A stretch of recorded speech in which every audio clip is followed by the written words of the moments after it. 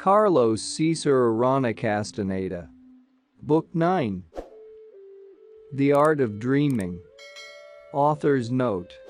Over the past 20 years, I have written a series of books about my apprenticeship with a Mexican Yaqui Indian sorcerer, Don Juan Matus.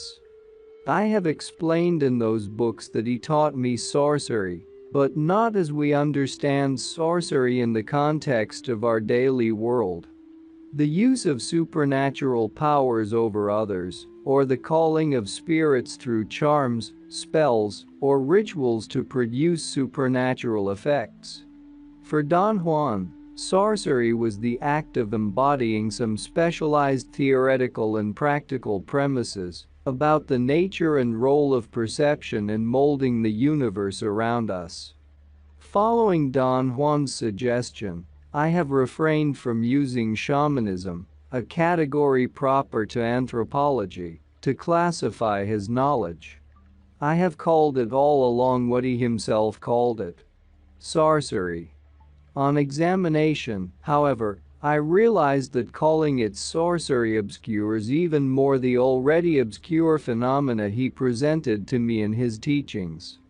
In anthropological works, shamanism is described as a belief system of some native people of northern Asia, prevailing also among certain native North American Indian tribes, which maintains that an unseen world of ancestral spiritual forces, good and evil, is pervasive around us, and that these spiritual forces can be summoned or controlled through the acts of practitioners. Who are the intermediaries between the natural and supernatural realms? Don Juan was indeed an intermediary between the natural world of everyday life and an unseen world, which he called not the supernatural but the second attention. His role as a teacher was to make this configuration accessible to me. I have described in my previous work his teaching methods to this effect, as well as the sorcery arts he made me practice, the most important of which is called the art of dreaming.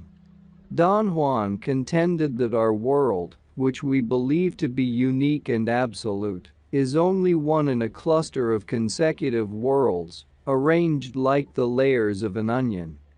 He asserted that even though we have been energetically conditioned to perceive solely our world, we still have the capability of entering into those other realms, which are as real, unique, absolute, and engulfing as our own world is.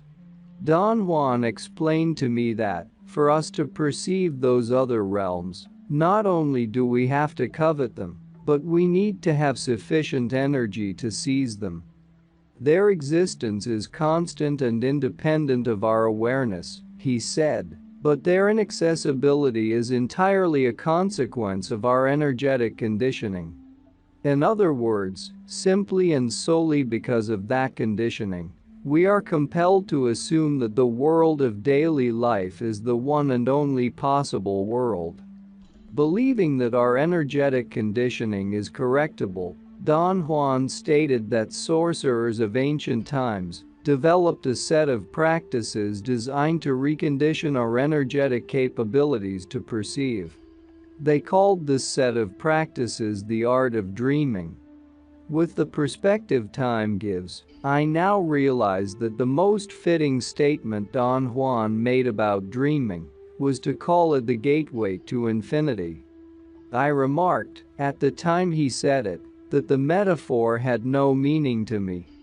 Let's then do away with metaphors, he conceded. Let's say that dreaming is the sorcerer's practical way of putting ordinary dreams to use. But how can ordinary dreams be put to use? I asked. We always get tricked by words, he said. In my own case, my teacher attempted to describe dreaming to me by saying that it is the way sorcerers say good night to the world. He was, of course, tailoring his description to fit my mentality. I'm doing the same with you. On another occasion, Don Juan said to me, dreaming can only be experienced. Dreaming is not just having dreams, Neither is it daydreaming or wishing or imagining.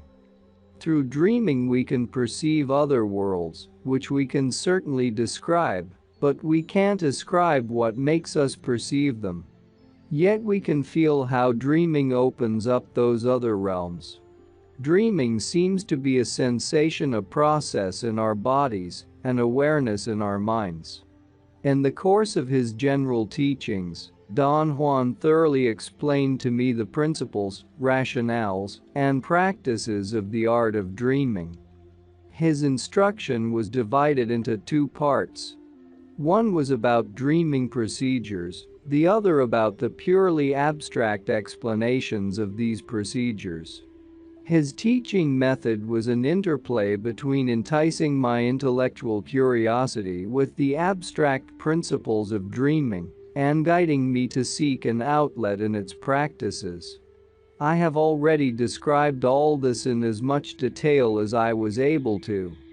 And I have also described the sorcerer's milieu in which Don Juan placed me in order to teach me his arts. My interaction in this milieu was of special interest to me because it took place exclusively in the second attention. I interacted there with the 10 women and 5 men who were Don Juan's sorcerer companions, and with the 4 young men and the 4 young women who were his apprentices. Don Juan gathered them immediately after I came into his world.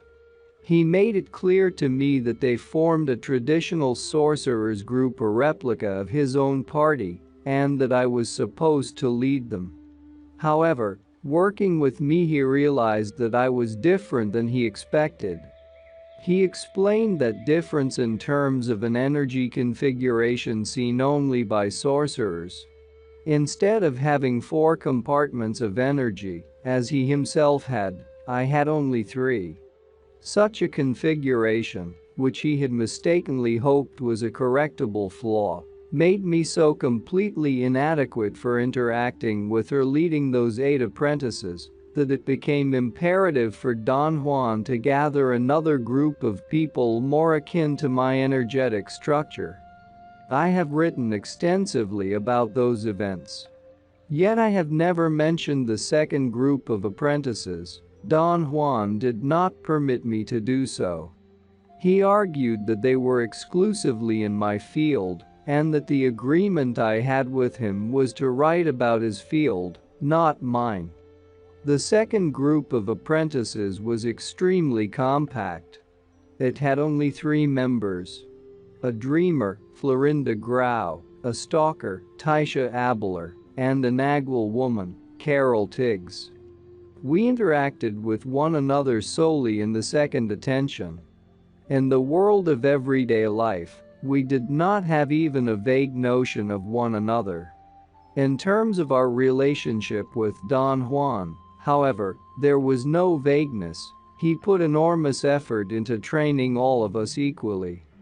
Nevertheless, toward the end, when Don Juan's time was about to finish, the psychological pressure of his departure started to collapse the rigid boundaries of the second attention. The result was that our interaction began to lapse into the world of everyday affairs, and we met, seemingly for the first time. None of us, consciously, knew about our deep and arduous interaction in the second attention. Since all of us were involved in academic studies, we ended up more than shocked when we found out we had met before. This was and still is, of course, intellectually inadmissible to us, yet we know that it was thoroughly within our experience. We have been left, therefore, with the disquieting knowledge that the human psyche is infinitely more complex than our mundane or academic reasoning had led us to believe. Once we asked Don Juan, in unison, to shed light on our predicament. He said that he had 2 explanatory options. One was to cater to our hurt rationality and patch it up, saying that the second attention is a state of awareness as illusory as elephants flying in the sky, and that everything we thought we had experienced in that state was simply a product of hypnotic suggestions. The other option was to explain it the way sorcerer dreamers understand it, as an energetic configuration of awareness. During the fulfillment of my dreaming tasks, however, the barrier of the second attention remained unchanged. Every time I entered into dreaming, I also entered into the second attention, and waking up from dreaming did not necessarily mean I had left the second attention. For years I could remember only bits of my dreaming experiences. The bulk of what I did was energetically unavailable to me. It took me 15 years of uninterrupted work, from 1973 to 1988, to store enough energy to rearrange everything linearly in my mind. I remembered then sequences upon sequences of dreaming events, and I was able to fill in, at last, some seeming lapses of memory. In this manner I captured the inherent continuity of Don Juan's lessons in the art of dreaming, a continuity that had been lost to me because of his making me weave between the awareness of our everyday life and the awareness of the second attention. This work is a result of that rearrangement. All this brings me to the final part of my statement. The reason for writing this book. Being in possession of most of the pieces of Don Juan's lessons in the art of dreaming, I would like to explain, in a future work, the current position and interest of his last 4 students: Florinda Grau, Taisha Abler, Carol Tiggs, and myself. But before I describe and explain the results of Don Juan's guidance and influence on us, I must review, in light of what I know now, the parts of Don Juan's lessons in dreaming to which I did not have access before.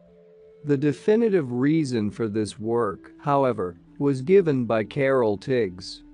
Her belief is that explaining the world that Don Juan made us inherit is the ultimate expression of our gratitude to him and our commitment to his quest.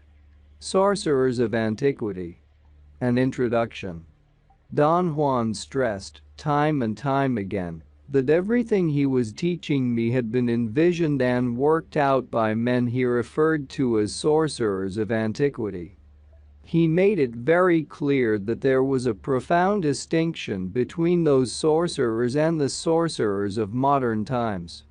He categorized sorcerers of antiquity as men who existed in Mexico perhaps thousands of years before the Spanish conquest, men whose greatest accomplishment had been to build the structures of sorcery, emphasizing practicality and concreteness. He rendered them as men who were brilliant but lacking in wisdom. Modern sorcerers, by contrast, Don Juan portrayed as men renowned for their sound minds and their capacity to rectify the course of sorcery if they deemed it necessary. Don Juan explained to me that the sorcery premises pertinent to dreaming were naturally envisioned and developed by sorcerers of antiquity. Out of necessity, for those premises are key in explaining and understanding dreaming, one again have to write about and discuss them. The major part of this book is, therefore, a reintroduction and amplification of what I have presented in my previous works. During one of our conversations, Don Juan stated that, in order to appreciate the position of dreamers and dreaming, one has to understand the struggle of modern-day sorcerers to steer sorcery away from concreteness toward the abstract. "What do you call concreteness, Don Juan?" I asked.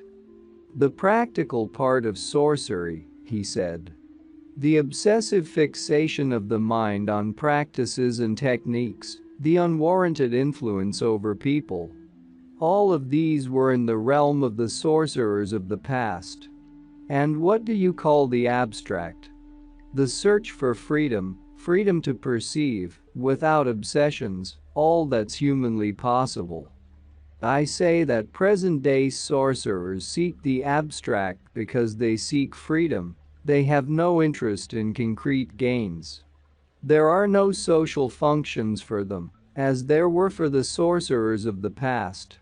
So you'll never catch them being the official seers or the sorcerers in residence. Do you mean, Don Juan, that the past has no value to modern-day sorcerers? It certainly has value. It's the taste of that past which we don't like. I personally detest the darkness and morbidity of the mind. I like the immensity of thought. However, regardless of my likes and dislikes, I have to give due credit to the sorcerers of antiquity, for they were the first to find out and do everything we know and do today. Don Juan explained that their most important attainment was to perceive the energetic essence of things. This insight was of such importance that it was turned into the basic premise of sorcery. Nowadays, after lifelong discipline and training, sorcerers do acquire the capacity to perceive the essence of things, a capacity they call seeing. What would it mean to me to perceive the energetic essence of things? I once asked Don Juan. It would mean that you perceive energy directly, he replied. By separating the social part of perception, you'll perceive the essence of everything. Whatever we are perceiving is energy, but since we can't directly perceive energy, we process our perception to fit a mold. This mold is the social part of perception, which you have to separate. Why do I have to separate it? Because it deliberately reduces the scope of what can be perceived and makes us believe that the mold into which we fit our perception is all that exists. I am convinced that for man to survive now, his perception must change at its social base. What is this social base of perception, Don Juan? The physical certainty that the world is made of concrete objects. I call this a social base because a serious and fierce effort is put out by everybody to guide us to perceive the world the way we do. How then should we perceive the world? Everything is energy. The whole universe is energy. The social base of our perception should be the physical certainty that energy is all there is. A mighty effort should be made to guide us to perceive energy as energy. Then we would have both alternatives at our fingertips. Is it possible to train people in such a fashion? I asked. Don Juan replied that it was possible, and that this was precisely what he was doing with me and his other apprentices. He was teaching us a new way of perceiving, first, by making us realize we process our perception to fit a mold and, second, by fiercely guiding us to perceive energy directly. He assured me that this method was very much like the one used to teach us to perceive the world of daily affairs. Don Juan's conception was that our entrapment in processing our perception to fit a social mold loses its power when we realize we have accepted this mold as an inheritance from our ancestors without bothering to examine it. To perceive a world of hard objects that had either a positive or a negative value must have been utterly necessary for our ancestors' survival, Don Juan said. After ages of perceiving in such a manner, we are now forced to believe that the world is made up of objects. I can't conceive the world in any other way, Don Juan, I complained. It is unquestionably a world of objects. To prove it, all we have to do is bump into them. Of course it's a world of objects. We are not arguing that. What are you saying then? I am saying that this is first a world of energy, then it's a world of objects.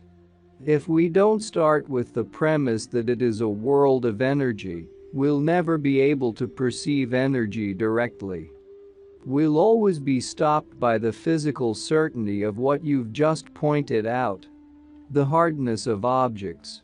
His argument was extremely mystifying to me. In those days, My mind would simply refuse to consider any way to understand the world, except the one with which I was familiar. Don Juan's claims and the points he struggled to raise were outlandish propositions that I could not accept, but could not refuse either. Our way of perceiving is a predator's way, he said to me on one occasion. A very efficient manner of appraising and classifying food and danger. But this is not the only way we are able to perceive. There is another mode, the one I am familiarizing you with. The act of perceiving the essence of everything, energy itself, directly. To perceive the essence of everything will make us understand, classify, and describe the world in entirely new, more exciting, more sophisticated terms. This was Don Juan's claim.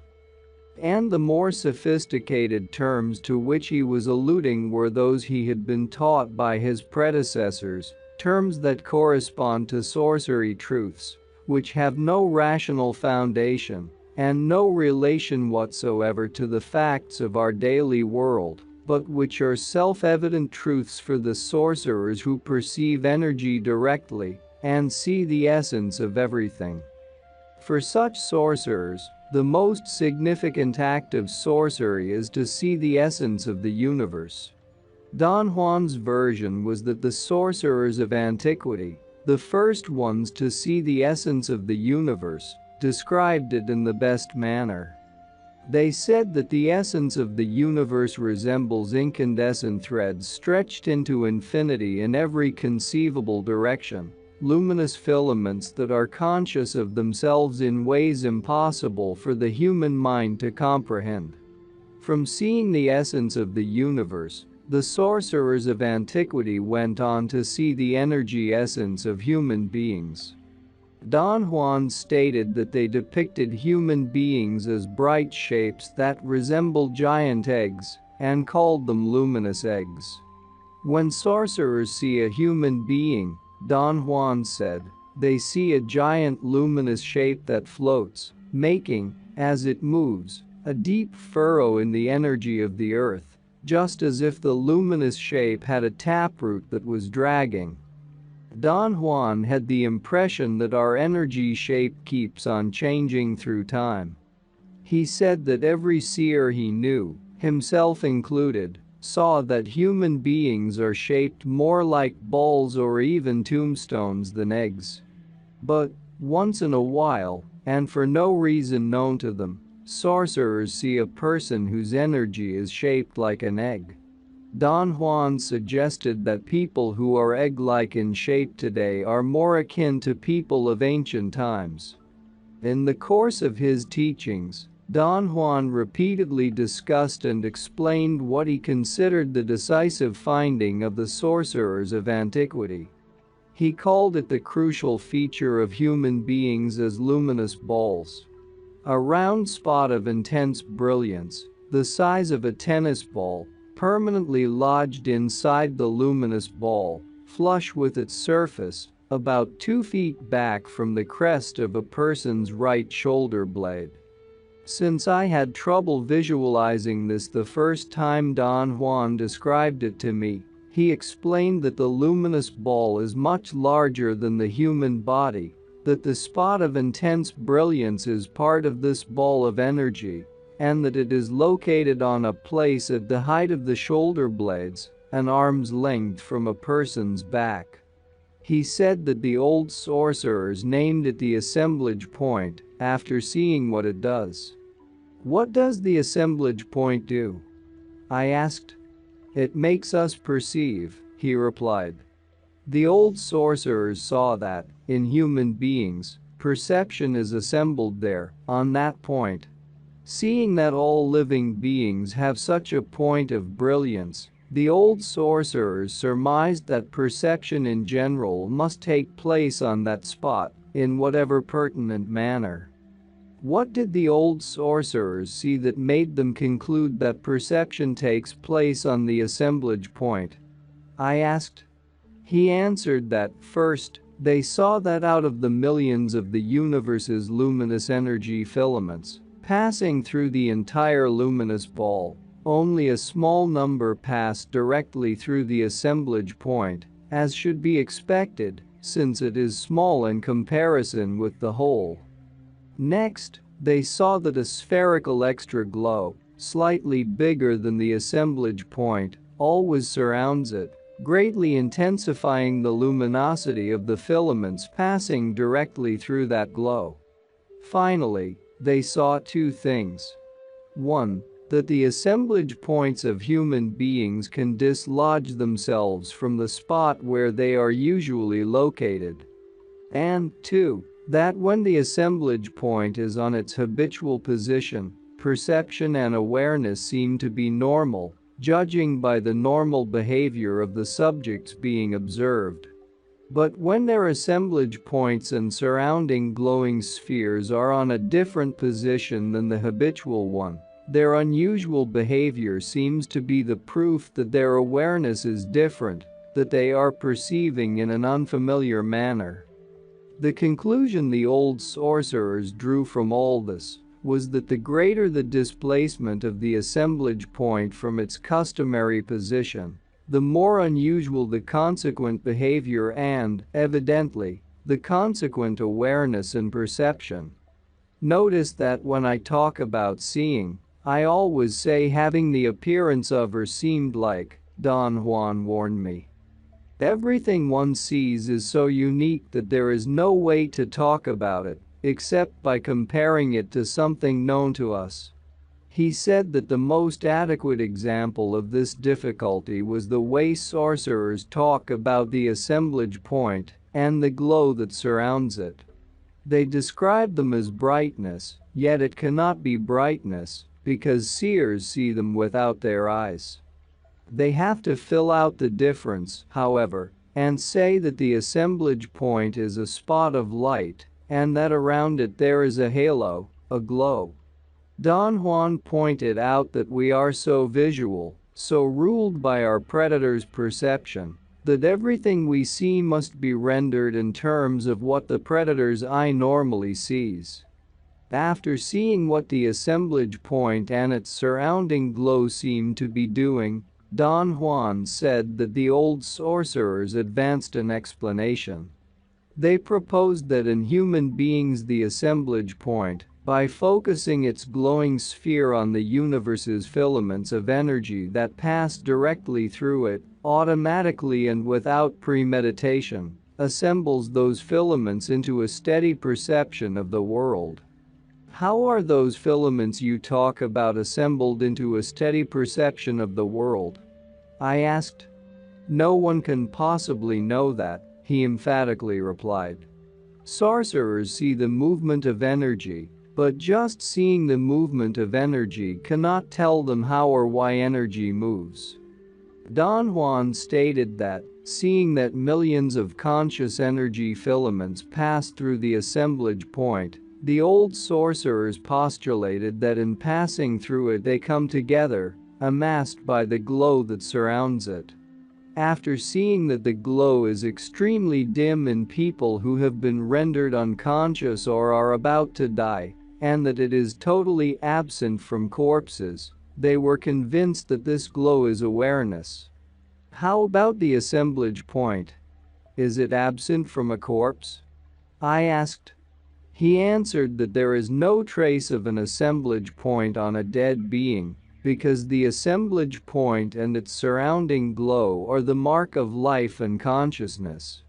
The inescapable conclusion of the sorcerers of antiquity was that awareness and perception go together and are tied to the assemblage point and the glow that surrounds it. Is there a chance that those sorcerers might have been mistaken about their seeing? I asked. I can't explain to you why, but there is no way sorcerers can be mistaken about their seeing, Don Juan said, in a tone that admitted no argument. Now, the conclusions they arrive at from their seeing might be wrong, but that would be because they are naive, uncultivated. In order to avoid this disaster, sorcerers have to cultivate their minds in whatever form they can. He softened up then and remarked that it certainly would be infinitely safer for sorcerers to remain solely at the level of describing what they see, but that the temptation to conclude and explain, even if only to oneself, is far too great to resist. The effect of the assemblage point's displacement was another energy configuration the sorcerers of antiquity were able to see and study. Don Juan said that when the assemblage point is displaced to another position, a new conglomerate of millions of luminous energy filaments come together on that point. The sorcerers of antiquity saw this and concluded that since the glow of awareness is always present, wherever the assemblage point is, perception is automatically assembled there. Because of the different position of the assemblage point, the resulting world, however, cannot be our world of daily affairs. Don Juan explained that the old sorcerers were capable of distinguishing two types of assemblage point displacement.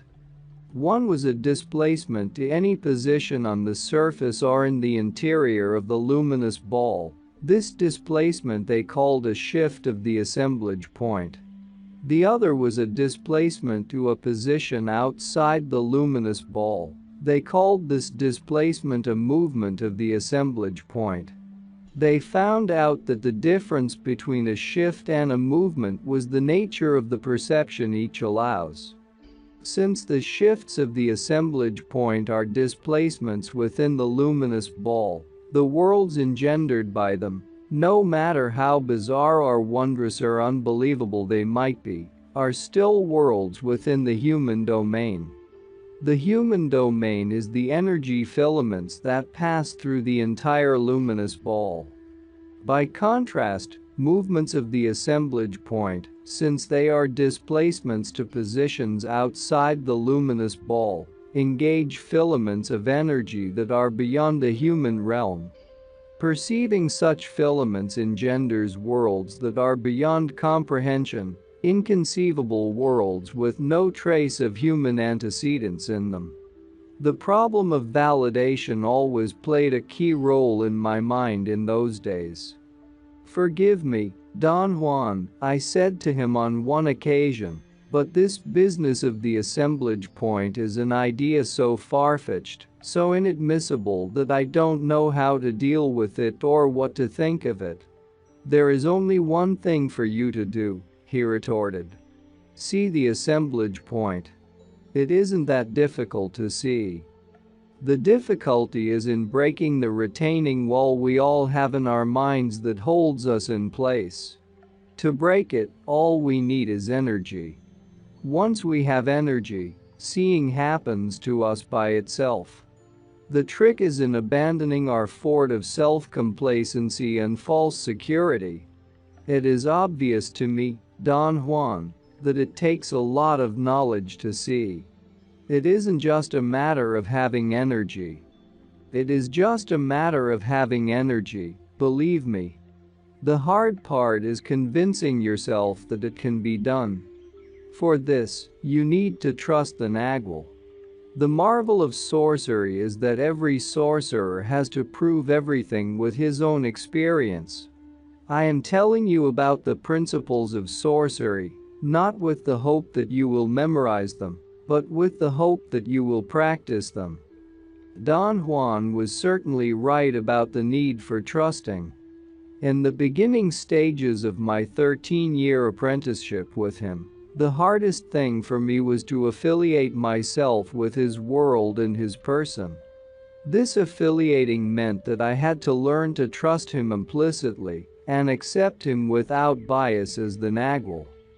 Don Juan's total role in the sorcerer's world was synthesized in the title accorded to him by his peers. He was called the Nagwal.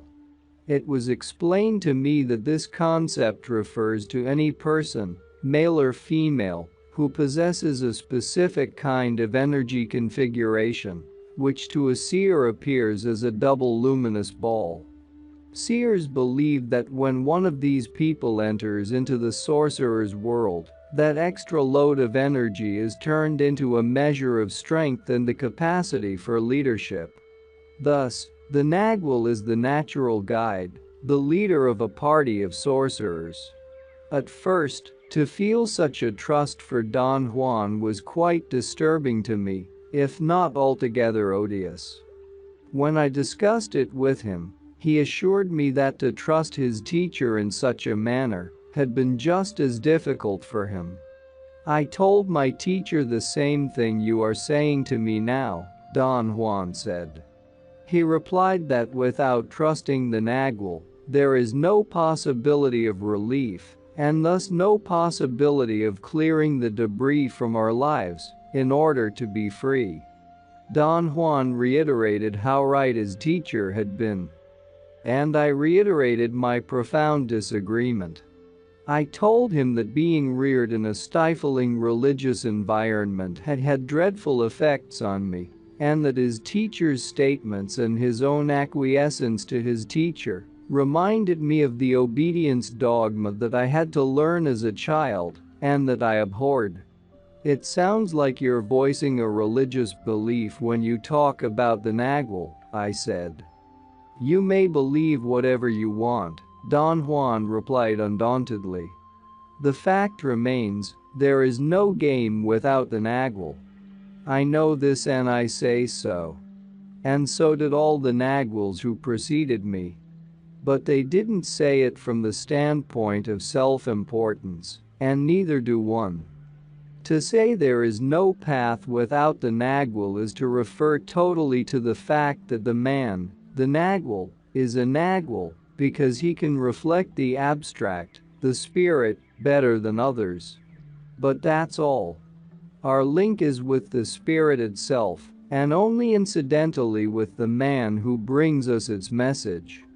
I did learn to trust Don Juan implicitly as the Nagual, and this, as he had stated it, brought me an immense sense of relief and a greater capacity to accept what he was striving to teach me. In his teachings, he put a great emphasis on explaining and discussing the assemblage point.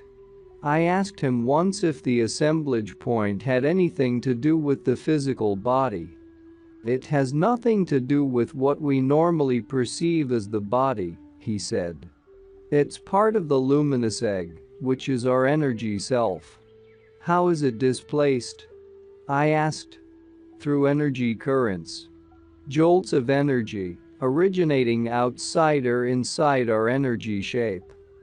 These are usually unpredictable currents that happen randomly, but with sorcerers, they are very predictable currents that obey the sorcerer's intent. Can you yourself feel these currents? Every sorcerer feels them. Every human being does, for that matter, but average human beings are too busy with their own pursuits to pay any attention to feelings like that. What do those currents feel like? Like a mild discomfort, a vague sensation of sadness followed immediately by euphoria. Since neither the sadness nor the euphoria has an explainable cause, we never regard them as veritable onslaughts of the unknown, but as unexplainable ill-founded moodiness.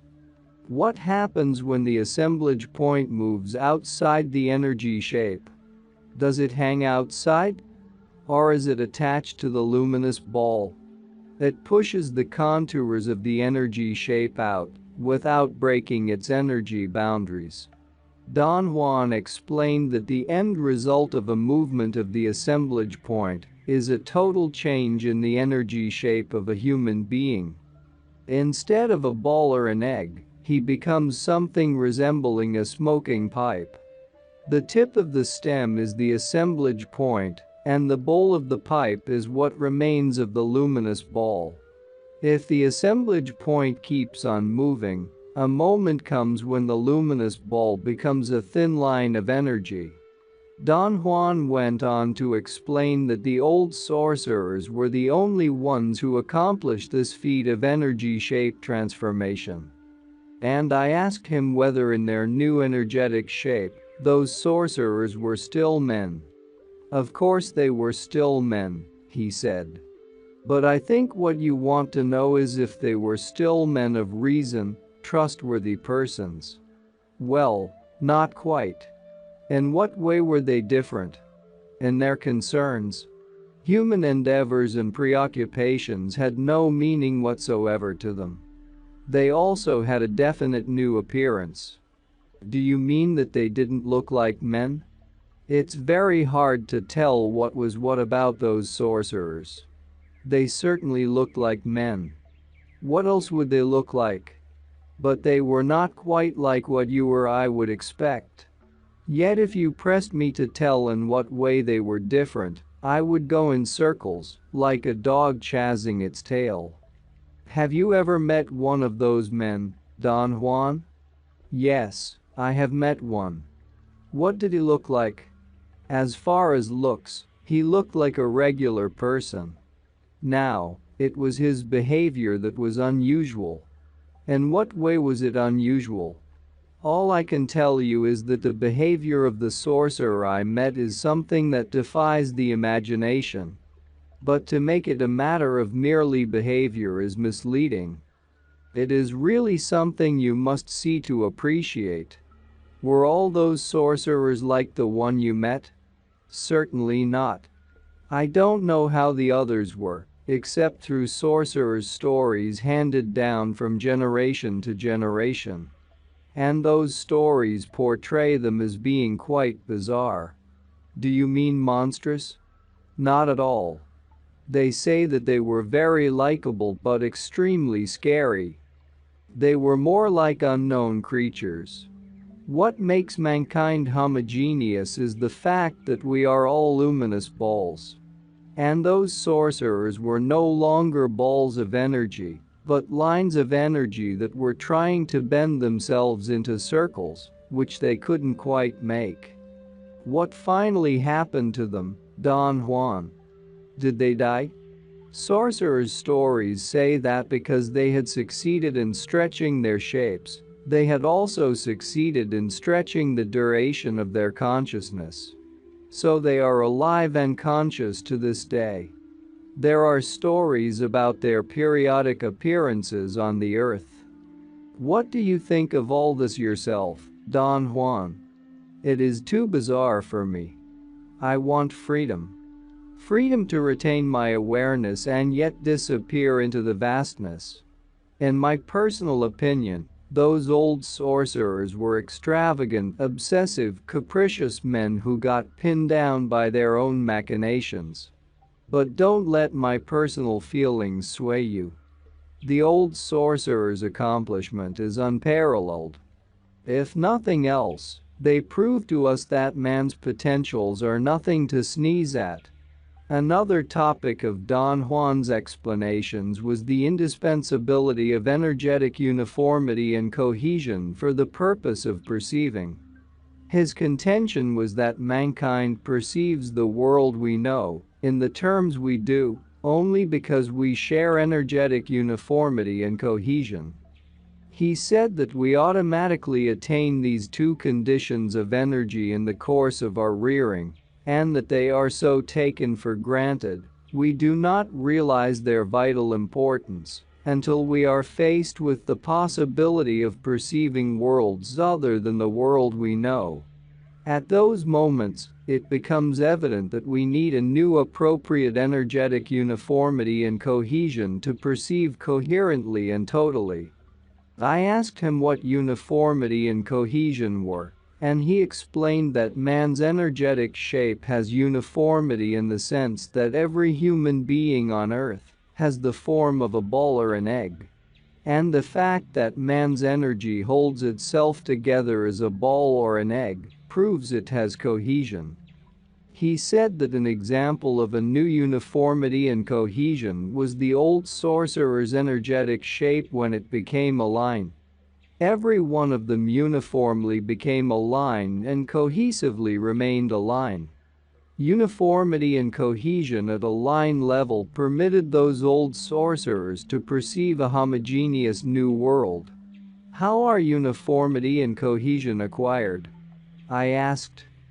The key is the position of the assemblage point, or rather the fixation of the assemblage point, he said.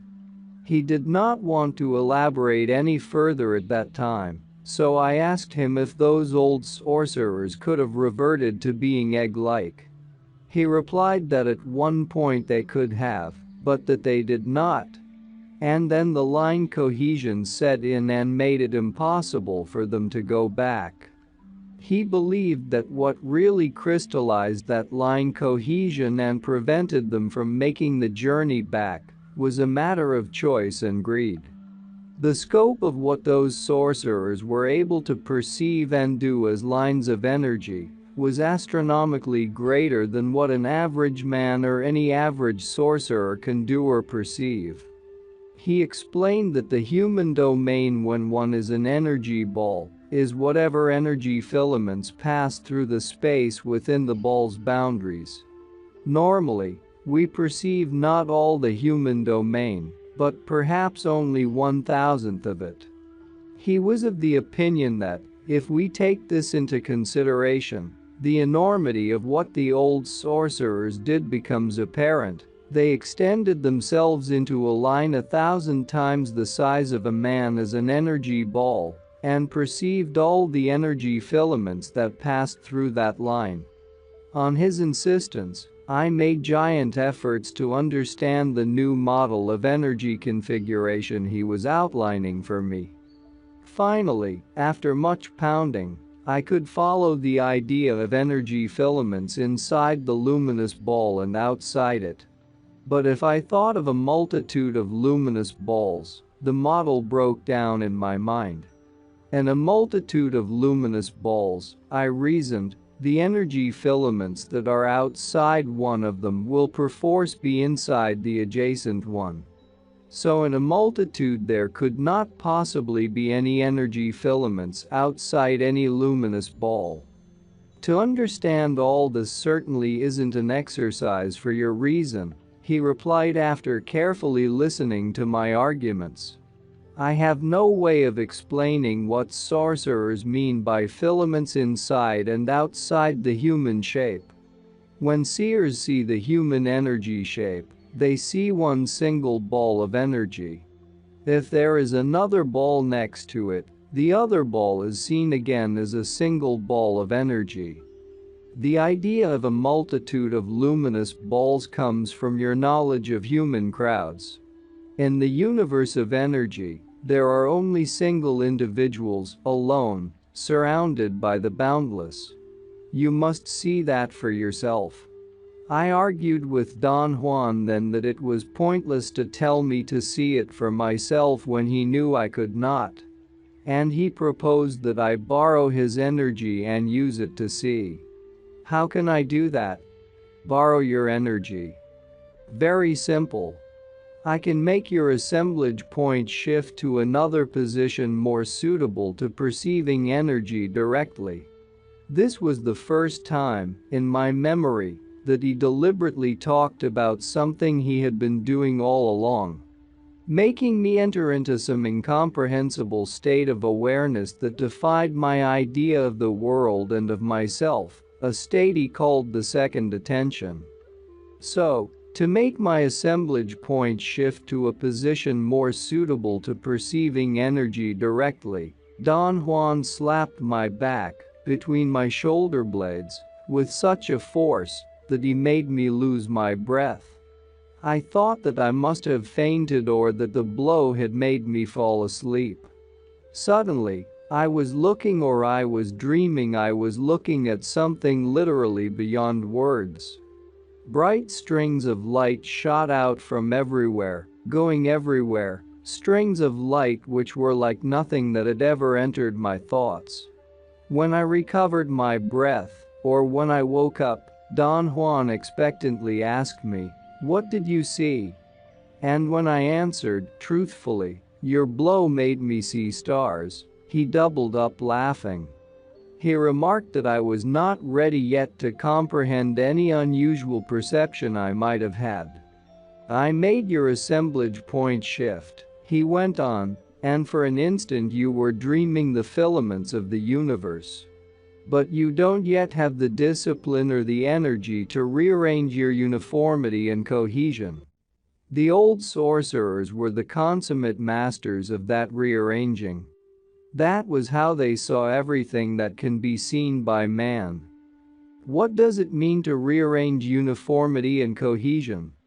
It means to enter into the second attention by retaining the assemblage point on its new position and keeping it from sliding back to its original spot. Don Juan then gave me a traditional definition of the second attention. He said that the old sorcerers called the result of fixing the assemblage point on new positions the second attention, and that they treated the second attention as an area of all-inclusive activity, just as the attention of the daily world is. He pointed out that sorcerers really have two complete areas for their endeavors.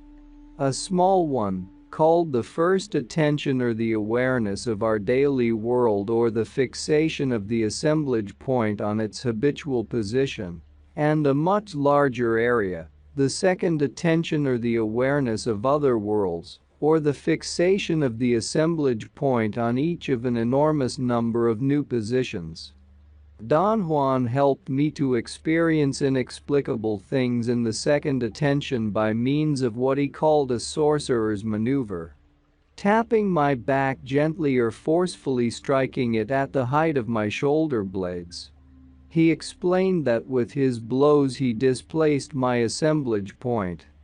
From my experiential position, such displacements meant that my awareness used to enter into a most disturbing state of unequaled clarity, a state of superconsciousness, which I enjoyed for short periods of time, and in which I could understand anything with minimal preambles. It was not quite a pleasing state. Most of the time it was like a strange dream, so intense that normal awareness paled by comparison. Don Juan justified the indispensability of such a maneuver, saying that in normal awareness a sorcerer teaches his apprentices basic concepts and procedures, and in the second attention he gives them abstract and detailed explanations. Ordinarily, apprentices do not remember these explanations at all, yet they somehow store them, faithfully intact, in their memories. Sorcerers have used this seeming peculiarity of memory and have turned remembering everything that happens to them in the second attention into one of the most difficult and complex traditional tasks of sorcery.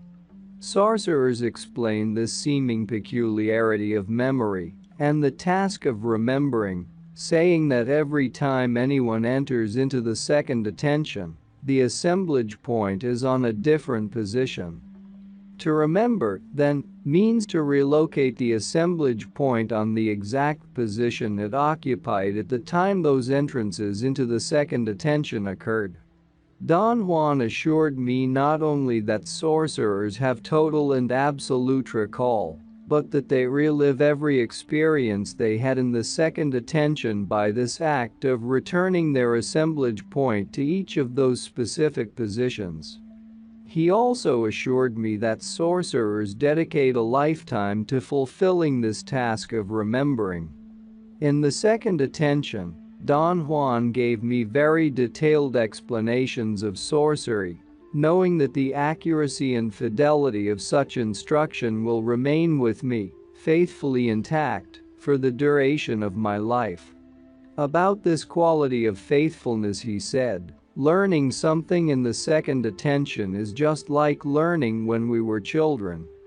What we learn remains with us for life. It's second nature with me," we say when it comes to something we've learned very early in life. Judging from where I stand today, I realize that Don Juan made me enter, as many times as he could, into the second attention, in order to force me to sustain, for long periods of time, new positions of my assemblage point, and to perceive coherently in them, that is to say, He aimed at forcing me to rearrange my uniformity and cohesion. I succeeded countless times in perceiving everything as precisely as I perceive in the daily world. My problem was my incapacity to make a bridge between my actions in the second attention and my awareness of the daily world. It took a great deal of effort and time for me to understand what the second attention is. Not so much because of its intricacy and complexity, which are indeed extreme, but because, once I was back in my normal awareness, I found it impossible to remember not only that I had entered into the second attention, but that such a state existed at all. Another monumental breakthrough that the old sorcerers claimed, and that Don Juan carefully explained to me, was to find out that the assemblage point becomes very easily displaced during sleep. This realization triggered another one. That dreams are totally associated with that displacement. The old sorcerers saw that the greater the displacement, the more unusual the dream, or vice versa. The more unusual the dream, the greater the displacement. Don Juan said that this observation led them to devise extravagant techniques to force the displacement of the assemblage point, such as ingesting plants that can produce altered states of consciousness, subjecting themselves to states of hunger, fatigue, and stress, and especially controlling dreams. In this fashion, and perhaps without even knowing it, they created dreaming. One day, as we strolled around the plaza in the city of Oaxaca, Don Juan gave me the most coherent definition of dreaming from a sorcerer's standpoint. Sorcerers view dreaming as an extremely sophisticated art, he said, the art of displacing the assemblage point at will from its habitual position in order to enhance and enlarge the scope of what can be perceived. He said that the old sorcerers anchored the art of dreaming on 5 conditions they saw in the energy flow of human beings. 1. They saw that only the energy filaments that pass directly through the assemblage point can be assembled into coherent perception. 2. They saw that if the assemblage point is displaced to another position, no matter how minute the displacement, different and unaccustomed energy filaments begin to pass through it, engaging awareness and forcing the assembling of these unaccustomed energy fields into a steady, coherent perception. 3. They saw that, in the course of ordinary dreams, the assemblage point becomes easily displaced by itself to another position on the surface or in the interior of the luminous egg. 4. They saw that the assemblage point can be made to move to positions outside the luminous egg, into the energy filaments of the universe at large. And 5. They saw that through discipline it is possible to cultivate and perform, in the course of sleep and ordinary dreams, a systematic displacement of the assemblage point. The first gate of dreaming. As a preamble to his first lesson in dreaming, Don Juan talked about the second attention as a progression. Beginning as an idea that comes to us more like a curiosity than an actual possibility, turning into something that can only be felt, as a sensation is felt, and finally evolving into a state of being, or a realm of practicalities, or a preeminent force that opens for us worlds beyond our wildest fantasies. When explaining sorcery, sorcerers have 2 options. One is to speak in metaphorical terms and talk about a world of magical dimensions. The other is to explain their business in abstract terms proper to sorcery. I have always preferred the latter, although neither option will ever satisfy the rational mind of a Western man.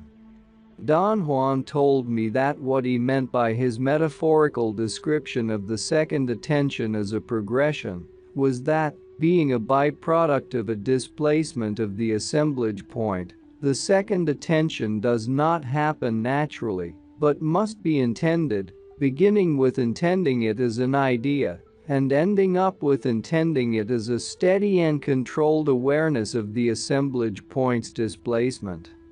I am going to teach you the first step to power, Don Juan said, beginning his instruction in the art of dreaming.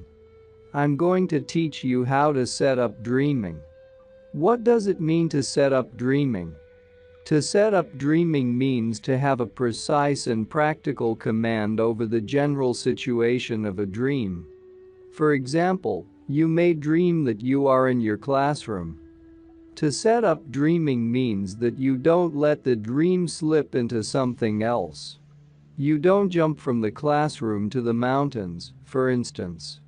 In other words, you control the view of the classroom and don't let it go until you want to. But is it possible to do that? Of course it's possible.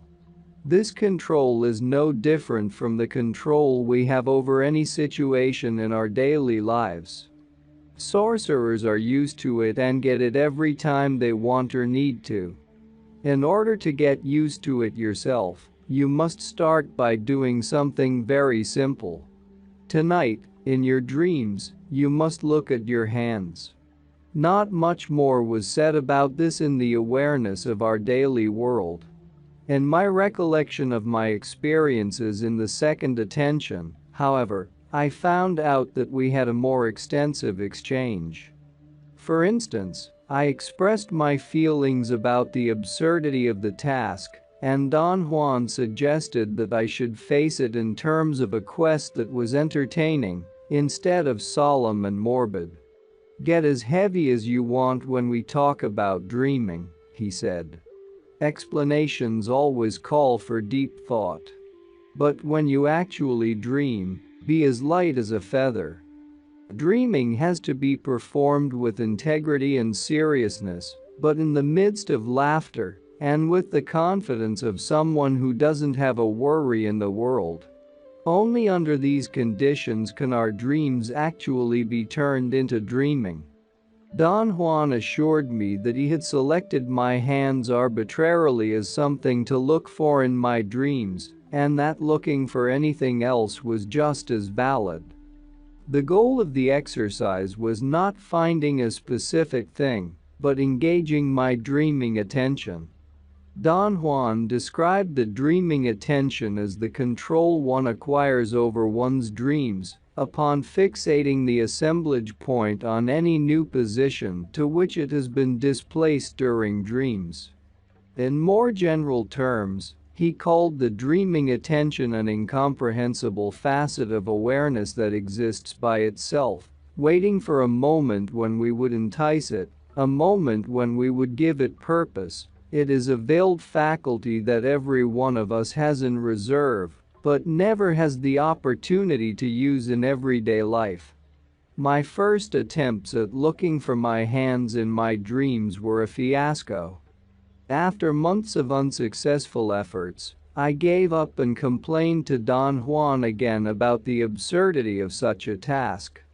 There are 7 gates, he said as a way of answering, and dreamers have to open all 7 of them, one at a time. You're up against the first gate that must be opened if you are to dream. Why didn't you tell me this before? It would have been useless to tell you about the gates of dreaming before you smacked your head against the first one. Now you know that it is an obstacle and that you have to overcome it. Don Juan explained that there are entrances and exits in the energy flow of the universe, and that, in the specific case of dreaming, there are 7 entrances, experienced as obstacles, which sorcerers call the 7 gates of dreaming. The first gate is a threshold we must cross by becoming aware of a particular sensation before deep sleep, he said. A sensation which is like a pleasant heaviness that doesn't let us open our eyes. We reach that gate the instant we become aware that we're falling asleep, suspended in darkness and heaviness. How do I become aware that I am falling asleep? Are there any steps to follow? No, there are no steps to follow. One just intends to become aware of falling asleep. But how does one intend to become aware of it? Intent or intending is something very difficult to talk about. I or anyone else would sound idiotic trying to explain it. Bear that in mind when you hear what I have to say next. Sorcerers intend anything they set themselves to intend, simply by intending it. That doesn't mean anything, Don Juan. Pay close attention. Someday it'll be your turn to explain. The statement seems nonsensical because you are not putting it in the proper context. Like any rational man, you think that understanding is exclusively the realm of our reason, of our mind. For sorcerers, because the statement I made pertains to intent and intending, understanding it pertains to the realm of energy. Sorcerers believe that if one would intend that statement for the energy body would understand it in terms entirely different from those of the mind. The trick is to reach the energy body. For that you need energy. In what terms would the energy body understand that statement, Don Juan? In terms of a bodily feeling, which it's hard to describe. You'll have to experience it to know what I mean. I wanted a more precise explanation, but Don Juan slapped my back and made me enter into the second attention. At that time, what he did was still utterly mysterious to me. I could have sworn that his touch hypnotized me. I believed he had instantaneously put me to sleep, and I dreamt that I found myself walking with him on a white avenue lined with trees in some unknown city. It was such a vivid dream, and I was so aware of everything, that I immediately tried to orient myself by reading signs and looking at people. It definitely was not any English or Spanish-speaking city, but it was a Western city. The people seemed to be Northern Europeans, perhaps Lithuanians.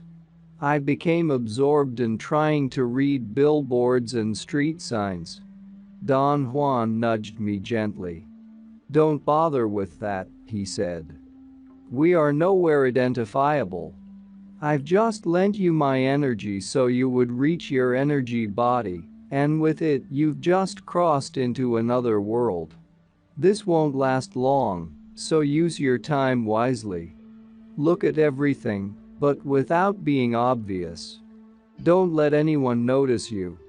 We walked in silence. It was a block-long walk, which had a remarkable effect on me. The more we walked, the greater my sensation of visceral anxiety. My mind was curious, but my body was alarmed. I had the clearest understanding that I was not in this world. When we got to an intersection and stopped walking, I saw that the trees on the street had been carefully trimmed. They were short trees with hard-looking, curled leaves. Each tree had a big square space for watering. There were no weeds or trash in those spaces, as one would find around trees in the city, only charcoal black, loose dirt. The moment I focused my eyes on the curb, before I stepped off it to cross the street, I noticed that there were no cars. I tried desperately to watch the people who milled around us, to discover something about them that would explain my anxiety. As I stared at them, they stared back at me. In one instant a circle of hard blue and brown eyes had formed around us. A certainty hit me like a blow. This was not a dream at all. We were in a reality beyond what I know to be real. I turned to face Don Juan. I was about to realize what was different about those people, but a strange dry wind that went directly to my sinuses hit my face, blurred my view, and made me forget what I wanted to tell Don Juan. The next instant, I was back where I had started from. Don Juan's house. I was lying on a straw mat, curled up on my side. I lent you my energy, and you reached your energy body, Don Juan said matter-of-factly. I heard him talk, but I was numb. An unusual itching on my solar plexus kept my breath short and painful. I knew that I had been on the verge of finding something transcendental about dreaming and about the people I had seen, yet I could not bring whatever I knew into focus. Where were we, Don Juan? I asked. Was it all a dream? A hypnotic state? It wasn't a dream, he replied. It was dreaming. I helped you reach the second attention so that you would understand intending as a subject not for your reason, but for your energy body. At this point, you can't yet comprehend the import of all this, not only because you don't have sufficient energy, but because you're not intending anything.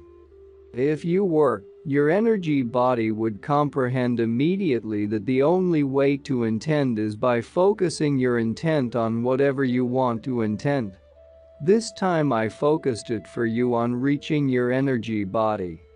Is the goal of dreaming to intend the energy body? I asked, suddenly empowered by some strange reasoning. One can certainly put it that way, he said. In this particular instance, since we're talking about the first gate of dreaming, the goal of dreaming is to intend that your energy body becomes aware that you are falling asleep. Don't try to force yourself to be aware of falling asleep. Let your energy body do it. To intend is to wish without wishing, to do without doing. Accept the challenge of intending, he went on. Put your silent determination, without a single thought, into convincing yourself that you have reached your energy body and that you are a dreamer. Doing this will automatically put you in the position to be aware that you are falling asleep. How can I convince myself that I am a dreamer when I am not? When you hear that you have to convince yourself, you automatically become more rational. How can you convince yourself you are a dreamer when you know you are not? Intending is both. The act of convincing yourself you are indeed a dreamer, although you have never dreamt before, and the act of being convinced. Do you mean I have to tell myself I am a dreamer and try my best to believe it? Is that it? No, it isn't. Intending is much simpler and, at the same time, infinitely more complex than that. It requires imagination, discipline, and purpose. In this case, to intend means that you get an unquestionable bodily knowledge that you are a dreamer. You feel you are a dreamer with all the cells of your body. Don Juan added in a joking tone that he did not have sufficient energy to make me another loan for intending, and that the thing to do was to reach my energy body on my own. He assured me that intending the first gate of dreaming was one of the means discovered by the sorcerers of antiquity for reaching the second attention and the energy body. After telling me this, he practically threw me out of his house, commanding me not to come back until I had intended the first gate of dreaming. I returned home, and every night for months I went to sleep intending with all my might to become aware that I was falling asleep and to see my hands in my dreams. The other part of the task to convince myself that I was a dreamer and that I had reached my energy body was totally impossible for me. Then, one afternoon while taking a nap, I dreamt I was looking at my hands. The shock was enough to wake me up.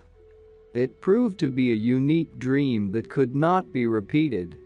Weeks went by, and I was unable either to become aware that I was falling asleep or to find my hands. I began to notice, however, that I was having in my dreams a vague feeling that there was something I should have been doing but could not remember.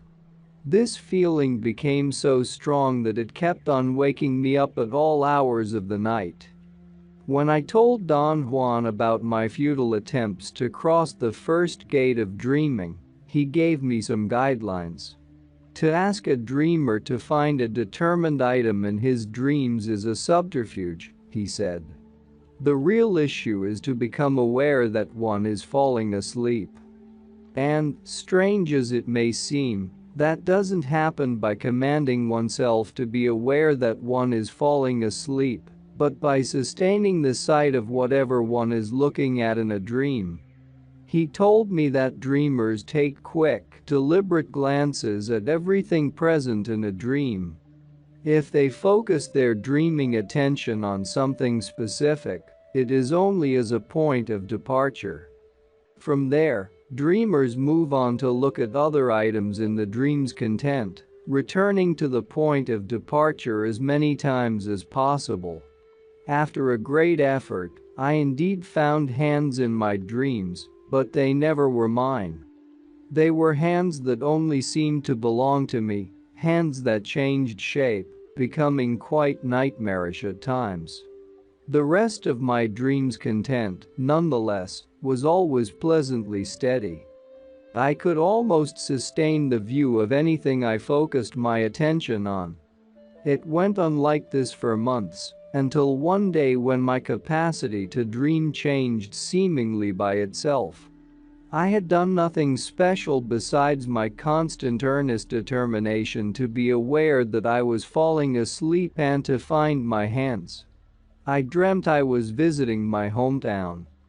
Not that the town I was dreaming about looked at all like my hometown, but somehow I had the conviction that it was the place where I was born. It all began as an ordinary, yet very vivid dream. Then the light in the dream changed. Images became sharper. The street where I was walking became noticeably more real than a moment before. My feet began to hurt. I could feel that things were absurdly hard. For instance, on bumping into a door, not only did I experience pain on the knee that hit the door, but I also was enraged by my clumsiness. I realistically walked in that town until I was completely exhausted. I saw everything I could have seen had I been a tourist walking through the streets of a city. And there was no difference whatsoever between that dream walk and any walk I had actually taken on the streets of a city I visited for the first time. "I think you went a bit too far," Don Juan said after listening to my account.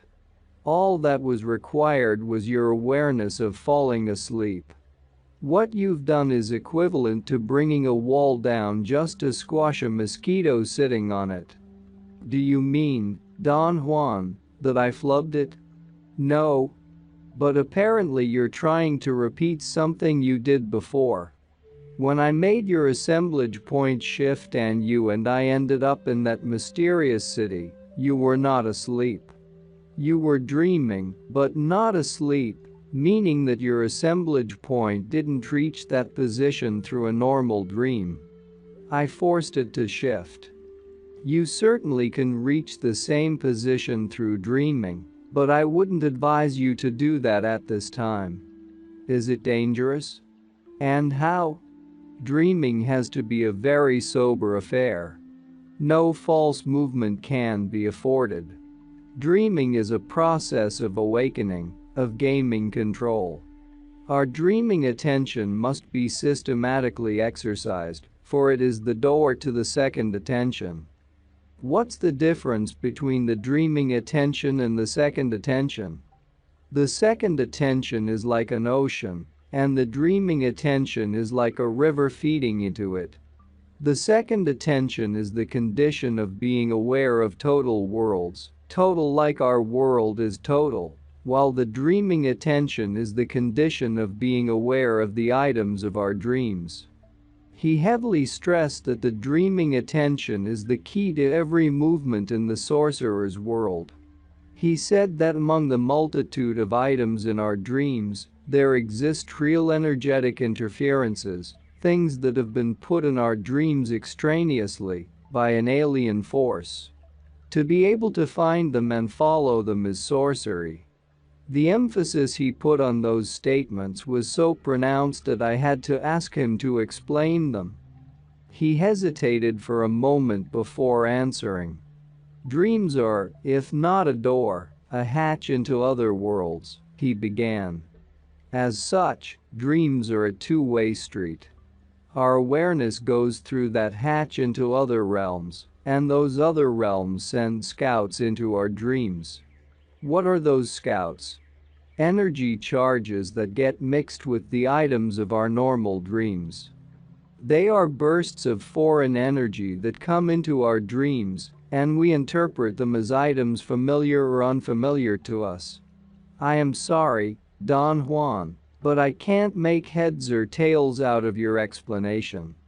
You can't because you're insisting on thinking about dreams in terms known to you.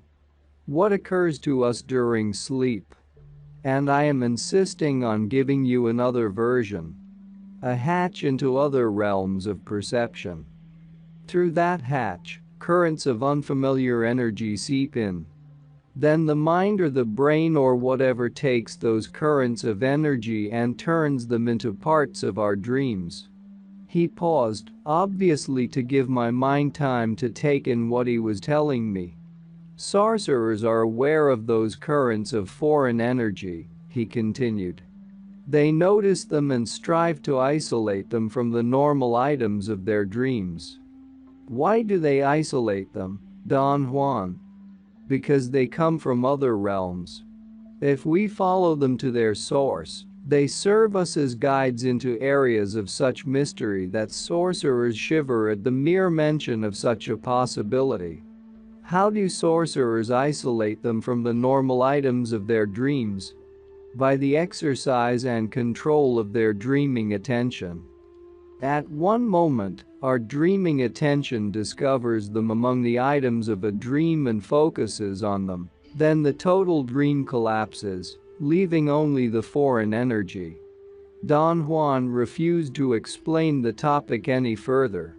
He went back to discussing my dreaming experience and said that, all in all, he had to take my dream as being my first genuine attempt at dreaming, and that this meant I had succeeded in reaching the first gate of dreaming. During another discussion, at a different time, he abruptly brought up the subject again. He said, "I'm going to repeat what you must do in your dreams in order to pass the first gate of dreaming. First, you must focus your gaze on anything of your choice as the starting point. Then shift your gaze to other items and look at them in brief glances. Focus your gaze on as many things as you can. Remember that if you glance only briefly, the images don't shift. Then go back to the item you first looked at. What does it mean to pass the first gate of dreaming? We reach the first gate of dreaming by becoming aware that we are falling asleep, or by having, like you did, a gigantically real dream. Once we reach the gate, we must cross it by being able to sustain the sight of any item of our dreams. I can almost look steadily at the items of my dreams, but they dissipate too quickly. This is precisely what I am trying to tell you. In order to offset the evanescent quality of dreams, sorcerers have devised the use of the starting point item. Every time you isolate it and look at it, you get a surge of energy, so at the beginning don't look at too many things in your dreams. 4 items will suffice.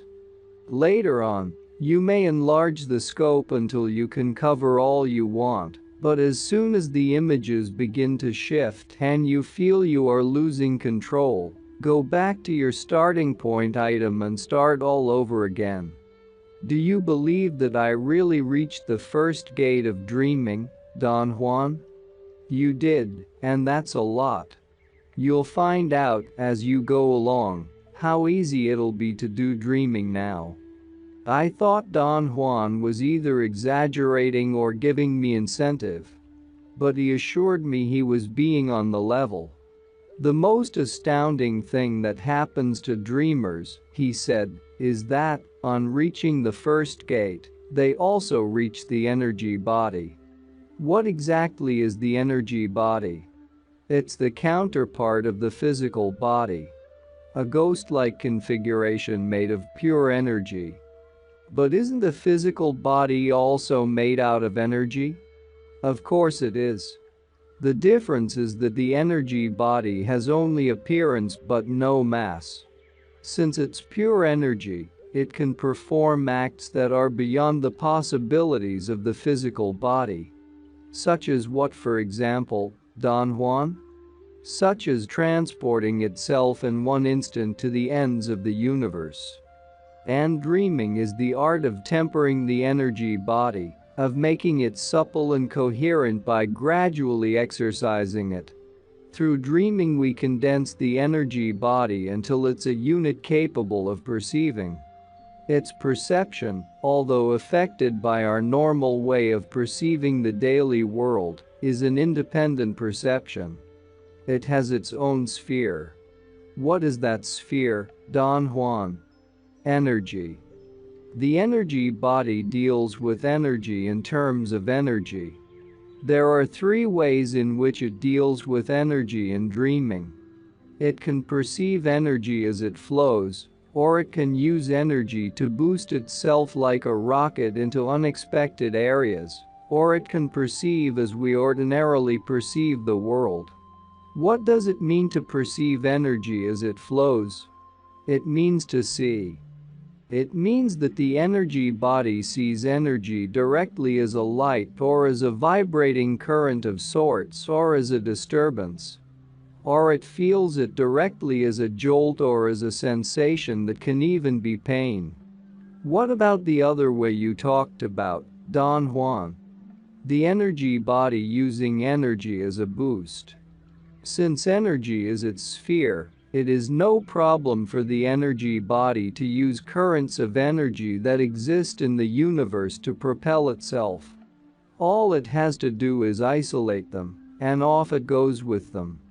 He stopped talking and seemed to be undecided, as if he wanted to add something, but was not sure about it. He smiled at me, and, just as I was beginning to ask him a question, he continued his explanation. I've mentioned to you before that sorcerers isolate in their dreams scouts from other realms, he said. Their energy bodies do that. They recognize energy and go for it. But it isn't desirable for dreamers to indulge in searching for scouts. I was reluctant to tell you about it because of the facility with which one can get swayed by that search. Don Juan then quickly went on to another subject. He carefully outlined for me an entire block of practices. At the time, I found that on one level it was all incomprehensible to me, yet on another it was perfectly logical and understandable. He reiterated that reaching, with deliberate control, the first gate of dreaming is a way of arriving at the energy body. But to maintain that gain is predicated on energy alone. Sorcerers get that energy by redeploying, in a more intelligent manner, the energy they have and use for perceiving the daily world. When I urged Don Juan to explain it more clearly, he added that we all have a determined quantity of basic energy.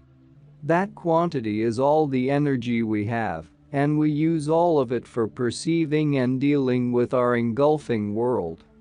He repeated various times, to emphasize it, that there is no more energy for us anywhere and, since our available energy is already engaged, there is not a single bit left in us for any extraordinary perception, such as dreaming. Where does that leave us? I asked. It leaves us to scrounge energy for ourselves, wherever we can find it, he replied. Don Juan explained that sorcerers have a scrounging method. They intelligently redeploy their energy by cutting down anything they consider superfluous in their lives. They call this method the sorcerer's way. In essence, the sorcerer's way, as Don Juan put it, is a chain of behavioral choices for dealing with the world, choices much more intelligent than those our progenitors taught us. These sorcerer's choices are designed to revamp our lives by altering our basic reactions about being alive. What are those basic reactions? I asked. There are two ways of facing our being alive, he said. One is to surrender to it, either by acquiescing to its demands or by fighting those demands. The other is by molding our particular life situation to fit our own configurations. Can we really mold our life situation, Don Juan? One's particular life situation can be molded to fit one's specifications, Don Juan insisted. Dreamers do that. A wild statement? Not really, if you consider how little we know about ourselves. He said that his interest, as a teacher, was to get me thoroughly involved with the themes of life and being alive, that is to say, with the difference between life, as a consequence of biological forces, and the act of being alive, as a matter of cognition. When sorcerers talk about molding one's life situation, Don Juan explained, they mean molding the awareness of being alive. Through molding this awareness, we can get enough energy to reach and sustain the energy body, and with it, we can certainly mold the total direction and consequences of our lives. Don Juan ended our conversation about dreaming admonishing me not merely to think about what he had told me, but to turn his concepts into a viable way of life by a process of repetition. He claimed that everything new in our lives, such as the sorcerer's concepts he was teaching me, must be repeated to us to the point of exhaustion before we open ourselves to it. He pointed out that repetition is the way our progenitors socialized us to function in the daily world. As I continued my dreaming practices, I gained the capability of being thoroughly aware that I was falling asleep, as well as the capability of stopping in a dream to examine at will anything that was part of that dream's content. To experience this was for me no less than miraculous. Don Juan stated that as we tighten the control over our dreams, we tighten the mastery over our dreaming attention. He was right in saying that the dreaming attention comes into play when it is called, when it is given a purpose. Its coming into play is not really a process, as one would normally understand a process. An ongoing system of operations or a series of actions or functions that bring about an end result. It is rather an awakening. Something dormant becomes suddenly functional. The second gate of dreaming. I found out by means of my dreaming practices that a dreaming teacher must create a didactic synthesis in order to emphasize a given point. In essence, what Don Juan wanted with my first task was to exercise my dreaming attention by focusing it on the items of my dreams. To this effect he used as a spearhead the idea of being aware of falling asleep. His subterfuge was to say that the only way to be aware of falling asleep is to examine the elements of one's dreams. I realized, almost as soon as I had begun my dreaming practices, that exercising the dreaming attention is the essential point in dreaming. To the mind, however, it seems impossible that one can train oneself to be aware at the level of dreams. Don Juan said that the active element of such training is persistence, and that the mind and all its rational defenses cannot cope with persistence. Sooner or later, he said, the mind's barriers fall under its impact, and the dreaming attention blooms. As I practiced focusing and holding my dreaming attention on the items of my dreams, I began to feel a peculiar self-confidence so remarkable that I sought a comment from Don Juan. It's your entering into the second attention that gives you that sense of self-assurance, he said. This calls for even more sobriety on your part. Go slowly, but don't stop, and above all, don't talk about it. Just do it. I told him that in practice I had corroborated what he had already told me, that if one takes short glances at everything in a dream, the images do not dissolve. I commented that the difficult part is to break the initial barrier that prevents us from bringing dreams to our conscious attention. I asked Don Juan to give me his opinion on this matter, for I earnestly believed that this barrier is a psychological one created by our socialization, which puts a premium on disregarding dreams. The barrier is more than socialization, he replied.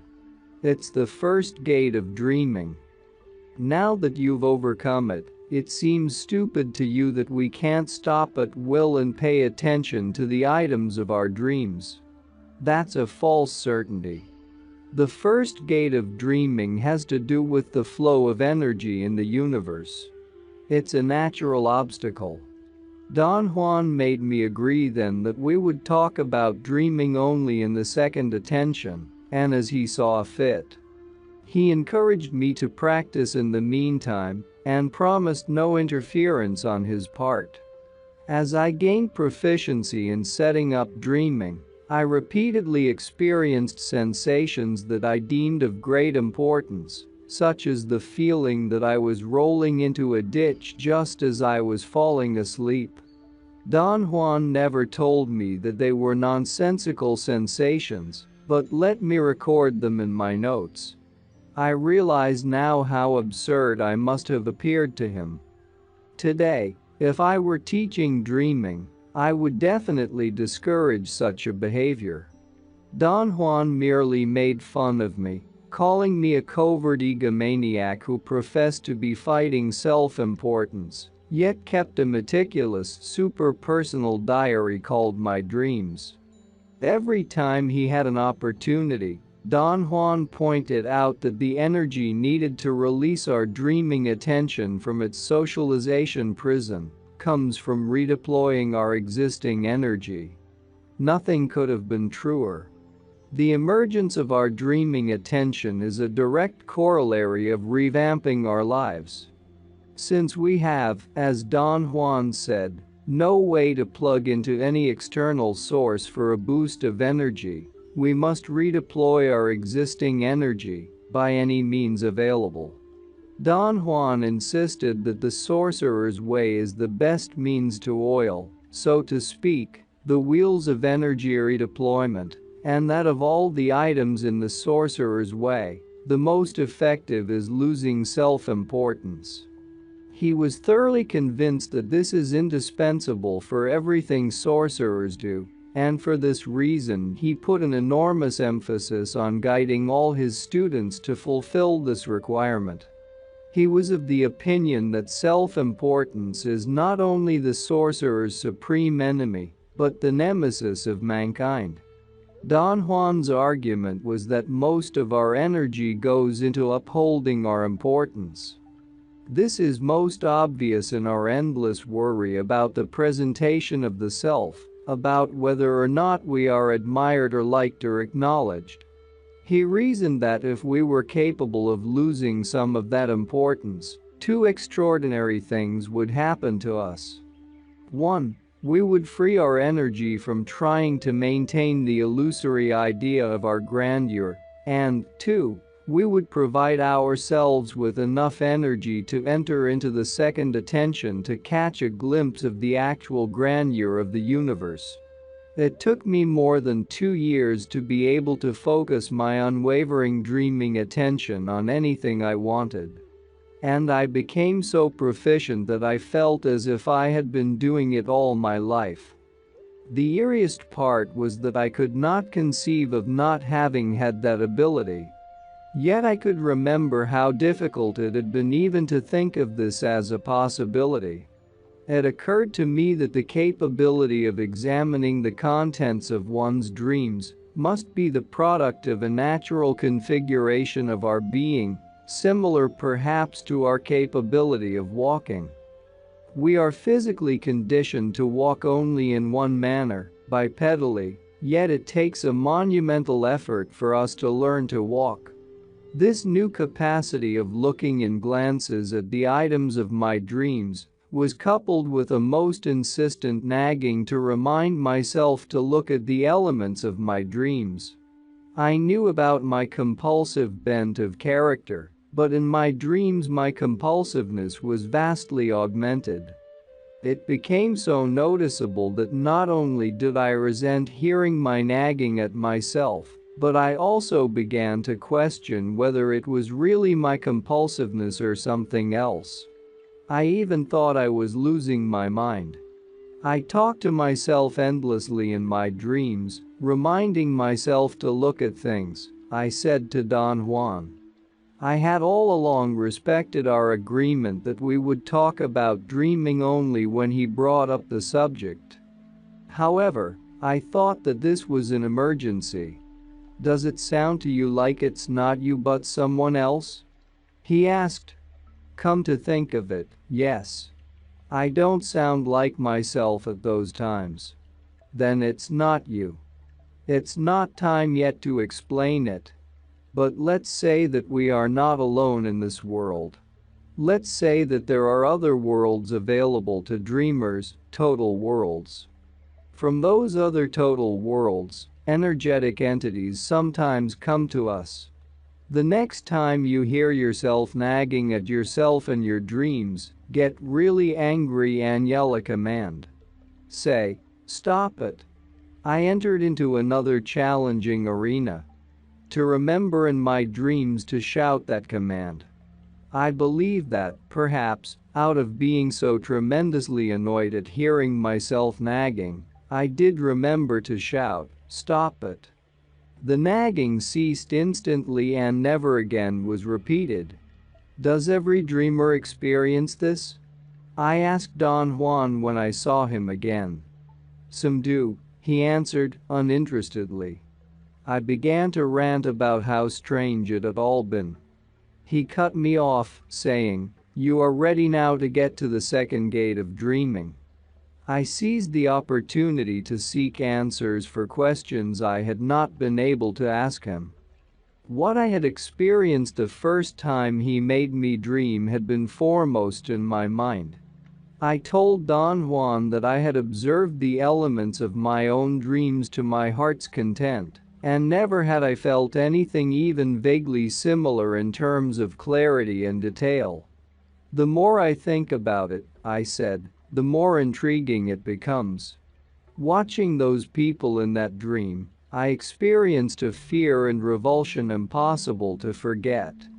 What was that feeling, Don Juan? In my opinion, your energy body hooked onto the foreign energy of that place and had the time of its life. Naturally, you felt afraid and revolted. You were examining alien energy for the first time in your life. You have a proclivity for behaving like the sorcerers of antiquity. The moment you have the chance, you let your assemblage point go. That time your assemblage point shifted quite a distance. The result was that you, like the old sorcerers, journeyed beyond the world we know. A most real but dangerous journey. I bypassed the meaning of his statements in favor of my own interest and asked him, was that city perhaps on another planet? You can't explain dreaming by way of things you know or suspect you know, he said. All I can tell you is that the city you visited was not in this world. Where was it, then? Out of this world, of course. You're not that stupid. That was the first thing you noticed. What got you going in circles is that you can't imagine anything being out of this world. Where is out of this world, Don Juan? Believe me, The most extravagant feature of sorcery is that configuration called out of this world. For instance, you assume that I was seeing the same things you did. The proof is that you never asked me what I saw.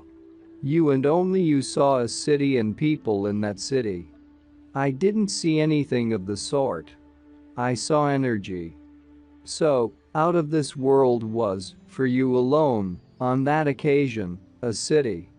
But then, Don Juan, it wasn't a real city. It existed only for me, in my mind. No. That's not the case. Now you want to reduce something transcendental to something mundane. You can't do that. That journey was real. You saw it as a city. I saw it as energy. Neither of us is right or wrong. My confusion comes when you talk about things being real. You said before that we reached a real place. But if it was real, how can we have two versions of it? Very simple. We have two versions because we had, at that time, two different traits of uniformity and cohesion. I have explained to you that those two attributes are the key to perceiving. Do you think that I can go back to that particular city? You got me there. I don't know. Or perhaps I do know but can't explain it. Or perhaps I can explain it, but I don't want to. You'll have to wait and figure out for yourself which is the case. He refused any further discussion. Let's get on with our business, he said. You reach the second gate of dreaming when you wake up from a dream into another dream. You can have as many dreams as you want or as many as you are capable of, but you must exercise adequate control and not wake up in the world we know. I had a jolt of panic. Are you saying that I should never wake up in this world? I asked. No, I didn't mean that. But now that you have pointed it out, I have to tell you that it is an alternative. The sorcerers of antiquity used to do that, never wake up in the world we know. Some of the sorcerers of my line have done it too. It certainly can be done, but I don't recommend it. What I want is for you to wake up naturally when you are through with dreaming, but while you are dreaming, I want you to dream that you wake up in another dream. I heard myself asking the same question I had asked the first time he told me about setting up dreaming. But is it possible to do that? Don Juan obviously caught on to my mindlessness and laughingly repeated the answer he had given me before. Of course it's possible.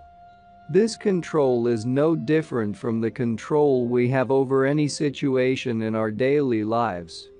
I quickly got over my embarrassment and was ready to ask more questions, but Don Juan anticipated me and began to explain facets of the second gate of dreaming, an explanation that made me yet more uneasy. There's one problem with the second gate, he said. It's a problem that can be serious, depending on one's bent of character. If our tendency is to indulge in clinging to things or situations, we are in for a sock in the jaw. In what way, Don Juan? Think for a moment. You've already experienced the outlandish joy of examining your dream's contents. Imagine yourself going from dream to dream, watching everything, examining every detail. It's very easy to realize that one may sink to mortal depths. Especially if one is given to indulging. Wouldn't the body or the brain naturally put a stop to it? If it's a natural sleeping situation, meaning normal, yes. But this is not a normal situation. This is dreaming. A dreamer on crossing the first gate has already reached the energy body. So what is really going through the second gate, hopping from dream to dream, is the energy body. What's the implication of all this, Don Juan? The implication is that on crossing the second gate, You must intend a greater and more sober control over your dreaming attention. The only safety valve for dreamers. What is this safety valve? You will find out for yourself that the true goal of dreaming is to perfect the energy body. A perfect energy body, among other things of course, has such a control over the dreaming attention that it makes it stop when needed. This is the safety valve dreamers have. No matter how indulging they might be, at a given time, their dreaming attention must make them surface. I started all over again on another dreaming quest. This time the goal was more elusive and the difficulty even greater. Exactly as with my first task, I could not begin to figure out what to do. I had the discouraging suspicion that all my practice was not going to be of much help this time. After countless failures, I gave up and settled down to simply continue my practice of fixing my dreaming attention on every item of my dreams. Accepting my shortcomings seemed to give me a boost, and I became even more adept at sustaining the view of any item in my dreams. A year went by without any change. Then one day something changed. As I was watching a window in a dream, trying to find out if I could catch a glimpse of the scenery outside the room, some wind-like force, which I felt as a buzzing in my ears, pulled me through the window to the outside. Just before that pull, my dreaming attention had been caught by a strange structure some distance away. It looked like a tractor. The next thing I knew, I was standing by it, examining it. I was perfectly aware that I was dreaming. I looked around to find out if I could tell from what window I had been looking. The scene was that of a farm in the countryside. No buildings were in sight. I wanted to ponder this. However, the quantity of farm machinery lying around, as if abandoned, took all my attention. I examined mowing machines, tractors, grain harvesters, disc plows, thrashers. There were so many that I forgot my original dream. What I wanted then was to orient myself by watching the immediate scenery. There was something in the distance that looked like a billboard and some telephone poles around it. The instant I focused my attention on that billboard, I was next to it. The steel structure of the billboard gave me a fright. It was menacing. On the billboard itself was a picture of a building. I read the text. It was an advertisement for a motel. I had a peculiar certainty that I was in Oregon or Northern California. I looked for other features in the environment of my dream. I saw mountains very far away and some green, round hills not too far. On those hills were clumps of what I thought were California oak trees. I wanted to be pulled by the green hills, but what pulled me were the distant mountains. I was convinced that they were the Sierras. All my dreaming energy left me on those mountains. But before it did, I was pulled by every possible feature. My dream ceased to be a dream. As far as my capacity to perceive was concerned, I was veritably in the Sierras, zooming into ravines, boulders, trees, caves. I went from scarp faces to mountain peaks until I had no more drive and could not focus my dreaming attention on anything. I felt myself losing control. Finally, there was no more scenery, just darkness. "You have reached the second gate of dreaming," Don Juan said when I narrated my dream to him. "What you should do next is to cross it. Crossing the second gate is a very serious affair. It requires a most disciplined effort." I was not sure I had fulfilled the task he outlined for me, because I had not really woken up in another dream. I asked Don Juan about this irregularity. "The mistake was mine," he said. "I told you that one has to wake up in another dream, but what I meant is that one has to change dreams in an orderly and precise manner, the way you have done it. With the first gate, you wasted a lot of time looking exclusively for your hands. This time, you went directly to the solution without bothering to follow the given command. To wake up in another dream." Don Juan said that there are two ways of properly crossing the second gate of dreaming.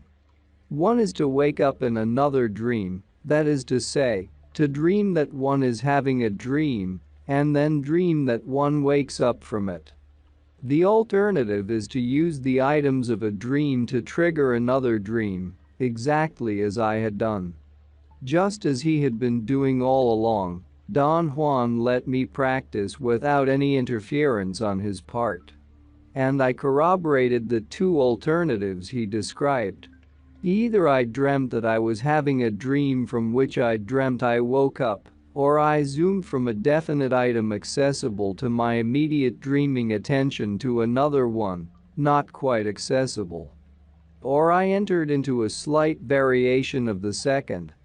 I gazed at any item of a dream, maintaining the gaze until the item changed shape and, by changing shape, pulled me into another dream through a buzzing vortex. Never was I capable, however, of deciding beforehand which of the three I would follow. My dreaming practices always ended by my running out of dreaming attention and finally waking up, or by my falling into dark, deep slumber. Everything went smoothly in my practices. The only disturbance I had was a peculiar interference, a jolt of fear or discomfort I had begun to experience with increasing frequency. My way of discarding it was to believe that it was related to my ghastly eating habits, or to the fact that, in those days, Don Juan was giving me a profusion of hallucinogenic plants as part of my training. Those jolts became so prominent, however, that I had to ask Don Juan's advice. "You have entered now into the most dangerous facet of the sorcerer's knowledge," he began. "It is sheer dread, a veritable nightmare. I could joke with you and say that I didn't mention this possibility to you out of regard for your cherished rationality, but I can't. Every sorcerer has to face it. Here is where, I fear, you might very well think you're going off the deep end." Don Juan very solemnly explained that life and consciousness, being exclusively a matter of energy, are not solely the property of organisms. He said that sorcerers have seen that there are two types of conscious beings roaming the earth, the organic and the inorganic, and that in comparing one with the other, they have seen that both are luminous masses crossed from every imaginable angle by millions of the universe's energy filaments. They are different from each other in their shape and in their degree of brightness. Inorganic beings are long and candle-like but opaque, whereas organic beings are round and by far the brighter. Another noteworthy difference, which Don Juan said sorcerers have seen, is that the life and consciousness of organic beings is short-lived because they are made to hurry, whereas the life of inorganic beings is infinitely longer and their consciousness infinitely more calm and deeper. Sorcerers find no problem interacting with them, Don Juan went on. Inorganic beings possess the crucial ingredient for interaction, consciousness.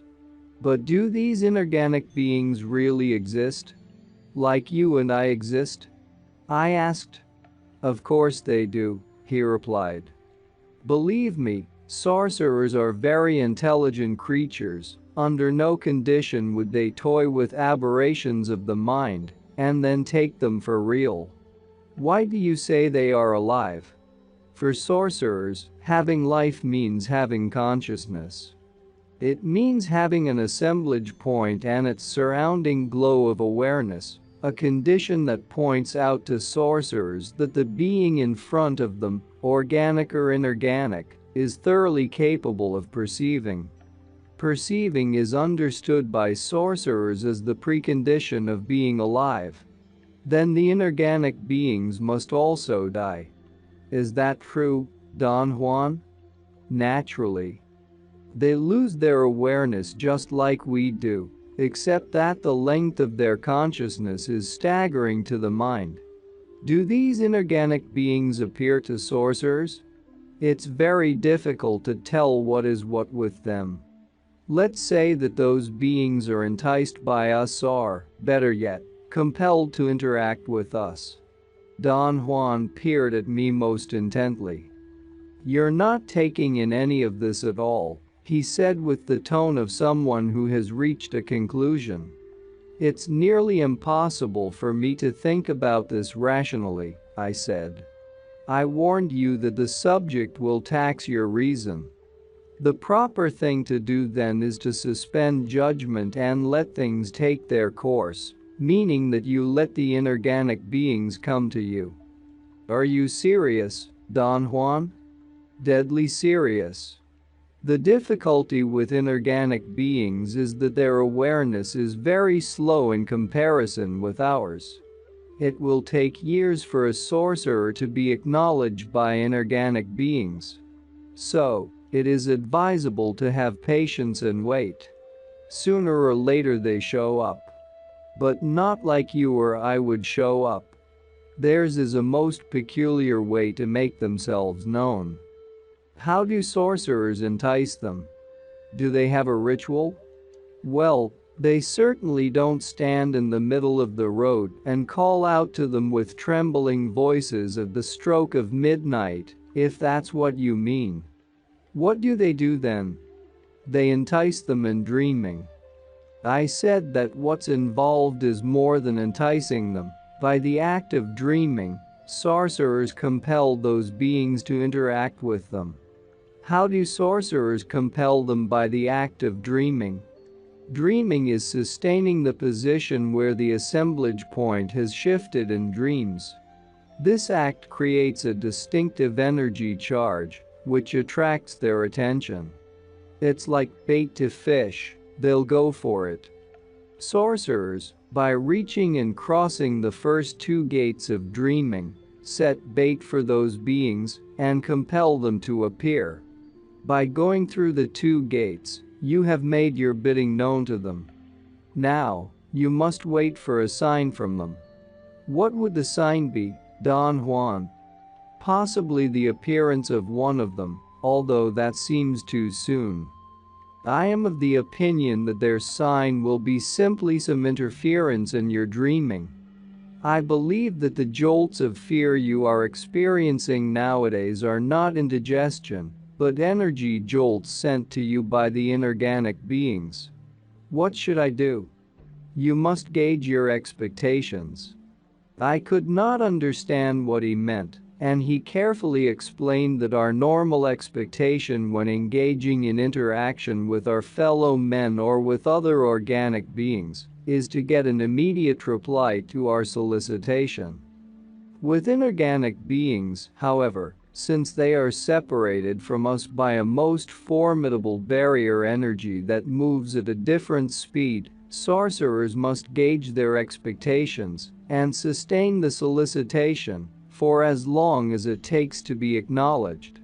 Do you mean, Don Juan, that the solicitation is the same as the dreaming practices? Yes. But for a perfect result, you must add to your practices the intent of reaching those inorganic beings. Send a feeling of power and confidence to them, a feeling of strength, of detachment. Avoid at any cost sending a feeling of fear or morbidity. They are pretty morbid by themselves. To add your morbidity to them is unnecessary, to say the least. I'm not clear, Don Juan, about the way they appear to sorcerers. What is the peculiar way they make themselves known? They do, at times, materialize themselves in the daily world, right in front of us. Most of the time, though, their invisible presence is marked by a bodily jolt, a shiver of sorts that comes from the marrow of the bones. What about in dreaming, Don Juan? In dreaming we have the total opposite. At times, we feel them the way you are feeling them, as a jolt of fear. Most of the time, they materialize themselves right in front of us. Since at the beginning of dreaming we have no experience whatsoever with them, they might imbue us with fear beyond measure. That is a real danger to us. Through the channel of fear, they can follow us to the daily world, with disastrous results for us. In what way, Don Juan? Fear can settle down in our lives, and we would have to be mavericks to deal with it. Inorganic beings can be worse than a pest. Through fear they can easily drive us raving mad. What do sorcerers do with inorganic beings? They mingle with them. They turn them into allies. They form associations, create extraordinary friendships. I call them vast enterprises, where perception plays the uppermost role. We are social beings. We unavoidably seek the company of consciousness. With inorganic beings, the secret is not to fear them. And this must be done from the beginning. The intent one has to send out to them has to be of power and abandon. In that intent one must encode the message, I don't fear you. Come to see me. If you do, I'll welcome you. If you don't want to come, I'll miss you. With a message like this, they'll get so curious that they'll come for sure. Why should they come to seek me, or why on earth should I seek them? Dreamers, whether they like it or not, in their dreaming seek associations with other beings. This may come to you as a shock, but dreamers automatically seek groups of beings, nexuses of inorganic beings in this case. Dreamers seek them avidly. This is very strange to me, Don Juan. Why would dreamers do that? The novelty for us is the inorganic beings. And the novelty for them is one of our kind crossing the boundaries of their realm. The thing you must bear in mind from now on is that inorganic beings with their superb consciousness exert a tremendous pull over dreamers and can easily transport them into worlds beyond description. The sorcerers of antiquity used them, and they are the ones who coined the name allies. Their allies taught them to move the assemblage point out of the egg's boundaries into the non-human universe. So when they transport a sorcerer, they transport him to worlds beyond the human domain. As I heard him talk, I was plagued by strange fears and misgivings, which he promptly realized. You are a religious man to the end. He laughed. Now, you're feeling the devil breathing down your neck. Think about dreaming in these terms. Dreaming is perceiving more than what we believe it is possible to perceive. In my waking hours, I worried about the possibility that inorganic conscious beings really existed. When I was dreaming, however, my conscious worries did not have much effect. The jolts of physical fear continued, but whenever they happened, a strange calmness always trailed behind, a calmness that took control of me and let me proceed as if I had no fear at all. It seemed at that time that every breakthrough in dreaming happened to me suddenly, without warning. The presence of inorganic beings in my dreams was no exception. It happened while I was dreaming about a circus I knew in my childhood. The setting looked like a town in the mountains in Arizona. I began to watch people with the vague hope I always had that I would see again the people I had seen the first time Don Juan made me enter into the second attention.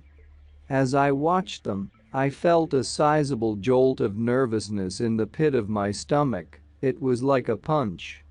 The jolt distracted me, and I lost sight of the people, the circus, and the mountain town in Arizona.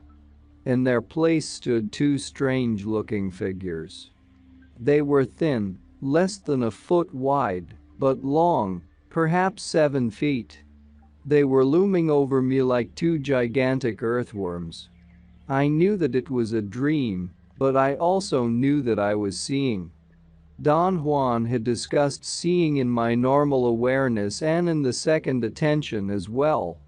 Although I was incapable of experiencing it myself, I thought I had understood the idea of directly perceiving energy. In that dream, looking at those two strange apparitions, I realized that I was seeing the energy essence of something unbelievable. I remained very calm. I did not move. The most remarkable thing to me was that they didn't dissolve or change into something else. They were cohesive beings that retained their candle-like shape. Something in them was forcing something in me to hold the view of their shape. I knew it because something was telling me that if I did not move, they would not move either. It all came to an end at a given moment when I woke up with a fright. I was immediately besieged by fears. A deep preoccupation took hold of me. It was not psychological worry, but rather a bodily sense of anguish, sadness with no apparent foundation. The two strange shapes appeared to me from then on in every one of my dreaming sessions. Eventually, it was as if I dreamt only to encounter them. They never attempted to move toward me or to interfere with me in any way. They just stood there, immobile, in front of me, for as long as my dream lasted. Not only did I never make any effort to change my dreams, but I even forgot the original quest of my dreaming practices. When I finally discussed with Don Juan what was happening to me, I had spent months solely viewing the two shapes. "You are stuck at a dangerous crossroad," Don Juan said. "It isn't right to chase these beings away, but it isn't right either to let them stay. For the time being, their presence is a hindrance to your dreaming." "What can I do, Don Juan?" "Face them right now, in the world of daily life, and tell them to come back later, when you have more dreaming power." "How do I face them?" "It's not simple, but it can be done. It requires only that you have enough guts, which of course you do." Without waiting for me to tell him that I had no guts at all, he took me to the hills. He lived then in northern Mexico, and he had given me the total impression he was a solitary sorcerer, an old man forgotten by everybody, and completely outside the main current of human affairs. I had surmised, however, that he was intelligent beyond measure. And because of this I was willing to comply with what I half believed were mere eccentricities. The cunningness of sorcerers, cultivated through the ages, was Don Juan's trademark. He made sure that I understood all I could in my normal awareness, and, at the same time, he made sure that I entered into the second attention, where I understood or at least passionately listened to everything he taught me. In this fashion, he divided me in two. In my normal consciousness, I could not understand why or how I was more than willing to take his eccentricities seriously. In the second attention, it all made sense to me. His contention was that the second attention is available to all of us, but, by willfully holding on to our half-cocked rationality, some of us more fiercely than others keep the second attention at arm's length. His idea was that dreaming brings down the barriers that surround and insulate the second attention. The day he took me to the hills of the Sonoran Desert to meet the inorganic beings, I was in my normal state of awareness. Yet somehow I knew I had to do something that was certainly going to be unbelievable. It had rained lightly in the desert. The red dirt was still wet, and as I walked it got clumped up in the rubber soles of my shoes. I had to step on rocks to remove the heavy chunks of dirt. We walked in an easterly direction, climbing toward the hills. When we got to a narrow gully between two hills, Don Juan stopped. "This is for sure an ideal place to summon your friends," he said. "Why do you call them my friends? They have singled you out themselves. When they do that, it means that they seek an association. I've mentioned to you that sorcerers form bonds of friendship with them. Your case seems to be an example. And you don't even have to solicit them. What does such a friendship consist of, Don Juan? It consists of a mutual exchange of energy.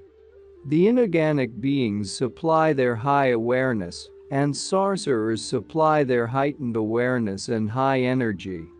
The positive result is an even exchange.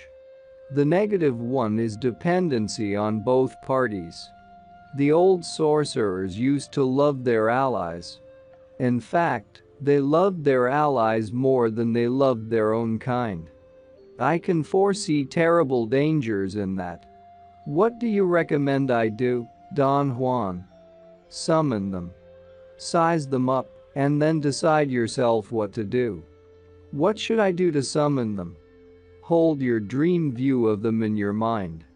The reason they have saturated you with their presence in your dreams is that they want to create a memory of their shape in your mind. And this is the time to use that memory." Don Juan forcefully ordered me to close my eyes and keep them closed. Then he guided me to sit down on some rocks. I felt the hardness and the coldness of the rocks. The rocks were slanted. It was difficult to keep my balance. "Sit here and visualize their shape until they are just like they are in your dreams," Don Juan said in my ear. "Let me know when you have them in focus." It took me very little time and effort to have a complete mental picture of their shape, just like in my dreams. It did not surprise me at all that I could do it. What shocked me was that, although I tried desperately to let Don Juan know I had pictured them in my mind, I could not voice my words or open my eyes. I was definitely awake. I could hear everything. I heard Don Juan say, "You can open your eyes now." I opened them with no difficulty. I was sitting cross-legged on some rocks, which were not the same ones I had felt under me when I sat down. Don Juan was just behind me to my right.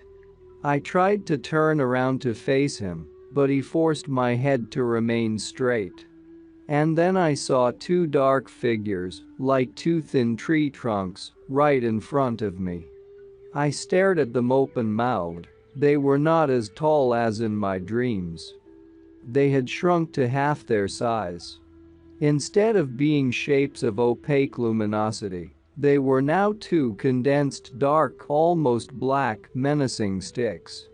"Get up and grab one of them," Don Juan ordered me, "and don't let go, no matter how it shakes you." I definitely did not want to do anything of the sort, but some unknown drive made me stand up against my will. I had at that moment the clear realization that I would end up doing what he had ordered me to, although I had no conscious intention of doing so. Mechanically, I advanced toward the two figures, my heart pounding nearly out of my chest. I grabbed the one to my right. What I felt was an electric discharge that almost made me drop the dark figure. Don Juan's voice came to me as if he had been yelling from a distance away. "You drop it and you're done for," he said. I held on to the figure, which twirled and shook. Not like a massive animal would, but like something quite fluffy and light, although strongly electrical. We rolled and turned on the sand of the gully for quite some time. It gave me jolt after jolt of some sickening electric current. I thought it was sickening because I fancied it to be different from the energy I had always encountered in our daily world. When it hit my body, it tickled me and made me yell and growl like an animal, not in anguish, but in a strange anger. It finally became a still, almost solid form under me. It lay inert. I asked Don Juan if it was dead, but I did not hear my voice. Not a chance, said someone laughing, someone who was not Don Juan. You've just depleted its energy charge. But don't get up yet. Lie there just a moment longer. I looked at Don Juan with a question in my eyes. He was examining me with great curiosity. Then he helped me up. The dark figure remained on the ground. I wanted to ask Don Juan if the dark figure was all right. Again, I could not voice my question. Then I did something extravagant. I took it all for real. Up to that moment, something in my mind was preserving my rationality by taking what was happening as a dream induced by Don Juan's machinations. I went to the figure on the ground and tried to lift it up. I could not put my arms around it because it had no mass. I became disoriented. The same voice, which was not Don Juan's, told me to lie down on top of the inorganic being. I did it, and both of us got up in one motion, the inorganic being like a dark shadow attached to me. It gently separated from me and disappeared, leaving me with an extremely pleasant feeling of completeness. It took me more than 24 hours to regain total control of my faculties. I slept most of the time. Don Juan checked me from time to time by asking me the same question: was the inorganic being's energy like fire or like water? My throat seemed scorched. I could not tell him that the energy jolts I had felt were like jets of electrified water. I have never felt jets of electrified water in my life. I am not sure if it is possible to produce them or to feel them, but that was the image playing in my mind every time Don Juan asked his key question. Don Juan was asleep when I finally knew I was completely recovered. Knowing that his question was of great importance, I woke him up and told him what I had felt. You are not going to have helping friends among the inorganic beings, but relationships of annoying dependence, he stated. Be extremely careful. Watery inorganic beings are more given to excesses. The old sorcerers believed that they were more loving, more capable of imitating, or perhaps even having feelings. As opposed to the fiery ones, who were thought to be more serious, more contained than the others, but also more pompous. What's the meaning of all this for me, Don Juan? The meaning is too vast to discuss at this time. My recommendation is that you vanquish fear from your dreams and from your life, in order to safeguard your unity. The inorganic being you depleted of energy and then recharged again was thrilled out of its candle-like shape with it. It'll come to you for more. Why didn't you stop me, Don Juan? You didn't give me time. Besides, you didn't even hear me shouting at you to leave the inorganic being on the ground. You should have lectured me, beforehand, the way you always do, about all the possibilities. I didn't know all the possibilities. In matters of the inorganic beings, I am nearly a novice. I refuse that part of the sorcerer's knowledge on the ground that it is too cumbersome and capricious. I don't want to be at the mercy of any entity, organic or inorganic. That was the end of our exchange.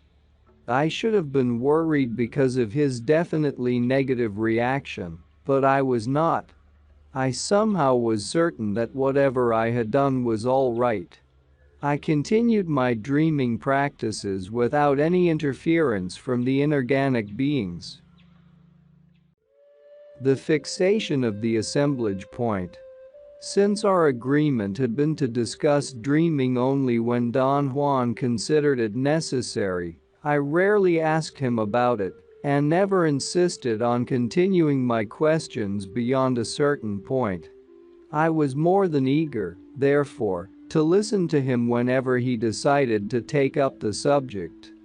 His comments or discussions on dreaming were invariably cushioned in other topics of his teachings, and they were always suddenly and abruptly brought in.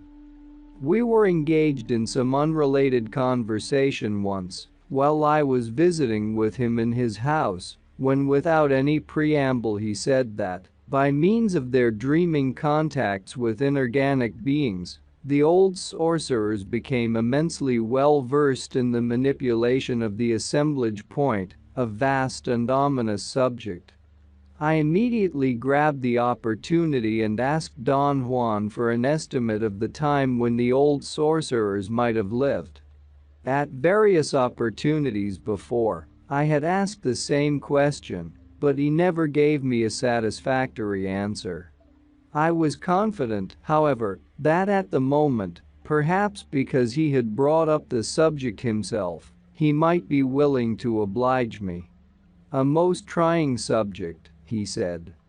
The way he said it made me believe he was discarding my question.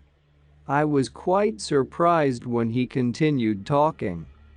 It'll tax your rationality as much as the topic of inorganic beings. By the way, what do you think about them now?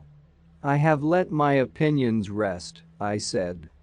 I can't afford to think one way or another. My answer delighted him. He laughed and commented on his own fears of and aversions to the inorganic beings. They have never been my cup of tea, he said. Of course, the main reason was my fear of them. I was unable to get over it when I had to, and then it became fixed. Do you fear them now, Don Juan?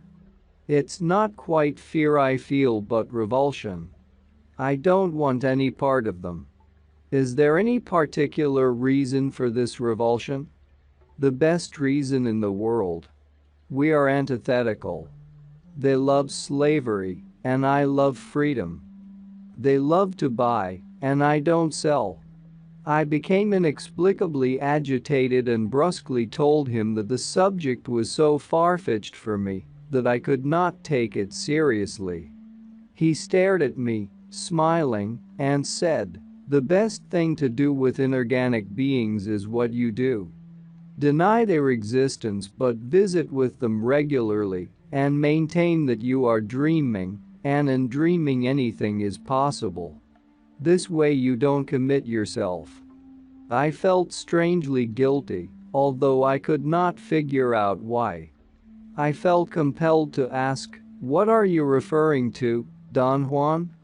"To your visits with the inorganic beings," he replied dryly. "Are you kidding? What visits?" I didn't want to discuss this, but I think it's time I tell you that the nagging voice you heard, reminding you to fix your dreaming attention on the items of your dreams, was the voice of an inorganic being. I thought Don Juan was completely irrational. I became so irritated that I even yelled at him. He laughed at me and asked me to tell him about my irregular dreaming sessions. That request surprised me. I had never mentioned to anyone that every so often I used to zoom out of a dream, pulled by a given item, but instead of my changing dreams, as I should have, the total mood of the dream changed, and I would find myself in a dimension unknown to me. I soared in it, directed by some invisible guide, which made me twirl around and around. I always awoke from one of these dreams still twirling, and I continued tossing and turning for a long time before I fully woke up. Those are bona fide meetings you are having with your inorganic being friends, Don Juan said. I did not want to argue with him, but neither did I want to agree. I remained silent. I had forgotten my question about the old sorcerers, but Don Juan picked up the subject again. My understanding is that the old sorcerers existed perhaps as far back as 10,000 years ago, he said, smiling and watching my reaction. Basing my response on current archaeological data on the migration of Asiatic nomadic tribes to the Americas, I said that I believed his date was incorrect. 10,000 years was too far back. You have your knowledge and I have mine, he said. My knowledge is that the old sorcerers ruled for 4,000 years, from 7,000 to 3,000 years ago. 3,000 years ago, they went to nothing. And from then on, sorcerers have been regrouping, restructuring what was left of the old ones. How can you be so sure about your dates? I asked. How can you be so sure about yours? He retorted. I told him that archaeologists have foolproof methods to establish the date of past cultures. Again he retorted that sorcerers have foolproof methods of their own. I'm not trying to be contrary or argue you down, he continued, but someday soon you may be able to ask someone who knows for sure. No one can know this for sure, Don Juan. This is another of those impossible things to believe, but there is somebody who can verify all this. You'll meet that person someday. Come on, Don Juan, you've got to be joking. Who can verify what happened 7,000 years ago? Very simple, one of the old sorcerers we've been talking about. The one I met. He's the one who told me all about the old sorcerers. I hope you remember what I am going to tell you about that particular man. He is the key to many of our endeavors, and he's also the one you have to meet. I told Don Juan that I was hanging on every word he said, even though I did not understand what he was saying. He accused me of humoring him and not believing a word about the old sorcerers. I admitted that in my state of daily consciousness, of course, I had not believed those far-fetched stories. But neither had I in the second attention, although there I should have had a different reaction. Only when you ponder what I said does it become a far-fetched story, he remarked. If you don't involve your common sense, it remains purely a matter of energy. Why did you say, Don Juan, that I am going to meet one of the old sorcerers? Because you are. It is vital that the two of you meet, someday. But, for the moment, just let me tell you another far-fetched story about one of the Naguals of my line, the Nagual Sebastian. Don Juan told me then that the Nagual Sebastian had been a sexton in a church in southern Mexico around the beginning of the 18th century. In his account, Don Juan stressed how sorcerers, past or present, seek and find refuge in established institutions, such as the church. It was his idea that because of their superior discipline, sorcerers are trustworthy employees, and that they are avidly sought by institutions that are always in dire need of such persons. Don Juan maintained that as long as no one is aware of the sorcerer's doings, their lack of ideological sympathies makes them appear as model workers. Don Juan continued his story and said that one day, while Sebastian was performing his duties as a sexton, a strange man came to the church, an old Indian who seemed to be ill. In a weak voice he told Sebastian that he needed help. The Nagual thought that the Indian wanted the parish priest, but the man, making a great effort, addressed the Nagual. In a harsh and direct tone, he told him that he knew that Sebastian was not only a sorcerer, but a Nagual. Sebastian, quite alarmed by this sudden turn of events, pulled the Indian aside and demanded an apology. The man replied that he was not there to apologize, but to get specialized help. He needed, he said, to receive the Nagual's energy in order to maintain his life, which, he assured Sebastian, had spanned thousands of years, but at the moment was ebbing away. Sebastian, who was a very intelligent man, unwilling to pay attention to such nonsense, urged the Indian to stop clowning around. The old man became angry and threatened Sebastian with exposing him and his group to the ecclesiastical authorities if he did not comply with his request. Don Juan reminded me that those were the times when the ecclesiastical authorities were brutally and systematically eradicating heretical practices among the Indians of the New Worlds. The man's threat was not something to be taken lightly. The Nagual and his group were indeed in mortal danger. Sebastian asked the Indian how he could give him energy. The man explained that Naguals, by means of their discipline, gain a peculiar energy that they store in their bodies, and that he would get it painlessly from Sebastian's energy center on his navel. In return for it, Sebastian would get not only the opportunity to continue his activities unscathed, but also a gift of power. The knowledge that he was being manipulated by the old Indian did not sit right with the Nagual, but the man was inflexible and left him no alternative but to comply with his request. Don Juan assured me that the old Indian was not exaggerating about his claims at all. He turned out to be one of the sorcerers of ancient times, one of those known as the Death Defiers. He had apparently survived to the present by manipulating his assemblage point in ways that only he knew about. Don Juan said that what transpired between Sebastian and that man later became the ground for an agreement that had bound all 6 Naguals who followed Sebastian. The Death Defier kept his word. In exchange for energy from every one of those men, he made a donation to the giver, a gift of power. Sebastian had to accept such a gift, although reluctantly. He had been cornered and had no other choice.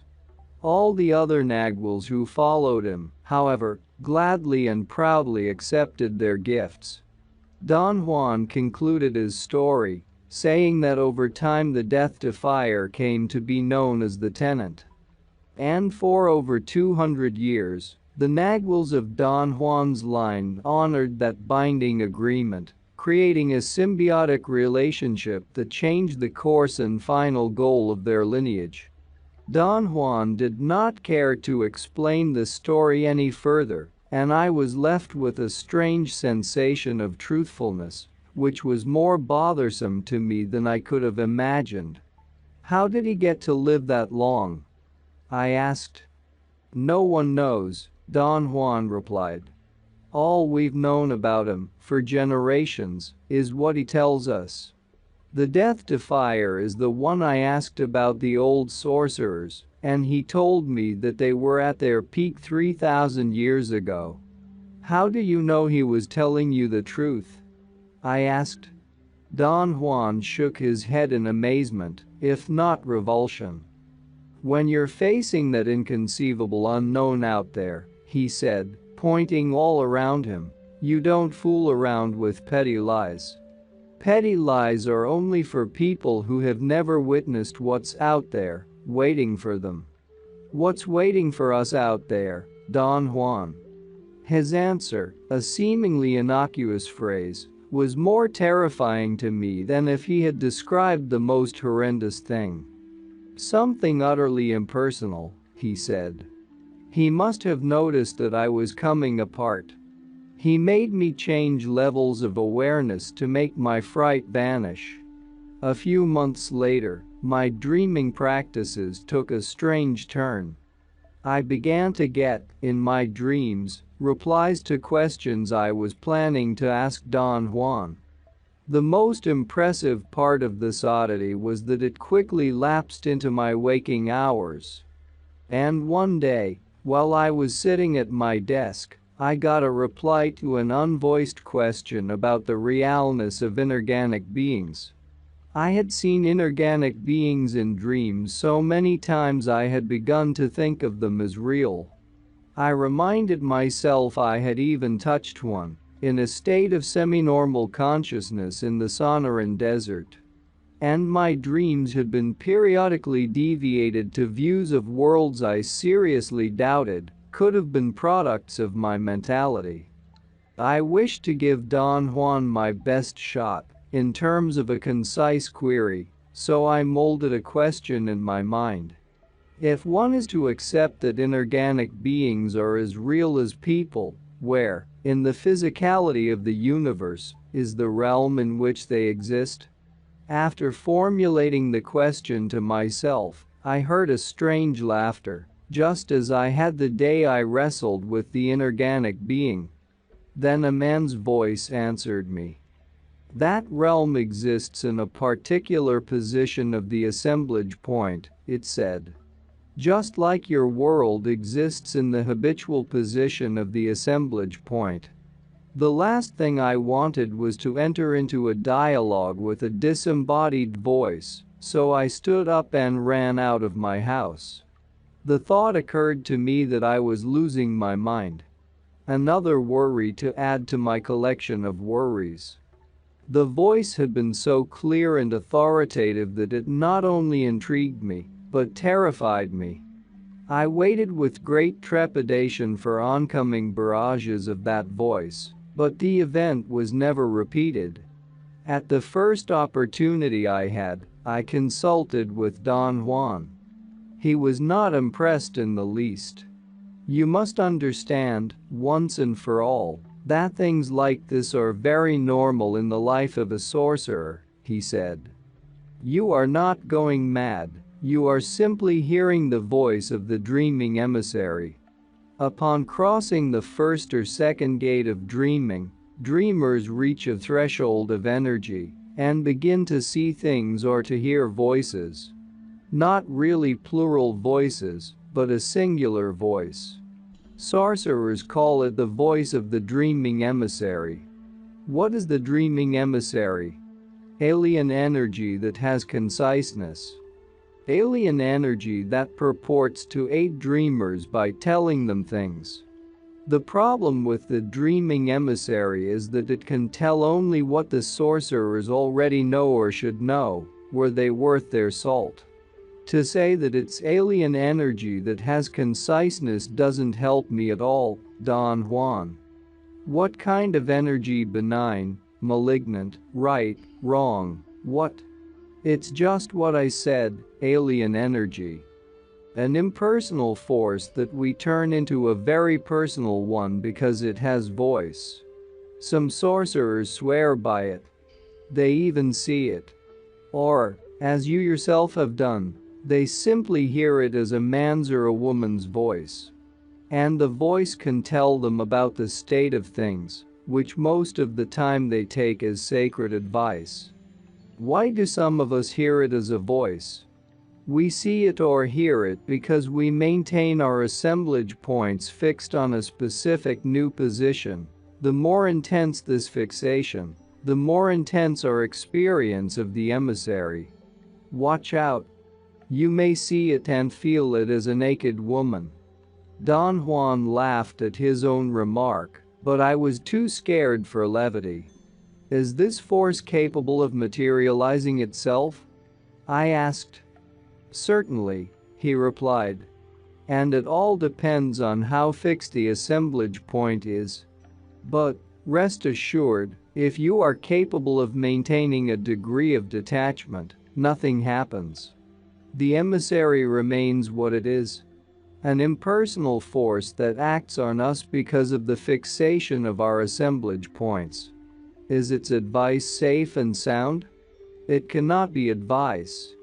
It only tells us what's what, and then we draw the inferences ourselves. I told Don Juan then about what the voice had said to me. It's just like I said, Don Juan remarked. The emissary didn't tell you anything new. Its statements were correct, but it only seemed to be revealing things to you. What the emissary did was merely repeat what you already knew. I'm afraid I can't claim that I knew all that, Don Juan. Yes, you can. You know now infinitely more about the mystery of the universe than what you rationally suspect. But that's our human malady, to know more about the mystery of the universe than we suspect. Having experienced this incredible phenomenon all by myself, without Don Juan's coaching, made me feel elated. I wanted more information about the emissary. I began to ask Don Juan whether he also heard the emissary's voice. He interrupted me and with a broad smile said, "Yes, yes. The emissary also talks to me. In my youth I used to see it as a friar with a black cowl. A talking friar who used to scare the daylights out of me every time. Then, when my fear was more manageable, it became a disembodied voice, which tells me things to this day." What kinds of things, Don Juan? Anything I focus my intent on, things I don't want to take the trouble of following up myself. Like, for example, details about the behavior of my apprentices. What they do when I am not around. It tells me things about you, in particular. The emissary tells me everything you do. At that point, I really did not care for the direction our conversation had taken. I frantically searched my mind for questions about other topics while he roared with laughter. Is the dreaming emissary an inorganic being? I asked. Let's say that the dreaming emissary is a force that comes from the realm of inorganic beings. This is the reason dreamers always encounter it. Do you mean, Don Juan, that every dreamer hears or sees the emissary? Everyone hears the emissary, very few see it or feel it. Do you have any explanation for this? No. Besides, I really don't care about the emissary. At one point in my life, I had to make a decision whether to concentrate on the inorganic beings and follow in the footsteps of the old sorcerers, or to refuse it all. My teacher, the Nagual Julian, helped me make up my mind to refuse it. I've never regretted that decision. Do you think I should refuse the inorganic beings myself, Don Juan? He did not answer me. Instead, he explained that the whole realm of inorganic beings is always poised to teach. Perhaps because inorganic beings have a deeper consciousness than ours, they feel compelled to take us under their wings. I didn't see any point in becoming their pupil, he added. Their price is too high. What is their price? Our lives, our energy, our devotion to them. In other words, our freedom. But what do they teach? Things pertinent to their world. The same way we ourselves would teach them, if we were capable of teaching them, things pertinent to our world. Their method, however, is to take our basic self as a gauge of what we need, and then teach us accordingly. A most dangerous affair. I don't see why it would be dangerous. If someone was going to take your basic self as a gauge, with all your fears and greed and envy, etc., and teach you what fulfills that horrible state of being, what do you think the result would be? I had no comeback. I thought I understood perfectly well the reasons for his rejection. The problem with the old sorcerers was that they learned wonderful things, but on the basis of their unadulterated lower selves, Don Juan went on. The inorganic beings became their allies, and, by means of deliberate examples, they taught the old sorcerers marvels. Their allies performed the actions, And the old sorcerers were guided step by step to copy those actions, without changing anything about their basic nature. Do these relationships with inorganic beings exist today? I can't answer that truthfully. All I can say is that I can't conceive of having a relationship like that myself. Involvements of this nature curtail our search for freedom by consuming all our available energy. In order to really follow their allies' example, the old sorcerers had to spend their lives in the realm of the inorganic beings. The amount of energy needed to accomplish such a sustained journey is staggering. Do you mean, Don Juan, that the old sorcerers were able to exist in those realms like we exist here? Not quite like we exist here, but certainly they lived. They retained their awareness, their individuality. The dreaming emissary became the most vital entity for those sorcerers. If a sorcerer wants to live in the realm of the inorganic beings, the emissary is the perfect bridge. It speaks, and its bent is to teach, to guide. Have you ever been in that realm, Don Juan? Countless times. And so have you. But there is no point in talking about it now. You haven't cleared all the debris from your dreaming attention yet. We'll talk about that realm someday. Do I gather, Don Juan, that you don't approve of or like the emissary? I neither approve of it nor like it. It belongs to another mood, the old sorcerer's mood. Besides, its teachings and guidance in our world are nonsense. And for that nonsense the emissary charges us enormities in terms of energy. One day you will agree with me. You'll see. In the tone of Don Juan's words, I caught a veiled implication of his belief that I disagreed with him about the emissary. I was about to confront him with it when I heard the emissary's voice in my ears. He's right, the voice said. You like me because you find nothing wrong with exploring all possibilities. You want knowledge. Knowledge is power. You don't want to remain safe in the routines and beliefs of your daily world.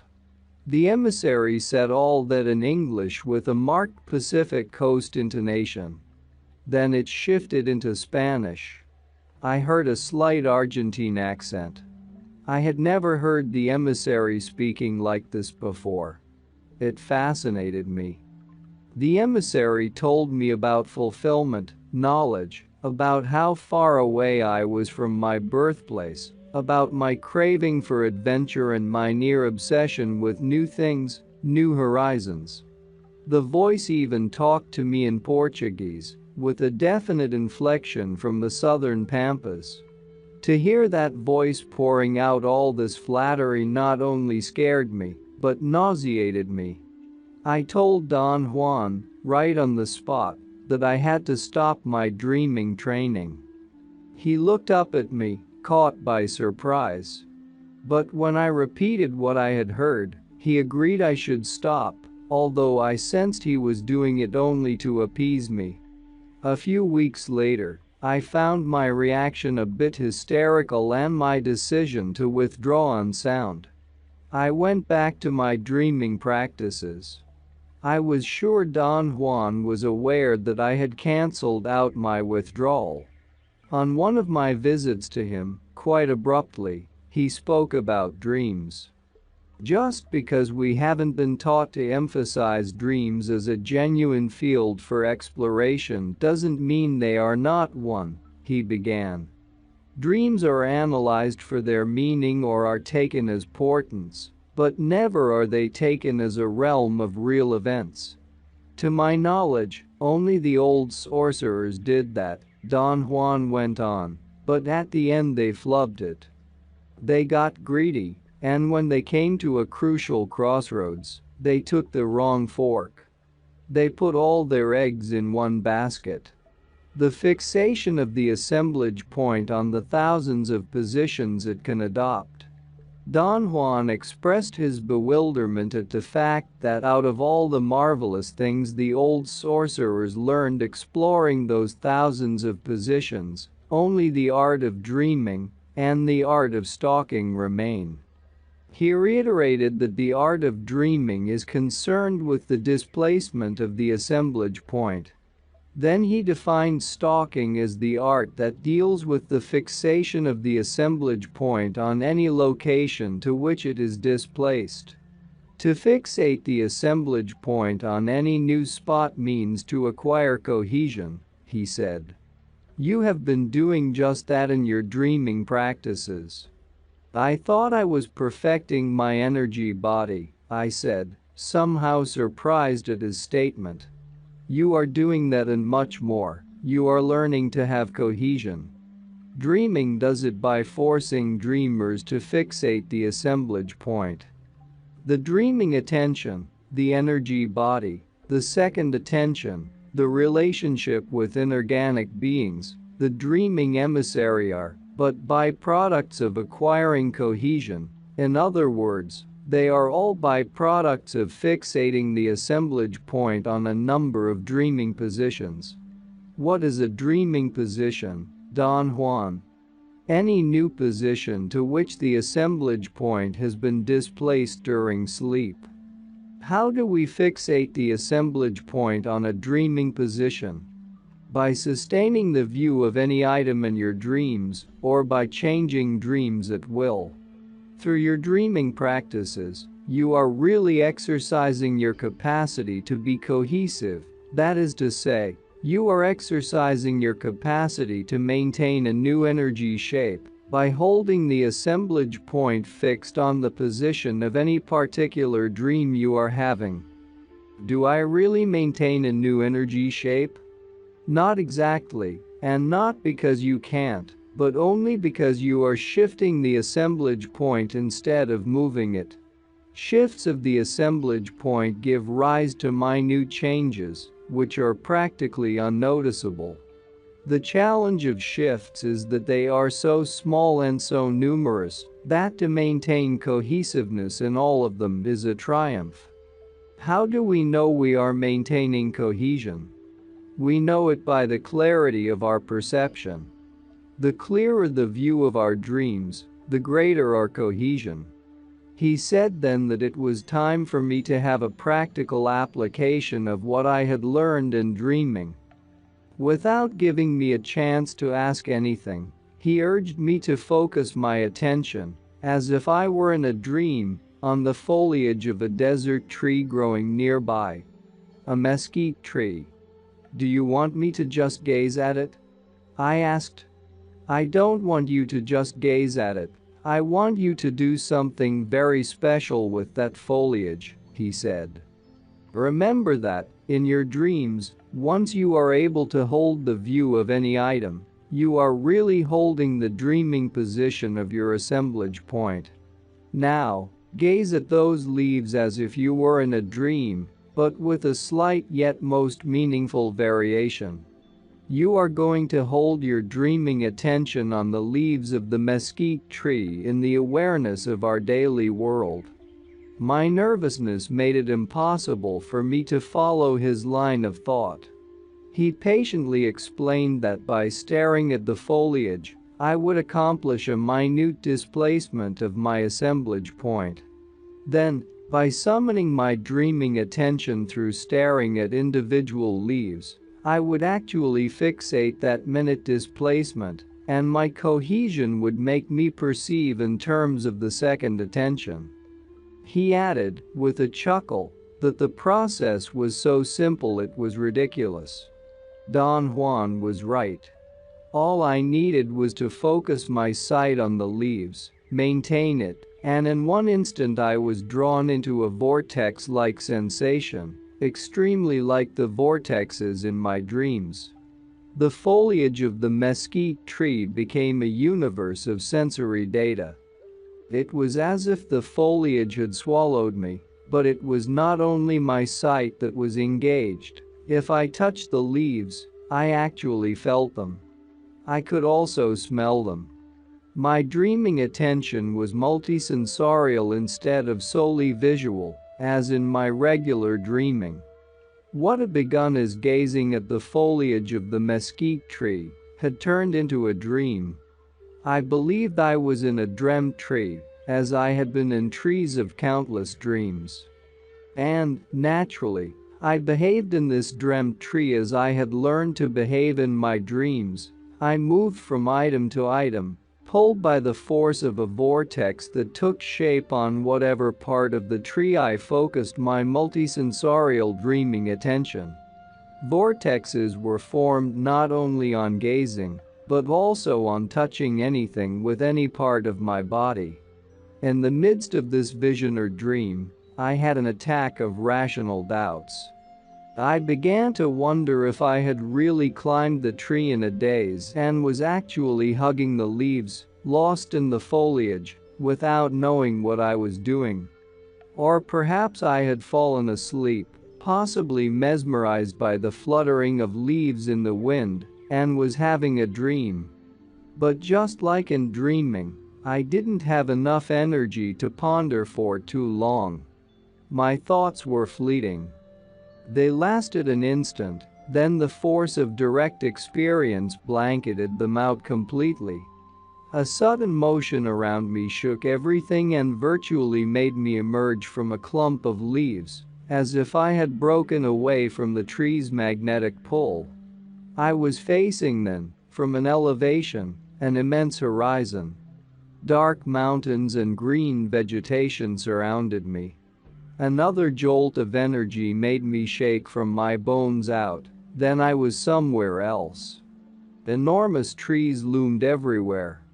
They were bigger than the Douglas firs of Oregon and Washington state.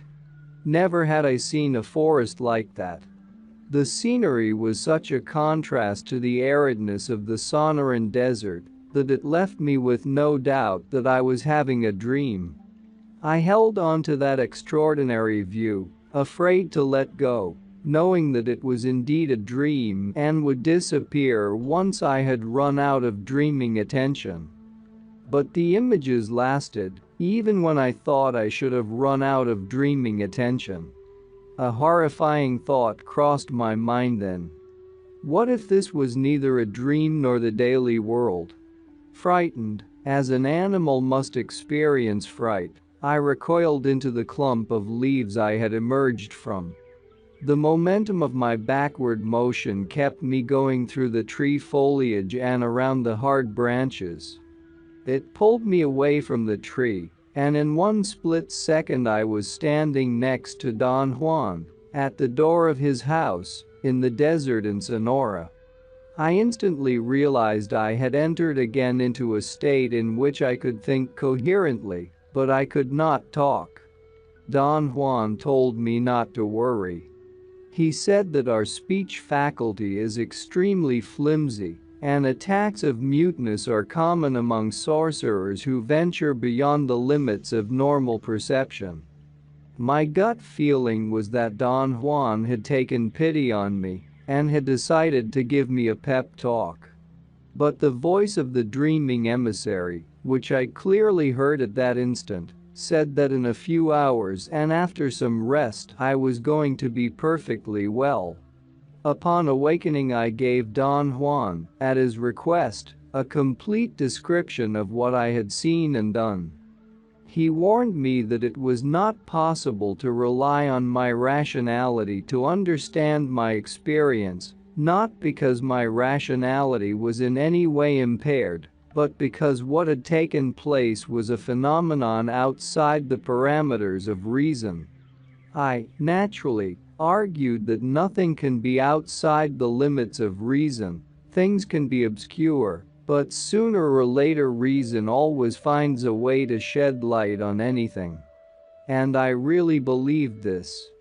Don Juan, with extreme patience, pointed out that reason is only a byproduct of the habitual position of the assemblage point. Therefore, knowing what is going on, being of sound mind, having our feet on the ground sources of great pride to us, and assumed to be a natural consequence of our worth, are merely the result of the fixation of the assemblage point on its habitual place. The more rigid and stationary it is, the greater our confidence in ourselves, the greater our feeling of knowing the world, of being able to predict. He added that what dreaming does is give us the fluidity to enter into other worlds by destroying our sense of knowing this world. He called dreaming a journey of unthinkable dimensions, a journey that, after making us perceive everything we can humanly perceive, makes the assemblage point jump outside the human domain and perceive the inconceivable. We are back again, harping on the most important topic of the sorcerer's world, he went on, the position of the assemblage point. The old sorcerer's curse, as well as mankind's thorn in the side. Why do you say that, Don Juan? Because both, mankind in general and the old sorcerers, fell prey to the position of the assemblage point. Mankind, because by not knowing that the assemblage point exists, we are obliged to take the byproduct of its habitual position as something final and indisputable. And the old sorcerers because, although they knew all about the assemblage point, they fell for its facility to be manipulated. You must avoid falling into those traps, he continued. It'd be really disgusting if you sided with mankind, as if you didn't know about the existence of the assemblage point. But it'd be even more insidious if you sided with the old sorcerers and cynically manipulate the assemblage point for gain. I still don't understand. What is the connection of all this with what I experienced yesterday? Yesterday, you were in a different world. But if you ask me where that world is, and I tell you that it is in the position of the assemblage point, my answer won't make any sense to you. Don Juan's argument was that I had two choices. One was to follow mankind's rationales and be faced with a predicament. My experience would tell me that other worlds exist, but my reason would say that such worlds do not and cannot exist. The other choice was to follow the old sorcerer's rationales, in which case I would automatically accept the existence of other worlds, and my greed alone would make my assemblage point hold on to the position that creates those worlds. The result would be another kind of predicament. That of having to move physically into vision-like realms, driven by expectations of power and gain. I was too numb to follow his argument, but then I realized I did not have to follow it, because I agreed with him completely, despite the fact that I did not have a total picture of what I was agreeing about. Agreeing with him was rather a feeling that came from far away, an ancient certainty I had lost, which was now slowly finding its way back to me. The return to my dreaming practices eliminated these turmoils, but created new ones. For example, after months of hearing it daily, I stopped finding the dreaming emissary's voice an annoyance or a wonder. It became a matter of course for me. And I made so many mistakes influenced by what it said that I almost understood Don Juan's reluctance to take it seriously.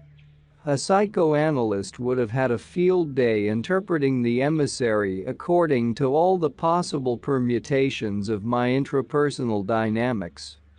Don Juan maintained a steadfast view on it. It is an impersonal but constant force from the realm of inorganic beings, thus, every dreamer experiences it, in more or less the same terms. And if we choose to take its words as advice, we are incurable fools. I was definitely one of them. There was no way I could have remained impassive being in direct contact with such an extraordinary event. A voice that clearly and concisely told me in 3 languages hidden things about anything or anyone I focused my attention on. Its only drawback, which was of no consequence to me, was that we were not synchronized. The emissary used to tell me things about people or events when I had honestly forgotten I had been interested in them. I asked Don Juan about this oddity, and he said that it had to do with the rigidity of my assemblage point. He explained that I had been reared by old adults, and that they had imbued me with old people's views, therefore, I was dangerously righteous. His urge to give me potions of hallucinogenic plants was but an effort, he said, to shake my assemblage point and allow it to have a minimal margin of fluidity. If you don't develop this margin, he went on, either you'll become more righteous or you'll become a hysterical sorcerer. My interest in telling you about the old sorcerers is not to badmouth them, but to pit them against you.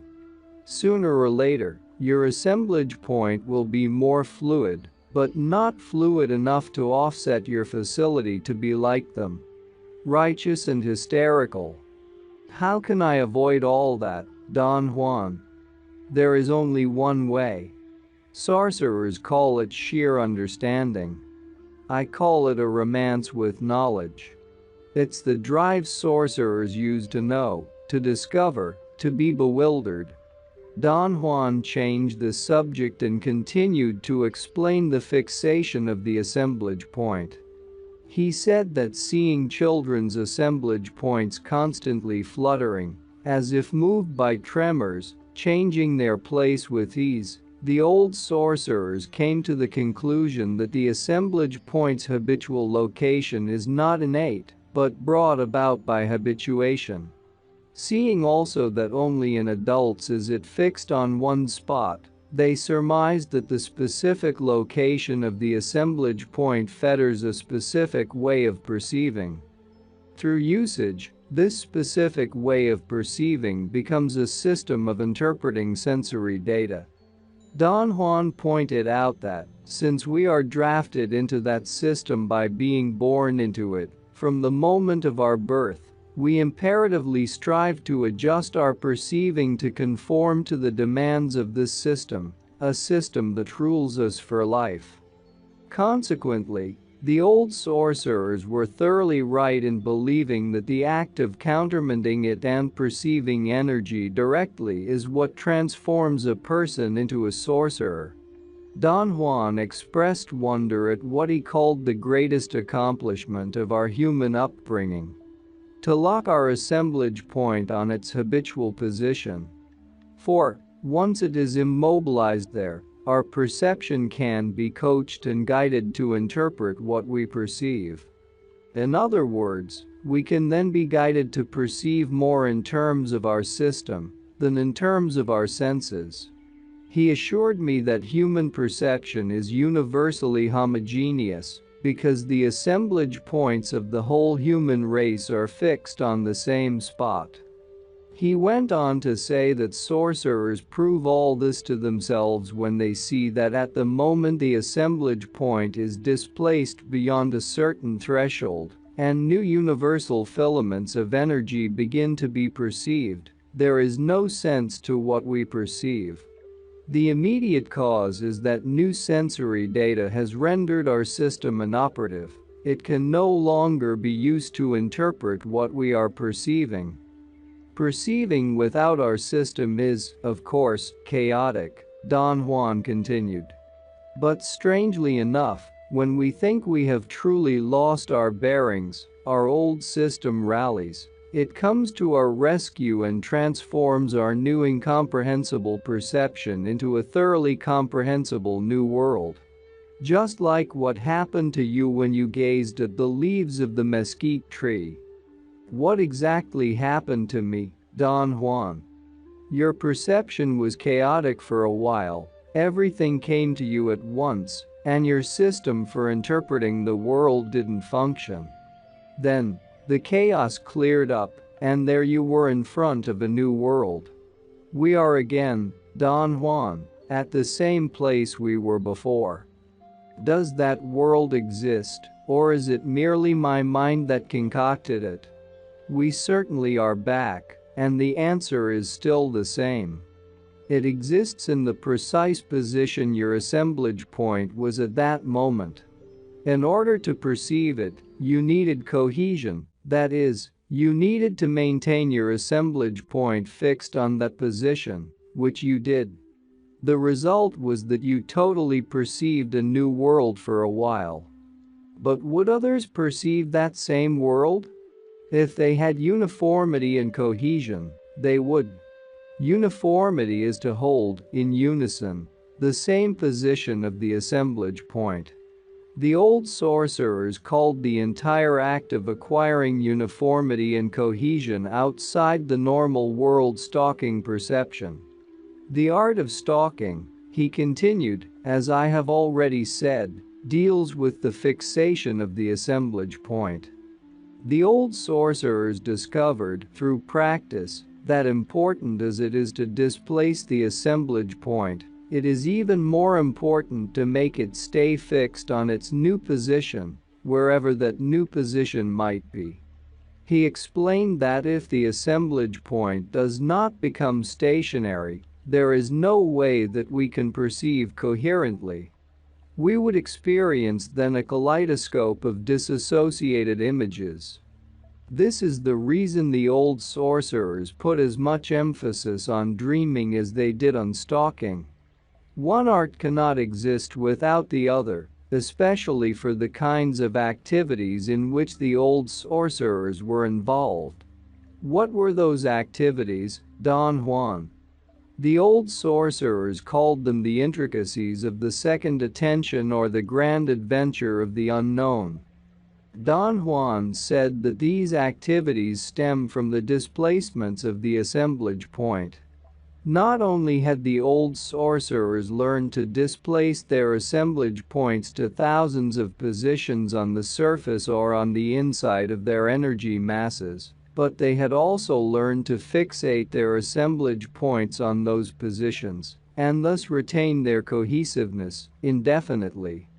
What was the benefit of that, Don Juan? We can't talk about benefits. We can talk only about end results. He explained that the cohesiveness of the old sorcerers was such that it allowed them to become perceptually and physically everything the specific position of their assemblage points dictated. They could transform themselves into anything for which they had a specific inventory. An inventory is, he said, all the details of perception involved in becoming, for example, a jaguar, a bird, an insect, etc., etc. It's very hard for me to believe that this transformation can be possible, I said. It is possible, he assured me. Not so much for you and me, but for them. For them, it was nothing. He said that the old sorcerers had superb fluidity. All they needed was the slightest shift of their assemblage points, the slightest perceptual cue from their dreaming, and they would instantaneously stalk their perception, rearrange their cohesiveness to fit their new state of awareness, and be an animal, another person, a bird, or anything. But isn't that what mentally ill people do? Make up their own reality as they go along? I said. No, it isn't the same. Insane people imagine a reality of their own because they don't have any preconceived purpose at all. Insane people bring chaos into the chaos. Sorcerers, on the contrary, bring order to the chaos. Their preconceived transcendental purpose is to free their perception. Sorcerers don't make lip the world they are perceiving, they perceive energy directly, and then they discover that what they are perceiving is an unknown new world, which can swallow them whole, because it is as real as anything we know to be real. Don Juan then gave me a new version of what had happened to me as I gazed at the mesquite tree. He said that I began by perceiving the energy of the tree. On the subjective level, however, I believed I was dreaming because I employed dreaming techniques to perceive energy. He asserted that to use dreaming techniques in the world of everyday life was one of the old sorcerer's most effective devices. It made perceiving energy directly dreamlike instead of totally chaotic until a moment when something rearranged perception and the sorcerer found himself facing a new world, the very thing that had happened to me. I told him about the thought I'd had, which I had barely dared to think. That the scenery I was viewing was not a dream, nor was it our daily world. It wasn't, he said. I've been saying this to you over and over, and you think that I am merely repeating myself. I know how difficult it is for the mind to allow mindless possibilities to become real. But new worlds exist. They are wrapped one around the other, like the skins of an onion. The world we exist in is but one of those skins. Do you mean, Don Juan, that the goal of your teaching is to prepare me to go into those worlds? No. I don't mean that. We go into those worlds only as an exercise. Those journeys are the antecedents of the sorcerers of today. We do the same dreaming that the old sorcerers used to do, but at one moment we deviate into new ground. The old sorcerers preferred the shifts of the assemblage point, so they were always on more or less known, predictable ground. We prefer the movements of the assemblage point. The old sorcerers were after the human unknown. We are after the non-human unknown. I haven't gotten to that yet, have I? No. You are only beginning. And at the beginning everyone has to go through the old sorcerer's steps. After all, they were the ones who invented dreaming. At what point will I then begin to learn the new sorcerer's brand of dreaming? You have enormous ground yet to cover. Years from now perhaps. Besides, in your case, I have to be extraordinarily careful. In character, you are definitely linked to the old sorcerers. I've said this to you before, but you always manage to avoid my probes. Sometimes I even think that some alien energy is advising you, but then I discard the idea. You are not devious. What are you talking about, Don Juan? You've done, unwittingly, two things that worry the hell out of me. You traveled with your energy body to a place outside this world the first time you dreamt. And you walked there. And then you traveled with your energy body to another place outside this world, but parting from the awareness of the daily world. Why would that worry you, Don Juan? Dreaming is too easy for you. And that is a damnation if we don't watch it. It leads to the human unknown. As I said to you, modern-day sorcerers strive to get to the non-human unknown. What can the non-human unknown be? Freedom from being human. Inconceivable worlds that are outside the band of man but that we still can perceive. This is where modern sorcerers take the side road. Their predilection is what's outside the human domain. And what are outside that domain are all-inclusive worlds, not merely the realm of birds or the realm of animals or the realm of man, even if it be the unknown man. What I am talking about are worlds, like the one where we live, total worlds with endless realms. Where are those worlds, Don Juan? In different positions of the assemblage point? Right. In different positions of the assemblage point, but positions sorcerers arrive at with a movement of the assemblage point, not a shift. Entering into those worlds is the type of dreaming only sorcerers of today do. The old sorcerers stayed away from it because it requires a great deal of detachment and no self-importance whatsoever. A price they couldn't afford to pay. For the sorcerers who practice dreaming today, Dreaming is freedom to perceive worlds beyond the imagination. But what's the point of perceiving all that? You already asked me, today, the same question. You speak like a true merchant. What's the risk? You ask. What's the percentage gain to my investment? Is it going to better me? There is no way to answer that. The merchant mind does commerce. But freedom cannot be an investment.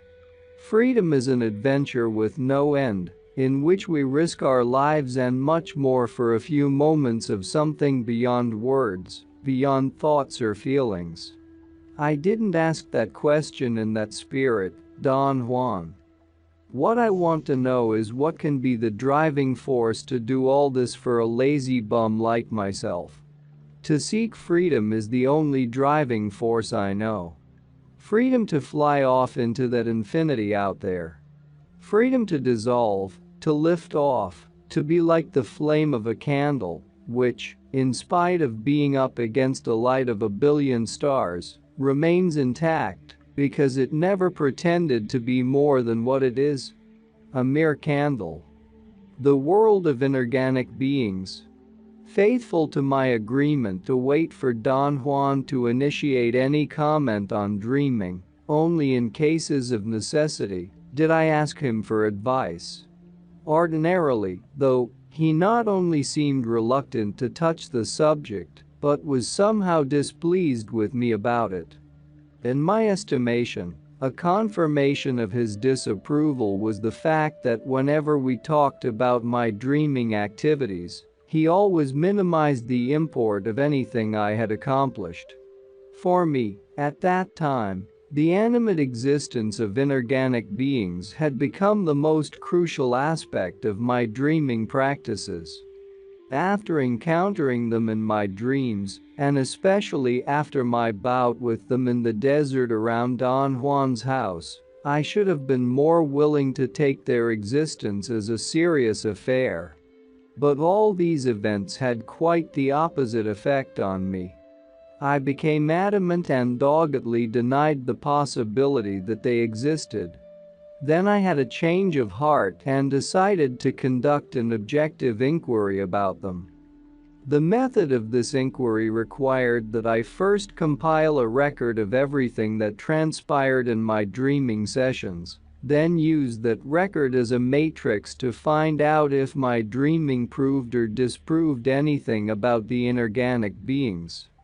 I actually wrote down hundreds of pages of meticulous but meaningless details, when it should have been clear to me that the evidence of their existence had been gathered almost as soon as I had started my inquiry.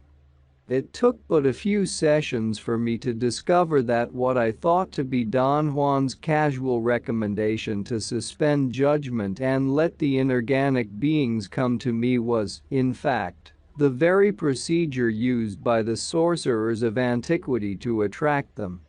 By leaving me to find it out for myself, Don Juan was simply following his sorcery training. He had remarked time and time again that it is very difficult to make the self give up its strongholds except through practice.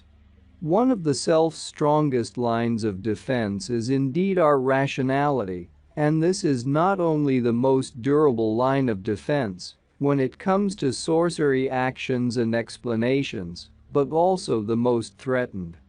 Don Juan believed that the existence of inorganic beings is a foremost assailant of our rationality. In my dreaming practices, I had an established course, which I followed every single day without deviation. I aimed first at observing every conceivable item of my dreams, then at changing dreams. I can say in sincerity that I observed universes of detail in dreams upon dreams.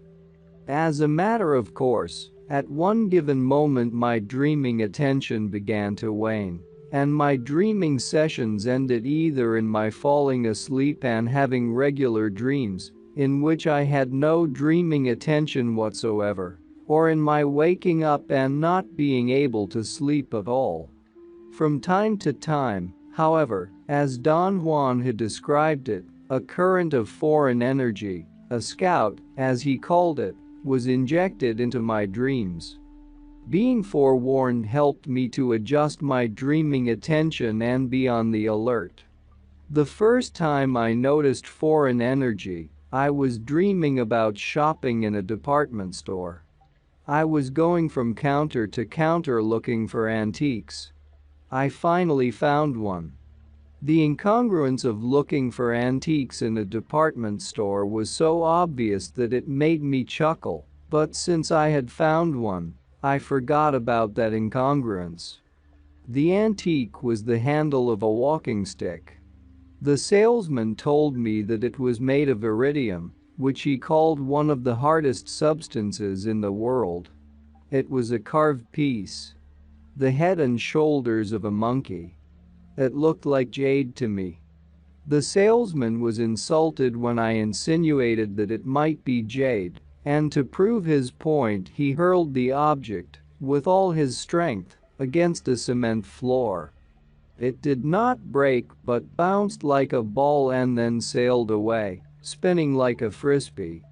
I followed it. It disappeared behind some trees. I ran to look for it, and I found it, stuck on the ground.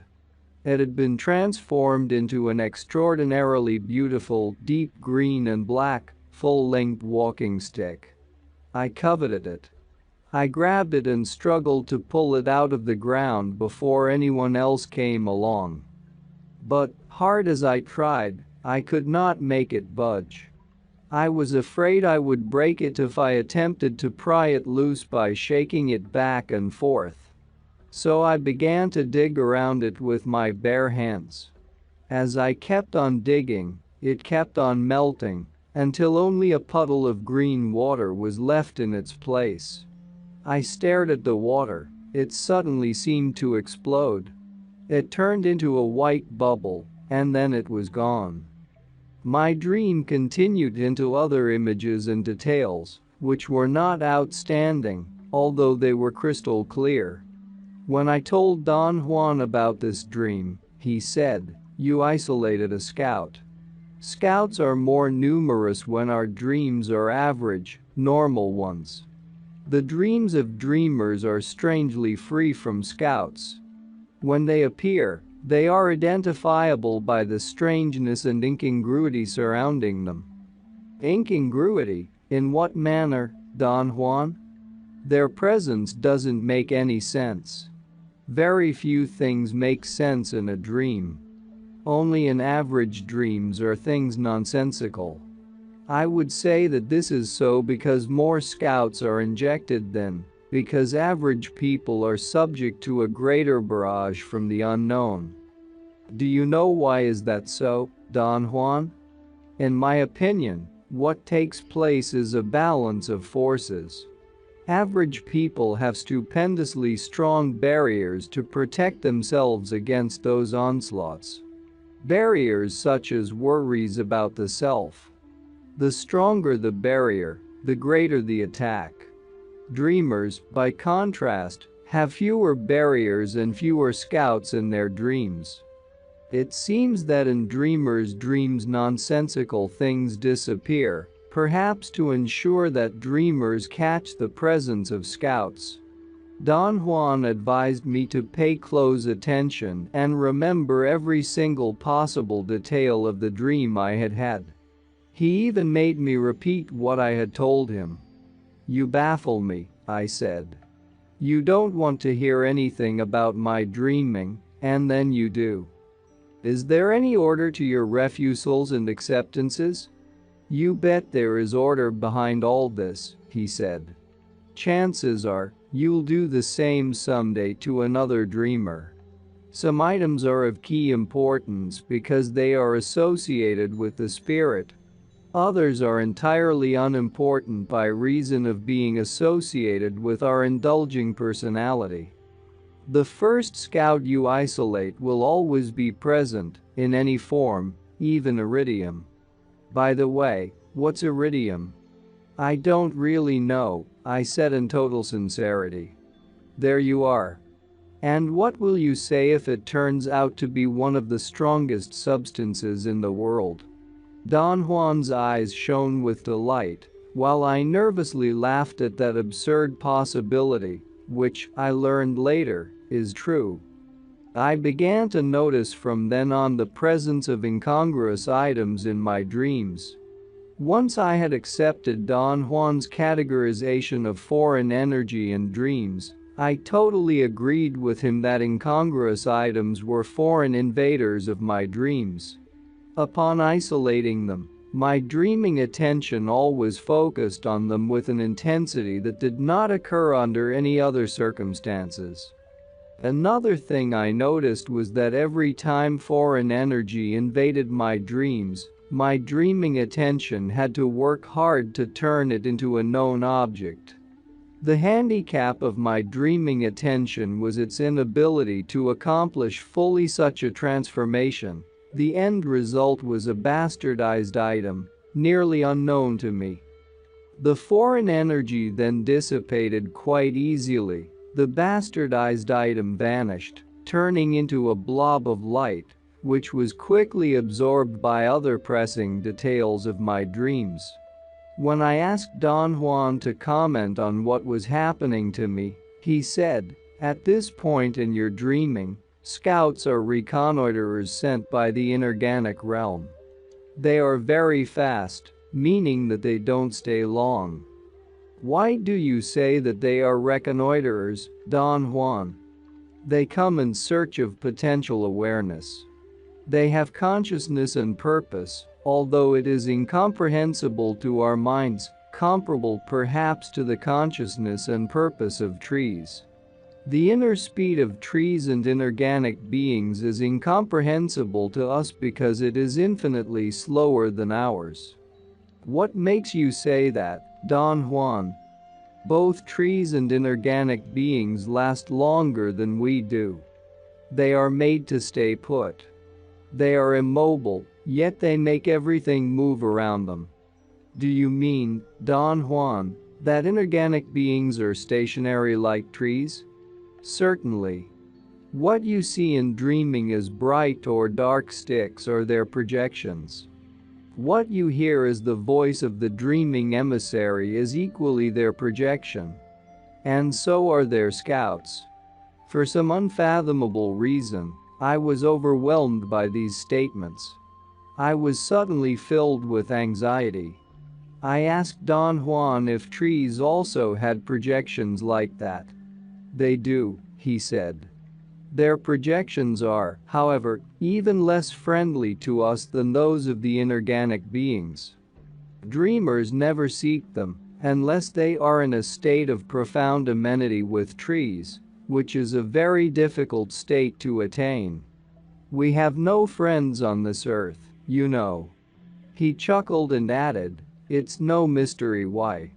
It may not be a mystery to you, Don Juan, but it certainly is to me.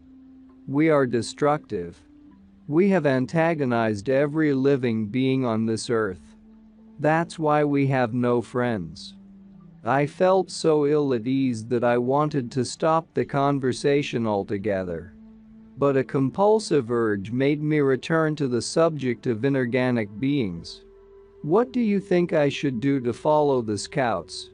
I asked. "Why in the world would you want to follow them?" "I am conducting an objective inquiry about inorganic beings." "You're pulling my leg, aren't you? I thought you were unmovable on your stand that inorganic beings don't exist." His scoffing tone and cackling laughter told me what his thoughts and feelings about my objective inquiry were. "I've changed my mind, Don Juan. Now I want to explore all those possibilities." Remember, the realm of inorganic beings was the old sorcerer's field. To get there, they tenaciously fixed their dreaming attention on the items of their dreams. In that fashion, they were able to isolate the scouts. And when they had the scouts in focus, they shouted their intent to follow them. The instant the old sorcerers voiced that intent, off they went, pulled by that foreign energy. Is it that simple, Don Juan? He did not answer. He just laughed at me as if daring me to do it. At home, I tired of searching for Don Juan's true meanings. I was thoroughly unwilling to consider that he might have described an actual procedure. After running out of ideas and patience, one day I let my guard down. In a dream I was having then, I was baffled by a fish that had suddenly jumped out of a pond I was walking by.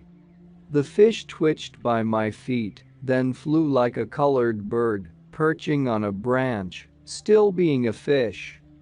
The scene was so outlandish that my dreaming attention was galvanized. I instantly knew it was a scout. A second later, when the fish bird turned into a point of light, I shouted my intent to follow it, and, just as Don Juan had said, off I went into another world. I flew through a seemingly dark tunnel as if I were a weightless flying insect. The sensation of a tunnel ended abruptly. It was exactly as if I had been spewed out of a tube, and the impulse had left me smack against an immense physical mass. I was almost touching it. I could not see the end of it in any direction I looked. The entire thing reminded me so much of science fiction movies that I was utterly convinced I was constructing the view of that mass myself, as one constructs a dream. Why not? The thought I had was that, after all, I was asleep, dreaming. I settled down to observe the details of my dream. What I was viewing looked very much like a gigantic sponge. It was porous and cavernous. I could not feel its texture, but it looked rough and fibrous. It was dark brownish in color. Then I had a momentary jolt of doubt about that silent mass being just a dream. What I was facing did not change shape. It did not move either. As I looked at it fixedly, I had the complete impression of something real but stationary. It was planted somewhere, and it had such a powerful attraction that I was incapable of deviating my dreaming attention to examine anything else, including myself. Some strange force, which I had never before encountered in my dreaming, had me riveted down. Then I clearly felt that the mass released my dreaming attention. All my awareness focused on the scout that had taken me there. It looked like a firefly in the darkness, hovering over me, by my side. In its realm, it was a blob of sheer energy. I was able to see its energetic sizzling. It seemed to be conscious of me. Suddenly, it lurched onto me and tugged me or prodded me. I did not feel its touch, yet I knew it was touching me. That sensation was startling and new. It was as if a part of me that was not there had been electrified by that touch. Ripples of energy went through it, one after another. From that moment on, everything in my dreaming became much more real. I had a very difficult time keeping the idea that I was dreaming a dream. To this difficulty, I had to add the certainty I had that with its touch the scout had made an energetic connection with me. I knew what it wanted me to do the instant it seemed to tug me or shove me. The first thing it did was to push me through a huge cavern or opening into the physical mass I had been facing. Once I was inside that mass, I realized that the interior was as homogeneously porous as the outside, but much softer looking, as if the roughness had been sanded down. What I was facing was a structure that looked something like the enlarged picture of a beehive. There were countless geometric-shaped tunnels going in every direction. Some went up or down, or to my left or my right. They were at angles with one another, or going up or down on steep or mild inclines. The light was very dim, yet everything was perfectly visible. The tunnels seemed to be alive and conscious. They sizzled. I stared at them, and the realization that I was seeing hit me. Those were tunnels of energy. At the instant of this realization, the voice of the dreaming emissary roared inside my ears, so loudly I could not understand what it said. "Lower it down," I yelled with unusual impatience, and became aware that if I spoke, I blocked my view of the tunnels and entered into a vacuum where all I could do was hear.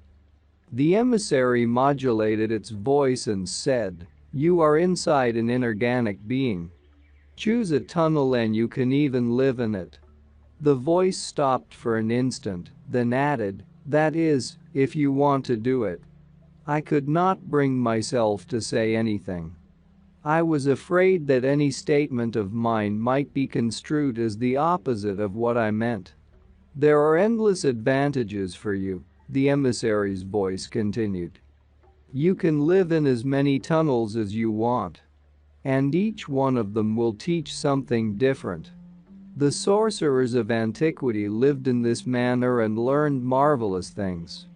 I sensed without any feeling that the scout was pushing me from behind. It appeared to want me to move onward. I took the tunnel to my immediate right. As soon as I was in it, something made me aware that I was not walking on the tunnel, I was hovering in it, flying. I was a blob of energy no different from the scout. The voice of the emissary sounded inside my ears again. "Yes, you are just a blob of energy," it said. Its redundancy brought me an intense relief. "And you are floating inside one inorganic being," it went on.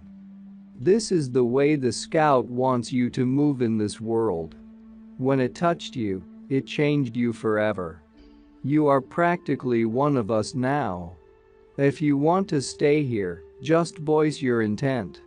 The emissary stopped talking, and the view of the tunnel returned to me. But when it spoke again, something had been adjusted. I did not lose sight of that world, and I still could hear the emissary's voice.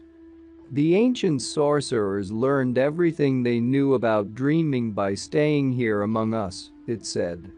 I was going to ask if they had learned everything they knew by just living inside those tunnels, but before I voiced my question, the emissary answered it. "Yes, they learned everything by just living inside the inorganic beings," it said. To live inside them, all the old sorcerers had to do was say they wanted to, just like all it took for you to get here was to voice your intent, loud and clear. The scout pushed against me to signal me to continue moving. I hesitated, and it did something equivalent to shoving me with such a force that I shot like a bullet through endless tunnels. I finally stopped because the scout stopped. We hovered for an instant, then we dropped into a vertical tunnel. I did not feel the drastic change of direction. As far as my perception was concerned, I was still moving seemingly parallel to the ground. We changed directions many times with the same perceptual effect on me.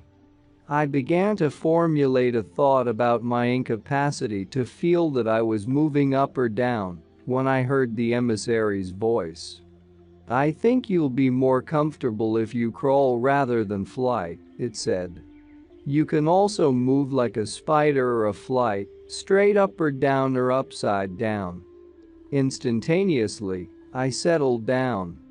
It was as if I had been fluffy, and suddenly I got some weight, which grounded me. I could not feel the tunnel's walls, but the emissary was right about my being more comfortable when crawling. "In this world you don't have to be pinned down by gravity," it said. Of course, I was able to realize that myself. "You don't have to breathe either," the voice went on. "And, for your convenience alone, you can retain your eyesight and see as you see in your world." The emissary seemed to be deciding whether to add more. It coughed, just like a man clearing his throat, and said, "The eyesight is never impaired, Therefore, a dreamer always speaks about his dreaming in terms of what he sees. The scout pushed me into a tunnel to my right. It was somehow darker than the others. To me, at a preposterous level, it seemed cozier than the others, more friendly or even known to me. The thought crossed my mind that I was like that tunnel or that the tunnel was like me. "You two have met before," the emissary's voice said. "I beg your pardon," I said. I had understood what it said, but the statement was incomprehensible. "You two wrestled, and because of that you now carry each other's energy." I thought that the emissary's voice carried a touch of malice or even sarcasm. "No, it isn't sarcasm," the emissary said. "I am glad that you have relatives here among us." "What do you mean by relatives?" I asked. "Shared energy makes kinship," it replied. "Energy is like blood." I was unable to say anything else. I clearly felt pangs of fear. "Fear is something that is absent in this world," the emissary said. And that was the only statement that was not true. My dreaming ended there. I was so shocked by the vividness of everything, and by the impressive clarity and continuity of the emissary's statements, that I could not wait to tell Don Juan. It surprised and disturbed me that he did not want to hear my account. He did not say so, but I had the impression that he believed all of it had been a product of my indulging personality. "Why are you behaving like this with me?" I asked. "Are you displeased with me?" "No. I am not displeased with you," he said. "The problem is that I can't talk about this part of your dreaming. You are completely by yourself in this case. I have said to you that inorganic beings are real. You are finding out how real they are. But what you do with this finding is your business, yours alone. Someday you'll see the reason for my staying away. But isn't there something you can tell me about that dream?" I insisted. "What I can say is that it wasn't a dream. It was a journey into the unknown. A necessary journey, I may add, and an ultra-personal one." He changed the subject then and began to talk about other aspects of his teachings. From that day on, in spite of my fear and Don Juan, now, if I chose to turn the scouts into quasi-known objects, they stayed even longer, changing shapes erratically. But if I followed them, by revealing out loud my intent to go with them, the scouts veritably transported my dreaming attention to a world beyond what I can normally imagine. Don Juan had said that inorganic beings are always poised to teach. But he had not told me that dreaming is what they are poised to teach. He had stated that the dreaming emissary, since it is a voice, listening to what it said, I understood the old sorcerer, bend your fingers slightly and press the crystals or pebbles with them. The emissary said that metal pins, if they were the size and width of one's fingers, were equally effective. The procedure consisted of pressing at least 3 thin items between the fingers of each hand and creating an almost painful pressure in the hands. This pressure had the strange property of shutting off the internal dialogue. The emissary's expressed preference was for quartz crystals. It said that they gave the best results, although with practice anything was suitable. Falling asleep at a moment of total silence guarantees a perfect entrance into dreaming, said the emissary's voice, and it also guarantees the enhancing of one's dreaming attention. Dreamers should wear a gold ring, said the emissary to me another time, preferably fitted a bit tight. The emissary's explanation was that such a ring serves as a bridge for surfacing from dreaming back into the daily world, or for sinking from our daily awareness into the inorganic being's realm. How does this bridge work? I asked. I had not understood what was involved. The contact of the fingers on the ring lays the bridge down, the emissary said. If a dreamer comes into my world wearing a ring, that ring attracts the energy of my world and keeps it, and when it's needed, that energy transports the dreamer back to this world by the ring releasing it into the dreamer's fingers. The pressure of that ring around a finger serves equally well to ensure a dreamer's return to his world. It gives him a constant, familiar sense on his finger. During another dreaming session, the emissary said that our skin is the perfect organ for transposing energy waves from the mode of the daily world to the mode of the inorganic beings, and vice versa. It recommended that I keep my skin cool and free from pigments or oils. It also recommended that dreamers wear a tight belt or headband or necklace to create a pressure point that serves as a skin center of energy exchange. The emissary explained that the skin automatically screens energy, and that what we need to do to make the skin not only screen, but exchange energy from one mode to the other, is to express our intent out loud, in dreaming. One day the emissary's voice gave me a fabulous bonus. It said that, in order to ensure the keenness and accuracy of our dreaming attention, we must bring it from behind the roof of the mouth, where an enormous reservoir of attention is located in all human beings. The emissary's specific directions were to practice and learn the discipline and control necessary to press the tip of the tongue on the roof of the mouth while dreaming. This task is as difficult and consuming, the emissary said, as finding one's hands in a dream. But, once it is accomplished, this task gives the most astounding results in terms of controlling the dreaming attention. I received a profusion of instructions on every conceivable subject, instructions that I promptly forgot if they were not endlessly repeated to me. I sought Don Juan's advice on how to resolve this problem of forgetting. His comment was as brief as I had expected. Focus only on what the emissary tells you about dreaming, he said. Whatever the emissary's voice repeated enough times, I grasped with tremendous interest and fervor. Faithful to Don Juan's recommendation, I only followed its guidance when it referred to dreaming, and I personally corroborated the value of its instruction. The most vital piece of information for me was that the dreaming attention comes from behind the roof of the mouth. It took a great deal of effort on my part to feel in dreaming that I was pressing the roof of my mouth with the tip of my tongue. Once I accomplished this, my dreaming attention took on a life of its own and became, I may say, keener than my normal attention to the daily world. It did not take much for me to deduce how deep must have been the involvement of the old sorcerers with the inorganic beings. Don Juan's commentaries and warnings about the danger of such an involvement became more vital than ever. I tried my best to live up to his standards of self-examination with no indulgence.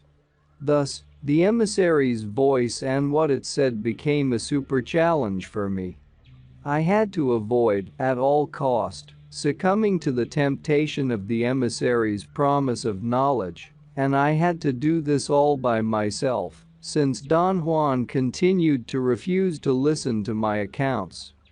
You must give me at least a hint about what I should do, I insisted on one occasion when I was bold enough to ask him.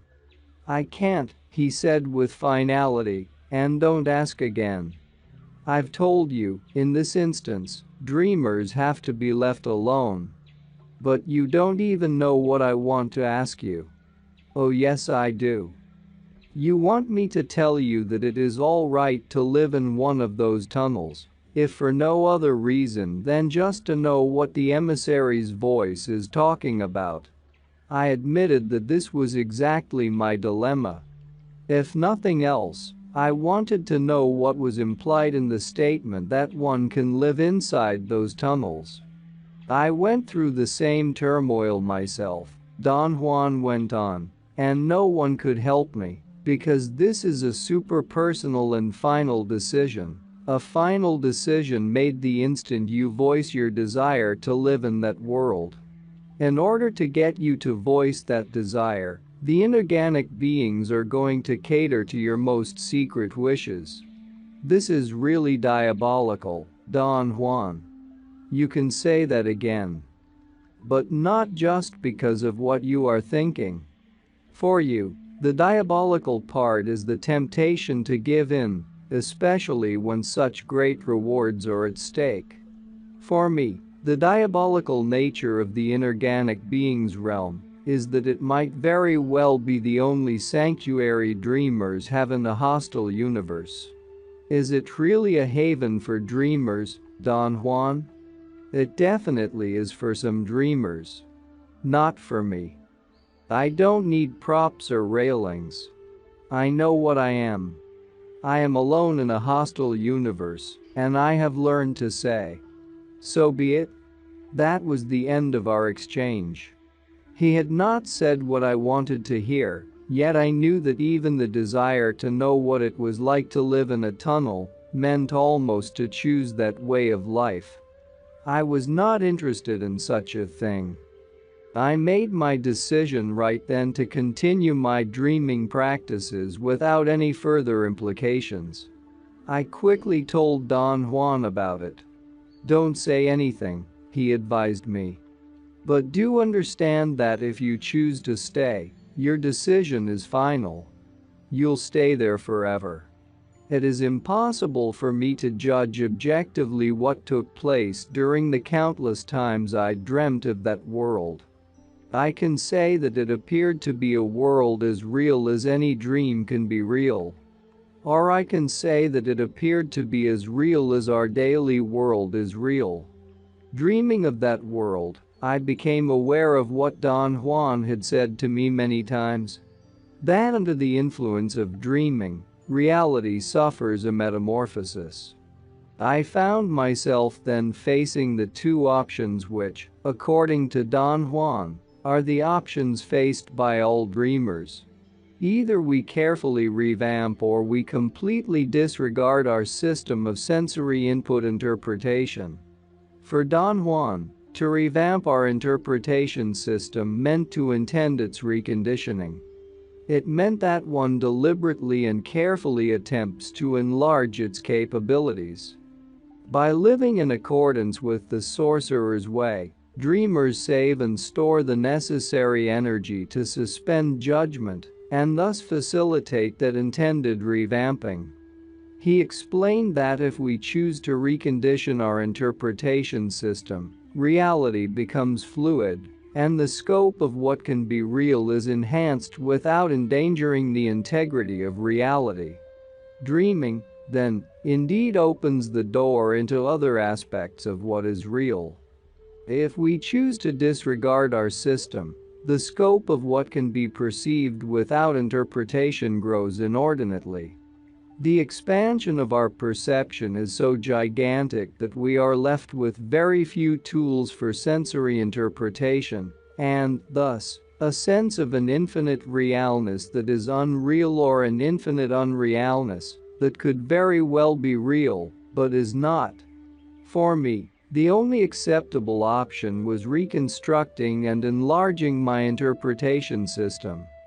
In dreaming the inorganic being's realm, I was faced with the consistence of that world from dream to dream, from isolating the scouts through listening to the dreaming emissary's voice to going through tunnels. I went through them without feeling anything, yet being aware that space and time were constant, although not in terms discernible by rationality under normal conditions. However, by noticing the difference or the absence or profusion of detail in each tunnel, or by noticing the sense of distance between tunnels, or by noticing the apparent length or width of each tunnel in which I traveled, I arrived at a sense of objective observation. The area where this reconstruction of my interpretation system had the most dramatic effect was the knowledge of how I related to the world of the inorganic beings. In that world, which was real to me, I was a blob of energy. Thus, I could whiz in the tunnels, like a fast-moving light, or I could crawl on their walls, like an insect. If I flew, a voice told me not arbitrary but consistent information about details on the walls on which I had focused my dreaming attention. Those details were intricate protuberances, like the Braille system of writing.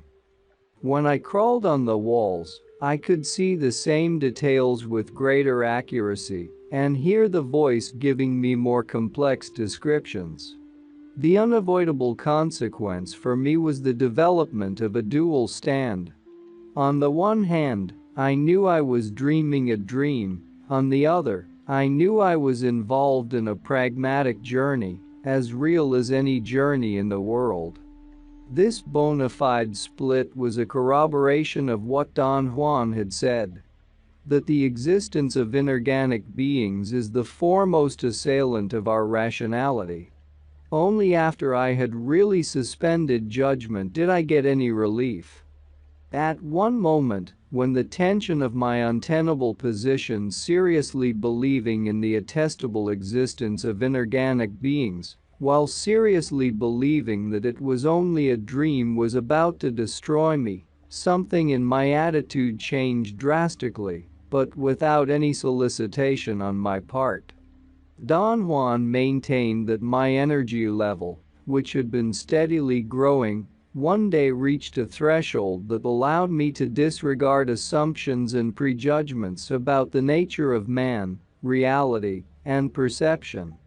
That day I became enamored with knowledge, regardless of logic or functional value, and, above all, regardless of personal convenience. When my objective inquiry into the subject of inorganic beings no longer mattered to me, Don Juan himself brought up the subject of my dream journey into that world.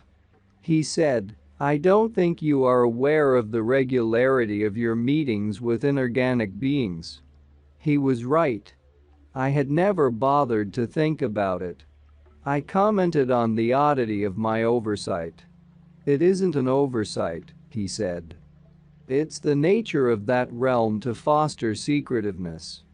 Inorganic beings veil themselves in mystery, darkness. Think about their world. Stationary, fixed to draw us like moths to a light or a fire. There is something the emissary hasn't dared to tell you so far. That the inorganic beings are after our awareness or the awareness of any being that falls into their nets. They'll give us knowledge, but they'll extract a payment. Our total being." "Do you mean, Don Juan, that the inorganic beings are like fishermen?" "Exactly. At one moment, the emissary will show you men who got caught in there or other beings that are not human, that also got caught in there. Revulsion and fear should have been my response. Don Juan's revelations affected me deeply, but in the sense of creating uncontainable curiosity. I was nearly panting. "Inorganic beings can't force anyone to stay with them," Don Juan went on. "To live in their world is a voluntary affair. Yet they are capable of imprisoning any one of us by catering to our desires, by pampering and indulging us. Beware of awareness that is immobile. Awareness like that has to seek movement, and it does this, as I've told you, by creating projections, phantasmagorical projections at times." I asked Don Juan to explain what phantasmagorical projections meant. He said that inorganic beings hook onto dreamers' innermost feelings and play them mercilessly. They create phantoms to please dreamers or frighten them. He reminded me that I had wrestled with one of those phantoms. He explained that inorganic beings are superb projectionists who delight in projecting themselves like pictures on the wall. The old sorcerers were brought down by their inane trust in those projections, he continued. The old sorcerers believed their allies had power. They overlooked the fact their allies were tenuous energy projected through worlds, like in a cosmic movie. You are contradicting yourself, Don Juan. You yourself said that the inorganic beings are real. Now you tell me that they are mere pictures. I meant to say that the inorganic beings in our world are like moving pictures projected on a screen, and I may even add that they are like moving pictures of rarefied energy projected through the boundaries of two worlds. But what about inorganic beings in their world? Are they also like moving pictures? Not a chance. That world is as real as our world. The old sorcerers portrayed the inorganic being's world as a blob of caverns and pores, floating in some dark space. And they portrayed the inorganic beings as hollow canes bound together, like the cells of our bodies. The old sorcerers called that immense bundle the labyrinth of penumbra. Then every dreamer sees that world in the same terms, right? Of course. Every dreamer sees it as it is. Do you think you are unique? I confess that something in that world had been giving me all along the sensation I was unique. What created this most pleasant and clear feeling of being exclusive was not the voice of the dreaming emissary or anything I could consciously think about. That's exactly what floored the old sorcerers, Don Juan said. The inorganic beings did to them what they are doing to you now. They created for them the sense of being unique, exclusive, plus a more pernicious sense yet. The sense of having power. Power and uniqueness are unbeatable as corrupting forces. Watch out. How did you avoid the danger yourself, Don Juan? I went to that world a few times, and then I never went back. Don Juan explained that in the opinion of sorcerers, the universe is predatorial, and sorcerers more than anyone else have to take this into account in their daily sorcery activities. His idea was that consciousness is intrinsically compelled to grow, and the only way it can grow is through strife, through life or death confrontations. The awareness of sorcerers grows when they do dreaming, he went on. And the moment it grows, something out there acknowledges its growth, recognizes it and makes a bid for it. The inorganic beings are the bidders for that new, enhanced awareness. Dreamers have to be forever on their toes. They are prey the moment they venture out in that predatorial universe. What do you suggest I do to be safe, Don Juan? Be on your toes every second. Don't let anything or anybody decide for you. Go to the inorganic being's world only when you want to go. Honestly, Don Juan, I wouldn't know how to do that. Once I isolate a scout, a tremendous pull is exerted on me to go. I don't have a chance in hell to change my mind. Come on. Who do you think you're kidding? You can definitely stop it. You haven't tried to, that's all. I earnestly insisted that it was impossible for me to stop. He did not pursue the subject any longer, and I was thankful for that. A disturbing feeling of guilt had begun to gnaw at me.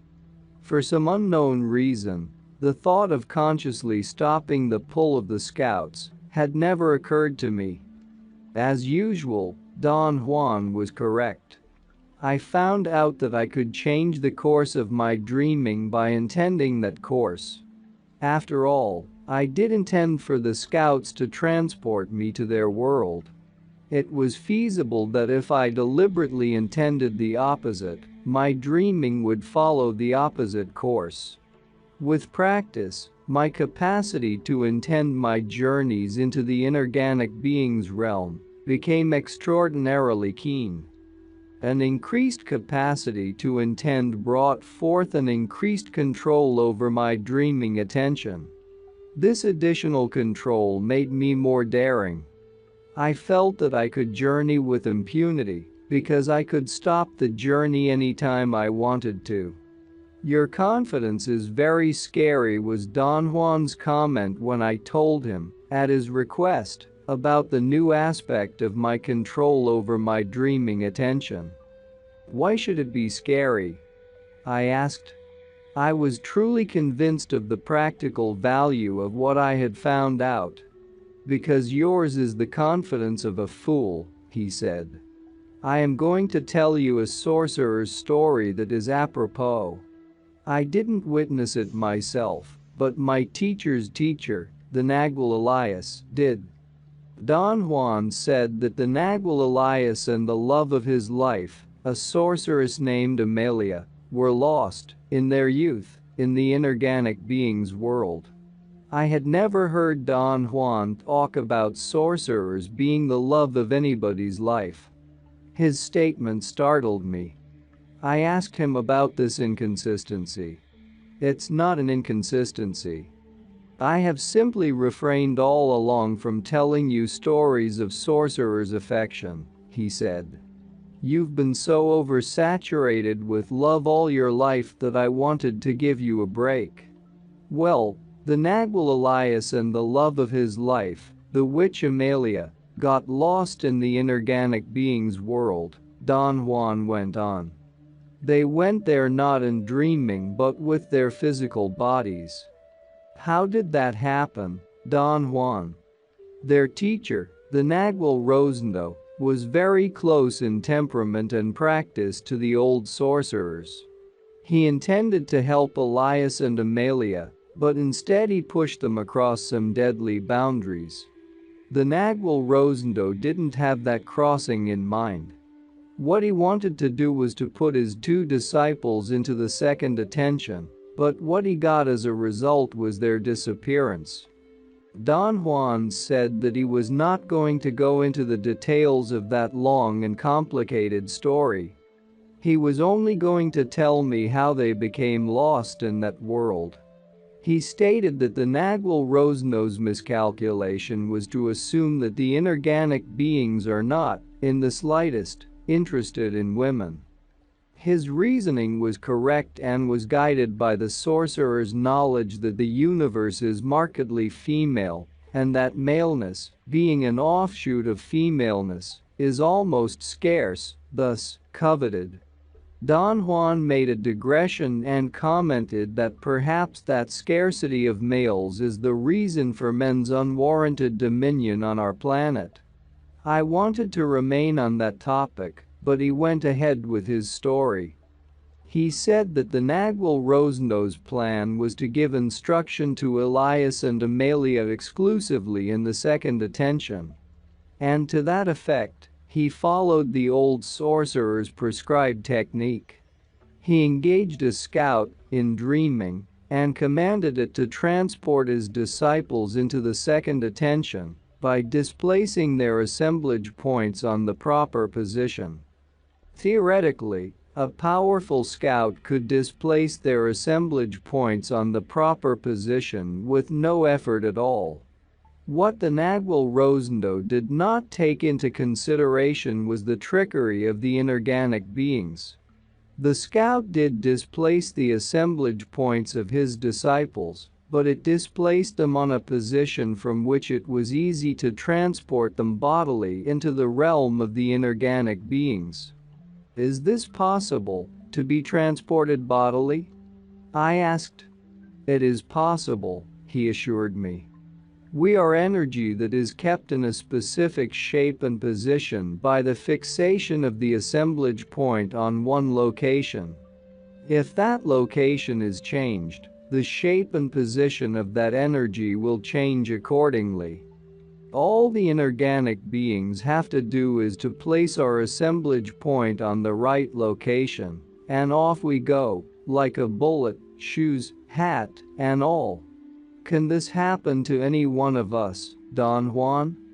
Most certainly. Especially if our sum total of energy is right. Obviously, the sum total of the combined energies of Elias and Amelia was something the inorganic beings couldn't overlook. It is absurd to trust the inorganic beings. They have their own rhythm, and it isn't human. I asked Don Juan what exactly the Nagual Rosendo did to send his disciples to that world. I knew it was stupid of me to ask, knowing that he was going to ignore my question. My surprise was genuine when he began to tell me. The steps are simplicity itself, he said. He put his disciples inside a very small, closed space, something like a closet.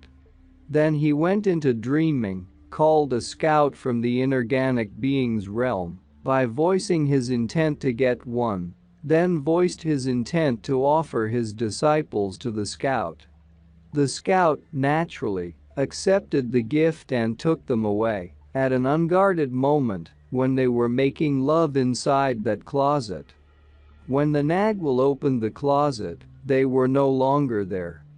Don Juan explained that making gifts of their disciples to the inorganic beings was precisely what the old sorcerers used to do.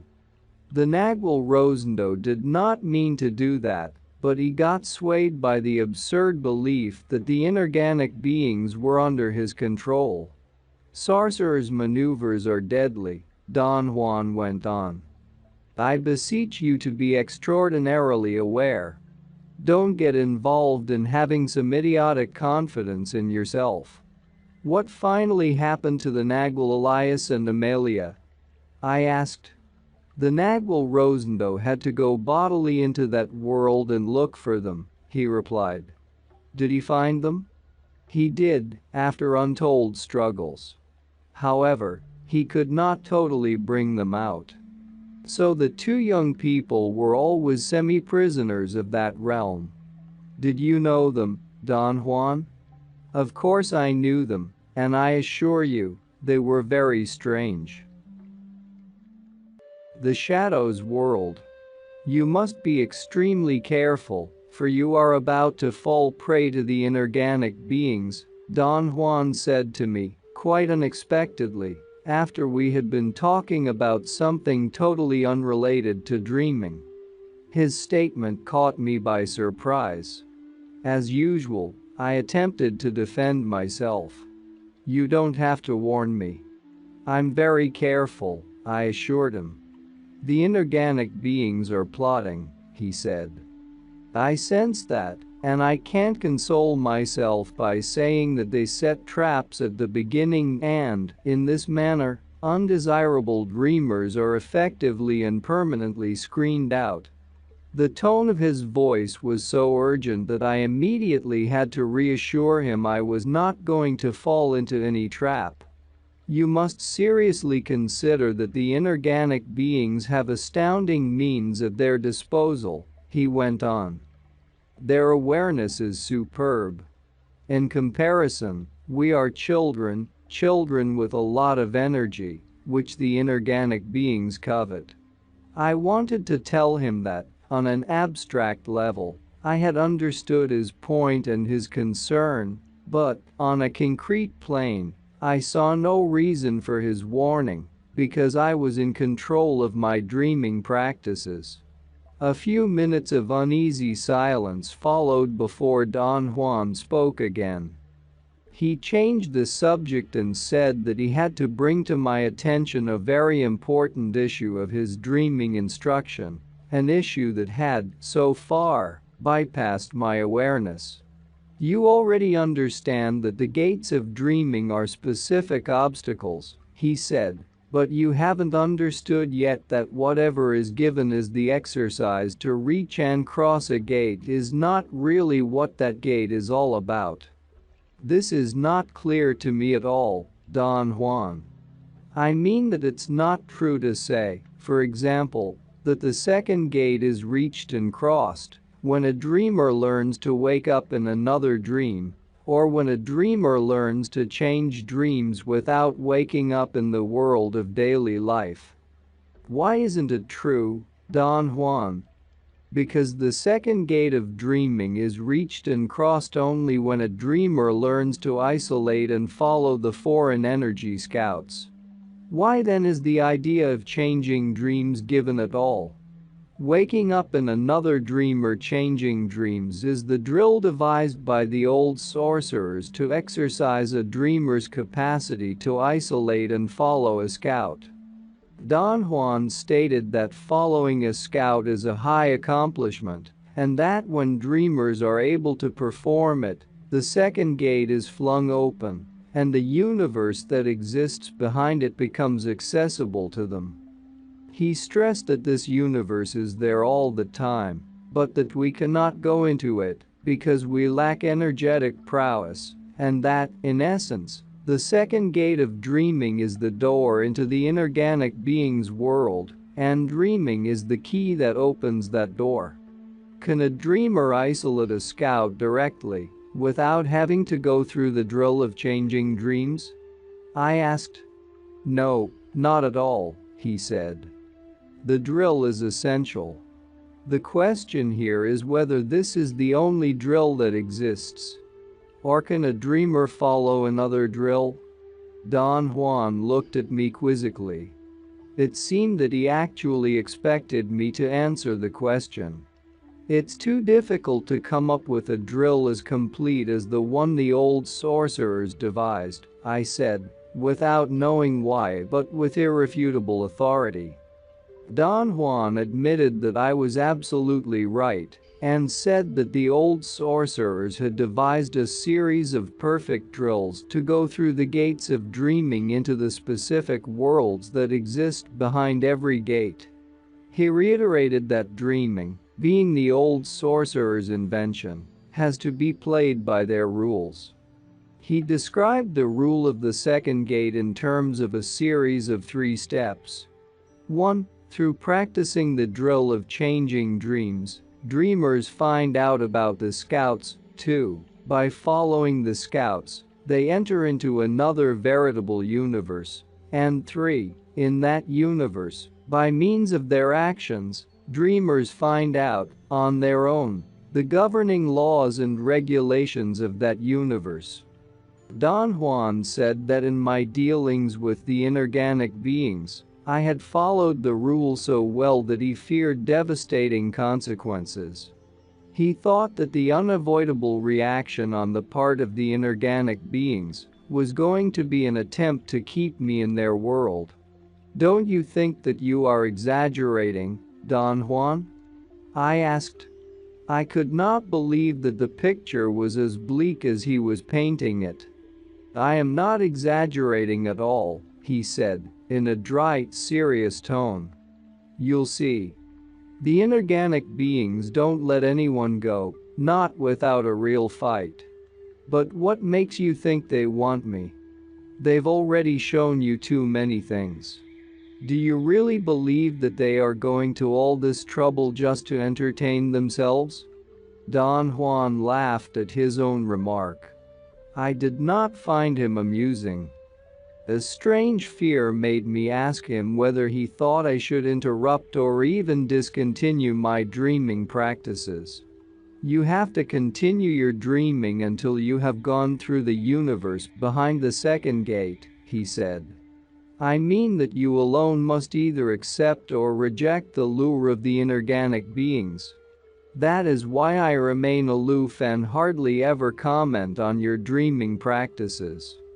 I confessed to him that I had been at a loss to explain why he was so generous in elucidating other aspects of his knowledge and so miserly with dreaming.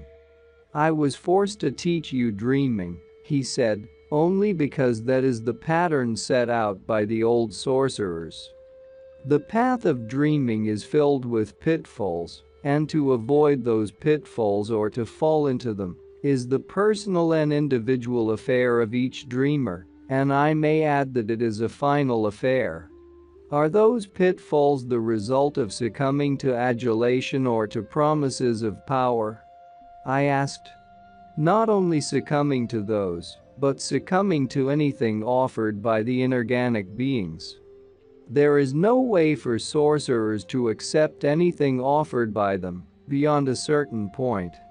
And what is that certain point, Don Juan? That point depends on us as individuals. The challenge is for each of us to take only what is needed from that world, nothing more. To know what's needed is the virtuosity of sorcerers, but to take only what's needed is their highest accomplishment.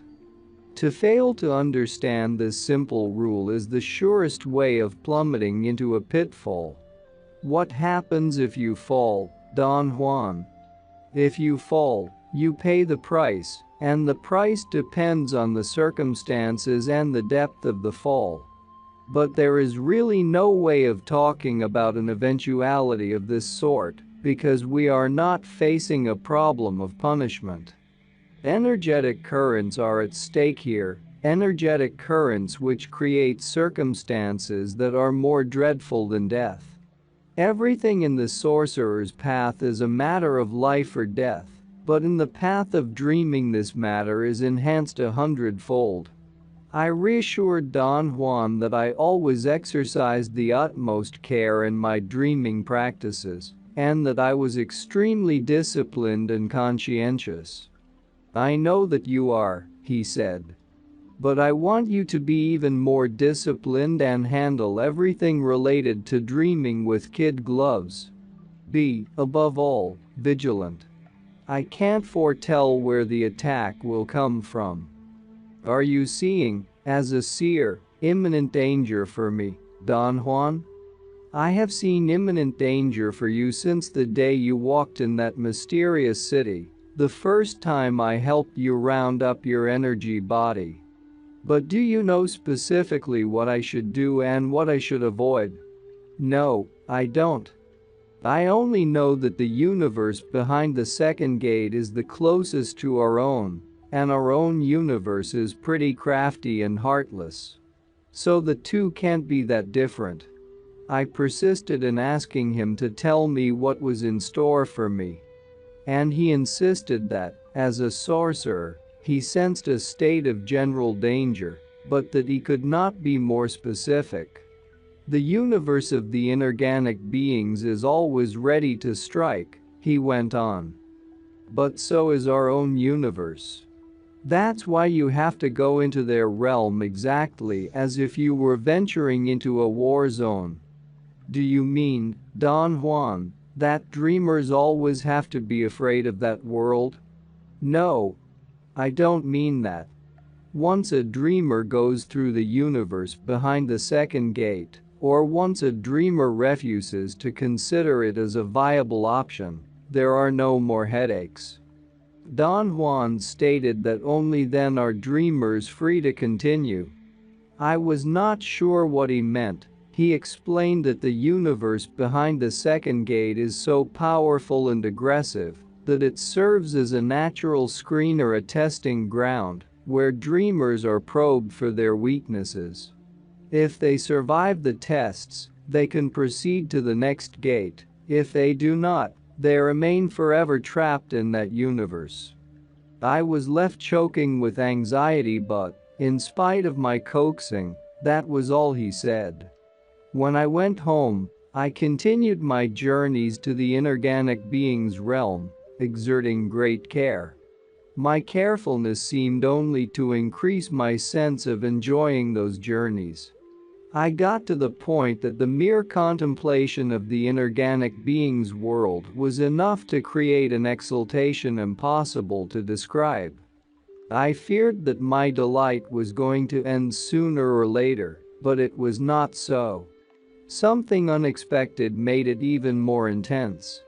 On one occasion, a scout guided me very roughly through countless tunnels, as if searching for something, or as if it were trying to draw all my energy out and exhaust me. By the time it finally stopped, I felt as if I had run a marathon. I seemed to be at the edge of that world. There were no more tunnels, only blackness all around me.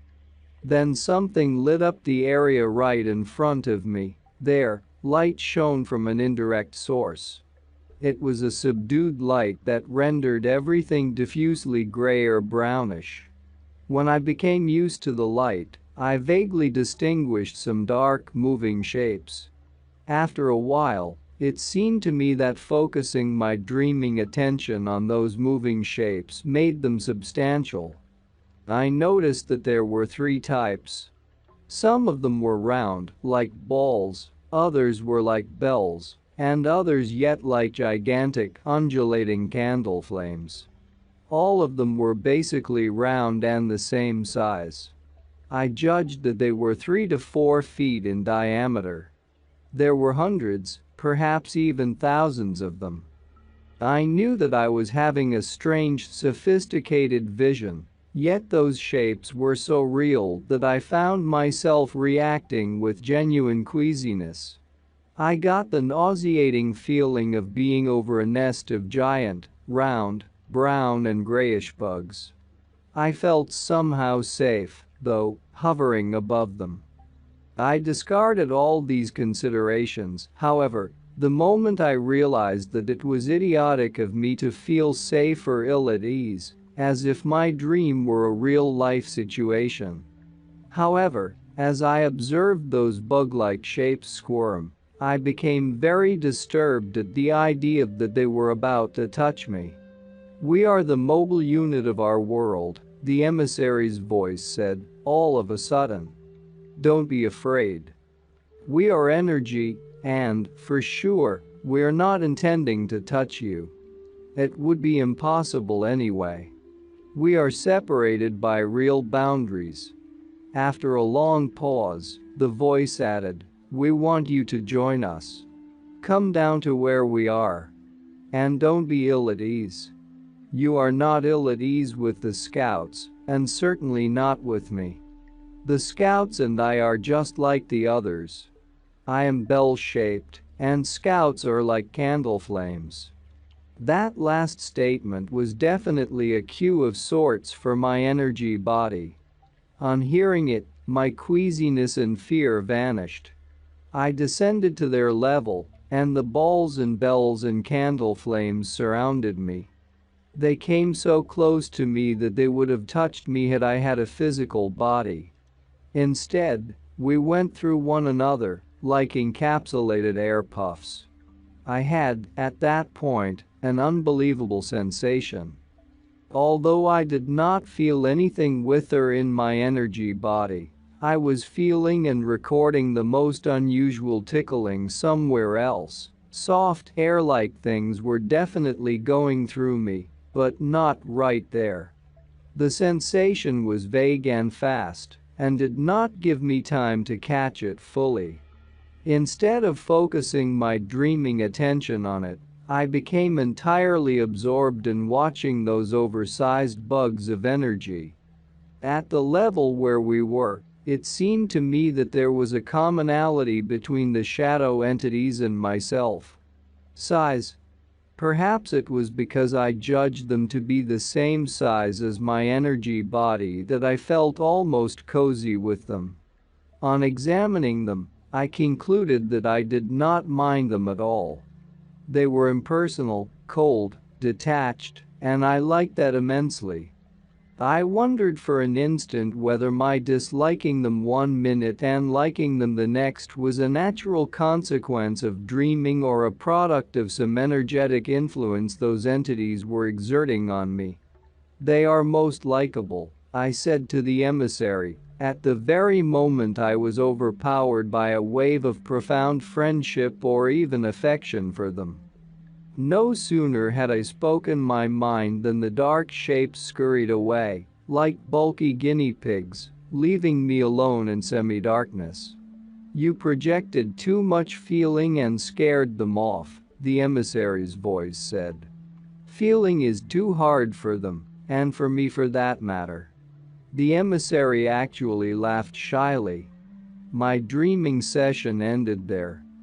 On awakening, My first reaction was to pack my bag to go to Mexico and see Don Juan. However, an unexpected development in my personal life made it impossible for me to travel, in spite of my frantic preparations to leave. The anxiety resulting from this setback interrupted my dreaming practices altogether. I did not engage my conscious volition to stop them. I had unwittingly put so much emphasis on this specific dream that I simply knew if I could not get to Don Juan, there was no point in continuing dreaming. After an interruption that lasted over half a year, I became more and more mystified by what had happened. I had no idea that my feelings alone were going to stop my practices. I wondered then if the desire would be sufficient to reinstate it. It was. Once I had formulated the thought of re-entering dreaming, my practices continued as if they had never been interrupted. The scout picked up where we had left off and took me directly to the vision I'd had during my last session. "This is the Shadow's world," the emissary's voice said as soon as I was there. "But, even though we are shadows, we shed light. Not only are we mobile but we are the light in the tunnels. We are another kind of inorganic being that exists here. There are three kinds. One is like an immobile tunnel, the other is like a mobile shadow. We are the mobile shadows. The tunnels give us their energy, and we do their bidding." The emissary stopped talking. I felt it was daring me to ask about the third kind of inorganic being. I also felt that if I did not ask, the emissary would not tell me. "What's the third kind of inorganic being?" I said. The emissary coughed and chuckled. To me, it sounded like a trellished being asked. "Oh, that's our most mysterious feature," it said. "The third kind is revealed to our visitors only when they choose to stay with us." "Why is that so?" I asked. "Because it takes a great deal of energy to see them," the emissary answered. "And we would have to provide that energy." I knew that the emissary was telling me the truth. I also knew that a horrendous danger was lurking. Yet I was driven by a curiosity without limits. I wanted to see that third kind.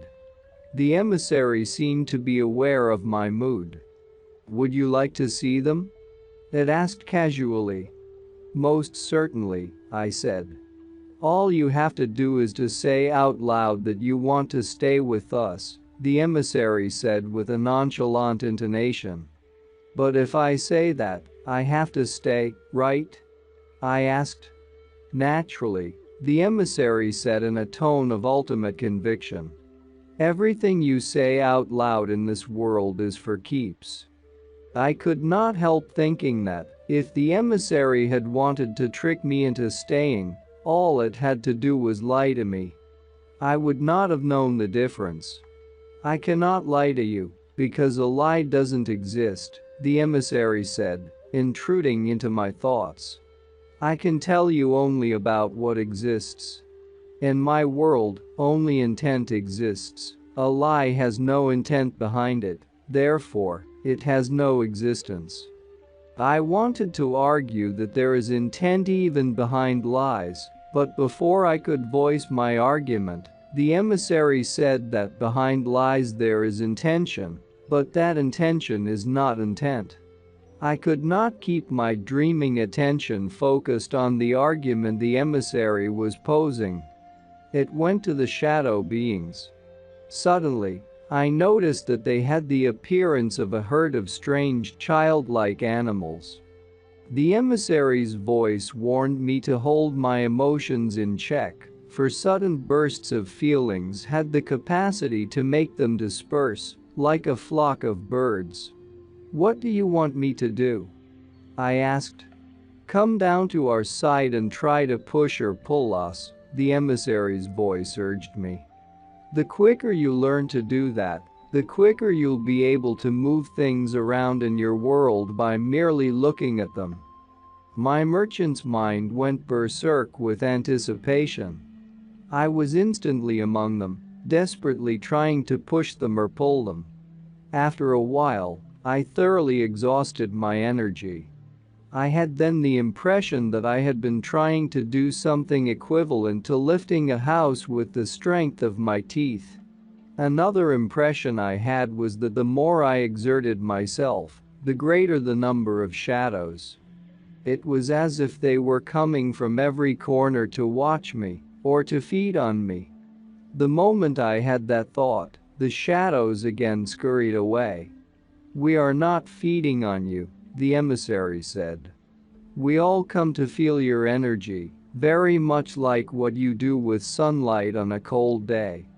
The emissary urged me to open up to them by canceling out my suspicious thoughts. I heard the voice, and, as I listened to what it was saying, I realized that I was hearing, feeling, and thinking exactly as I do in my daily world. I slowly turned to see around me. Taking the clarity of my perception as a gauge, I concluded that I was in a real world. The emissary's voice sounded in my ears. It said that for me the only difference between perceiving my world and perceiving theirs was that perceiving their world started and ended in the blink of an eye. Perceiving mine did not, because my awareness, together with the awareness of an immense number of beings like me, who held my world in place with their intent, was fixed on my world.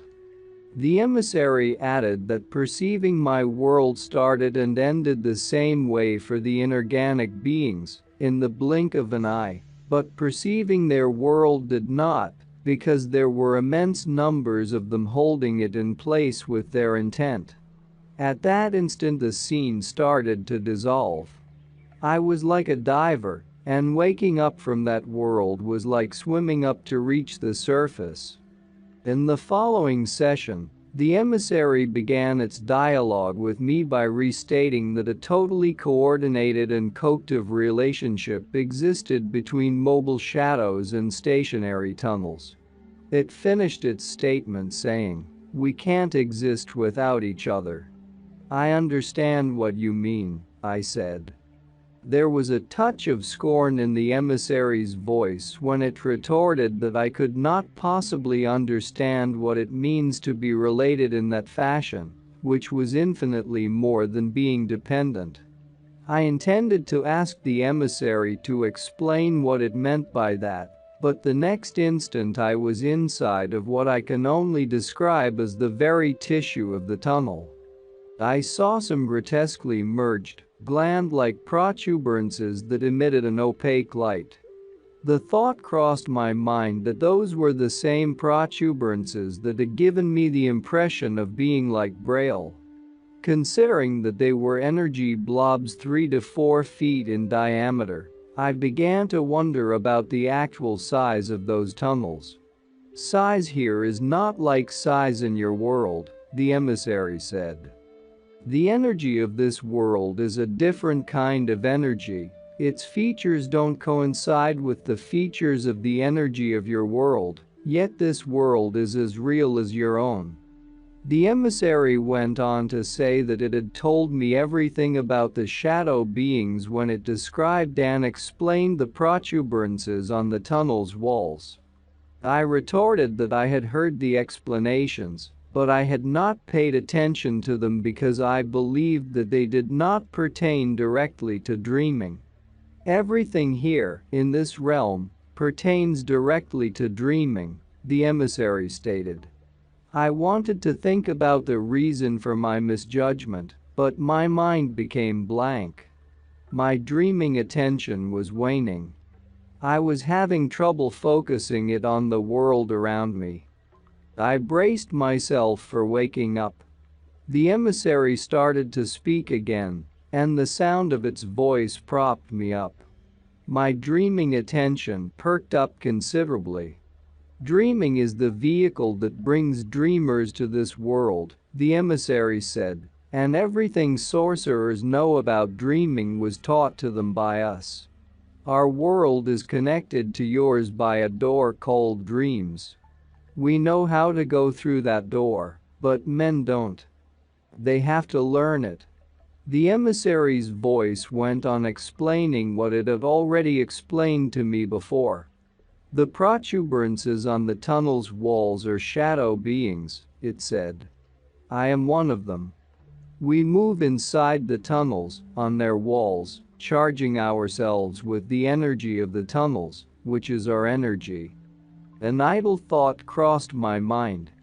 I was really incapable of conceiving a symbiotic relationship such as the one I was witnessing. If you would stay among us, you would certainly learn to feel what it is like to be connected as we are connected, the emissary said. The emissary seemed to be waiting for my reply. I had the feeling that what it really wanted was for me to say that I had decided to stay. How many shadow beings are in each tunnel? I asked to change the mood and immediately regretted it, because the emissary began to give me a detailed account of the numbers and functions of the shadow beings in each tunnel. It said that each tunnel had a specific number of dependent entities, which performed specific functions, having to do with the needs and expectations of the supporting tunnels. I did not want the emissary to go into more detail. I reasoned that the less I knew about the tunnel and shadow beings, the better off I was. The instant I formulated that thought, the emissary stopped, and my energy body jerked as if it had been pulled by a cable. The next moment, I was fully awake, in my bed. From then on, I had no more fears that could have interrupted my practices.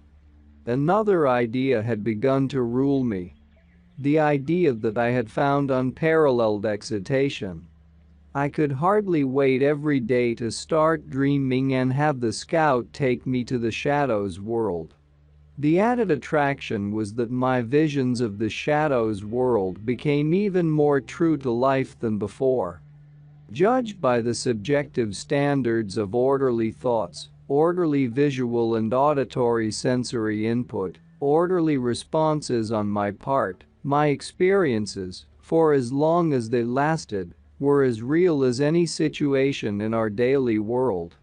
Never had I had perceptual experiences in which the only difference between my visions and my everyday world was the speed with which my visions ended. One instant I was in a strange real world, and the next instant I was in my bed. I craved Don Juan's commentaries and explanations, but I was still marooned in Los Angeles. The more I considered my situation, the greater my anxiety. I even began to sense that something in the inorganic being's realm was brewing at tremendous speed. As my anxiety grew, my body entered into a state of profound fright, although my mind was ecstatic in the contemplation of the shadows world. To make things worse, the dreaming emissary's voice lapsed into my daily consciousness. One day while I was attending a class at the university, I heard the voice say, over and over, that any attempt on my part to end my dreaming practices would be deleterious to my total aims. It argued that warriors do not shy away from a challenge, and that I had no valid rationale for discontinuing my practices. I agreed with the emissary. I had no intention of stopping anything, and the voice was merely reaffirming what I felt. Not only did the emissary change, but a new scout appeared on the scene. On one occasion, before I had begun to examine the items of my dream, a scout literally jumped in front of me and aggressively captured my dreaming attention. The notable feature of this scout was that it did not need to go through any energetic metamorphosis. It was a blob of energy from the start. In the blink of an eye, the scout transported me, without my having to voice my intent to go with it, to another part of the inorganic being's realm. The world of the saber-toothed tigers. I have described in my other works glimpses of those visions. I say glimpses because I did not have sufficient energy then to render these perceived worlds comprehensible to my linear mind. My nightly visions of the saber-toothed tigers occurred regularly for a long time, until one night when the aggressive scout that had taken me for the first time to that realm suddenly appeared again.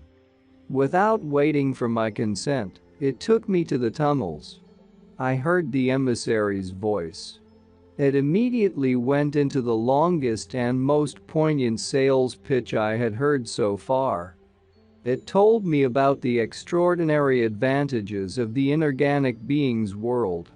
It spoke of acquiring knowledge that would definitely stagger the mind, and about acquiring it by the simplest act of staying in those marvelous tunnels. It spoke of incredible mobility, of endless time to find things, and, above all, of being pampered by cosmic servants that would cater to my slightest whims. Aware beings from the most unbelievable corners of the cosmos stay with us, the emissary said, ending its talk. And they love their stay with us. In fact, no one wants to leave. The thought that crossed my mind at that moment was that servitude was definitely antithetical to me. I had never been at ease with servants or with being served. The scout took over and made me glide through many tunnels. It came to a halt in a tunnel that seemed somehow larger than the others. My dreaming attention became riveted on die size and configuration of that tunnel, and it would have stayed glued there had I not been made to turn around. My dreaming attention focused then on a blob of energy a bit bigger than the shadow entities. It was blue, like the blue in the center of a candle's flame. I knew that this energy configuration was not a shadow entity, and that it did not belong there. I became absorbed in sensing it. The scout signaled me to leave, but something was making me impervious to its cues. I remained, uneasily, where I was. However, the scout's signaling broke my concentration, and I lost sight of the blue shape. Suddenly, a considerable force made me spin around and put me squarely in front of the blue shape. As I gazed at it, it turned into the figure of a person. Very small, slender, delicate, almost transparent. I desperately attempted to determine whether it was a man or a woman, but, hard as I tried, I could not. My attempts to ask the emissary failed. It flew away quite abruptly, leaving me suspended in that tunnel, facing now an unknown person. I tried to talk to that person the way I talked to the emissary. I got no response. I felt a wave of frustration at not being able to break the barrier that separated us. Then I was besieged by the fear of being alone with someone who might have been an enemy. I had a variety of reactions triggered by the presence of that stranger. I even felt elation, because I knew that the scout had finally shown me another human being caught in that world. I only despaired at the possibility that we were not able to communicate, perhaps because that stranger was one of the sorcerers of antiquity and belonged to a time different from mine. The more intense my elation and curiosity, the heavier I became, until a moment in which I was so massive that I was back in my body and back in the world. I found myself in Los Angeles, in a park by the University of California. I was standing on the grass, right in the line of people playing golf. The person in front of me had solidified at the same rate. We stared at each other for a fleeting instant. It was a girl, perhaps 6 or 7 years old. I thought I knew her. On seeing her, My elation and curiosity grew so out of proportion that they triggered a reversal. I lost mass so fast that in another instant I was again a blob of energy in the inorganic being's realm. The scout came back for me and hurriedly pulled me away. I woke up with a jolt of fright. In the process of surfacing into the daily world, something had let a message slip through. My mind went into a frenzy trying to put together what I knew or thought I knew. I spent more than 48 continuous hours attempting to get at a hidden feeling or a hidden knowledge that had gotten stuck to me. The only success I had was to sense a force I fancied it to be outside my mind or my body that told me not to trust my dreaming anymore. After a few days, a dark and mysterious certainty began to get hold of me, a certainty that grew by degrees, until I had no doubt about its authenticity. I was sure that the blue blob of energy was a prisoner in the inorganic being's realm. I needed Don Juan's advice more desperately than ever. I knew that I was throwing years of work out the window, but I couldn't help it. I dropped everything I was doing and ran to Mexico. "What do you really want?" Don Juan asked me as a way to contain my hysterical babbling. I could not explain to him what I wanted because I did not know it myself. "Your problem must be very serious to make you run like this," Don Juan said with a pensive expression. "It is, in spite of the fact that I can't figure out what my problem really is," I said. He asked me to describe my dreaming practices in all the detail that was pertinent. I told him about my vision of the little girl and how it had affected me at an emotional level. He instantly advised me to ignore the event and regard it as a blatant attempt, on the part of the inorganic beings, to cater to my fantasies. He remarked that if dreaming is overemphasized, it becomes what it was for the old sorcerers: a source of inexhaustible indulging. For some inexplicable reason, I was unwilling to tell Don Juan about the realm of the shadow entities. It was only when he discarded my vision of the little girl that I felt obliged to describe to him my visits to that world. He was silent for a long time, as if he were overwhelmed. When he finally spoke, he said, "You are more alone than I thought, because I can't discuss your dreaming practices at all. You are at the position of the old sorcerers. All I can do is to repeat to you that you must exercise all the care you are able to muster up." "Why do you say that I am at the position of the old sorcerers?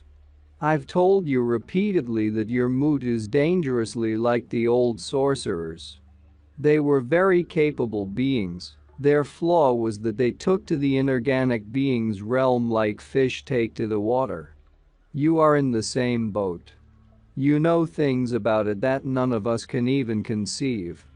For instance, I never knew about the Shadows world, neither did the Nagual Julian or the Nagual Elias, in spite of the fact that he spent a long time in the world of the inorganic beings.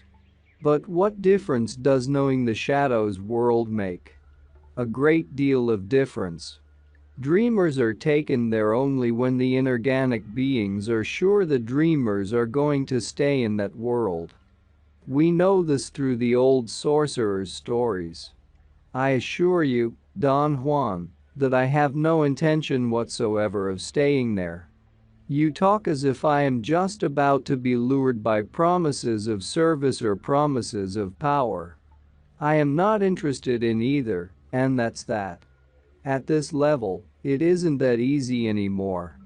You've gone beyond the point where you could simply quit. Besides, you had the misfortune of being singled out by a watery inorganic being. Remember how you tumbled with it? And how it felt? I told you then that watery inorganic beings are the most annoying. They are dependent and possessive, and once they sink their hooks, They never give up. And what does that mean in my case, Don Juan? It means real trouble. The specific inorganic being who's running the show is the one you grabbed that fatal day. Over the years, it has grown familiar with you. It knows you intimately. I sincerely remarked to Don Juan that the mere idea that an inorganic being knew me intimately made me sick to my stomach. When dreamers realize that the inorganic beings have no appeal, he said, it is usually too late for them, because by then the inorganic beings have them in the bag. I felt in the depths of me that he was talking abstractly about dangers that might exist theoretically but not in practice. I was secretly convinced there was no danger of any sort. I am not going to allow the inorganic beings to lure me in any way, if that's what you're thinking, I said. I am thinking that they are going to trick you, he said. Like they tricked the Nagual Rosendo. They are going to set you up, and you won't see the trap or even suspect it. They are smooth operators. Now they have even invented a little girl. But there is no doubt in my mind that the little girl exists, I insisted. There is no little girl, he snapped. That bluish blob of energy is a scout. An explorer caught in the inorganic beings realm.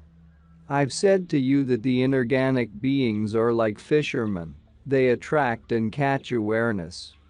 Don Juan said that he believed, without a doubt, that the bluish blob of energy was from a dimension entirely different from ours, a scout that got stranded and caught like a fly in a spider's web.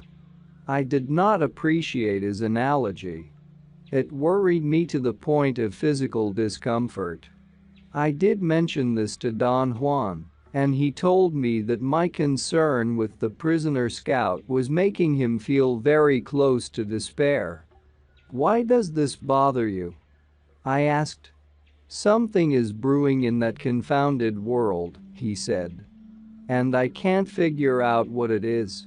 While I remained with Don Juan and his companions, I did not dream at all about the inorganic being's world. As usual, my practice was to focus my dreaming attention on the items of my dreams and to change dreams. As a way to offset my concerns, Don Juan made me gaze at clouds and at faraway mountain peaks. The result was an immediate feeling of being level with the clouds, or the feeling that I was actually at the faraway mountain peaks. I am very pleased, but very worried, Don Juan said as a comment on my effort. You are being taught marvels, and you don't even know it.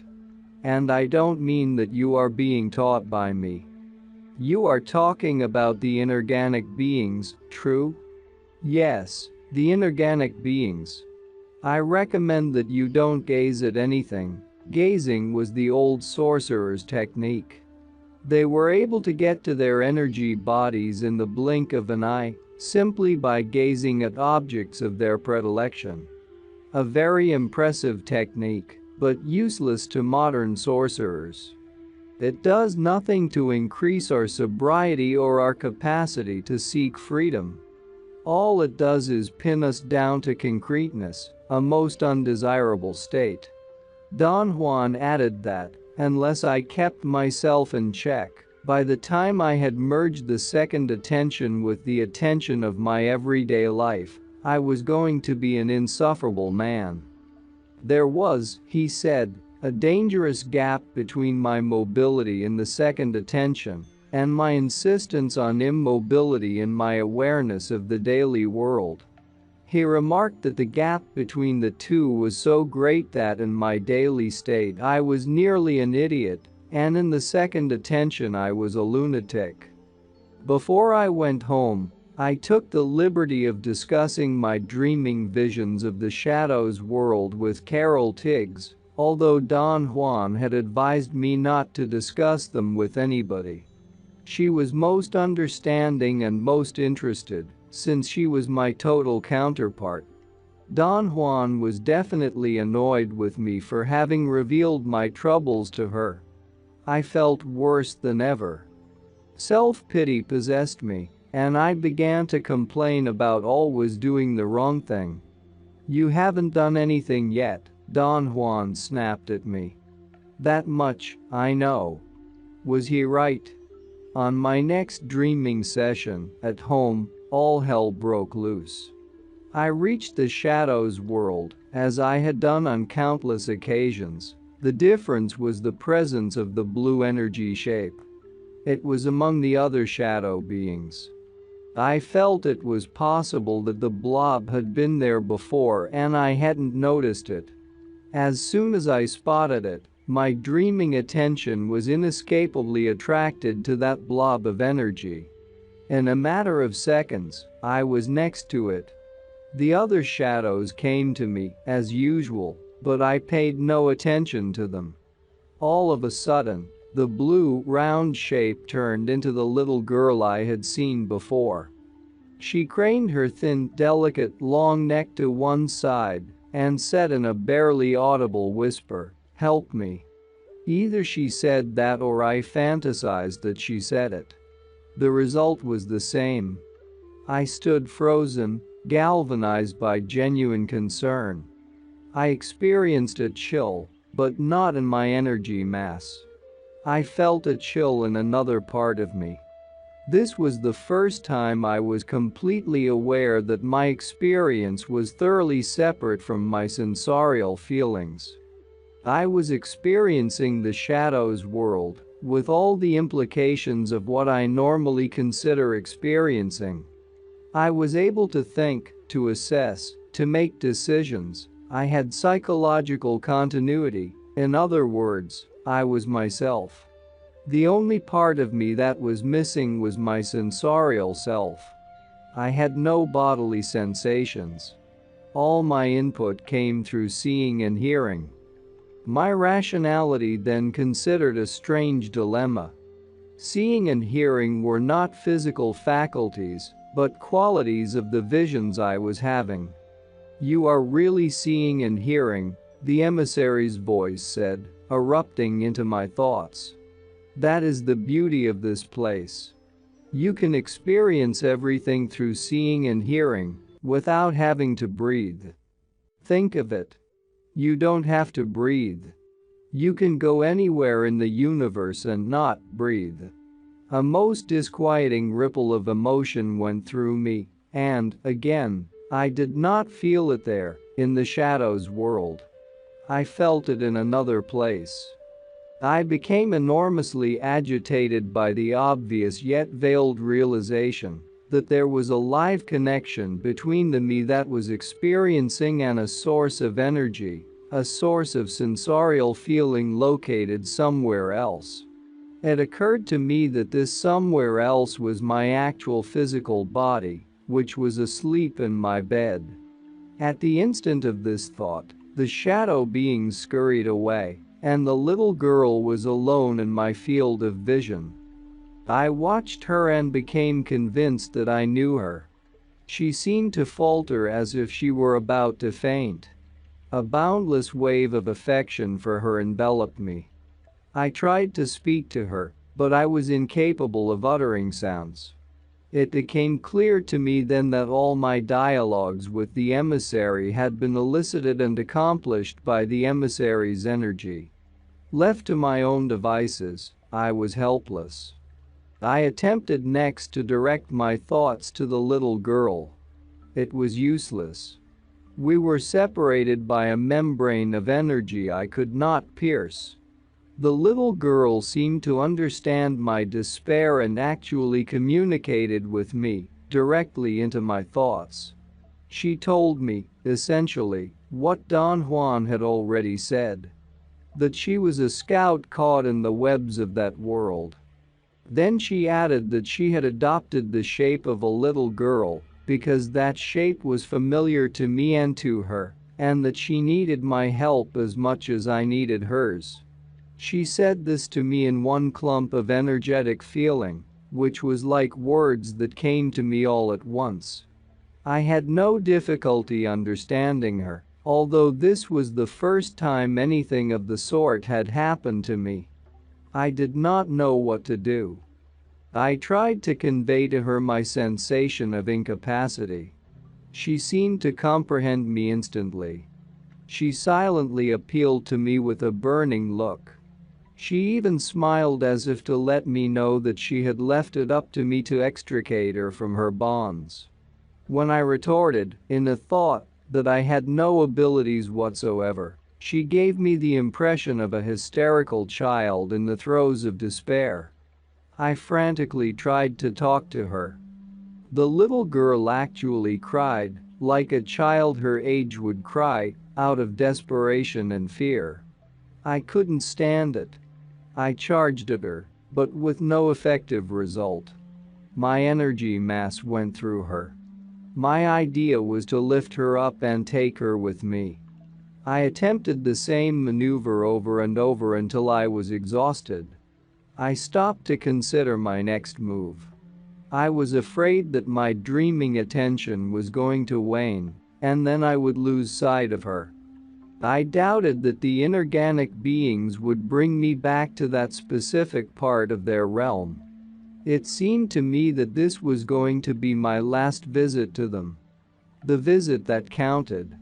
Then I did something unthinkable. Before my dreaming attention vanished, I yelled loud and clear my intent to merge my energy with the energy of that prisoner scout and set it free. The Blue Scout. I was dreaming an utterly nonsensical dream. Carol Tiggs was by my side. She was speaking to me, although I could not understand what she said. Don Juan was also in my dream, as were all the members of his party. They seemed to be trying to drag me out of a foggy, yellowish world. After a serious effort, during which I lost and regained sight of them various times, they succeeded in extricating me from that place. Since I could not conceive the sense of all that endeavor, I finally figured that I was having a normal, incoherent dream. My surprise was staggering when I woke up and found myself in bed, in Don Juan's house. I was incapable of moving. I had no energy at all. I did not know what to think, although I immediately sensed the gravity of my situation. I had the vague feeling that I had lost my energy because of fatigue caused by dreaming. Don Juan's companions seemed to be extremely affected by whatever was happening to me. They kept on coming into my room, one at a time. Each stayed for a moment, in complete silence, until someone else showed up. It appeared to me that they were taking turns watching over me. I was too weak to ask them to explain their behavior. During the subsequent days, I began to feel better, and they started to talk to me about my dreaming. At first, I did not know what they wanted of me. Then it dawned on me, because of their questions, that they were obsessed with the shadow beings. Every one of them appeared to be scared and said to me more or less the same thing. They insisted that they had never been in the shadows world. Some of them even claimed that they did not know it existed. Their claims and reactions increased my sense of bewilderment and my fear. The questions everyone asked were, "Who took you into that world?" Or "How did you even begin to know how to get there?" When I told them that the scouts had shown me that world, they could not believe me.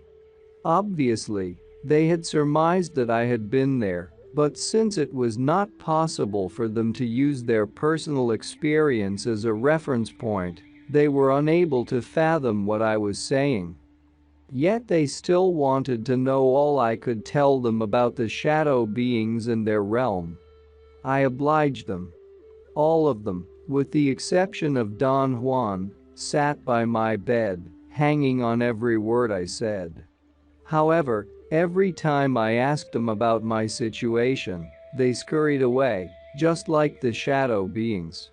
Another disturbing reaction, which they never had before, was that they frantically avoided any physical contact with me. They kept their distance, as if I were carrying the plague. Their reaction worried me so much that I felt obliged to ask them about it. They denied it. They seemed insulted and even went so far as to insist on proving to me that I was wrong. I laughed heartily at the tense situation that ensued. Their bodies went rigid every time they tried to embrace me.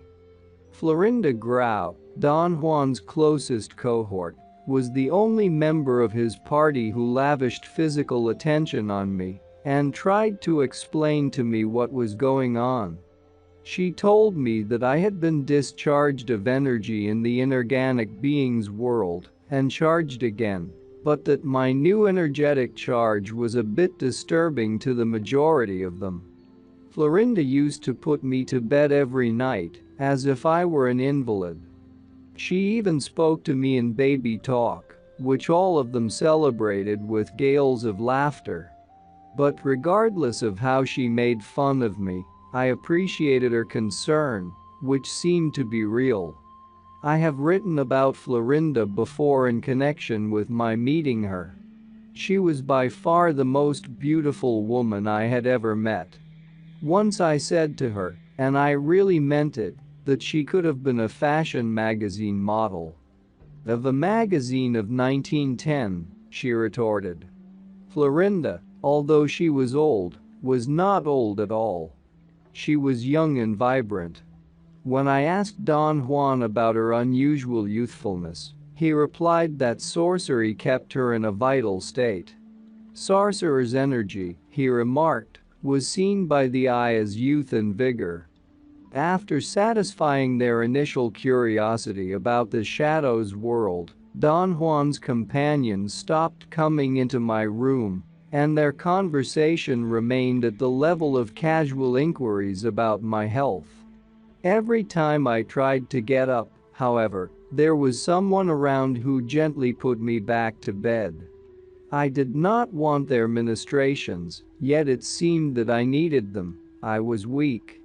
I accepted that. But what really took its toll on me was not having anyone explain to me what I was doing in Mexico when I had gone to bed to dream in Los Angeles. I asked them repeatedly. Every one of them gave me the same answer, ask the Nagual. He's the only one who can explain it. Finally, Florinda broke the ice. You were lured into a trap, that's what happened to you, she said. Where was I lured into a trap? In the world of the inorganic beings, of course. That has been the world you've been dealing with for years. Isn't that so?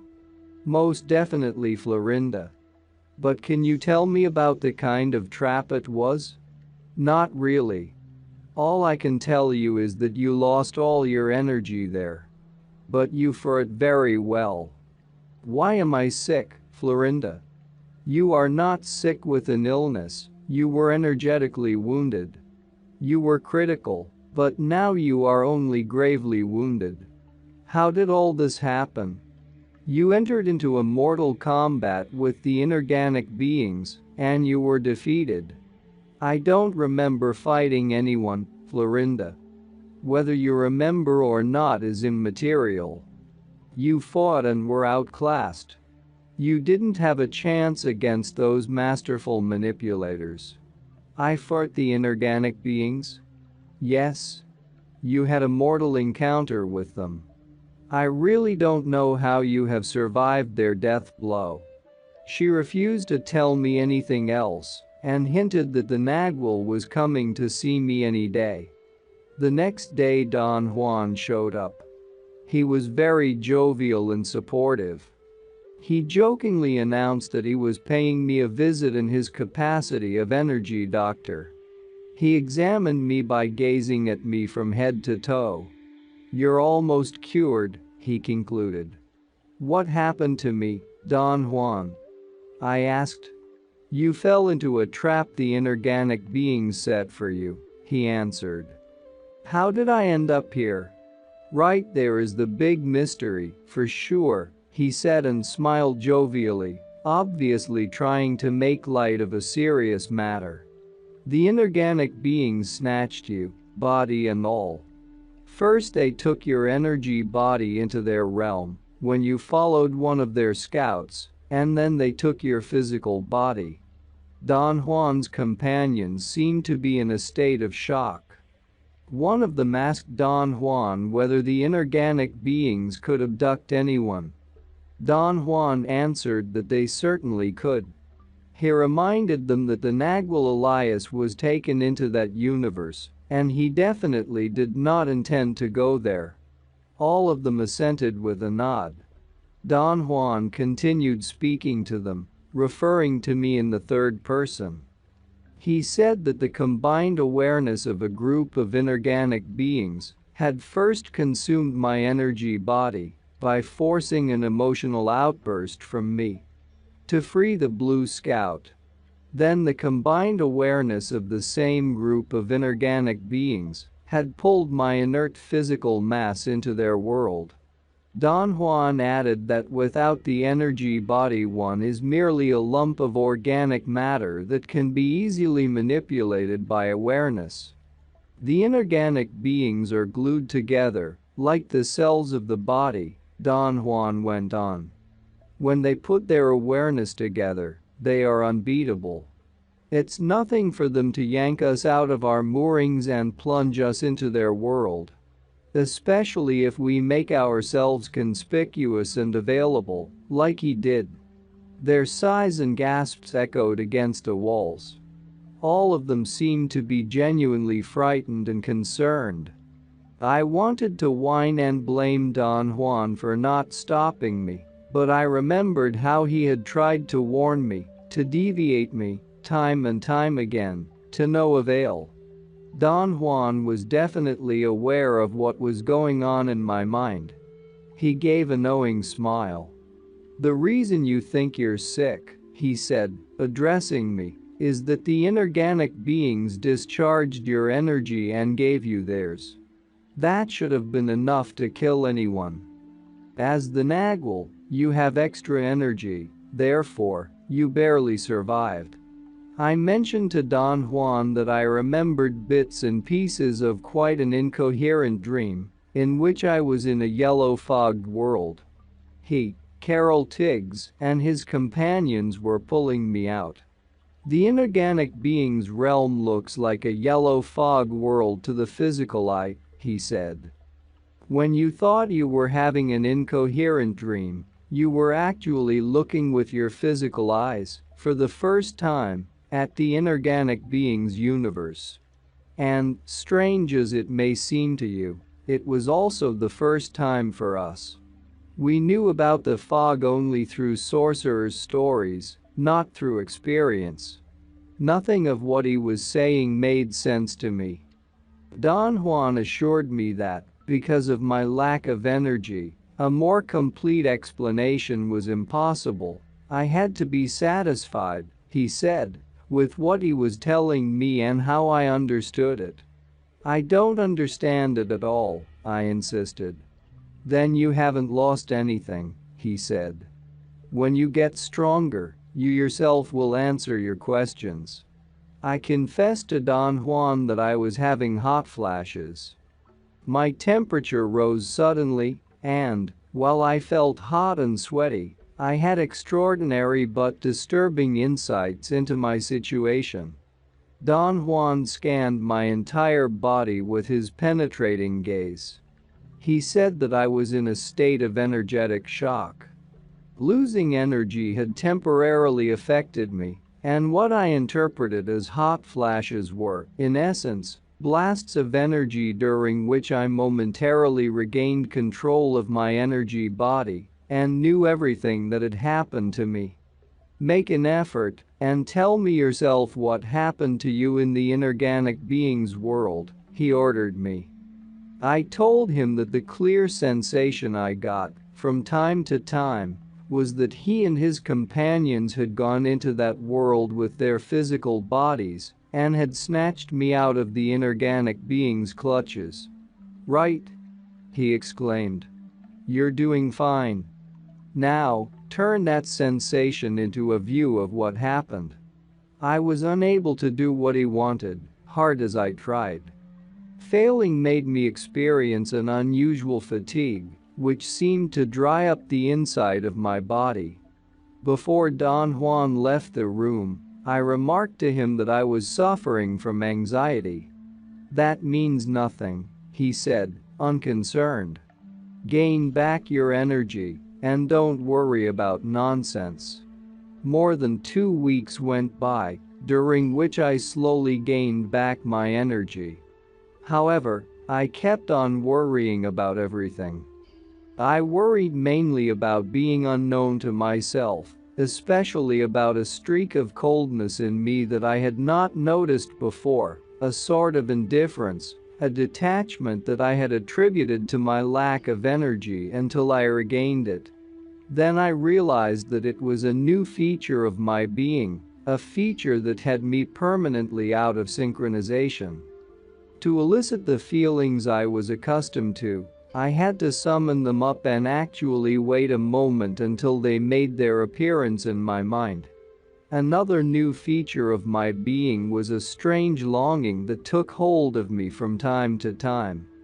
I longed for someone I did not know. It was such an overpowering and consuming feeling that, when I experienced it, I had to move around the room incessantly to alleviate it. The longing remained with me until I made use of another newcomer in my life.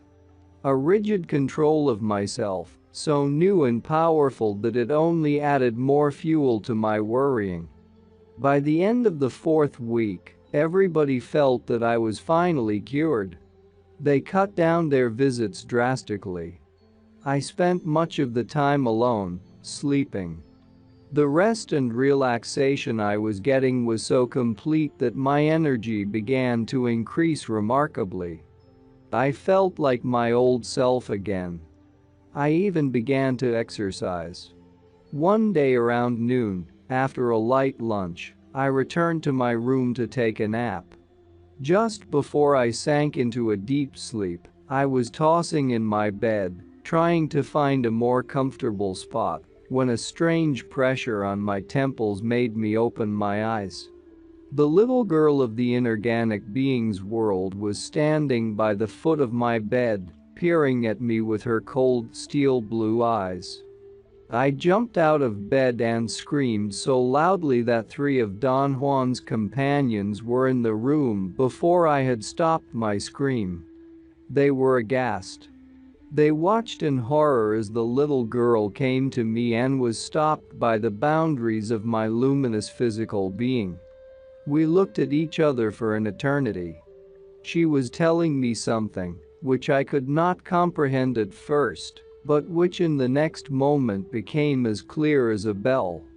She said that for me to understand what she was saying, my awareness had to be transferred from my physical body into my energy body. Don Juan came into the room at that moment. The little girl and Don Juan stared at each other. Without a word, Don Juan turned around and walked out of the room. The little girl swished past the door after him. The commotion this scene created among Don Juan's companions was indescribable. They lost all their composure. Apparently, all of them had seen the little girl as she left the room with the nagual. I myself seemed to be on the verge of exploding. I felt faint and had to sit down. I had experienced a presence of the little girl as a blow on my solar plexus. She bore an astonishing likeness to my father. Waves of sentiment hit me. I wondered about the meaning of this until I was actually sick. When Don Juan returned to the room, I had gained minimal control over myself. The expectation of hearing what he had to say about the little girl was making my breathing very difficult. Everybody was as excited as I was. They all talked to Don Juan at once and laughed when they realized what they were doing. Their main interest was to find out whether there was any uniformity in the way they had perceived the scout's appearance. Everybody was in agreement that they had seen a little girl, 6 to 7 years old, very thin, with angular, beautiful features. They also agreed that her eyes were steel blue and burning with a mute emotion. Her eyes, they said, expressed gratitude and loyalty. Every detail they described about the little girl I corroborated myself. Her eyes were so bright and overpowering that they had actually caused me something like pain. I had felt the weight of her look on my chest. A serious query, which Don Juan's companions had and which I echoed myself, was about the implications of this event. All agreed that the scout was a portion of foreign energy that had filtered through the walls separating the second attention and the attention of the daily world. They asserted that since they were not dreaming and yet all of them had seen the alien energy projected into the figure of a human child, that child had existence. They argued that there must have been hundreds, if not thousands, of cases in which foreign energy slips unnoticed through natural barriers into our human world, but that in the history of their lineage, there was no mention whatsoever of an event of this nature. What worried them the most was that there were no sorcerers' stories about it. Is this the first time in the history of mankind that this has happened? One of them asked Don Juan. I think it happens all the time, he replied, but it has never happened in such an overt, volitional way. What does it mean to us? Another one of them asked Don Juan.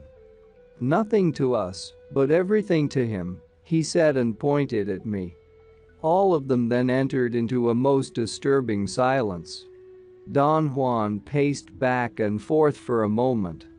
Then he stopped in front of me and peered at me, giving all the indications of someone who cannot find words to express an overwhelming realization. I can't even begin to assess the scope of what you've done, Don Juan finally said to me in a tone of bewilderment. You fell into a pitfall, but it wasn't the kind of pitfall I was worrying about. Your pitfall was designed for you alone, and it was deadlier than anything I could have thought of. I worried about your falling prey to flattery and being served. What I never counted on was that the shadow beings would set a trap using your inherent aversion to chains. Don Juan had once made a comparison of his reaction and mine, in the sorcerer's world, to the things that pressed us the most. He said, without making it sound like a complaint, that although he wanted and tried to, he had never been able to inspire the kind of affection his teacher, the Nagual Julian, inspired in people. My unbiased reaction, which I am putting on the table for you to examine, is to be able to say, and mean it, it's not my fate to evoke blind and total affection. So be it. Your unbiased reaction, he went on, is that you can't stand chains, and you would forfeit your life to break them. I sincerely disagreed with him and told him that he was exaggerating. My views were not that clear. Don't worry, he said laughing, sorcery is action. When the time comes, you'll act your passion the same way I act mine. Mine is to acquiesce to my fate, not passively, like an idiot, but actively, like a warrior. Yours is to jump without either capriciousness or premeditation to cut someone else's chains. Don Juan explained that upon merging my energy with the scout I had truthfully ceased to exist. All my physicalness had then been transported into the inorganic being's realm, and, had it not been for the scout who guided Don Juan and his companions to where I was, I would have died or remained in that world, inextricably lost. Why did the scout guide you to where I was? I asked. The scout is a sentient being from another dimension, he said. It's a little girl now, and as such she told me that in order to get the necessary energy to break the barrier that had trapped her in the inorganic being's world, she had to take all of yours. That's her human part now. Something resembling gratitude drove her to me. When I saw her, I knew instantly that you were done for. What did you do then, Don Juan? I rounded up everyone I could get hold of, especially Carol Tiggs, and off we went into the inorganic being's realm. Why Carol Tiggs? In the first place, because she has endless energy, and, in the second place, because she had to familiarize herself with the scout. All of us got something invaluable out of this experience. You and Carol Tiggs got the scout. And the rest of us got a reason to round up our physicality and place it on our energy bodies. We became energy. How did all of you do that, Don Juan? We displaced our assemblage points, in unison. Our impeccable intent to save you did the work. The scout took us, in the blink of an eye, to where you were lying, half dead, and Carol dragged you out. His explanation made no sense to me. Don Juan laughed when I tried to raise that point. How can you understand this when you don't even have enough energy to get out of your bed? He retorted. I confided to him that I was certain I knew infinitely more than I rationally admitted, but that something was keeping a tight lid on my memory. Lack of energy is what has put a tight lid on your memory, he said. When you have sufficient energy, your memory will work fine. Do you mean that I can remember everything if I want to? Not quite. You may want as much as you like, but if your energy level is not on a par with the importance of what you know, you might as well kiss your knowledge goodbye. It'll never be available to you. So what's the thing to do, Don Juan?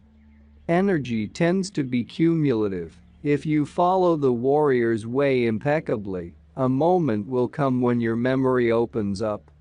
I confess that hearing him talk gave me the absurd sensation that I was indulging in feeling sorry for myself, that there was nothing wrong with me. You are not just indulging, he said. You were actually energetically dead 4 weeks ago. Now you are merely stunned. Being stunned and lacking energy is what makes you hide your knowledge.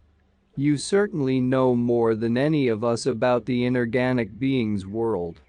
That world was the exclusive concern of the old sorcerers. All of us have told you that only through sorcerers' stories do we know about it. I sincerely say that it is more than strange to me that you've become, in your own right, another source of sorcerers' stories for us. I reiterated that it was impossible for me to believe I had done something he had not. But I could not believe either that he was merely humoring me. I am not flattering or humoring you, he said, visibly annoyed. I am stating a sorcery fact. Knowing more than any of us about that world shouldn't be a reason for feeling pleased. There's no advantage in that knowledge. In fact, in spite of all you know, you couldn't save yourself. We saved you because we found you. But without the aid of the scout, there was no point in even trying to find you. You were so infinitely lost in that world that I shudder at the mere thought. In my state of mind, I did not find it strange in the least that I actually saw a ripple of emotion going through all of Don Juan's companions and apprentices. The only one who remained unaltered was Carol Tiggs. She seemed to have fully accepted her role. She was one with me. You did free the scout, Don Juan continued, but you gave up your life. Or, worse yet, you gave up your freedom. The inorganic beings let the scout go, in exchange for you. I can hardly believe that, Don Juan. Not that I doubt you, you understand, but you describe such an underhanded maneuver that I am stunned. Don't consider it underhanded and you have the whole thing in a nutshell. The inorganic beings are forever in search of awareness and energy. If you supply them with the possibility of both, what do you think they'll do? Blow you kisses from across the street? I knew that Don Juan was right. However, I could not hold that certainty for too long. Clarity kept drifting away from me. Don Juan's companions continued asking him questions. They wanted to know if he had given any thought to what to do with the scout. Yes, I have. It is a most serious problem, which the Nagwal here has to resolve, he said, pointing at me. He and Carol Tiggs are the only ones who can free the scout. And he knows it too. Naturally, I asked him the only possible question: how can I free it? Instead of my telling you how, there is a much better and more just way of finding out, Don Juan said with a big smile. Ask the emissary. The inorganic beings cannot lie, you know. The third gate of dreaming. The third gate of dreaming is reached when you find yourself in a dream, staring at someone else who is asleep. And that someone else turns out to be you, Don Juan said. My energy level was so keyed up at the time that I went to work on the third task right away, although he did not offer any more information about it. The first thing I noticed in my dreaming practices was that a surge of energy immediately rearranged the focus of my dreaming attention. Its focus was now on waking up in a dream and seeing myself sleeping. Journeying to the realm of inorganic beings was no longer an issue for me. Very soon after, I found myself in a dream looking at myself asleep. I immediately reported it to Don Juan. The dream had happened while I was at his house. There are two phases to each of the gates of dreaming, he said. The first, as you know, is to arrive at the gate. The second is to cross it. By dreaming what you've dreamt, that you saw yourself asleep, you arrived at the third gate. The second phase is to move around once you've seen yourself asleep. At the third gate of dreaming, he went on, you begin to deliberately merge your dreaming reality with the reality of the daily world. This is the drill, and sorcerers call it completing the energy body. The merge between the two realities has to be so thorough that you need to be more fluid than ever. Examine everything at the third gate with great care and curiosity. I complained that his recommendations were too cryptic and were not making any sense to me. What do you mean by great care and curiosity? I asked. Our tendency at the third gate is to get lost in detail, he replied. To view things with great care and curiosity means to resist the nearly irresistible temptation to plunge into detail. The given drill, at the third gate, as I said, is to consolidate the energy body. Dreamers begin forging the energy body by fulfilling the drills of the first and second gates. When they reach the third gate, the energy body is ready to come out, or perhaps it would be better to say that it is ready to act. Unfortunately, this also means that it's ready to be mesmerized by detail. What does it mean to be mesmerized by detail? The energy body is like a child who's been imprisoned all its life. The moment it is free, it soaks up everything it can find, and I mean everything. Every irrelevant, minute detail totally absorbs the energy body. An awkward silence followed. I had no idea what to say.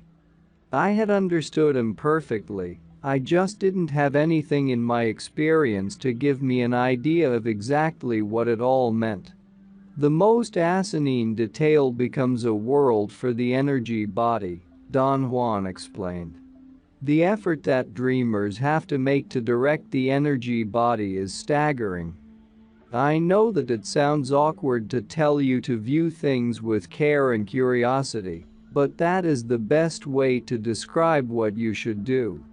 At the third gate, dreamers have to avoid a nearly irresistible impulse to plunge into everything, and they avoid it by being so curious, so desperate to get into everything that they don't let any particular thing imprison them. Don Juan added that his recommendations, which he knew sounded absurd to the mind, were directly aimed at my energy body. He stressed over and over that my energy body had to unite all its resources in order to act. But hasn't my energy body been acting all along? I asked. Part of it has, otherwise you wouldn't have journeyed to the inorganic being's realm, he replied. Now your entire energy body has to be engaged to perform the drill of the third gate. Therefore, to make things easier for your energy body, you must hold back your rationality. I am afraid you are barking up the wrong tree, I said. There is very little rationality left in me after all the experiences you've brought into my life. Don't say anything. At the third gate, rationality is responsible for the insistence of our energy bodies on being obsessed with superfluous detail. At the third gate, then, we need irrational fluidity, irrational abandon to counteract that insistence. Don Juan's statement that each gate is an obstacle could not have been more truthful. I labored to fulfill the drill of the third gate of dreaming more intensely than I had on the other two tasks combined. Don Juan put tremendous pressure on me. Besides, something else had been added to my life. A true sense of fear. I had been normally and even excessively afraid of one thing or another throughout my life, but there had been nothing in my experience comparable to the fear I felt after my bout with the inorganic beings. Yet all this wealth of experience was inaccessible to my normal memory.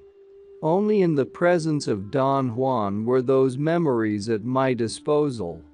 I asked him about this strange situation once when we were at the National Museum of Anthropology and History in Mexico City. What had prompted my question was that, at the moment, I had the odd ability to remember everything that had happened to me in the course of my association with Don Juan. And that made me feel so free, so daring and light-footed that I was practically dancing around. It just happens that the presence of the Nagual induces a shift of the assemblage point, he said.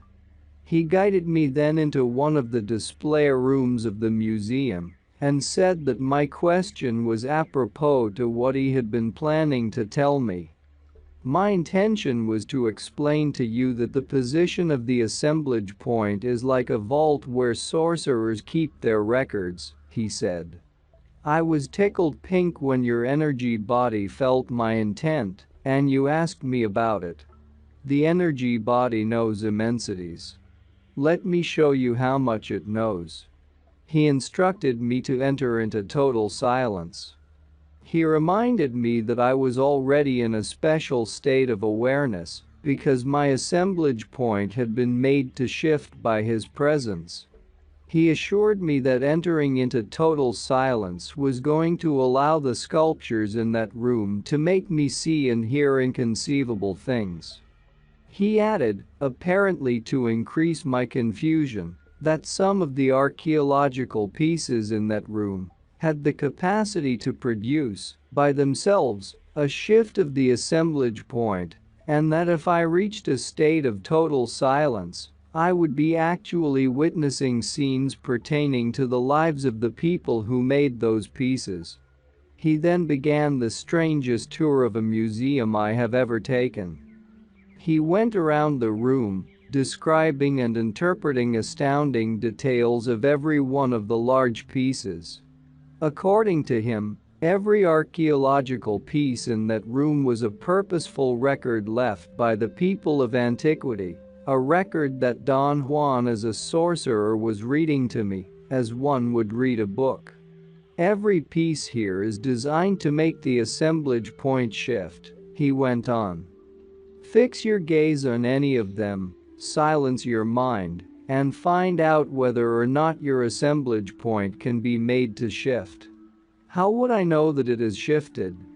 Because you would see and feel things that are beyond your normal reach. I gazed at the sculptures and saw and heard things that I would be at a loss to explain. In the past, I had examined all those pieces with the bias of anthropology, always bearing in mind the descriptions of scholars in the field.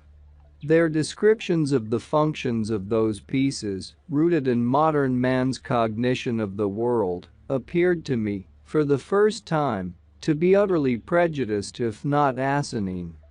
What Don Juan said about those pieces and what I heard and saw myself, gazing at them, was the farthest thing from what I had always read about them. My discomfort was so great that I felt obliged to apologize to Don Juan for what I thought was my suggestibility. He did not laugh or make fun of me. He patiently explained that sorcerers were capable of leaving accurate records of their findings in the position of the assemblage point. He maintained that when it comes to getting to the essence of a written account, we have to use our sense of sympathetic or imaginative participation to go beyond the mere page into the experience itself. However, in the sorcerer's world, since there are no written pages, total records, which can be relived instead of read, are left in the position of the assemblage point. To illustrate his argument, Don Juan talked about the sorcerer's teachings for the second attention.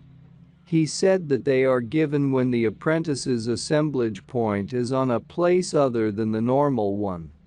The position of the assemblage point becomes, in this manner, the record of the lesson. In order to play the lesson back, the apprentice has to return his assemblage point to the position it occupied when the lesson was given. Don Juan concluded his remarks by reiterating that to return the assemblage point to all the positions it occupied when the lessons were given is an accomplishment of the highest magnitude. For nearly a year, Don Juan did not ask me anything about my third dreaming task. Then one day, quite abruptly, he wanted me to describe to him all the nuances of my dreaming practices. The first thing I mentioned was a baffling recurrence. For a period of months, I had dreams in which I found myself staring at me, sleeping in my bed. The odd part was the regularity of those dreams. They happened every 4 days, like clockwork. During the other 3 days, my dreaming was what it always had been so far. I examined every possible item in my dreams. I changed dreams, and occasionally, driven by a suicidal curiosity, I followed the foreign energy scouts, although I felt extremely guilty doing this. I fancied it to be like having a secret drug addiction. The realness of that world was irresistible to me. Secretly, I felt somehow exonerated from total responsibility, because Don Juan himself had suggested that I ask the dreaming emissary about what to do to free the Blue Scout trapped among us. He meant for me to pose the question in my everyday practice, but I construed his statement to imply that I had to ask the emissary while I was in its world. The question I really wanted to ask the emissary was whether the inorganic beings had set a trap for me. The emissary not only told me that everything Don Juan had said was true, but also gave me instructions on what Carol Tiggs and I had to do to liberate the scout. The regularity of your dreams is something that I rather expected, Don Juan remarked, after listening to me. Why did you expect something like that, Don Juan? Because of your relationship with the inorganic beings. That's over and forgotten, Don Juan, I lied, hoping he would not pursue the subject any further. You are saying that for my benefit, aren't you? You don't need to, I know the true story. Believe me, once you get to play with them, you are hooked. They'll always be after you. Or, what's worse yet, you'll always be after them. He stared at me, and my guilt must have been so obvious that it made him laugh. The only possible explanation for such regularity is that the inorganic beings are catering to you again, Don Juan said in a serious tone. I hurried to change the subject and told him that another nuance of my dreaming practices worth mentioning was my reaction to the sight of myself lying sound asleep. That view was always so startling that it either glued me to the spot until the dream changed or frightened me so profoundly that it made me wake up, screaming at the top of my voice. I had gotten to the point where I was afraid to go to sleep on the days I knew I was going to have that dream. You are not yet ready for a true merging of your dreaming reality and your daily reality, he concluded. You must recapitulate your life further. But I've done all the recapitulating possible, I protested. I've been recapitulating for years. There is nothing more I can remember about my life. There must be much more, he said adamantly, otherwise, you wouldn't wake up screaming. I did not like the idea of having to recapitulate again. I had done it, and I believed I had done it so well that I did not need to touch the subject ever again. The recapitulation of our lives never ends, no matter how well we've done it once, Don Juan said. The reason average people lack volition in their dreams is that they have never recapitulated, and their lives are filled to capacity with heavily loaded emotions like memories, hopes, fears, etc., etc. Sorcerers, in contrast, are relatively free from heavy, binding emotions because of their recapitulation. And if something stops them, as it has stopped you at this moment, the assumption is that there still is something in them that is not quite clear. To recapitulate is too involving, Don Juan. Maybe there is something else I can do instead. No. There isn't. Recapitulating and dreaming go hand in hand. As we regurgitate our lives, we get more and more airborne. Don Juan had given me very detailed and explicit instructions about the recapitulation. It consisted of reliving the totality of one's life experiences by remembering every possible minute detail of them. He saw the recapitulation as the essential factor in a dreamer's redefinition and redeployment of energy. The recapitulation sets free energy imprisoned within us, and without this liberated energy, dreaming is not possible. That was his statement. Years before, Don Juan had coached me to make a list of all the people I had met in my life, starting at the present. He helped me to arrange my list in an orderly fashion, breaking it down into areas of activity, such as jobs I had had, schools I had attended. Then he guided me to go, without deviation, from the first person on my list to the last one, reliving every one of my interactions with them. He explained that recapitulating an event starts with one's mind arranging everything pertinent to what is being recapitulated. Arranging means reconstructing the event, piece by piece, starting by recollecting the physical details of the surroundings, then going to the person with whom one shared the interaction, and then going to oneself, to the examination of one's feelings. Don Juan taught me that the recapitulation is coupled with a natural, rhythmical breathing. Long exhalations are performed as the head moves gently and slowly from right to left, and long inhalations are taken as the head moves back from left to right. He called this act of moving the head from side to side, fanning the event. The mind examines the event from beginning to end while the body fans, on and on, everything the mind focuses on.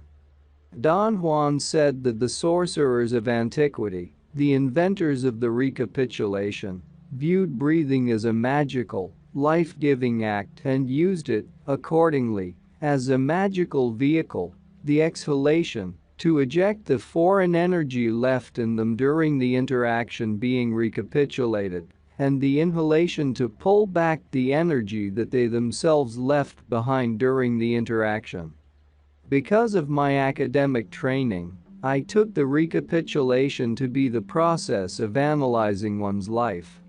But Don Juan insisted that it was more involved than an intellectual psychoanalysis. He postulated the recapitulation as a sorcerer's ploy to induce a minute but steady displacement of the assemblage point.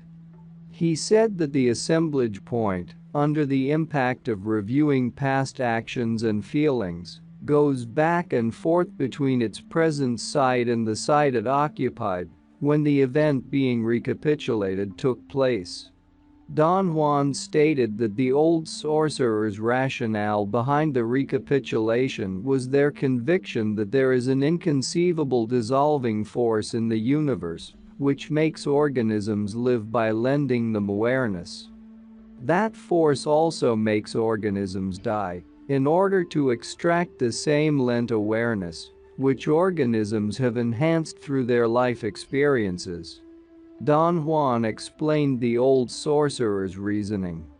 They believed that since it is our life experience this force is after, it is of supreme importance that it can be satisfied with a facsimile of our life experience. The recapitulation. Having had what it seeks, the dissolving force then lets sorcerers go, free to expand their capacity to perceive and reach with it the confines of time and space.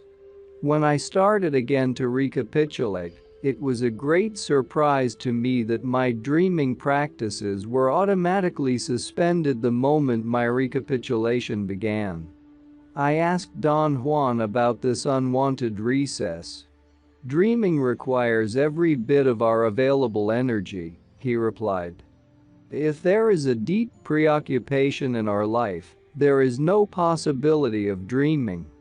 "But I have been deeply preoccupied before," I said, "and my practices were never interrupted." "It must be then that every time you thought you were preoccupied, you were only egomaniacally disturbed," he said, laughing. To be preoccupied, for sorcerers, means that all your energy sources are taken on. This is the first time you've engaged your energy sources in their totality. The rest of the time, even when you recapitulated before, you were not completely absorbed.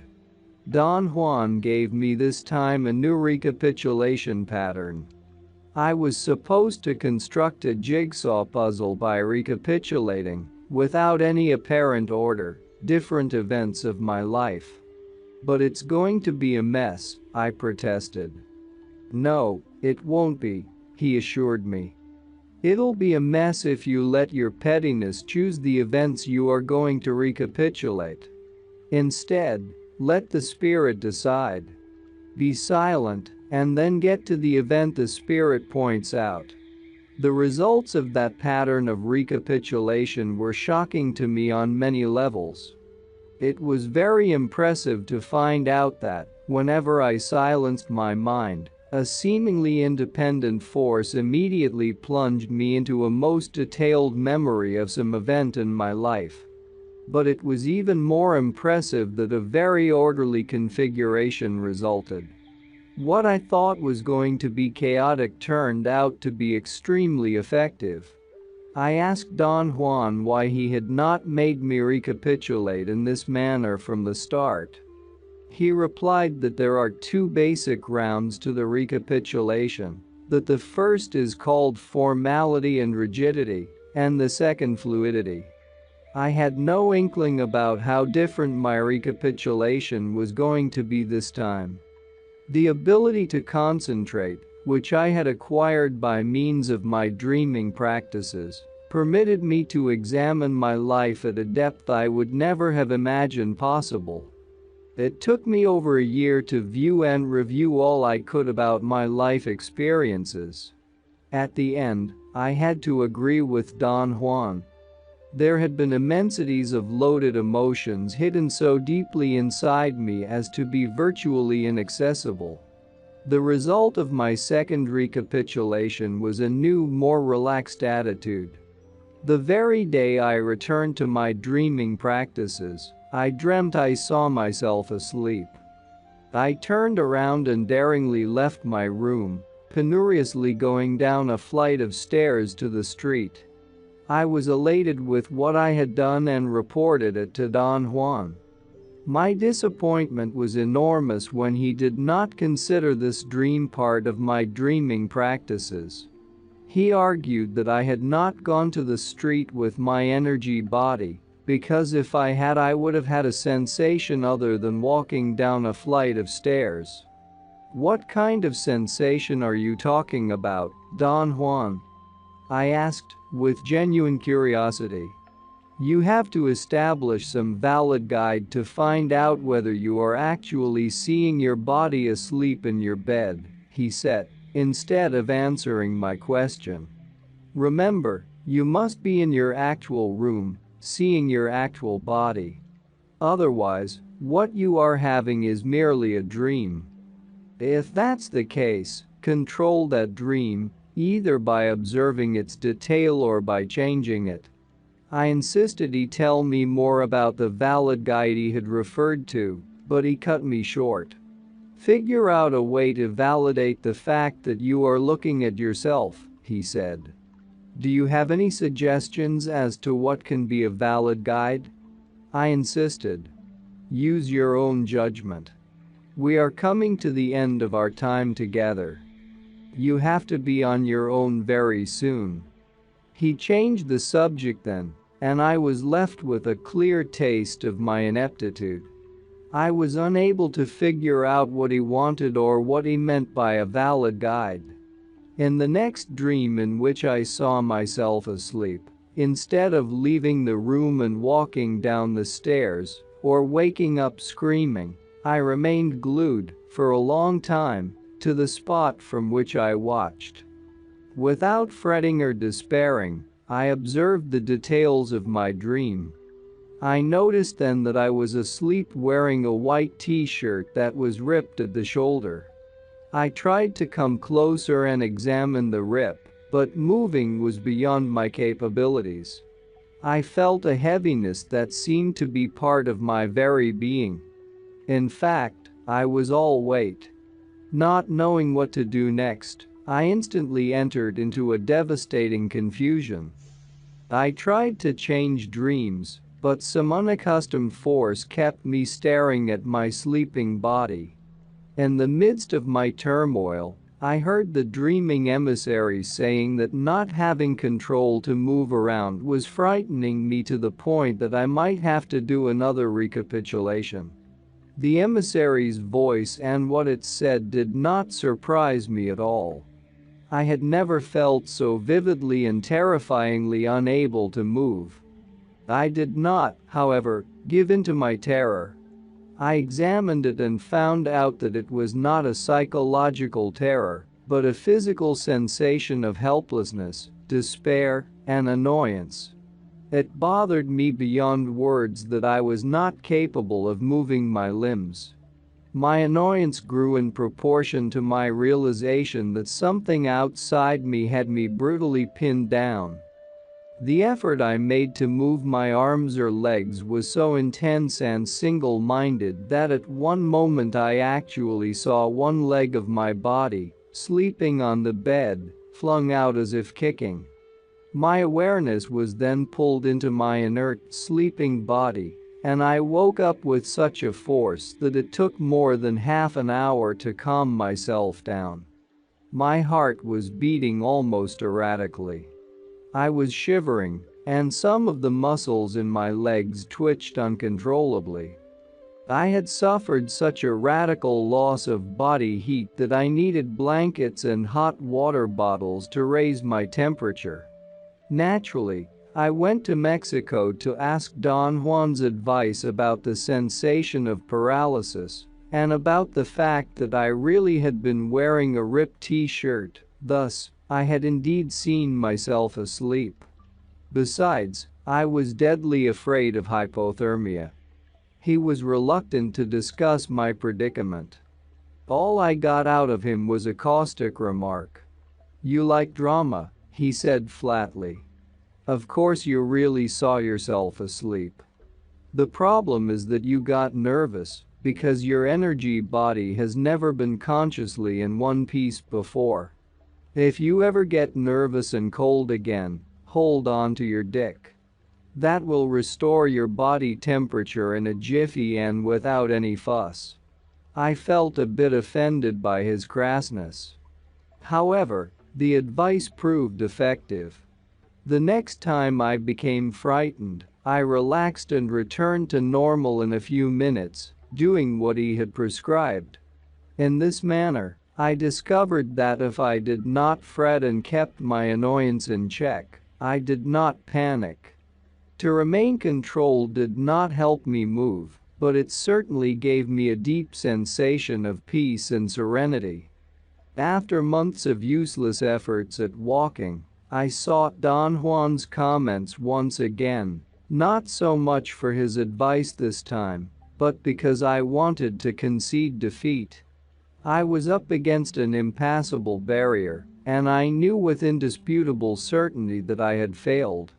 "Dreamers have to be imaginative," Don Juan said with a malicious grin. "Imaginative you are not. I didn't warn you about having to use your imagination to move your energy body because I wanted to find out whether you could resolve the riddle by yourself. You didn't, and your friends didn't help you either. In the past, I had been driven to defend myself viciously whenever he accused me of lacking imagination. I thought I was imaginative, but having Don Juan as a teacher had taught me, the hard way, that I am not. Since I was not going to engage my energy in futile defenses of myself, I asked him instead, "What is this riddle you are talking about, Don Juan?" "The riddle of how impossible and yet how easy it is to move the energy body.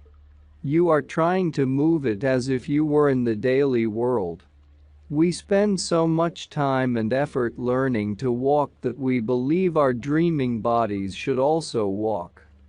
There is no reason why they should, except that walking is foremost in our minds." I marveled at the simplicity of the solution.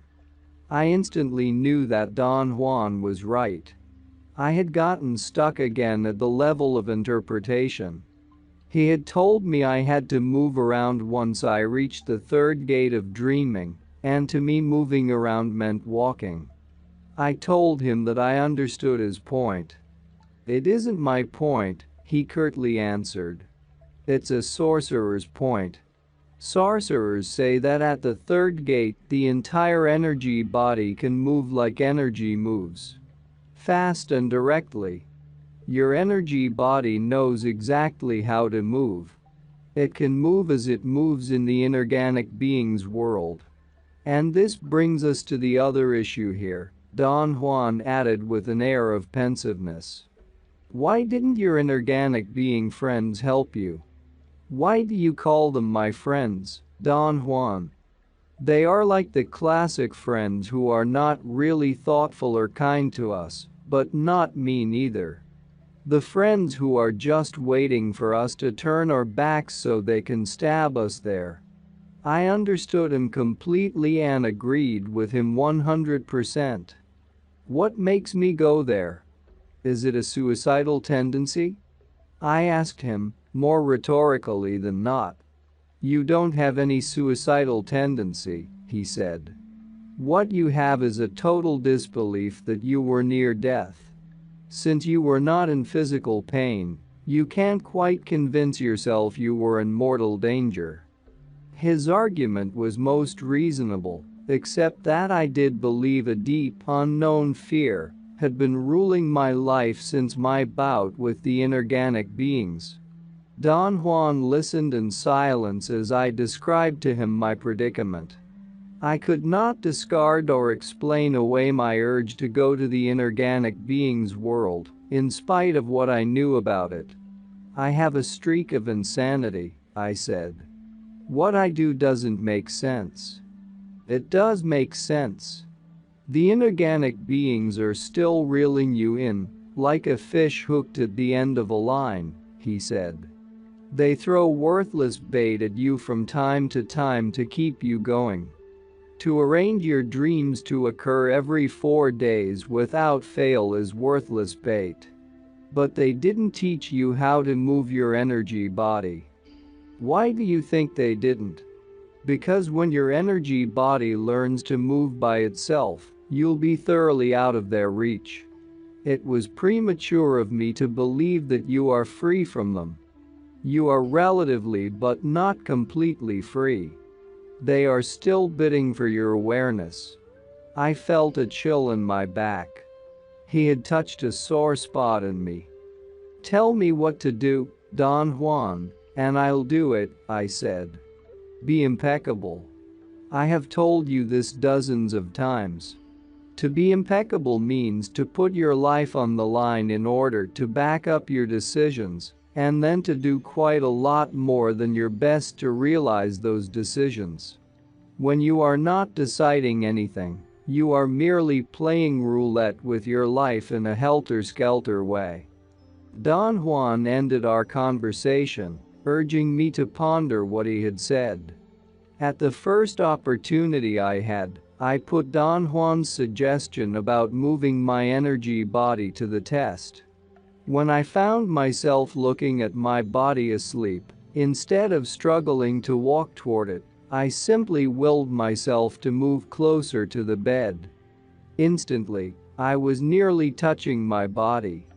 I saw my face. In fact, I could see every pore in my skin. I cannot say that I liked what I saw. My view of my own body was too detailed to be aesthetically pleasing.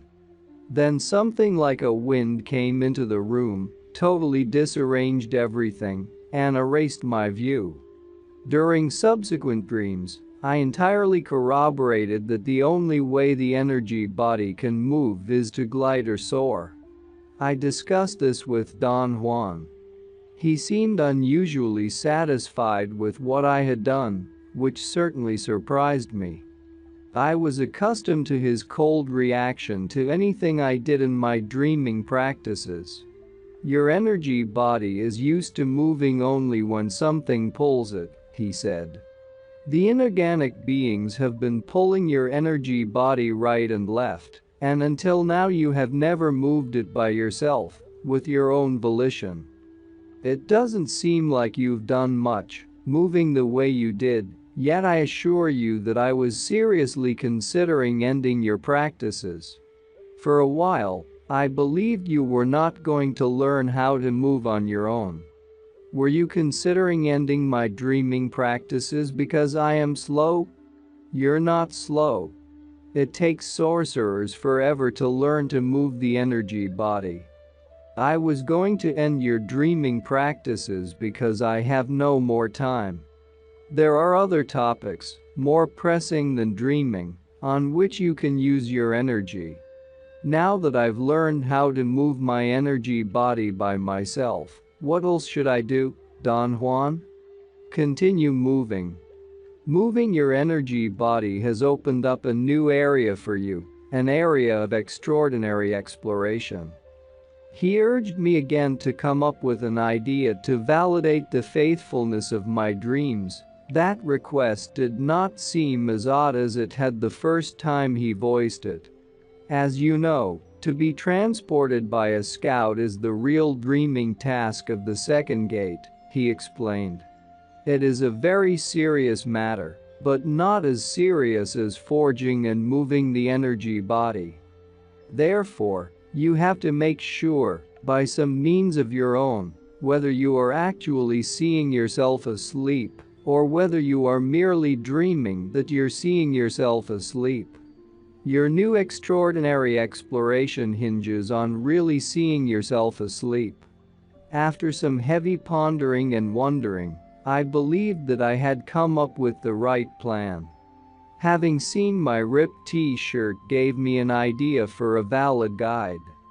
I started from the assumption that, if I were actually observing myself asleep, I would also be observing whether I had the same sleeping attire I had gone to bed in, an attire that I had decided to change radically every 4 days.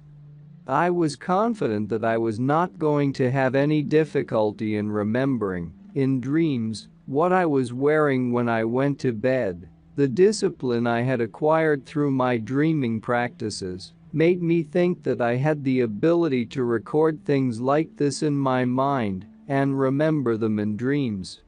I engaged my best efforts to follow this guide, but the results did not pan out as I thought they would. I lacked the necessary control over my dreaming attention, and I could not quite remember the details of my sleeping attire. Yet something else was definitely at work. Somehow I always knew whether my dreams were ordinary dreams or not. The outstanding aspect of the dreams that were not just ordinary dreams was that my body lay asleep in bed while my consciousness observed it. A notable feature of these dreams was my room. It was never like my room in the daily world, but an enormous empty hall with my bed at one end. I used to soar over a considerable distance to be at the side of the bed where my body lay. The moment I was next to it, a wind-like force used to make me hover over it, like a hummingbird. At times the room used to vanish, disappear piece by piece until only my body and the bed were left. At other times, I used to experience a complete loss of volition. My dreaming attention seemed then to function independently of me. Either it was completely absorbed by the first item it encountered in the room, or it seemed unable to decide what to do. In those instances, I had the sensation that I was helplessly floating, going from item to item. The voice of the dreaming emissary explained to me once that all the elements of the dreams, which were not just commonplace dreams, were really energy configurations different from those of our normal world. The emissary's voice pointed out that, for example, the walls were liquid. It urged me then to plunge into one of them. Without thinking twice, I dived into a wall as if I were diving into a huge lake. I did not feel the water-like wall. What I felt was not a physical sensation of plunging into a body of water either. It was more like the thought of diving and the visual sensation of going through liquid matter. I was going, head first, into something that opened up, like water does, as I kept moving downward. The sensation of going down, head first, was so real that I began to wonder how long or how deep or how far I was diving. From my point of view, I spent an eternity in there. I saw clouds and rock-like masses of matter suspended in a water-like substance. There were some glowing, geometric objects that resembled crystals and blobs of the deepest primary colors I had ever seen. There were also zones of intense light and others of pitch blackness. Everything went by me, either slowly or at a fast speed. I had the thought that I was viewing the cosmos. At the instant of that thought, my speed increased so immensely that everything became blurred, and all of a sudden, I found myself awake with my nose smack against a wall of my room. Some hidden fear urged me to consult with Don Juan. He listened to me, hanging on every word. "You need to do some drastic maneuvering at this point," he said. "The dreaming emissary has no business interfering with your dreaming practices. Or rather, you should not, under any conditions, permit it to do so." "How can I stop it?" "Perform a simple but difficult maneuver. Upon entering into dreaming, voice out loud your desire not to have the dreaming emissary anymore." "Does that mean, Don Juan, that I will never hear it again?" "Positively. You'll get rid of it forever." "But is it advisable to get rid of it forever?" "It most certainly is, at this point." With those words, Don Juan involved me in a most disturbing dilemma. I did not want to put an end to my relationship with the emissary, but, at the same time, I wanted to follow Don Juan's advice. He noticed my hesitation. "I know it's a very difficult affair," he conceded, "but if you don't do it, the inorganic beings will always have a line on you. If you want to avoid this, do what I said, and do it now." During my next dreaming session, as I prepared myself to utter my intent, the emissary's voice interrupted me. It said, "If you refrain from stating your request, I promise you never to interfere with your dreaming practices and talk to you only if you ask me direct questions." I instantly accepted its proposition and sincerely felt that it was a good deal. I was even relieved it had turned out this way. I was afraid, however, that Don Juan was going to be disappointed. "It was a good maneuver," he remarked and laughed. "You were sincere, you really intended to voice your request. To be sincere is all that was required. There was, essentially, no need for you to eliminate the emissary. What you wanted was to corner it into proposing an alternative way, convenient to you. I am sure the emissary won't interfere anymore." He was right. I continued my dreaming practices without any meddling from the emissary. The remarkable consequence was that I began to have dreams in which my dream rooms were my room in the daily world, with one difference. In the dreams, my room was always so slanted, so distorted that it looked like a giant cubist painting. Obtuse and acute angles were the rule instead of the normal right angles of walls, ceiling, and floor. In my lopsided room, the very slant, created by the acute or obtuse angles, was a device to display prominently some absurd, superfluous, but real detail. For example, intricate lines in the hardwood floor, or weather discolorations in the wall paint, or dust spots on the ceiling, or smudged fingerprints on the edge of a door. In those dreams, I unavoidably got lost in the water-like universes of the detail pointed out by the slant. During my entire dreaming practices, the profusion of detail in my room was so immense and its pull so intense that it instantly made me dive into it. At the first free moment I had, I was at Don Juan's place, consulting him about this state. "I can't overcome my room," I said to him after I had given him the details of my dreaming practices. "What gives you the idea you have to overcome it?" he asked with a grin. "I feel that I have to move beyond my room, Don Juan." "But you are moving beyond your room. Perhaps you should ask yourself whether you are caught again in interpretations. What do you think moving means in this case?" I told him walking from my room to the street had been such a haunting dream for me that I felt a real need to do it again. "But you are doing greater things than that," he protested. "You are going to unbelievable regions. What else do you want?" I tried to explain to him that I had a physical urge to move away from the trap of detail. What upset me the most was my incapacity to free myself from whatever caught my attention. To have a modicum of volition was the bottom line for me. A very long silence followed. I waited to hear more about the trap of detail. After all, he had warned me about its dangers. "You are doing fine," he finally said. "Dreamers take a very long time to perfect their energy bodies. And this is exactly what's at stake here. Perfecting your energy body." Don Juan explained that the reason my energy body was compelled to examine detail and get inextricably stuck in it was its inexperience, its incompleteness.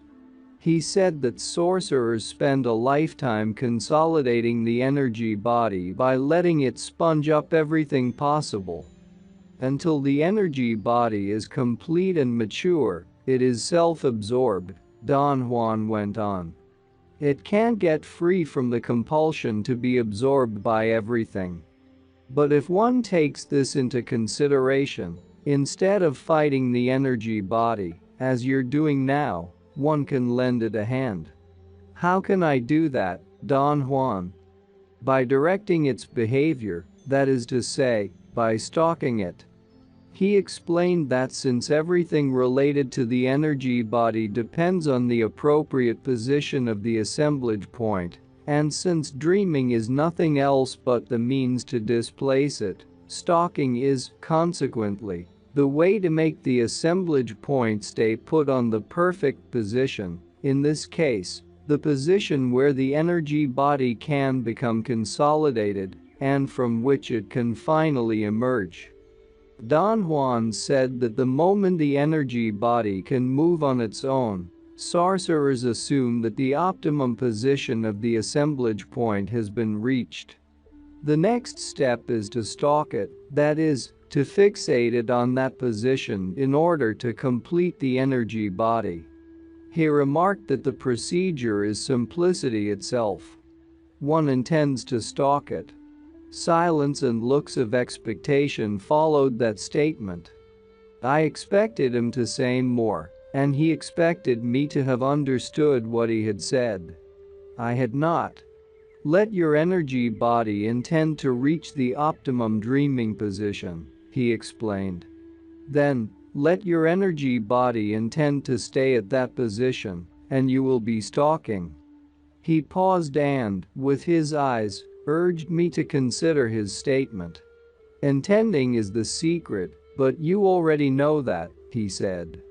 Sorcerers displace their assemblage points through intending and fixate them, equally, through intending. And there is no technique for intending. One intends through usage. To have another of my wild assumptions about my worth as a sorcerer was unavoidable at that point. I had boundless confidence that something was going to put me on the right track to intend the fixation of my assemblage point on the ideal spot. I had accomplished in the past all kinds of successful maneuvers without knowing how I performed them. Don Juan himself had marveled at my ability or my luck, and I was sure this was going to be one of those instances. I was gravely mistaken. No matter what I did, or how long I waited, I had no success whatsoever in fixing my assemblage point on any spot, much less on the ideal one. After months of serious but unsuccessful struggling, I gave up. I really believed I could do it, I said to Don Juan, the moment I was in his house. I am afraid that nowadays I am more of an egomaniac than ever. Not really, he said with a smile. What happens is that you are caught in another of your routinary misinterpretations of terms. You want to find the ideal spot, as if you were finding your lost car keys. Then you want to tie your assemblage point, as if you were tying your shoes. The ideal spot and the fixation of the assemblage point are metaphors. They have nothing to do with the words used to describe them. He asked me then to tell him the latest events of any dreaming practices. The first thing I mentioned was that my urge to be absorbed by detail had subsided notably. I said that perhaps because I moved in my dreams, compulsively and incessantly, the movement might have been what always managed to stop me before I plunged into the detail I was observing. To be stopped in that fashion gave me the opportunity to examine the act of being absorbed by detail. I came to the conclusion that inanimate matter actually possesses an immobilizing force, which I saw as a beam of dull light that kept me pinned down.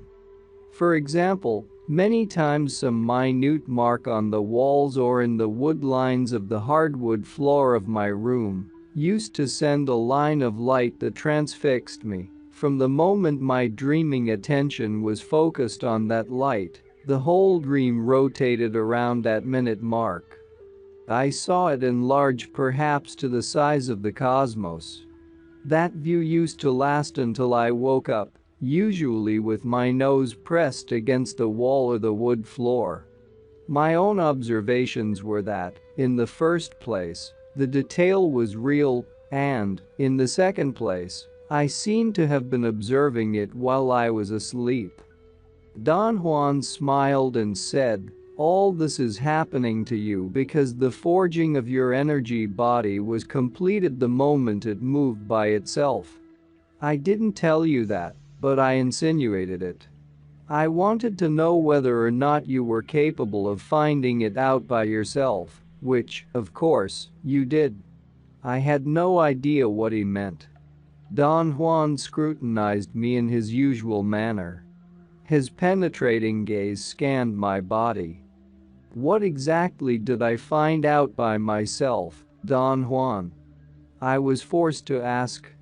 "You found out that your energy body had been completed," he answered. "I didn't find out anything of the kind, I assure you." "Yes, you did. It started some time ago, when you couldn't find a guide to validate the realness of your dreams, but then something went to work for you and let you know whether you were having a regular dream. That something was your energy body. Now, you despair that you couldn't find the ideal spot to fix your assemblage point. And I tell you that you did. The proof is that, by moving around, your energy body curtailed its obsession with detail." I was nonplussed. I could not even ask one of my feeble questions. "What comes next for you is a sorcerer's gem," Don Juan went on. "You are going to practice seeing energy in your dreaming. You have fulfilled the drill for the third gate of dreaming, moving your energy body by itself. Now you are going to perform the real task, seeing energy with your energy body. You have seen energy before," he went on, "many times, in fact. But each of those times, seeing was a fluke. Now you are going to do it deliberately. Dreamers have a rule of thumb," he continued. "If their energy body is complete, they see energy every time they gaze at an item in the daily world. In dreams, if they see the energy of an item, they know they are dealing with a real world, no matter how distorted that world may appear to their dreaming attention. If they can't see the energy of an item, they are in an ordinary dream and not in a real world." What is a real world, Don Juan? A world that generates energy, the opposite of a phantom world of projections, where nothing generates energy, like most of our dreams, where nothing has an energetic effect. Don Juan then gave me another definition of dreaming. A process by which dreamers isolate dream conditions in which they can find energy-generating elements. He must have noticed my bewilderment. He laughed and gave another, even more convoluted definition. Dreaming is the process by which we intend to find adequate positions of the assemblage point, positions that permit us to perceive energy-generating items in dreamlike states. He explained that the energy body is also capable of perceiving energy that is quite different from the energy of our own world, as in the case of items of the inorganic being's realm, which the energy body perceives as sizzling energy. He added that in our world nothing sizzles, everything here wavers. From now on, he said, the issue of your dreaming is going to be to determine whether the items on which you focus your dreaming attention are energy generating, mere phantom projections, or generators of foreign energy. Don Juan admitted that he had hoped I was going to come up with the idea of seeing energy as the gauge to determine whether or not I was observing my real body asleep. He laughed at my spurious device of putting on elaborate sleeping attire every 4 days.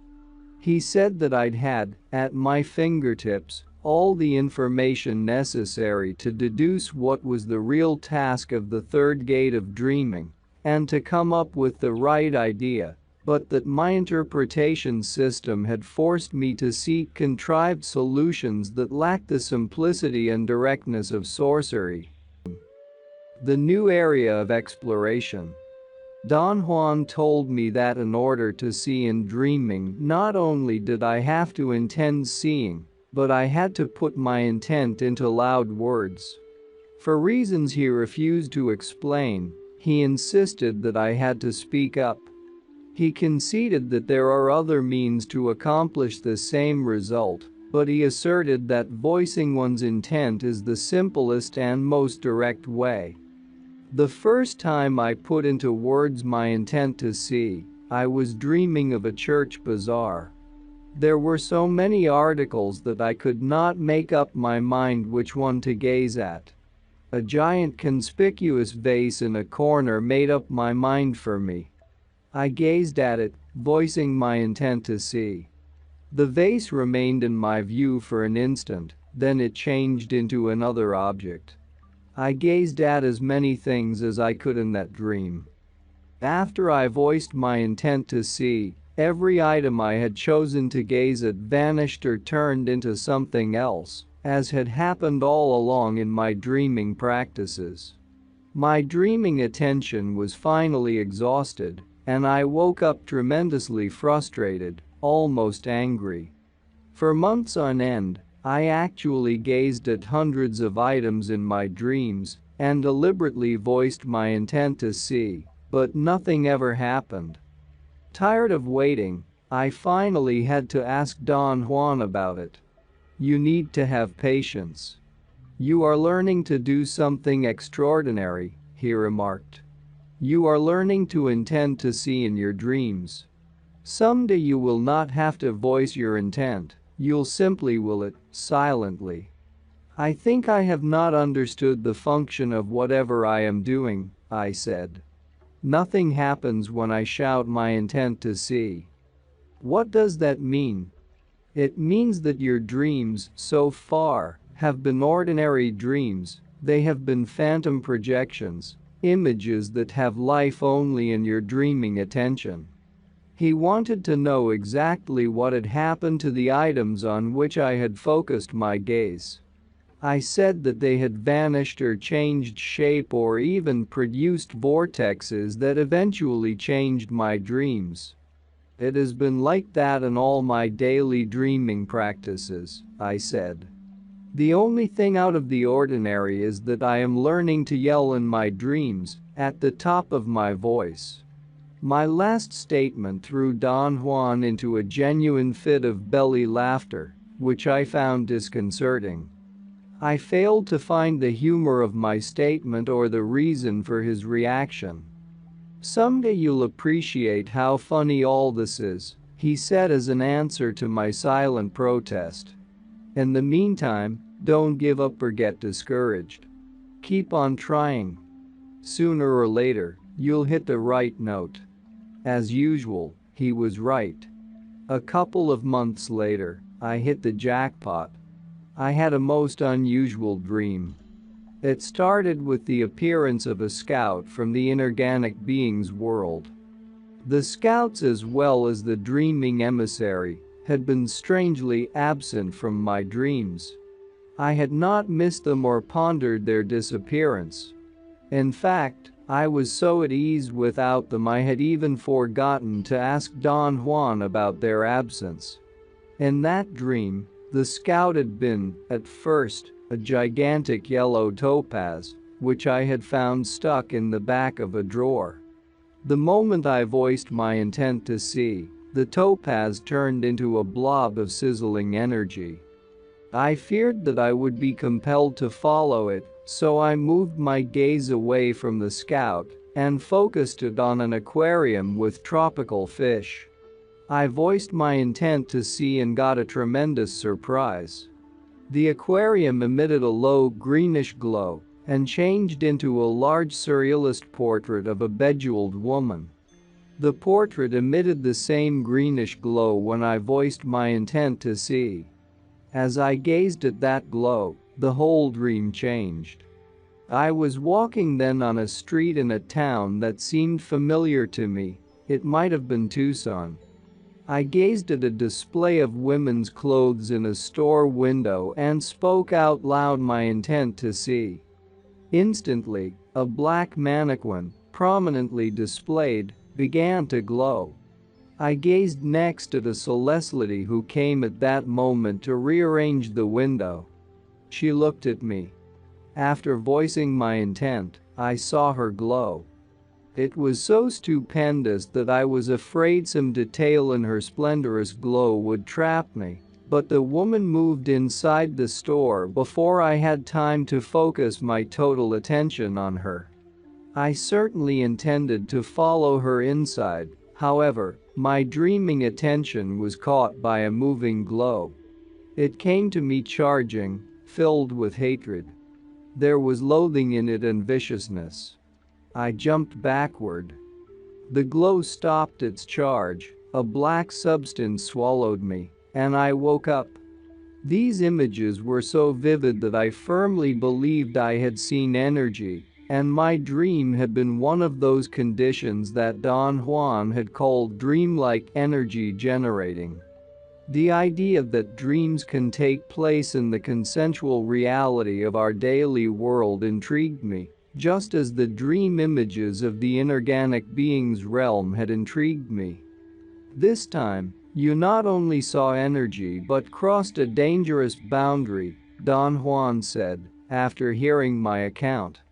He reiterated that the drill for the third gate of dreaming is to make the energy body move on its own. In my last session, he said, I had unwittingly superseded the effect of that drill and crossed into another world. Your energy body moved, he said. It journeyed by itself. That kind of journeying is beyond your abilities at this moment, and something attacked you. What do you think it was, Don Juan? This is a predatorial universe. It could have been one of thousands of things existing out there. Why do you think it attacked me? For the same reason the inorganic beings attacked you. Because you made yourself available. Is it that clear-cut, Don Juan? Certainly. It's as clear-cut as what you would do if a strange-looking spider crept across your desk while you were writing. You'd squash it out of fright, rather than admire it or examine it. I was at a loss and searched for words to ask the proper question. I wanted to ask him where my dream had taken place, or what world I was in that dream. But those questions did not make any sense. I could gather that myself. Don Juan was very understanding. You want to know where your dreaming attention was focused, don't you? He asked with a grin. This was exactly how I wanted to word my question. I reasoned that in the dream under consideration, I must have been looking at some real object. Just like what had happened when I saw in dreams the minute details on the floor or the walls or the door of my room, details that I later had corroborated, existed.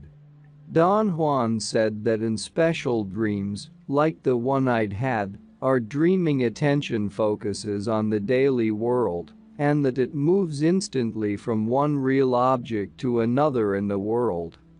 What makes this movement possible is that the assemblage point is on the proper dreaming position. From that position, the assemblage point gives the dreaming attention such fluidity that it can move in a split second over incredible distances, and in doing so, it produces a perception so fast, so fleeting that it resembles an ordinary dream. Don Juan explained that in my dream I had seen a real vase, and then my dreaming attention had moved over distances to see a real surrealist painting of a bejeweled woman. The result, with the exception of seeing energy, had been very close to an ordinary dream, in which items, when gazed at, quickly turn into something else. I know how disturbing this is, he went on, definitely aware of my bewilderment. For some reason pertinent to the mind, to see energy in dreaming is more upsetting than anything one can think of. I remarked that I had seen energy in dreaming before, yet it had never affected me like this. Now your energy body is complete and functioning, he said. Therefore, the implication that you see energy in your dream is that you are perceiving a real world through the veil of a dream. That's the importance of the journey you took. It was real. It involved energy-generating items that nearly ended your life. Was it that serious, Don Juan? You bet. The creature that attacked you was made of pure awareness and was as deadly as anything can be. You saw its energy. I am sure that you realize by now that unless we see in dreaming, we can't tell a real, energy-generating thing from a phantom projection. So, even though you battled the inorganic beings and indeed saw the scouts in the tunnels, your energy body doesn't know for sure if they were real, meaning energy generating. You are 99, but not 100% sure. Don Juan insisted on talking about the journey I had taken. For inexplicable reasons, I was reluctant to deal with that subject. What he was saying produced an instantaneous reaction in me. I found myself trying to come to grips with a deep, strange fear. It was dark and obsessive in a nagging, visceral way. You definitely went into another layer of the onion, Don Juan said, finishing a statement to which I had not paid attention. What is this other layer of the onion, Don Juan? The world is like an onion, it has many skins. The world we know is but one of them. Sometimes, we cross boundaries and enter into another skin. Another world, very much like this one, but not the same. And you entered into one, all by yourself. How is this journey you're talking about possible, Don Juan? That is a meaningless question, because no one can answer it. In the view of sorcerers, the universe is constructed in layers, which the energy body can cross. Do you know where the old sorcerers are still existing to this day? In another layer, in another skin of the onion.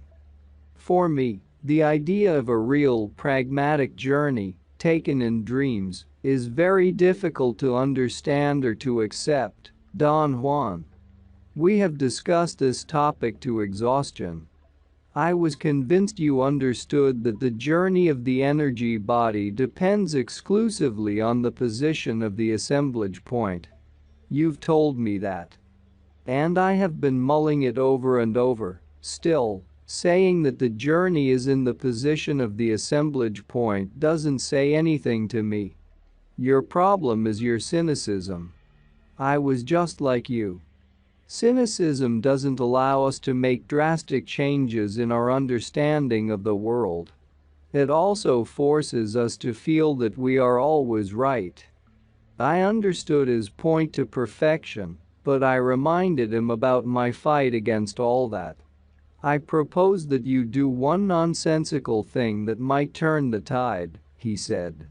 Repeat to yourself incessantly that the hinge of sorcery is the mystery of the assemblage point.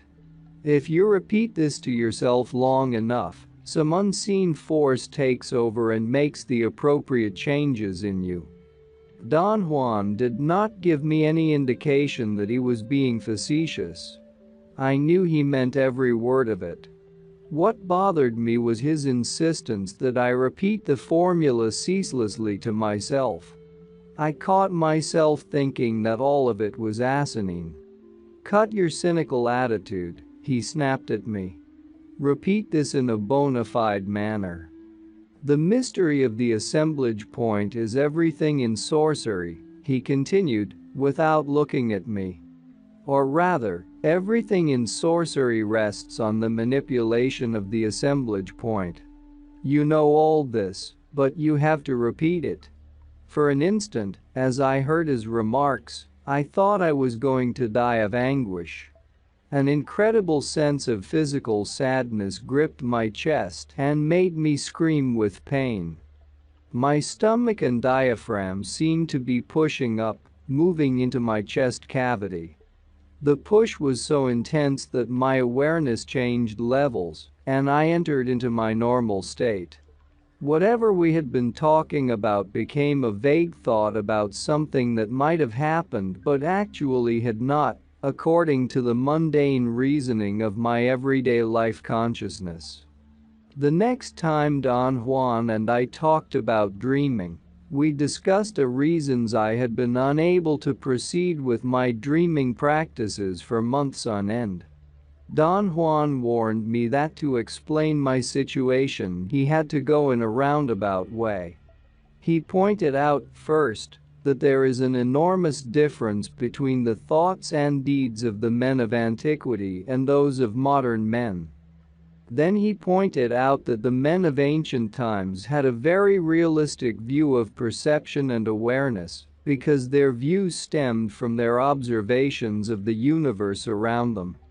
Modern men, in contrast, have an absurdly unrealistic view of perception and awareness, because their view stems from their observations of the social order and from their dealings with it.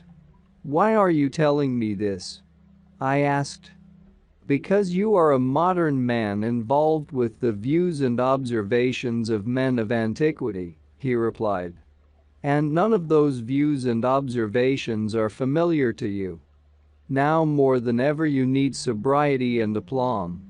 I am trying to make a solid bridge, a bridge you can walk on, between the views of men of ancient times and those of modern men.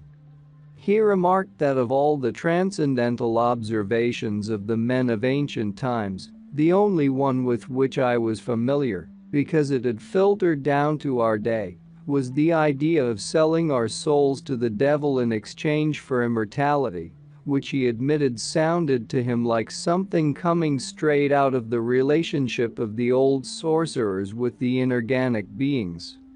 He reminded me how the dreaming emissary had tried to induce me to stay in its realm by offering me the possibility of maintaining my individuality and self-awareness for nearly an eternity. As you know, succumbing to the lure of the inorganic beings is not just an idea, it's real, Don Juan went on. But you haven't yet fully realized the implication of that realness. Dreaming, likewise, is real. It is an energy-generating condition. You hear my statements and you certainly understand what I mean, but your awareness hasn't caught up with the total implication of it yet. Don Juan said that my rationality knew the import of a realization of this nature, and during our last talk, it had forced my awareness to change levels. I ended up in my normal awareness before I could deal with the nuances of my dream. My rationality had further protected itself by suspending my dreaming practices. I assure you that I am fully aware of what an energy-generating condition means, I said. And I assure you that you are not, he retorted. If you were, you would measure dreaming with greater care and deliberation. Since you believe you are just dreaming, you take blind chances. Your faulty reasoning tells you that no matter what happens, at a given moment the dream will be over, and you will wake up. He was right. In spite of all the things I had witnessed in my dreaming practices, somehow I still retained the general sense that all of it had been a dream. I am talking to you about the views of men of antiquity and the views of modern man, Don Juan went on, because your awareness, which is the awareness of modern man, prefers to deal with an unfamiliar concept as if it were an empty ideality. If I left it up to you, you'd regard dreaming as an idea. Of course. I'm sure you take dreaming seriously, but you don't quite believe in the reality of dreaming. I understand what you are saying, Don Juan, but I don't understand why you are saying it. I am saying all this because you are now, for the first time, in the proper position to understand that dreaming is an energy-generating condition. For the first time, you can understand now that ordinary dreams are the honing devices used to train the assemblage point to reach the position that creates this energy-generating condition we call dreaming. He warned me that, since dreamers touch and enter real worlds of all-inclusive effects, they ought to be in a permanent state of the most intense and sustained alertness. Any deviation from total alertness imperils the dreamer in ways more than dreadful. I began again, at this point, to experience a movement in my chest cavity, exactly as I had felt the day my awareness changed levels by itself. Don Juan forcibly shook me by the arm. Regard dreaming as something extremely dangerous, he commanded me. And begin that now. Don't start any of your weird maneuvers. His tone of voice was so urgent that I stopped whatever I was, unconsciously, doing. What is going on with me, Don Juan? I asked. What's going on with you is that you can displace your assemblage point quickly and easily, he said. Yet that ease has the tendency to make the displacement erratic. Bring your ease to order. And don't allow yourself even a fraction of an inch leeway. I could easily have argued that I did not know what he was talking about, but I knew. I also knew I had only a few seconds to round up my energy and change my attitude, and I did. This was the end of our exchange that day. I went home, and for nearly a year I faithfully and daily repeated what Don Juan had asked me to say. The results of my litany-like invocation were incredible. I was firmly convinced that it had the same effect on my awareness that exercise has on the muscles of the body. My assemblage point became more agile, which meant that seeing energy and dreaming became the sole goal of my practices. My skill at intending to see grew in proportion to my efforts.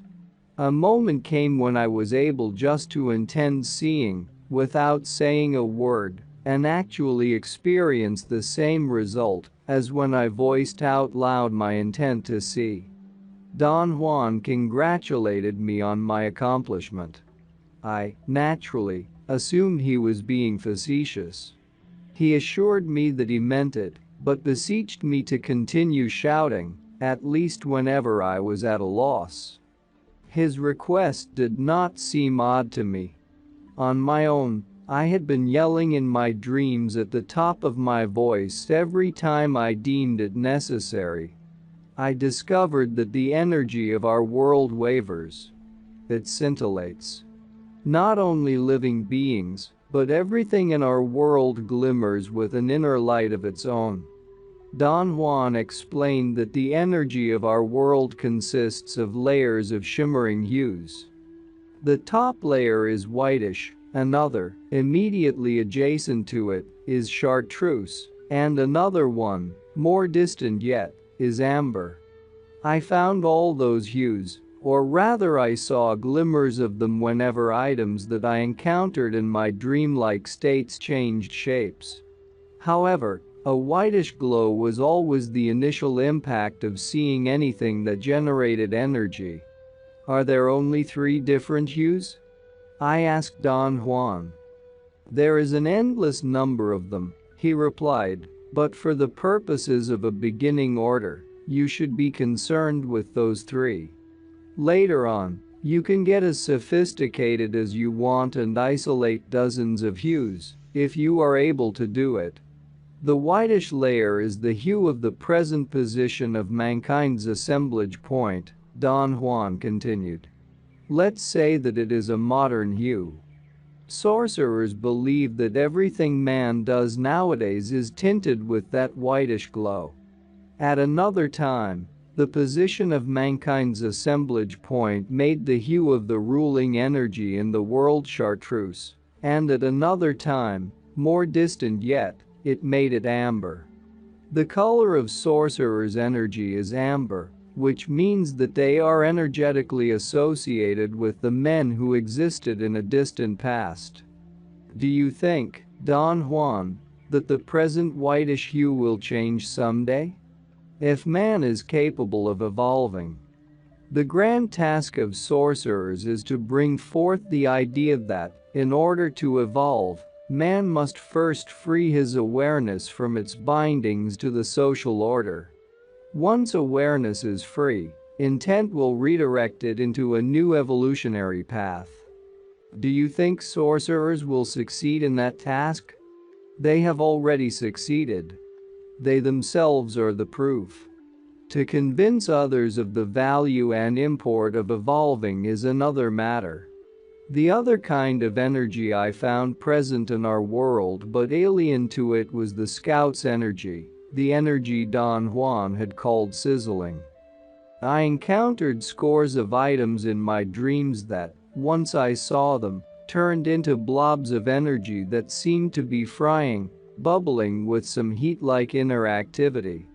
Bear in mind that not every scout you are going to find belongs to the realm of inorganic beings, Don Juan remarked. Every scout you have found so far, except for the Blue Scout, has been from that realm, but that was because the inorganic beings were catering to you. They were directing the show. Now you are on your own. Some of the scouts you will encounter are going to be not from the inorganic beings realm, but from other, even more distant levels of awareness. Are the scouts aware of themselves? I asked. Most certainly, he replied. Then why don't they make contact with us when we are awake? They do.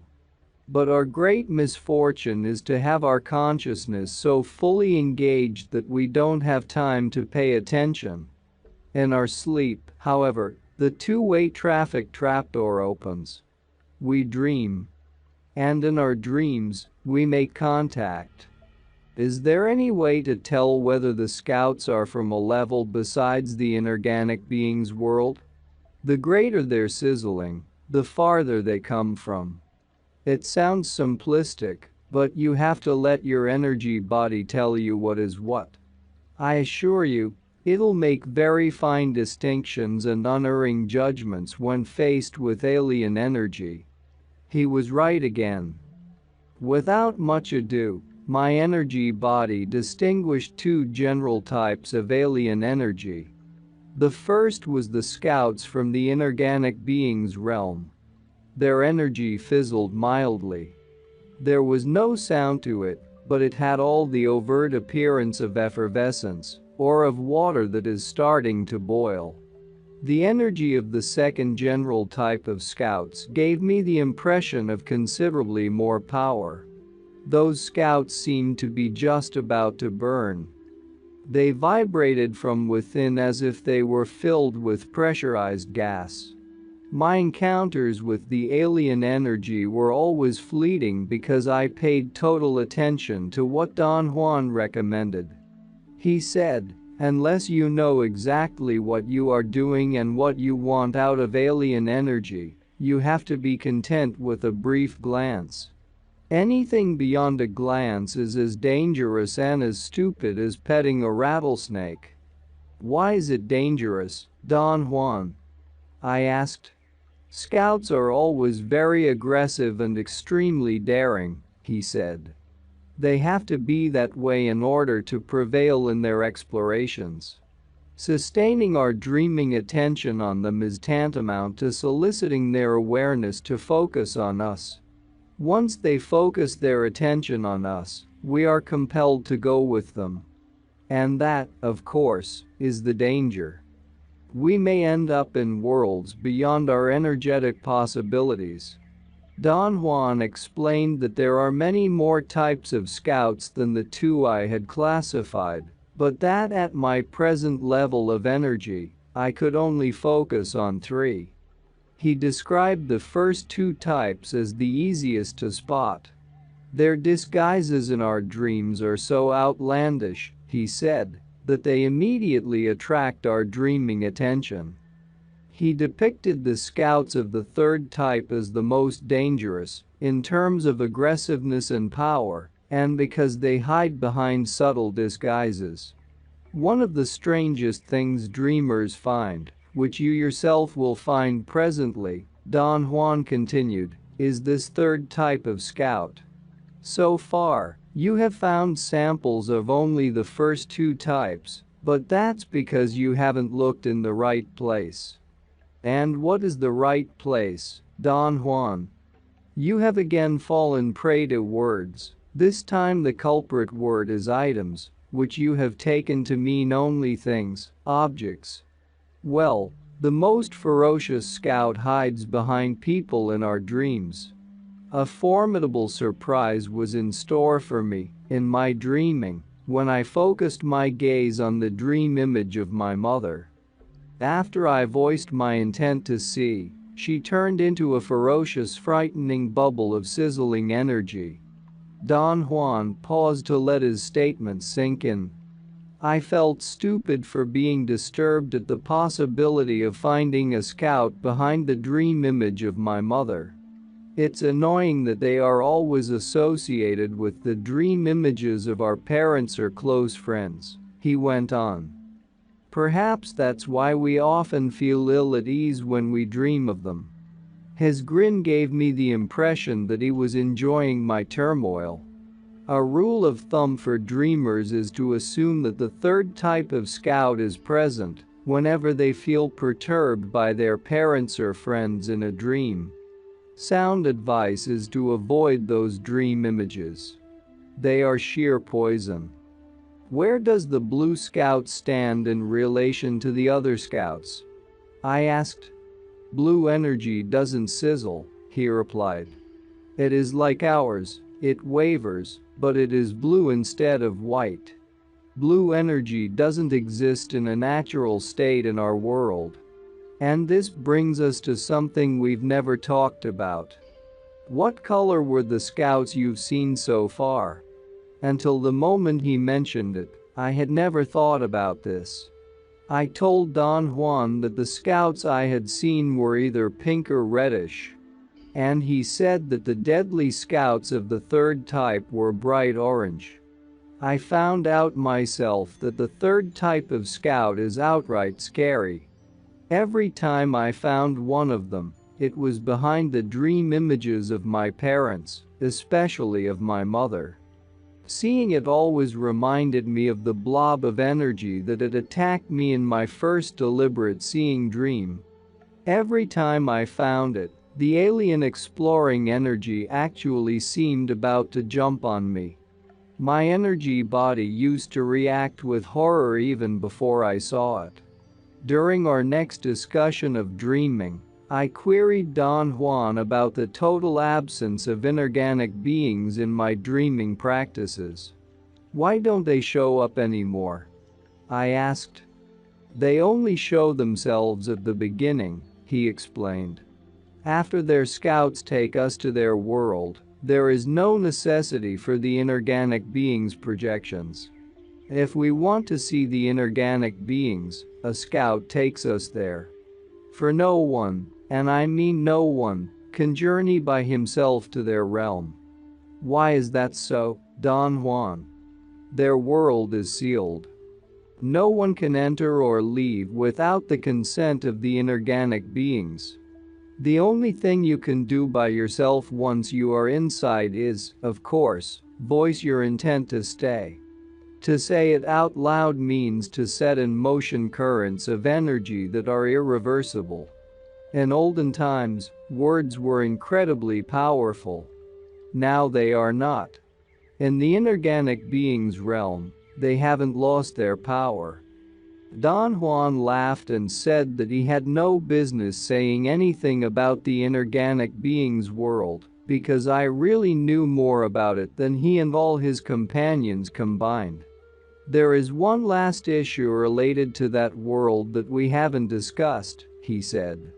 He paused for a long while, as if searching for the appropriate words. In the final analysis, he began, my aversion to the old sorcerer's activities is very personal. As an Agwal, I detest what they did.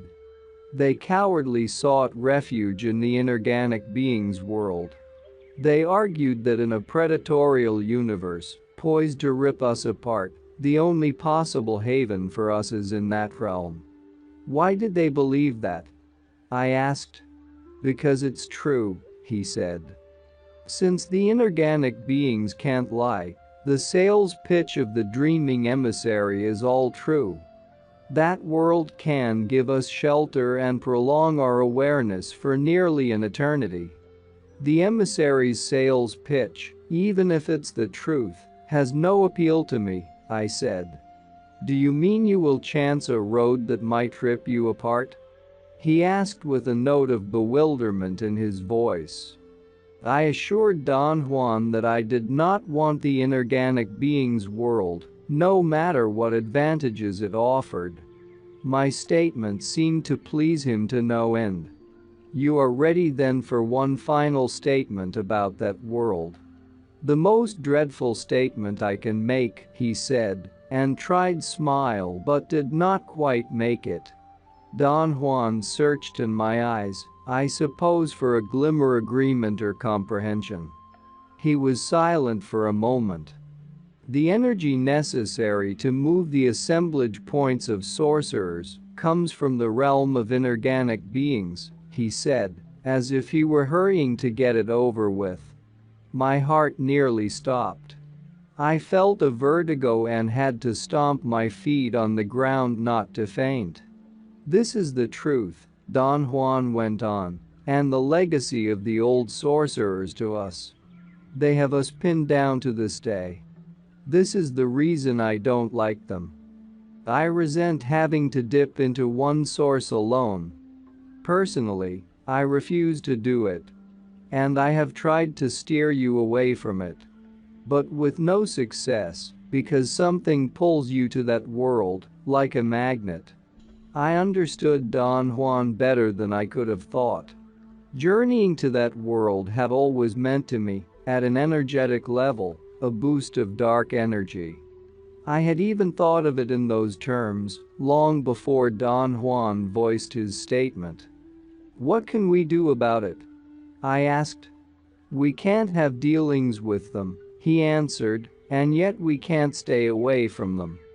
My solution has been to take their energy but not give in to their influence.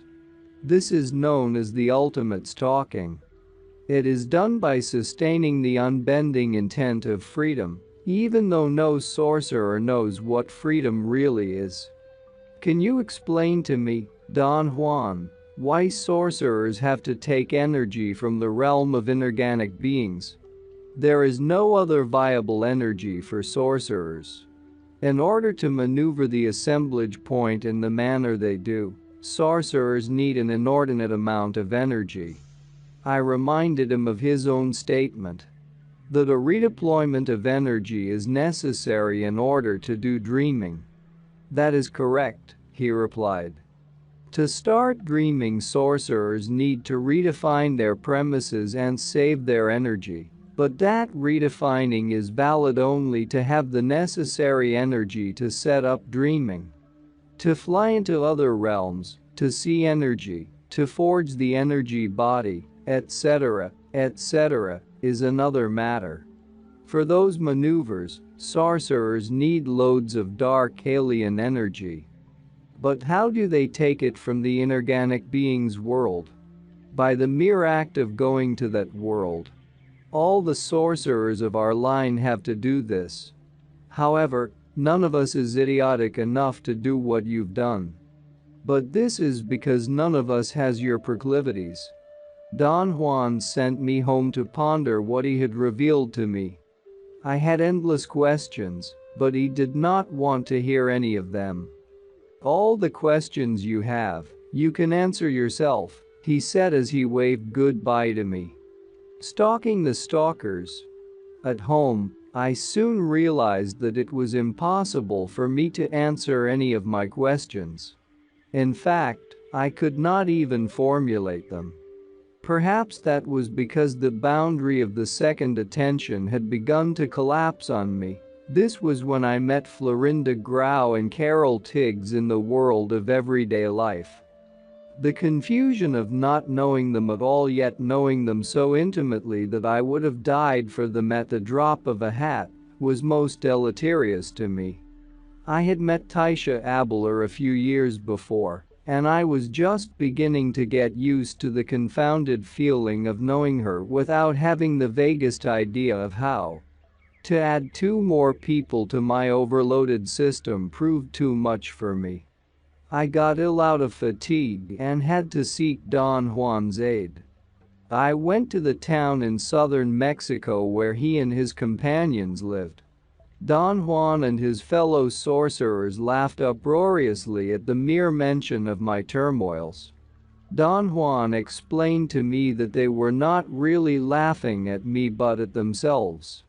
My cognitive problems reminded them of the ones they had had when the boundary of the second attention had collapsed on them, just as it had on me. Their awareness, like mine, had not been prepared for it, he said. Every sorcerer goes through the same agony, Don Juan went on. Awareness is an endless area of exploration for sorcerers and man in general. In order to enhance awareness, there is no risk we should not run, no means we should refuse.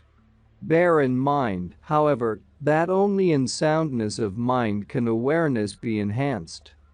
Don Juan reiterated, then, that his time was coming to an end, and that I had to use my resources wisely to cover as much ground as I could before he left. Talk like that used to throw me into states of profound depression. But as the time of his departure approached, I had begun to react with more resignation. I no longer felt depressed, but I still panicked. Nothing else was said after that. The next day, at his request, I drove Don Juan to Mexico City. We arrived around noon and went directly to the Hotel del Prado, in the Paseo Alameda, the place he usually lodged when he was in the city. Don Juan had an appointment with a lawyer that day, at 4 in the afternoon. Since we had plenty of time, we went to have lunch in the famous Café Tacuba, a restaurant in the heart of downtown, where it was purported that real meals were served. Don Juan was not hungry. He ordered only 2 sweet tamales, while I gorged myself on a sumptuous feast. He laughed at me and made signs of silent despair at my healthy appetite. "I'm going to propose a line of action for you," he said in a curt tone when we had finished our lunch. "It's the last task of the 3rd gate of dreaming, and it consists of stalking the stalkers, a most mysterious maneuver. To stalk the stalkers means to deliberately draw energy from the inorganic being's realm in order to perform a sorcery feat. What kind of sorcery feat, Don Juan? A journey that uses awareness as an element of the environment, he explained. In the world of daily life, water is an element of the environment that we use for traveling. Imagine awareness being a similar element that can be used for traveling. Through the medium of awareness, scouts from all over the universe come to us, and vice versa. Via awareness, sorcerers go to the ends of the universe. There had been certain concepts, among the hosts of concepts Don Juan had made me aware of in the course of his teachings, that attracted my full interest without any coaxing. This was one. The idea that awareness is a physical element is revolutionary, I said in awe. I didn't say it's a physical element, he corrected me. It's an energetic element. You have to make that distinction. For sorcerers who see awareness as a glow, they can hitch their energy body to that glow and go with it. What's the difference between a physical and an energetic element? I asked. The difference is that physical elements are part of our interpretation system, but energetic elements are not.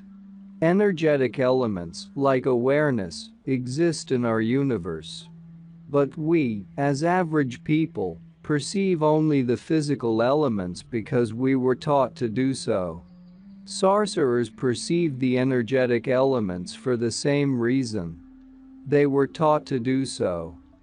Don Juan explained that the use of awareness as an energetic element of our environment is the essence of sorcery, that in terms of practicalities, the trajectory of sorcery is, first, to free the existing energy in us by impeccably following the sorcerer's path.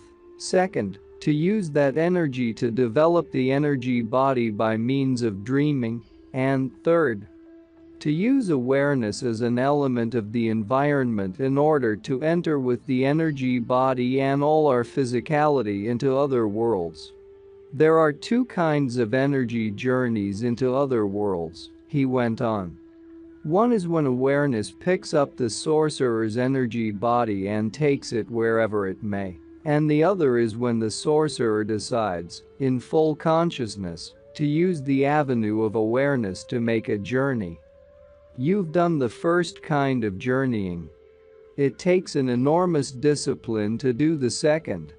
After a long silence, Don Juan stated that in the life of sorcerers, there are issues that require masterful handling, and that dealing with awareness, as an energetic element open to the energy body, is the most important, vital, and dangerous of those issues. I had no comment. I was suddenly on pins and needles, hanging on every one of his words. By yourself, you don't have enough energy to perform the last task of the third gate of dreaming, he went on, but you and Carol Tiggs together can certainly do what I have in mind.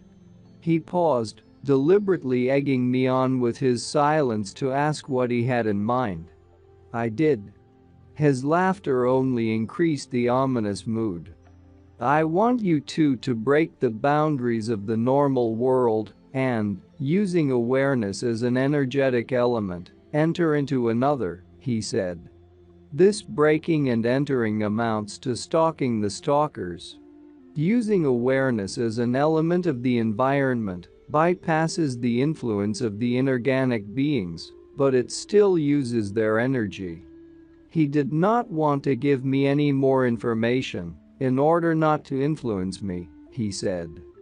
His belief was that the less I knew beforehand the better off I would be. I disagreed, but he assured me that, in a pinch, my energy body was perfectly capable of taking care of itself. We went from the restaurant to the lawyer's office. Don Juan quickly concluded his business, and we were, in no time at all, in a taxi on our way to the airport. Don Juan informed me that Carol Tiggs was arriving on a flight from Los Angeles and that she was coming to Mexico City exclusively to fulfill this last dreaming task with me. The Valley of Mexico is a superb place to perform the kind of sorcery feat you are after, he commented. You haven't told me yet what the exact steps to follow are, I said. He didn't answer me. We did not speak anymore, but while we waited for the plane to land, he explained the procedure I had to follow. I had to go to Carol's room at the Regis Hotel, across the street from our hotel, and, after getting into a state of total inner silence, with her I had to slip gently into dreaming, voicing our intent to go to the realm of the inorganic beings. I interrupted to remind him that I always had to wait for a scout to show up before I could manifest out loud my intent to go to the inorganic beings' world. Don Juan chuckled and said, "You haven't dreamt with Carol Tiggs yet. You'll find out that it's a treat. Sorceresses don't need any props. They just go to that world whenever they want to. For them, there is a scout on permanent call." I could not bring myself to believe that a sorceress would be able to do what he was asserting. I thought I had a degree of expertise in handling the inorganic being's world. When I mentioned to him what was going through my mind, he retorted that I had no expertise whatsoever when it came to what sorceresses are capable of. "Why do you think I had Carol Tiggs with me to pull you bodily out of that world?" he asked. "Do you think it was because she's beautiful?" "Why was it, Don Juan?" "Because I couldn't do it myself, and for her, it was nothing. She has a knack for that world." Is she an exceptional case, Don Juan? Women in general have a natural bent for that realm. Sorceresses are, of course, the champions, but Carol Tiggs is better than anyone I know, because she, as the Nagual woman, has superb energy. I thought I had caught Don Juan in a serious contradiction. He had told me that the inorganic beings were not interested at all in women. Now he was asserting the opposite. "No. I'm not asserting the opposite," he remarked when I confronted him. "I've said to you that the inorganic beings don't pursue females, they only go after males. But I've also said to you that the inorganic beings are female, and that the entire universe is female to a large degree. So draw your own conclusions." Since I had no way to draw any conclusions, Don Juan explained to me that sorceresses, in theory, come and go as they please in that world because of their enhanced awareness and their femaleness. "Do you know this for a fact?" I asked.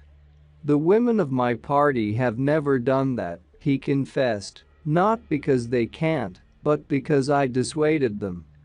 The women of your party, on the other hand, do it like changing skirts." I felt a vacuum in my stomach. I really did not know anything about the women of my party. Don Juan consoled me, saying that my circumstances were different from his, as was my role as an Nagual. He assured me that I did not have it in me to dissuade any of the women of my party, even if I stood on my head. As the taxi drove us to her hotel, Carol delighted Don Juan and me with her impersonations of people we knew. I tried to be serious and questioned her about our task. She mumbled some apologies for not being able to answer me with the seriousness I deserved. Don Juan laughed uproariously when she mimicked my solemn tone of voice. After registering Carol at the hotel, the three of us meandered around downtown, looking for second-hand bookstores. We ate a light dinner at the Sanborn's restaurant in the House of Tiles. About 10 o'clock, we walked to the Regis Hotel. We went directly to the elevator. My fear had sharpened my capacity to perceive details. The hotel building was old and massive. The furniture in the lobby had obviously seen better days. Yet there was still, all around us, something left of an old glory that had a definite appeal. I could easily understand why Carol liked that hotel so much. Before we got into the elevator, my anxiety mounted to such heights that I had to ask Don Juan for last-minute instructions. "Tell me again how we are going to proceed," I begged. Don Juan pulled us to the huge ancient stuffed chairs in the lobby and patiently explained to us that, once we were in the world of the inorganic beings, we had to voice our intent to transfer our normal awareness to our energy bodies. He suggested that Carol and I voice our intent together, although that part was not really important. What was important, he said, was that each of us intend the transfer of the total awareness of our daily world to our energy body. "How do we do this transference of awareness?" I asked. "Transferring awareness is purely a matter of voicing our intent and having the necessary amount of energy," he said. "Carol knows all this. She's done it before. She entered physically into the inorganic being's world when she pulled you out of it, remember? Her energy will do the trick. It'll tip the scales." "What does it mean to tip the scales?" "I am in limbo, Don Juan." Don Juan explained that to tip the scales meant to add one's total physical mass to the energy body. He said that using awareness as a medium to make the journey into another world is not the result of applying any techniques, but the corollary of intending and having enough energy. The bulk of energy from Carol Tiggs added to mine, or the bulk of my energy added to Carol's, was going to make us into one single entity, energetically capable of pulling our physicality and placing it on the energy body in order to make that journey. "What exactly do we have to do in order to enter into that other world?" Carol asked. Her question scared me half to death. I thought she knew what was going on. "Your total physical mass has to be added to your energy body," Don Juan replied, looking into her eyes. "The great difficulty of this maneuver is to discipline the energy body, a thing the two of you have already done. Lack of discipline is the only reason the two of you may fail in performing this feat of ultimate stalking. Sometimes, as a fluke, an average person ends up performing it and entering into another world. But this is immediately explained away as insanity or hallucination." I would have given anything in the world for Don Juan to continue talking. But he put us in the elevator, and we went up to the second floor, to Carol's room, despite my protests and my rational need to know.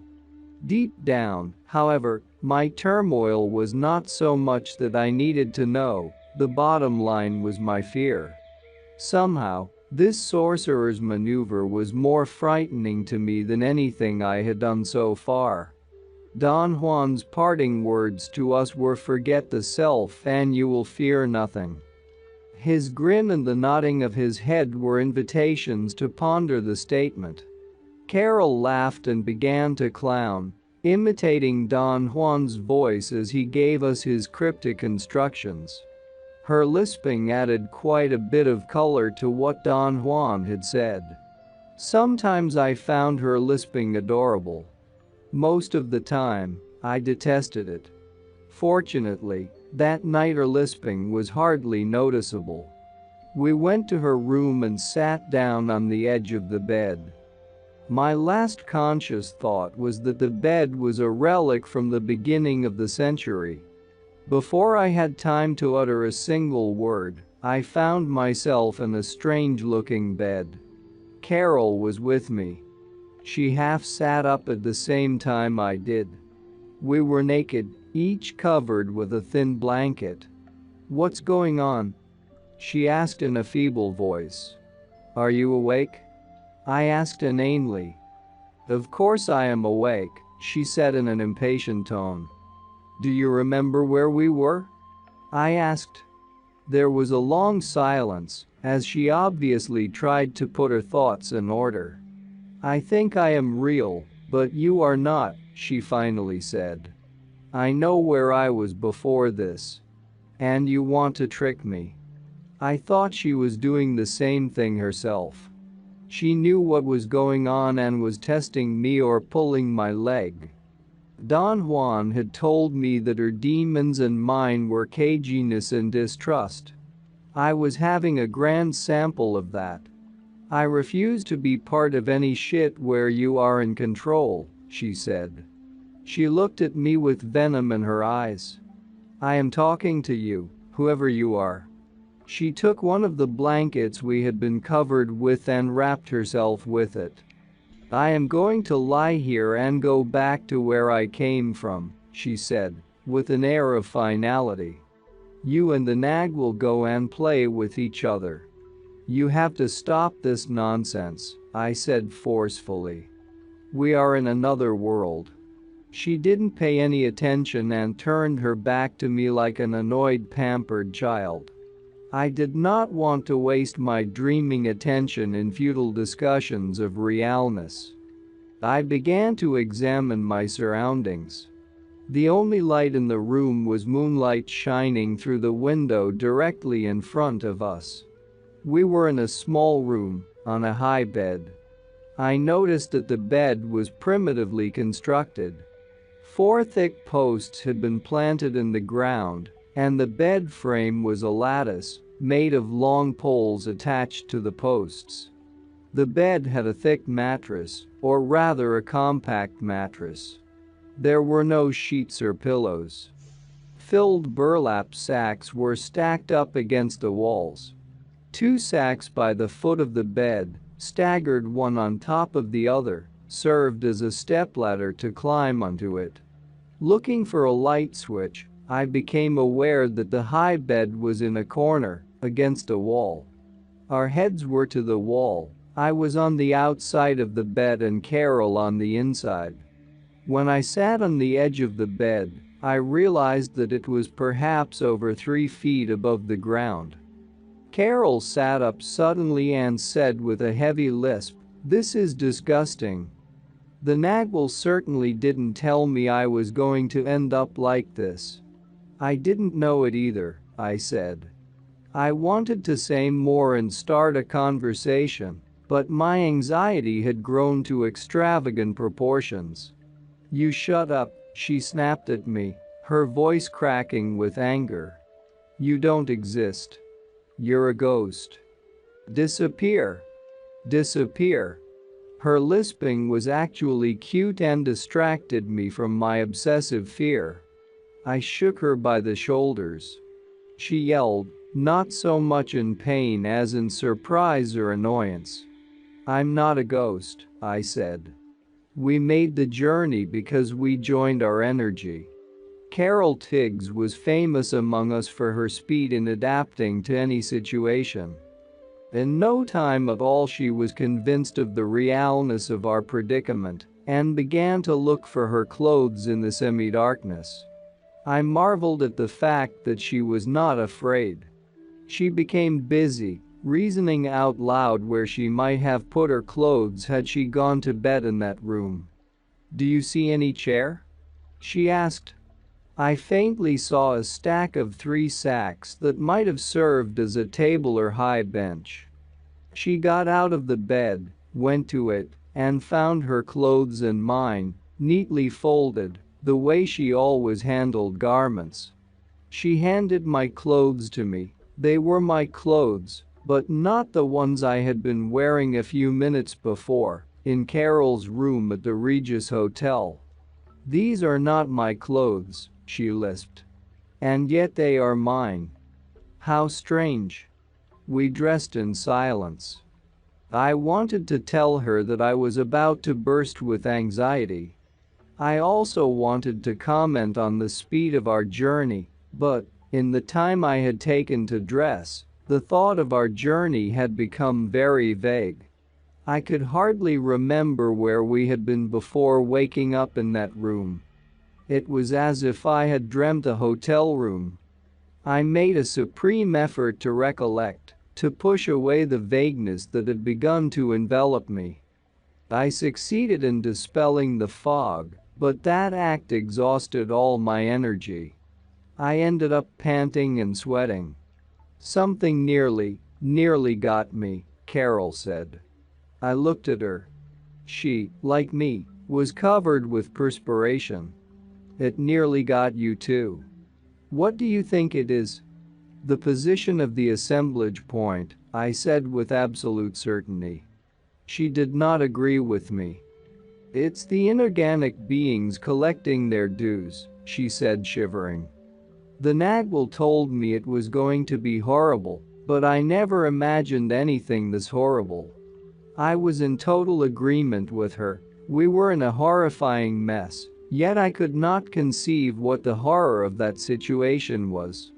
Carol and I were not novices. We had seen and done endless things, some of them outright terrifying. But there was something in that dream room that chilled me beyond belief. "We are dreaming, aren't we?" Carol asked. Without hesitation, I reassured her that we were, although I would have given anything to have Don Juan there to reassure me of the same thing. "Why am I so frightened?" she asked me, as if I were capable of rationally explaining it. Before I could formulate a thought about it, she answered her question herself. She said that what frightened her was to realize, at a body level, that perceiving is an all-inclusive act when the assemblage point has been immobilized on one position. She reminded me that Don Juan had told us that the power our daily world has over us is a result of the fact that our assemblage point is immobile on its habitual position. This immobility is what makes our perception of the world so inclusive and overpowering that we cannot escape from it. Carol also reminded me about another thing the Nagwal had said. That if we want to break this totally inclusive force, all we have to do is dispel the fog, that is to say, displace the assemblage point by intending its displacement. I had never really understood what Don Juan meant until the moment I had to bring my assemblage point to another position in order to dispel that world's fog, which had begun to swallow me. Carol and I, without saying another word, went to the window and looked out. We were in the country. The moonlight revealed some low, dark shapes of dwelling structures. By all indications, we were in the utility or supply room of a farm or a big country house. "Do you remember going to bed here?" Carol asked. "I almost do," I said, and meant it. I told her I had to fight to keep the image of her hotel room in my mind as a point of reference. "I have to do the same," she said in a frightened whisper. "I know that if we let go of that memory, we are goners." Then she asked me if I wanted us to leave that shack and venture outside. I did not. My apprehension was so acute that I was unable to voice my words. I could only give her a signal with my head. "You are so very right not to want to go out," she said. "I have the feeling that if we leave this shack, we'll never make it back." I was going to open the door and just look outside, but she stopped me. "Don't do that," she said. "You might let the outside in." The thought that crossed my mind at that instant was that we had been placed inside a frail cage. Anything, such as opening the door, might upset the precarious balance of that cage. At the moment I had that thought, both of us had the same urge. We took off our clothes as if our lives depended on that. We then jumped into the high bed without using the 2 sack steps, only to jump down from it in the next instant. It was evident that Carol and I had the same realization at the same time. She confirmed my assumption when she said, "Anything that we use belonging to this world can only weaken us. If I stand here naked and away from the bed and away from the window, I don't have any problem remembering where I came from. But if I lie in that bed or wear those clothes or look out the window, I am done for." We stood in the center of the room for a long time, huddled together. A weird suspicion began to fester in my mind. How are we going to return to our world? I asked, expecting her to know. The re-entry into our world is automatic if we don't let the fog set in, she said with the air of a foremost authority, which was her trademark. And she was right. Carol and I woke up, at the same time, in the bed of her room in the Regis Hotel. It was so obvious we were back in the world of daily life that we didn't ask questions or make comments about it. The sunlight was nearly blinding. "How did we get back?" Carol asked. Or rather, when did we get back? I had no idea what to say or what to think. I was too numb to speculate, which was all I could have done. "Do you think that we just returned?" Carol insisted. "Or maybe we've been asleep here all night. Look. We're naked. When did we take our clothes off?" "We took them off in that other world," I said and surprised myself with the sound of my voice. My answer seemed to stump Carol. She looked uncomprehendingly at me and then at her own naked body. We sat there without moving for an endless time. Both of us seemed to be deprived of volition. But then, quite abruptly, we had the same thought at exactly the same time. We got dressed in record time, ran out of the room, went down 2 flights of stairs, crossed the street, and rushed into Don Juan's hotel. Inexplicably and excessively out of breath, since we had not really exerted ourselves physically, we took turns explaining to him what we had done. He confirmed our conjectures. "What you two did was about the most dangerous thing one can imagine," he said. He addressed Carol and told her that our attempt had been both a total success and a fiasco. We had succeeded in transferring our awareness of the daily world to our energy bodies, thus making the journey with all our physicality, but we had failed in avoiding the influence of the inorganic beings. He said that ordinarily dreamers experience the whole maneuver as a series of slow transitions, and that they have to voice their intent to use awareness as an element. In our case, all those steps were dispensed with. Because of the intervention of the inorganic beings, the two of us had actually been hurled into a deadly world with a most terrifying speed. "It wasn't your combined energy that made your journey possible," he continued. "Something else did that. It even selected adequate clothes for you." "Do you mean, Nagwal, that the clothes and the bed and the room happened only because we were being run by the inorganic beings?" Carol asked. "You bet your life," he replied. "Ordinarily, dreamers are merely voyeurs. The way your journey turned out, you two got a ringside seat and lived the old sorcerer's damnation. What happened to them was precisely what happened to you. The inorganic beings took them to worlds from which they could not return. I should have known, but it didn't even enter my mind, that the inorganic beings would take over and try to set up the same trap for you too." "Do you mean they wanted to keep us there?" Carol asked. "If you had gotten outside that shack, you'd now be meandering hopelessly in that world," Don Juan said. He explained that since we entered into that world with all our physicality, The fixation of our assemblage points on the position preselected by the inorganic beings was so overpowering that it created a sort of fog that obliterated any memory of the world we came from. He added that the natural consequence of such an immobility, as in the case of the sorcerers of antiquity, is that the dreamer's assemblage point cannot return to its habitual position. Think about this, he urged us.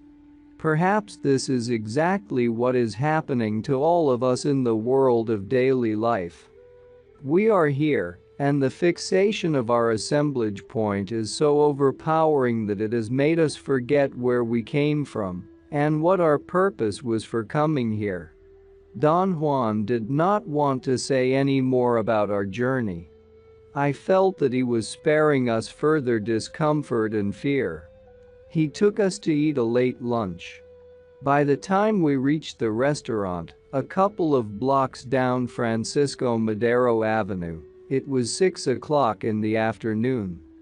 Carol and I had slept, if that is what we did, about 18 hours. Only Don Juan was hungry. Carol remarked with a touch of anger that he was eating like a pig. Quite a few heads turned in our direction on hearing Don Juan's laughter. It was a warm night. The sky was clear. There was a soft caressing breeze as we sat down on a bench in the Paseo Alameda. "There is a question that's burning me," Carol said to Don Juan. "We didn't use awareness as a medium for traveling, right?" "That's true," Don Juan said and sighed deeply. "The task was to sneak by the inorganic beings, not be run by them." "What's going to happen now?" she asked. "You are going to postpone stalking the stalkers until you two are stronger," he said. "Or perhaps you'll never accomplish it. It doesn't really matter. If one thing doesn't work, another will. Sorcery is an endless challenge."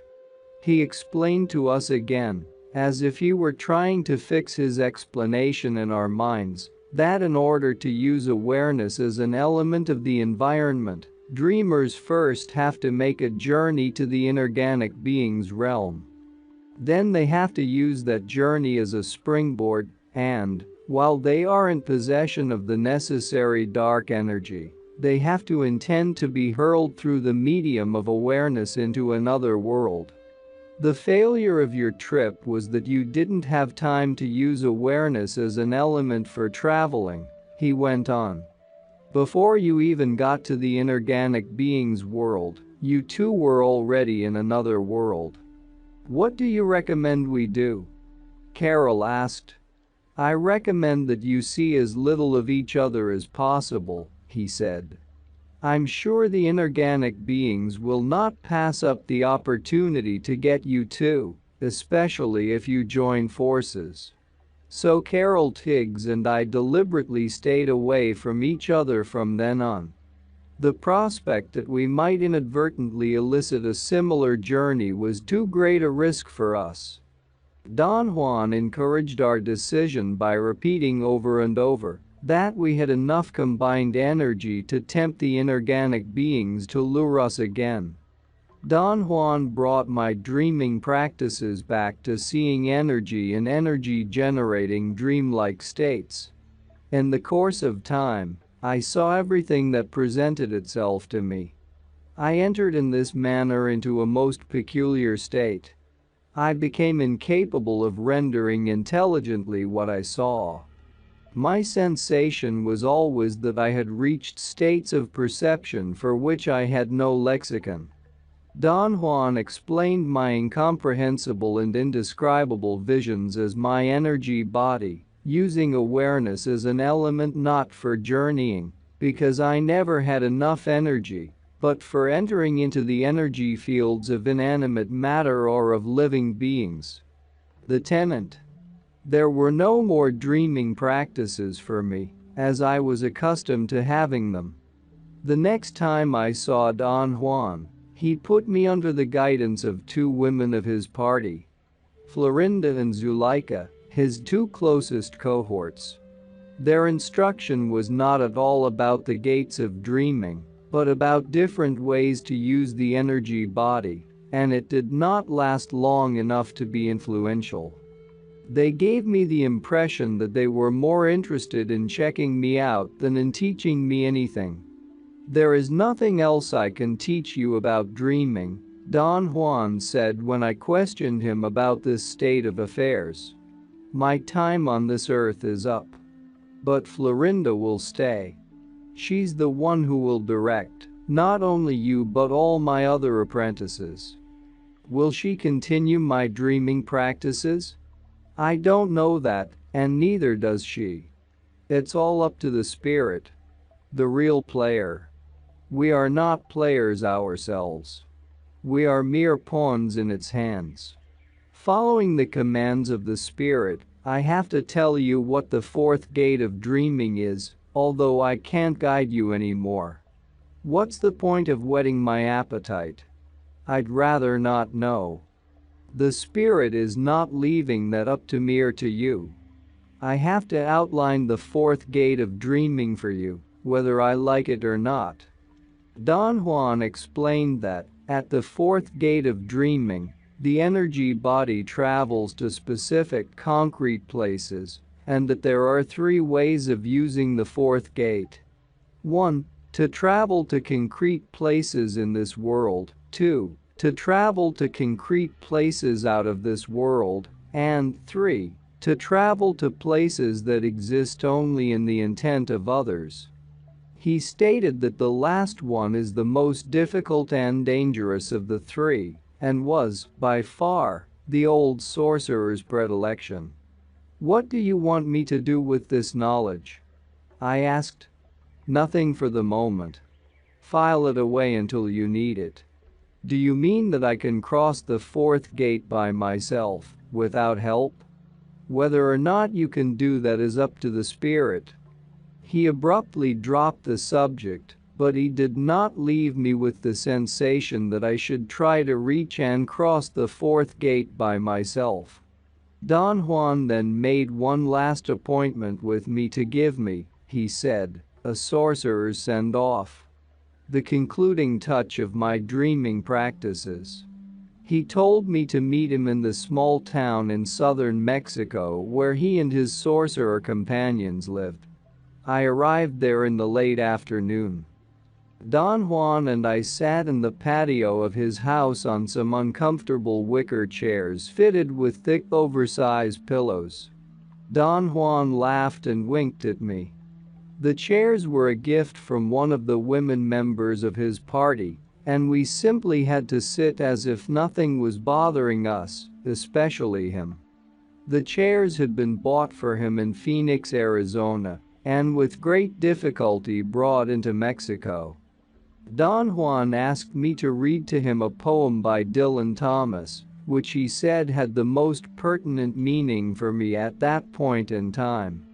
I have longed to move away from the hissing of the spent light, and the old terror's continual cry growing more terrible as the day goes over the hill into the deep sea. I have longed to move away but am afraid some life, yet unspent, might explode out of the old lie burning on the ground and, crackling into the air, leave me half blind. Don Juan stood up and said that he was going for a walk in the plaza, in the center of town. He asked me to come along. I immediately assumed that the poem had evoked a negative response in him, and he needed to dispel it. We reached the square plaza without having said a word.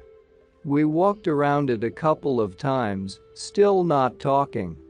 There were quite a number of people milling around the stores on the streets facing the east and north sides of the park. All the streets around the plaza were unevenly paved. The houses were massive, one-story adobe buildings, with tiled roofs, whitewashed walls, and blue or brown painted doors. On a side street, a block away from the plaza, the high walls of the enormous colonial church, which looked like a Moorish mosque, loomed ominously over the roof of the only hotel in town.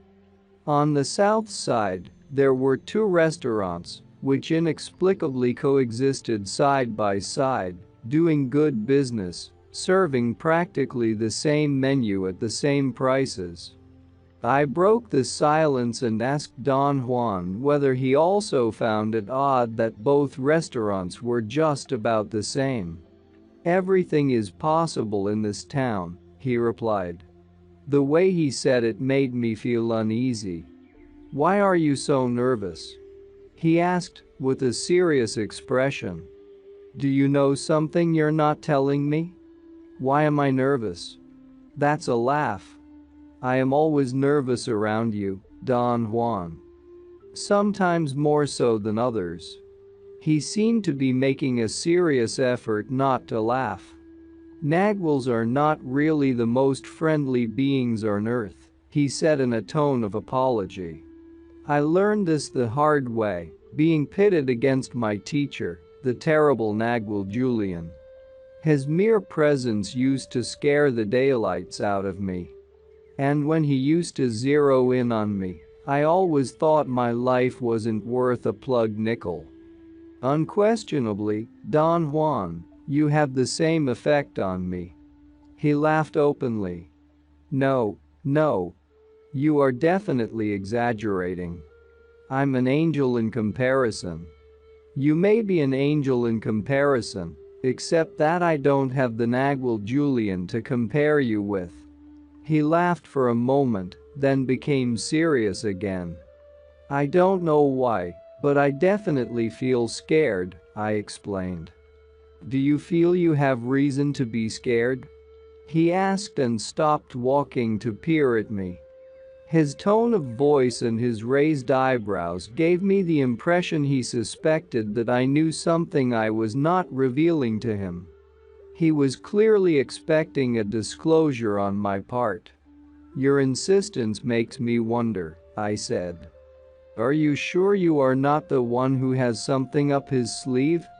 "I do have something up my sleeve," he admitted and grinned. "But that's not the issue. The issue is that there is something in this town awaiting you.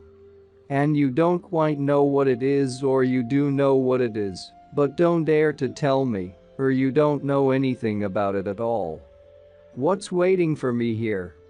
Instead of answering me, Don Juan briskly resumed his walking, and we kept going around the plaza in complete silence. We circled it quite a few times, looking for a place to sit. Then, a group of young women got up from a bench and left. "For years now, I have been describing to you the aberrant practices of the sorcerers of ancient Mexico," Don Juan said as he sat down on the bench and gestured for me to sit by him. With the fervor of someone who has never said it before, he began to tell me again what he had told me many times, that those sorcerers, guided by extremely selfish interests, put all their efforts into perfecting practices that push them further and further away from sobriety or mental balance. And that they were finally exterminated when their complex edifices of beliefs and practices became so cumbersome that they could no longer support them. The sorcerers of antiquity, of course, lived and proliferated in this area, he said, watching my reaction. "Here in this town." This town was built on the actual foundations of one of their towns. "Here in this area, the sorcerers of antiquity carried on all their dealings." "Do you know this for a fact, Don Juan?" "I do, and so will you, very soon." My mounting anxiety was forcing me to do something I detested. To focus on myself. Don Juan, sensing my frustration, egged me on. "Very soon, we'll know whether or not you're really like the old sorcerers or like the new ones," he said. "You are driving me nuts with all this strange and ominous talk," I protested. Being with Don Juan for 13 years had conditioned me, above everything else, to conceive of panic as something that was just around the corner at all times, ready to be released. Don Juan seemed to vacillate. I noticed his furtive glances in the direction of the church. He was even distracted. When I talked to him, he was not listening. I had to repeat my question. "Are you waiting for someone?" "Yes, I am," he said. "Most certainly I am. I was just sensing the surroundings. You caught me in the act of scanning the area with my energy body." "What did you sense, Don Juan?" "My energy body senses that everything is in place. The play is on tonight. You are the main protagonist. I am a character actor with a small but meaningful role. I exit in the first act." "What in the world are you talking about?" He did not answer me. He smiled knowingly. "I'm preparing the ground," he said. "Warming you up, so to speak, harping on the idea that modern-day sorcerers have learned a hard lesson. They have realized that only if they remain totally detached can they have the energy to be free. Theirs is a peculiar type of detachment, which is born not out of fear or indolence, but out of conviction." Don Juan paused and stood up, stretched his arms in front of him, to his sides, and then behind him. "Do the same," he advised me. "It relaxes the body, and you have to be very relaxed to face what's coming to you tonight."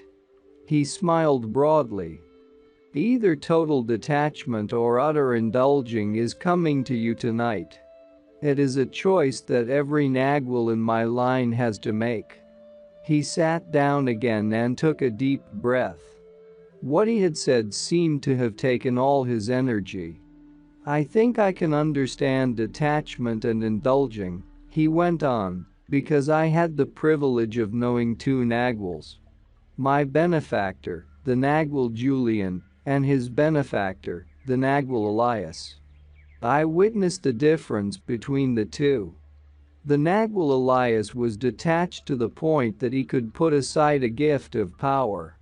The Nagwal Julian was also detached, but not enough to put aside such a gift." "Judging by the way you're talking," I said, "I would say that you are going to spring some sort of test on me tonight.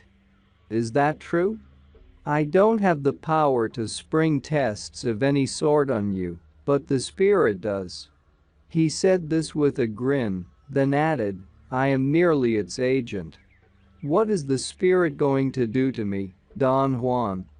"All I can say is that tonight you're going to get a lesson in dreaming, the way lessons in dreaming used to be, but you are not going to get that lesson from me. Someone else is going to be your teacher and guide you tonight." "Who is going to be my teacher and guide?" "A visitor, who might be a horrendous surprise to you or no surprise at all." "And what's the lesson in dreaming I am going to get?" "It's a lesson about the fourth gate of dreaming. And it is in two parts. The first part I'll explain to you presently. The second part nobody can explain to you, because it is something that pertains only to you.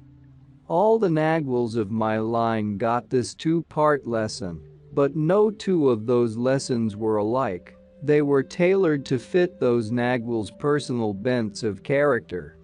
"Your explanation doesn't help me at all, Don Juan." I am getting more and more nervous. We remained quiet for a long moment. I was shaken up and fidgety, and did not know what else to say without actually nagging. "As you already know, for modern-day sorcerers to perceive energy directly is a matter of personal attainment," Don Juan said. "We maneuver the assemblage point through self-discipline. For the old sorcerers, the displacement of the assemblage point was a consequence of their subjugation to others, their teachers, who accomplished those displacements through dark operations and gave them to their disciples as gifts of power. It's possible for someone with greater energy than ours to do anything to us," he went on. "For example, The Nagwal Julian could have turned me into anything he wanted, a fiend or a saint. But he was an impeccable Nagwal and let me be myself. The old sorcerers were not that impeccable, and, by means of their ceaseless efforts to gain control over others, they created a situation of darkness and terror that was passed on from teacher to disciple. He stood up and swept his gaze all around us. As you can see, this town isn't much, he continued, but it has a unique fascination for the warriors of my line. Here lies the source of what we are, and the source of what we don't want to be. Since I am at the end of my time, I must pass on to you certain ideas, recount to you certain stories, put you in touch with certain beings, right here in this town, exactly as my benefactor did with me. Don Juan said that he was reiterating something I already was familiar with, that whatever he was and everything he knew were a legacy from his teacher, the Nagwal Julian. He in turn inherited everything from his teacher, the Nagwal Elias. The Nagwal Elias from the Nagwal Rosendo, he from the Nagwal Luyan, the Nagwal Luyan from the Nagwal Santisteban, and the Nagwal Santisteban from the Nagwal Sebastian. He told me again, in a very formal tone, something he had explained to me many times before, that there were 8 Nagwals before the Nagwal Sebastian, but that they were quite different. They had a different attitude toward sorcery, a different concept of it, although they were still directly related to his sorcery lineage.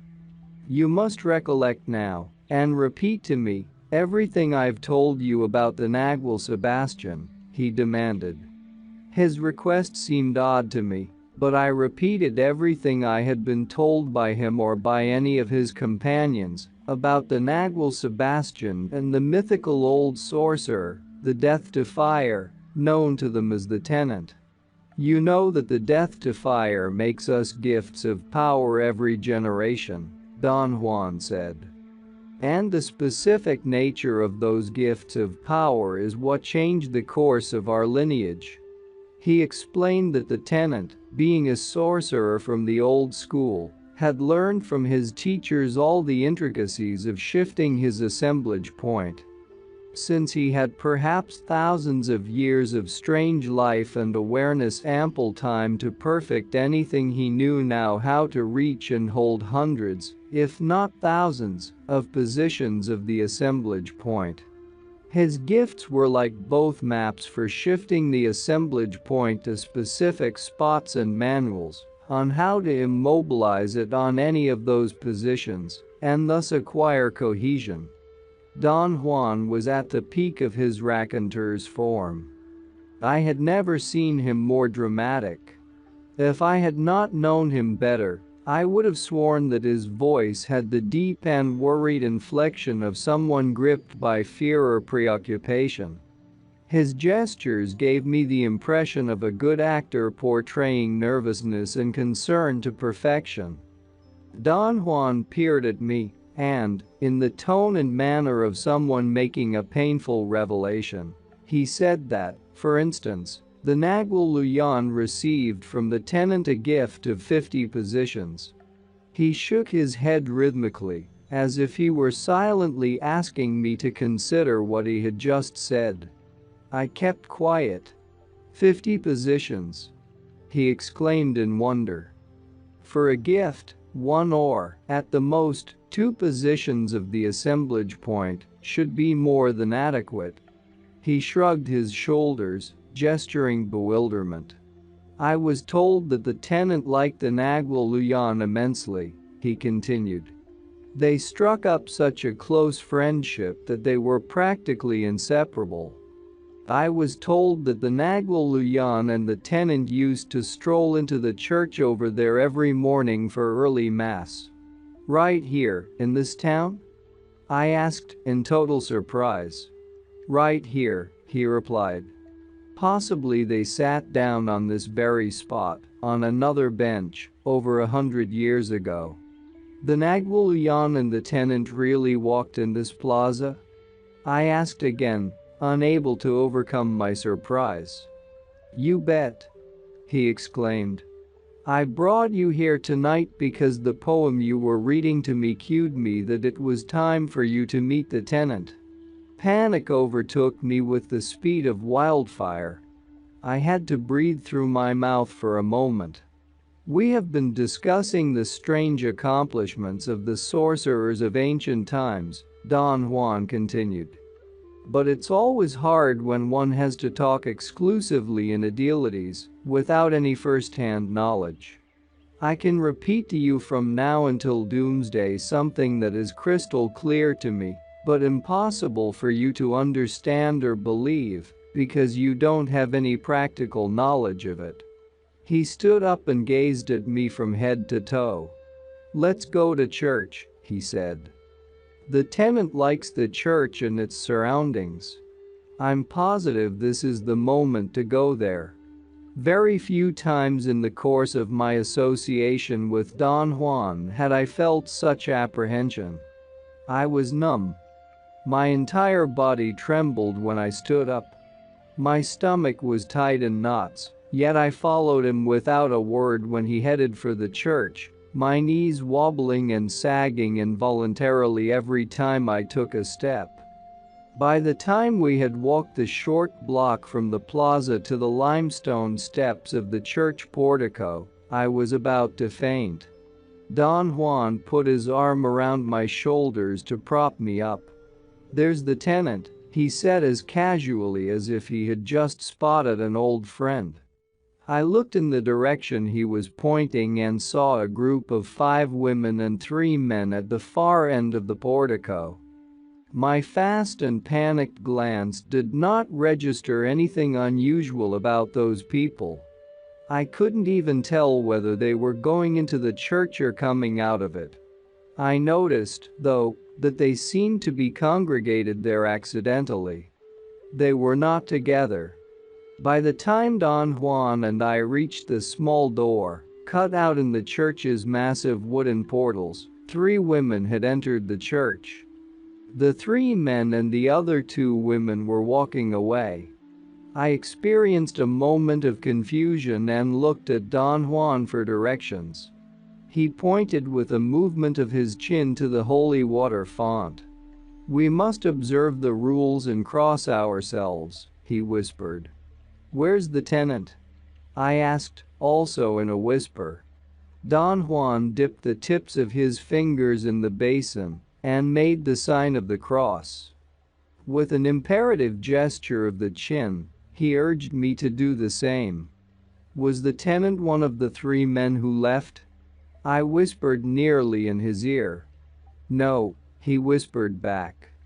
The tenant is one of the 3 women who stayed. The one in the back row. At that moment, a woman in the back row turned her head toward me, smiled, and nodded at me. I reached the door in one jump and ran out. Don Juan ran after me. With incredible agility, he overtook me and held me by the arm. Where are you going? He asked, his face and body contorting with laughter. He held me firmly by the arm as I took big gulps of air. I was veritably choking. Peals of laughter came out of him, like ocean waves. I forcefully pulled away and walked toward the plaza. He followed me. I never imagined you were going to get so upset, he said, as new waves of laughter shook his body. Why didn't you tell me that the tenant is a woman? That sorcerer in there is the death to fire, he said solemnly. For such a sorcerer, so versed in the shifts of the assemblage point, to be a man or a woman is a matter of choice or convenience. This is the first part of the lesson in dreaming I said you were going to get. And the death to fire is the mysterious visitor who's going to guide you through it. He held his sides as laughter made him cough. I was speechless. Then a sudden fury possessed me. I was not mad at Don Juan or myself or anyone in particular. It was a cold fury, which made me feel as if my chest and all my neck muscles were going to explode. "Let's go back to the church," I shouted, and I didn't recognize my own voice. Now, he said softly. "You don't have to jump into the fire just like that. Think. Deliberate. Measure things up. Cool that mind of yours. Never in your life have you been put to such a test. You need calmness now. I can't tell you what to do," he continued.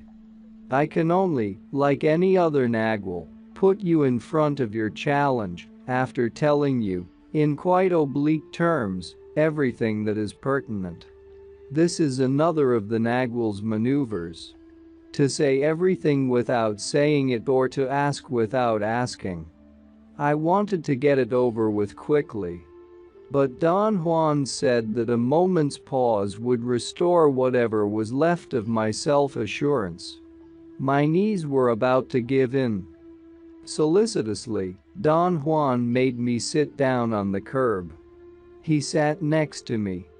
The first part of the dreaming lesson in question is that maleness and femaleness are not final states, but are the result of a specific act of positioning the assemblage point, he said.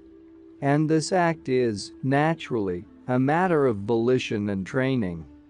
Since it was a subject close to the old sorcerers' hearts, they are the only ones who can shed light on it. Perhaps because it was the only rational thing to do, I began to argue with Don Juan. "I can't accept or believe what you are saying," I said. I felt heat rising to my face. "But you saw the woman," Don Juan retorted. "Do you think that all of this is a trick?" "I don't know what to think. That being in the church is a real woman," he said forcefully. "Why should that be so disturbing to you? The fact that she was born a man attests only to the power of the old sorcerer's machinations. This shouldn't surprise you. You have already embodied all the principles of sorcery." My insides were about to burst with tension. In an accusing tone, Don Juan said that I was just being argumentative. With forced patience but real pomposity, I explained to him the biological foundation of maleness and femaleness. "I understand all that," he said. "And you're right in what you're saying. Your flaw is to try to make your assessments universal. What we're talking about are basic principles," I shouted. "They'll be pertinent to man here or in any other place in the universe." True, he said in a quiet voice. "Everything you say is true as long as our assemblage point remains on its habitual position. But the moment it is displaced beyond certain boundaries and our daily world is no longer in function, none of the principles you cherish has the total value you're talking about. Your mistake is to forget that the death defier has transcended those boundaries thousands upon thousands of times. It doesn't take a genius to realize that the tenant is no longer bound by the same forces that bind you now." I told him that my quarrel, if it could be called a quarrel, was not with him, but with accepting the practical side of sorcery, which, up to that moment, had been so far-fetched that it had never posed a real problem to me. I reiterated that, as a dreamer, it was within my experience to attest that in dreaming anything is possible. I reminded him that he himself had sponsored and cultivated this conviction, together with the ultimate necessity for soundness of mind. What he was proposing as the tenant's case was not sane. It was a subject only for dreaming, certainly not for the daily world. I let him know that to me it was an abhorrent and untenable proposition. "Why this violent reaction?" he asked with a smile. His question caught me off guard. I felt embarrassed. I think it threatens me at the core, I admitted. And I meant it.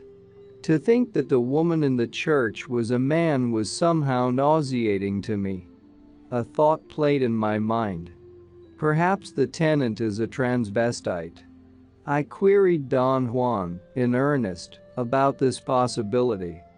He laughed so hard he seemed about to get ill. That's too mundane a possibility, he said. Maybe your old friends would do such a thing. Your new ones are more resourceful and less masturbatory. I repeat. That being in the church is a woman. It is a she. And she has all the organs and attributes of a female. He smiled maliciously. You've always been attracted to women, haven't you? It seems that this situation has been tailored just for you.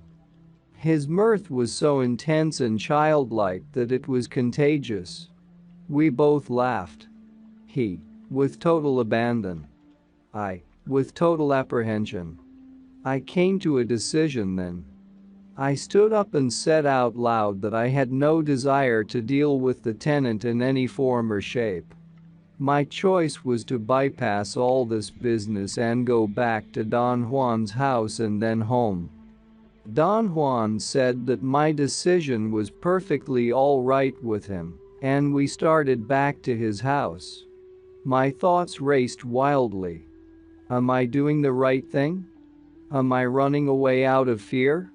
Of course, I immediately rationalized my decision as the right and unavoidable one. After all, I assured myself, I was not interested in acquisitions, and the tenant's gifts were like acquiring property. Then doubt and curiosity hit me. There were so many questions I could have asked the death to fire. My heart began to pound so intensely I felt it beating against my stomach. The pounding suddenly changed into the emissary's voice.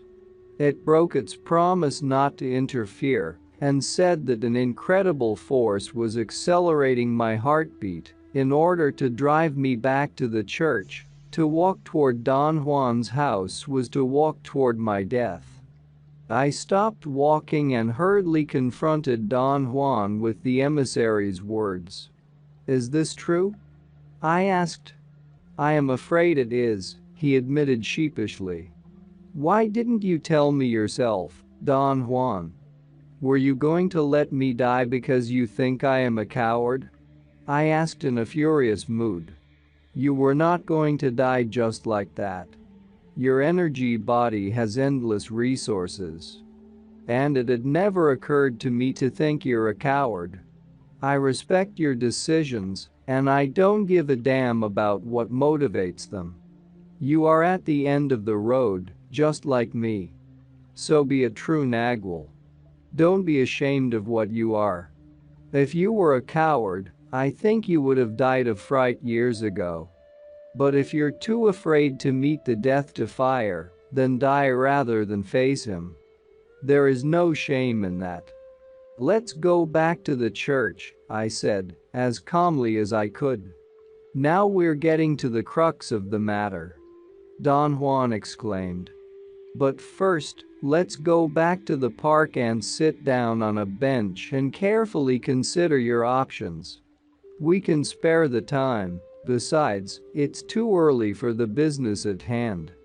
We walked back to the park and immediately found an unoccupied bench and sat down. You have to understand that only you, yourself, can make the decision to meet or not to meet the tenant or to accept or reject his gifts of power, Don Juan said. But your decision has to be voiced to the woman in the church, face to face and alone, otherwise it won't be valid.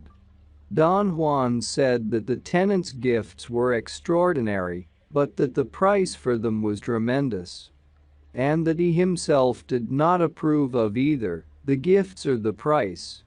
Before you make your real decision, Don Juan continued, you have to know all the details of our transactions with that sorcerer. I'd rather not hear about this anymore, Don Juan, I pleaded. It's your duty to know, he said. How else are you going to make up your mind? Don't you think that the less I know about the tenant the better off I'll be? No. This is not a matter of hiding until the danger is over. This is the moment of truth. Everything you've done and experienced in the sorcerer's world has channeled you to this spot. I didn't want to say it, because I knew your energy body was going to tell you, but there is no way to get out of this appointment. Not even by dying. Do you understand?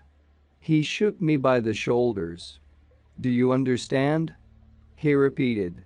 I understood so well that I asked him if it would be possible for him to make me change levels of awareness in order to alleviate my fear and discomfort. He nearly made me jump with the explosion of his no. You must face the death to fire and coldness and with ultimate premeditation, he went on. And you can't do this by proxy. Don Juan calmly began to repeat everything he had already told me about the death to fire. As he talked, I realized that part of my confusion was the result of his use of words. He rendered death to fire in Spanish as el desafiante de la muerte and tenant as el inquilino, both of which automatically denote a male. But in describing the relationship between the tenant and the naguals of his line, Don Juan kept on mixing the Spanish language male and female gender denotation, creating a great confusion in me. He said that the tenant was supposed to pay for the energy he took from the naguals of our lineage, but that whatever he paid has bound those sorcerers for generations. As payment for the energy taken from all those naguals, the woman in the church taught them exactly what to do to displace their assemblage point to some specific positions, which she herself had chosen. In other words, she bound every one of those men with a gift of power, consisting of a pre-selected specific position of the assemblage point and all its implications. What do you mean by all its implications, Don Juan? I mean the negative results of those gifts. The woman in the church knows only of indulging. There is no frugality, no temperance in that woman. For instance, she taught the nagual Julian how to arrange his assemblage point to be, just like her, a woman. Teaching this to my benefactor, who was an incurable voluptuary, was like giving booze to a drunkard. But isn't it up to each one of us to be responsible for what we do? Yes, indeed. However, some of us have more difficulty than others in being responsible. To augment that difficulty deliberately, as that woman does, is to put too much unnecessary pressure on us. How do you know the woman in the church does this deliberately? She has done it to every one of the naguals of my line.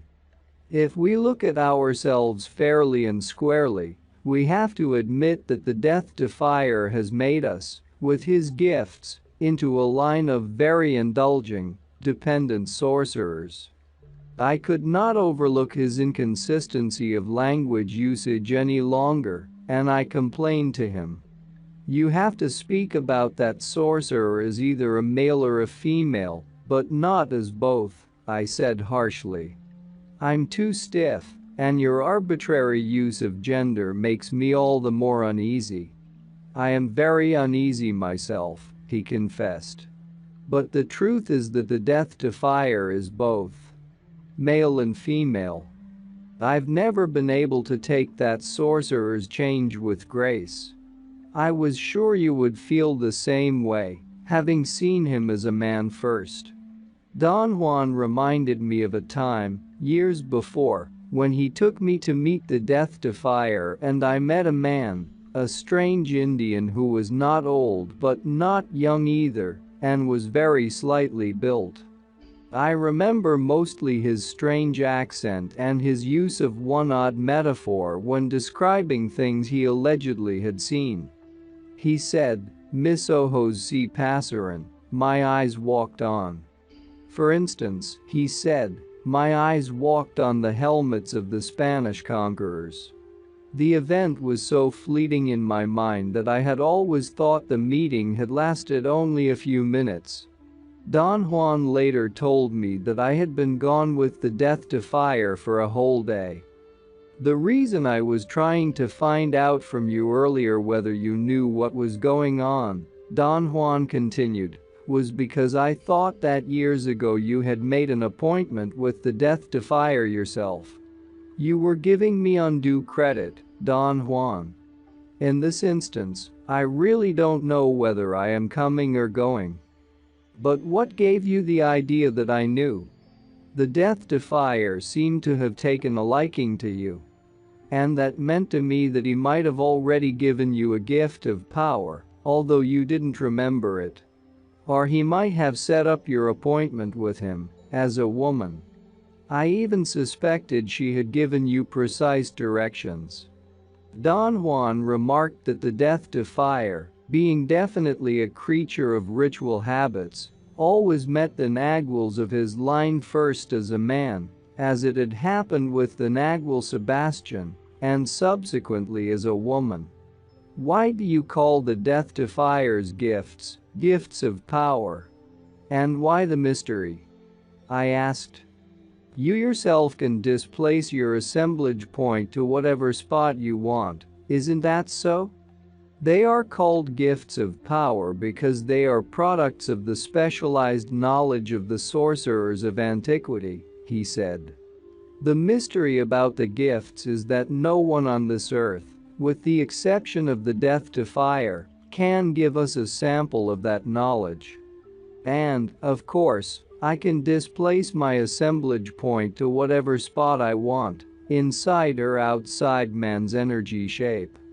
But what I can't do, and only the death to fire can, is to know what to do with my energy body in each one of those spots, in order to get total perception, total cohesion. He explained, then, that modern-day sorcerers do not know the details of the thousands upon thousands of possible positions of the assemblage point. What do you mean by details? I asked. Particular ways of treating the energy body in order to maintain the assemblage point fixed on specific positions, he replied. He took himself as an example.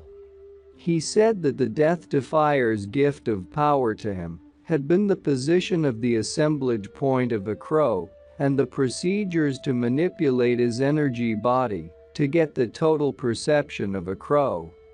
Don Juan explained that total perception, total cohesion was what the old sorcerers sought at any cost, and that, in the case of his own gift of power, total perception came to him by means of a deliberate process he had to learn, step by step, as one learns to work a very complex machine. Don Juan further explained that most of the shifts modern-day sorcerers experience are mild shifts within a thin bundle of energetic luminous filaments inside the luminous egg, a bundle called the band of man, or the purely human aspect of the universe's energy. Beyond that band, but still within the luminous egg, lies the realm of the grand shifts. When the assemblage point shifts to any spot on that area, perception is still comprehensible to us, but extremely detailed procedures are required for perception to be total. The inorganic beings tricked you and Carol Tiggs in your last journey by helping you two to get total cohesion on a grand shift, Don Juan said. They displaced your assemblage points to the farthest possible spot, then helped you perceive there as if you were in your daily world. A nearly impossible thing. To do that type of perceiving, a sorcerer needs pragmatic knowledge or influential friends. Your friends would have betrayed you in the end and left you and Carol to fend for yourselves and learn pragmatic measures in order to survive in that world. You two would have ended filled to the brim with pragmatic procedures, just like those most knowledgeable old sorcerers. Every grand shift has different inner workings, he continued, which modern sorcerers could learn if they knew how to fixate the assemblage point long enough at any grand shift. Only the sorcerers of ancient times had the specific knowledge required to do this. Don Juan went on to say that the knowledge of specific procedures involved in shifts was not available to the 8 Naguals who preceded the Nagual Sebastian, and that the tenant showed the Nagual Sebastian how to achieve total perception on 10 new positions of the assemblage point. The Nagual Santisteban received 7, the Nagual Luyan 50, the Nagual Rosendo 6, the Nagual Elias 4, the Nagual Julian 16, and he was shown 2. That made a total of 95 specific positions of the assemblage point that his lineage knew about. He said that if I asked him whether he considered this an advantage to his lineage, he would have to say no, because the weight of those gifts put them closer to the old sorcerer's mood. Now it's your turn to meet the tenant, he continued. Perhaps the gifts he will give you will offset our total balance, and our lineage will plunge into the darkness that finished off the old sorcerers. This is so horribly serious, it's sickening, I said. I most sincerely sympathize with you, he retorted with a serious expression. I know it's no consolation to you if I say that this is the toughest trial of a modern Nagual. To face something so old and mysterious as the tenant is not awe-inspiring but revolting. At least it was to me, and still is. Why do I have to continue with it, Don Juan? Because, without knowing it, you accepted the Death to Fire challenge. I drew an acceptance from you in the course of your apprenticeship, in the same manner my teacher drew one from me, surreptitiously. I went through the same horror, only a little more brutally than you. He began to chuckle. The Nagual Julian was given to playing horrendous jokes. He told me that there was a very beautiful and passionate widow who was madly in love with me. The Nagual used to take me to church often, and I had seen the woman staring at me. I thought she was a good-looking woman. And I was a horny young man. When the Nagual said that she liked me, I fell for it. My awakening was very rude. I had to fight not to laugh at Don Juan's gesture of lost innocence. Then the idea of his predicament hit me, as being not funny but ghastly. Are you sure, Don Juan, that that woman is the tenant? I asked, hoping that perhaps it was a mistake or a bad joke. I am very, very sure, he said. Besides, even if I were so dumb as to forget the tenant, my seeing can't fail me. Do you mean, Don Juan, that the tenant has a different type of energy? No, not a different type of energy, but certainly different energy features than a normal person. Are you absolutely sure, Don Juan, that that woman is the tenant? I insisted, driven by a strange revulsion and fear. That woman is the tenant. Don Juan exclaimed in a voice that admitted no doubts. We remained quiet. I waited for the next move in the midst of a panic beyond description. I have already said to you that to be a natural man or a natural woman is a matter of positioning the assemblage point, Don Juan said. By natural I mean someone who was born either male or female. To a seer, the shiniest part of the assemblage point faces outward, in the case of females, and inward, in the case of males.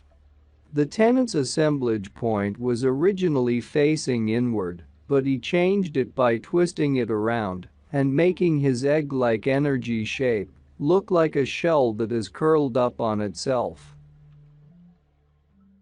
The woman in the church. Don Juan and I sat in silence. I had run out of questions, and he seemed to have said to me all that was pertinent. It could not have been more than 7 o'clock, but the plaza was unusually deserted. It was a warm night. In the evenings, in that town, people usually meandered around the plaza until 10 or 11. I took a moment to reconsider what was happening to me. My time with Don Juan was coming to an end. He and his party were going to fulfill the sorcerer's dream of leaving this world and entering into inconceivable dimensions. On this basis of my limited success in dreaming, I believed that the claims were not illusory but extremely sober, although contrary to reason. They were seeking to perceive the unknown, and they had made it. Don Juan was right in saying that, by inducing a systematic displacement of the assemblage point, dreaming liberates perception, enlarging the scope of what can be perceived. For the sorcerers of his party, dreaming had not only opened the doors of other perceivable worlds, but prepared them for entering into those realms in full awareness.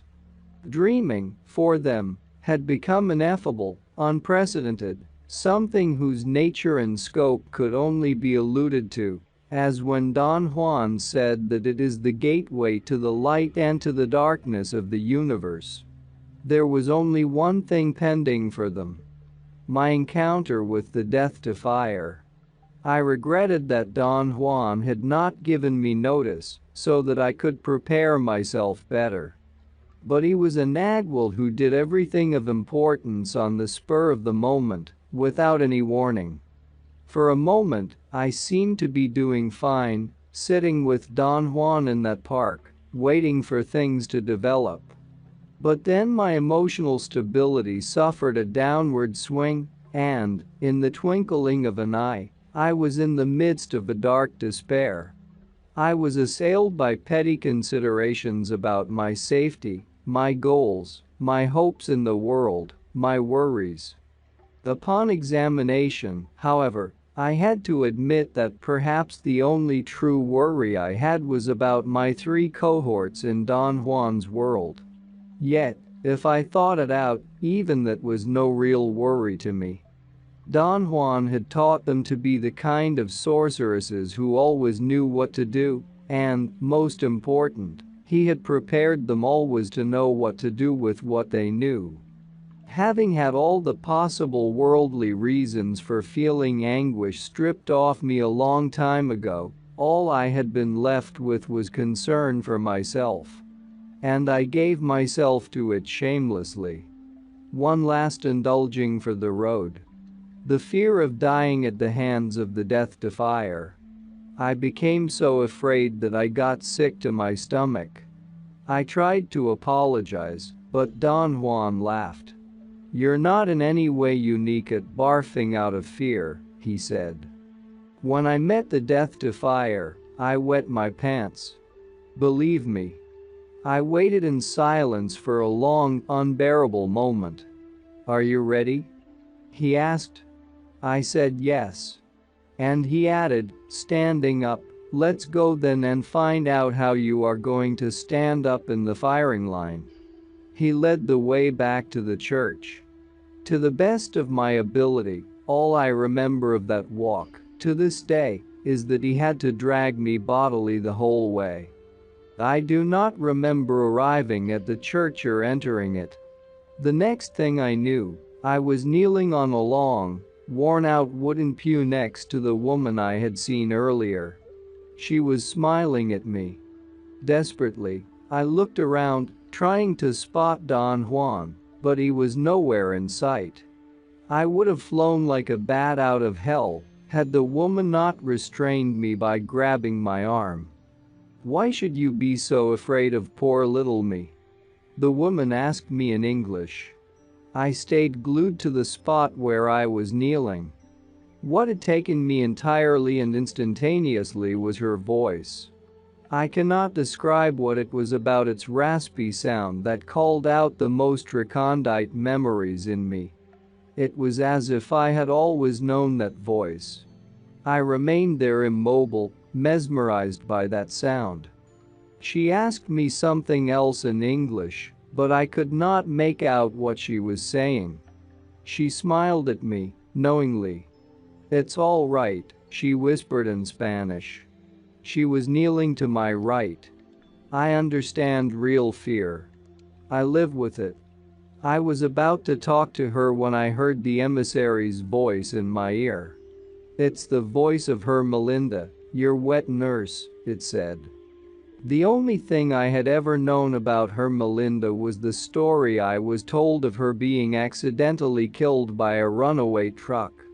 That the woman's voice would stir such deep old memories was shocking to me. I experienced a momentary agonizing anxiety. "I am your wet nurse," the woman exclaimed softly. "How extraordinary. Do you want my breast?" Laughter convulsed her body. I made a supreme effort to remain calm, yet I knew that I was quickly losing ground, and in no time at all was going to take leave of my senses. "Don't mind my joking," the woman said in a low voice. "The truth is that I like you very much. You are bustling with energy. And we are going to get along fine." Two older men knelt down right in front of us. One of them turned curiously to look at us. She paid no attention to him and kept on whispering in my ear. "Let me hold your hand," she pleaded. But her plea was like a command. I surrendered my hand to her, unable to say no. "Thank you. Thank you for your confidence and your trust in me," she whispered. The sound of her voice was driving me mad. Its raspiness was so exotic, so utterly feminine. Not under any circumstances would I have taken it for a man's voice laboring to sound womanly. It was a raspy voice, but not a throaty or harsh-sounding one. It was more like the sound of bare feet softly walking on gravel. I made a tremendous effort to break an invisible sheet of energy that seemed to have enveloped me. I thought I succeeded. I stood up, ready to leave, and I would have had not the woman also stood up and whispered in my ear, "Don't run away. There is so much I have to tell you." I automatically sat down, stopped by curiosity. Strangely, my anxiety was suddenly gone, and so was my fear. I even had enough presence to ask the woman, "Are you really a woman?" She chuckled softly, like a young girl. Then she voiced a convoluted sentence. "If you dare to think that I would transform myself into a fearsome man and cause you harm, you are gravely mistaken," she said, accentuating even more that strange, mesmeric voice. "You are my benefactor. I am your servant, as I have been the servant of all the Naguals who preceded you." Gathering all the energy I could, I spoke my mind to her. "You are welcome to my energy," I said. "It's a gift from me to you, but I don't want any gifts of power from you. And I really mean this. I can't take your energy for free," she whispered. "I pay for what I get, that's the deal. It's foolish to give your energy for free. I've been a fool all my life. Believe me," I said. "I can surely afford to make you a gift. I have no problem with it. You need the energy, take it. But I don't need to be saddled with unnecessaries. I have nothing and I love it." "Perhaps," she said pensively. Aggressively, I asked her whether she meant that perhaps she would take my energy, or that she did not believe I had nothing and loved it. She giggled with delight and said that she might take my energy, since I was so generously offering it, but that she had to make a payment. She had to give me a thing of similar value. As I heard her speak, I became aware that she spoke Spanish with a most extravagant foreign accent. She added an extra phoneme to the middle syllable of every word. Never in my life had I heard anyone speak like that. Your accent is quite extraordinary, I said. Where is it from? From nearly eternity, she said and sighed. We had begun to connect. I understood why she sighed. She was the closest thing to permanent, while I was temporary. That was my advantage. The Death Defier had worked herself into a corner, and I was free. I examined her closely. She seemed to be between 35 and 40 years old. She was a dark, thoroughly Indian woman, almost husky, but not fat or even hefty. I could see that the skin of her forearms and hands was smooth, the muscles firm and youthful. I judged that she was 5 feet, 6 or 7 inches tall. She wore a long dress, a black shawl, and guarakes. In her kneeling position, I could also see her smooth heels and part of her powerful calves. Her midsection was lean. She had big breasts that she could not or perhaps did not want to hide under her shawl. Her hair was jet black and tied in a long braid. She was not beautiful, but she was not homely either. Her features were in no way outstanding. I felt that she could not possibly have attracted anybody's attention, except for her eyes, which she kept low, hidden beneath downcast eyelids. Her eyes were magnificent, clear, peaceful. Apart from Don Juan's, I had never seen eyes more brilliant, more alive. Her eyes put me completely at ease. Eyes like that could not be malevolent. I had a surge of trust and optimism and the feeling that I had known her all my life. But I was also very conscious of something else. My emotional instability. It had always plagued me in Don Juan's world, forcing me to be like a yo-yo. I had moments of total trust and insight, only to be followed by abject doubts and distrust. This event was not going to be different. My suspicious mind suddenly came up with the warning thought that I was falling under the woman's spell. You learned Spanish late in life, didn't you? I said, just to get out from under my thoughts and to avoid her reading them. Only yesterday, she retorted and broke into a crystalline laughter, her small, strangely white teeth shining like a row of pearls. People turned to look at us. I lowered my forehead as if in deep prayer. The woman moved closer to me. Is there a place where we could talk? I asked. We are talking here, she said. I have talked here with all the Nagwals of your line. If you whisper, no one will know we are talking. I was dying to ask her about her age. But a sobering memory came to my rescue.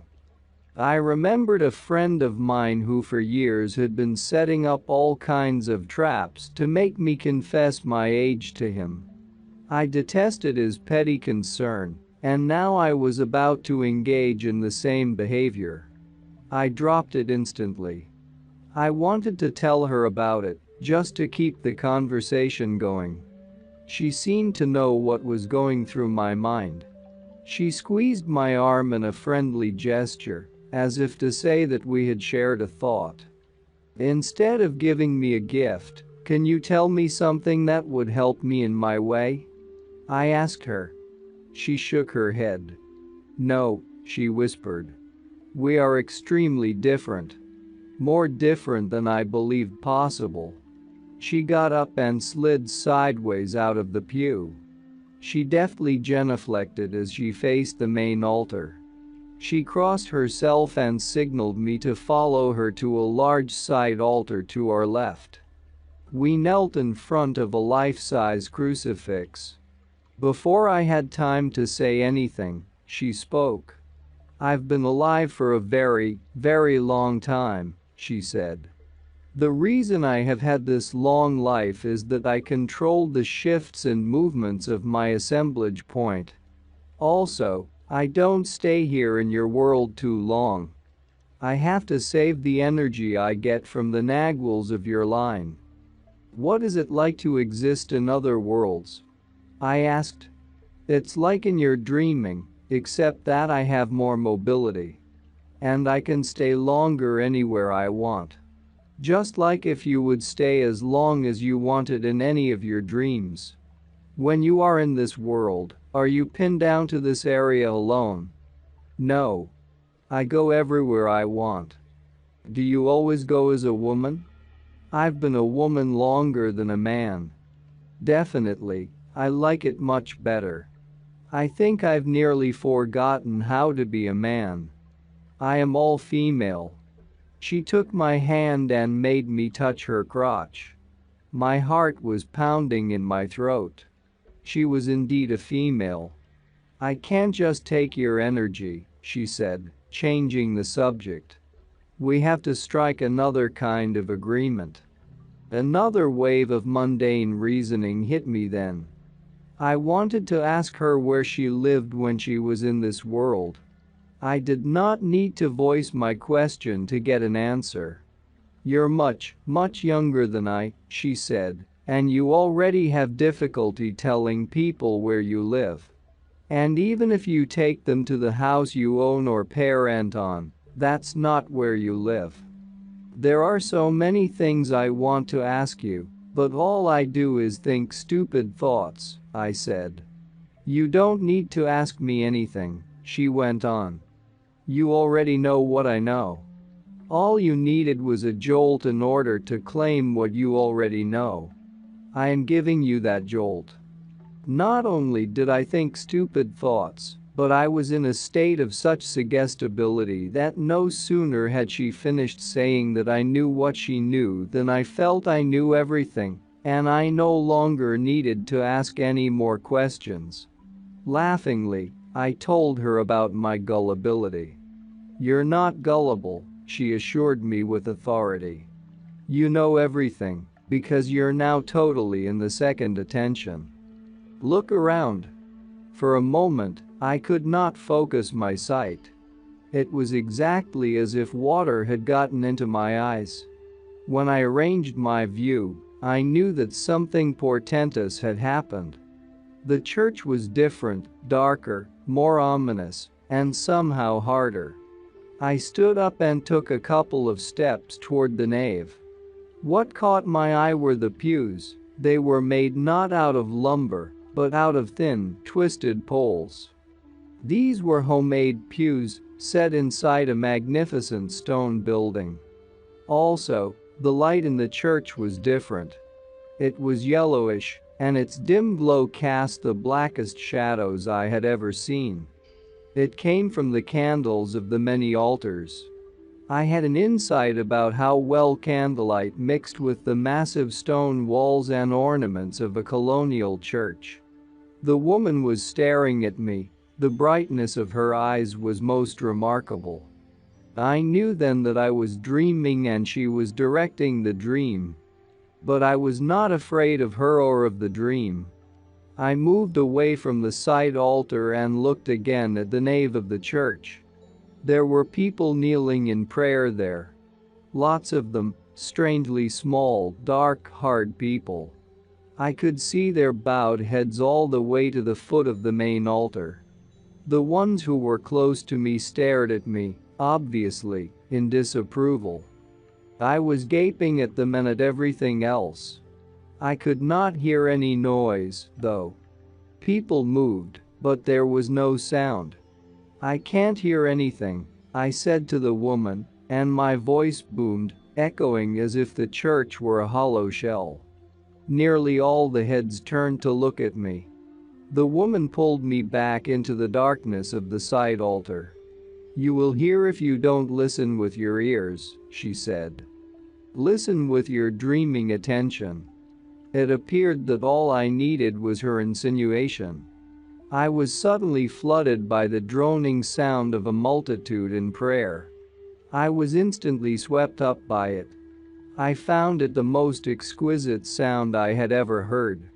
I wanted to rave about it to the woman, But she was not by my side.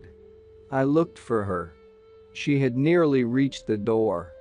She turned there to signal me to follow her. I caught up with her at the portico. The street lights were gone. The only illumination was moonlight. The facade of the church was also different. It was unfinished. Square blocks of limestone lay everywhere. There were no houses or buildings around the church. In the moonlight the scene was eerie. "Where are we going?" I asked her. "Nowhere," she replied. "We simply came out here to have more space, more privacy. Here we can talk our little heads off." She urged me to sit down on a quarried, half-chiseled piece of limestone. "The second attention has endless treasures to be discovered," she began. "The initial position in which the dreamer places his body is of key importance. And right there is the secret of the ancient sorcerers, who were already ancient in my time. Think about it." She sat so close to me that I felt the heat of her body. She put an arm around my shoulder and pressed me against her bosom.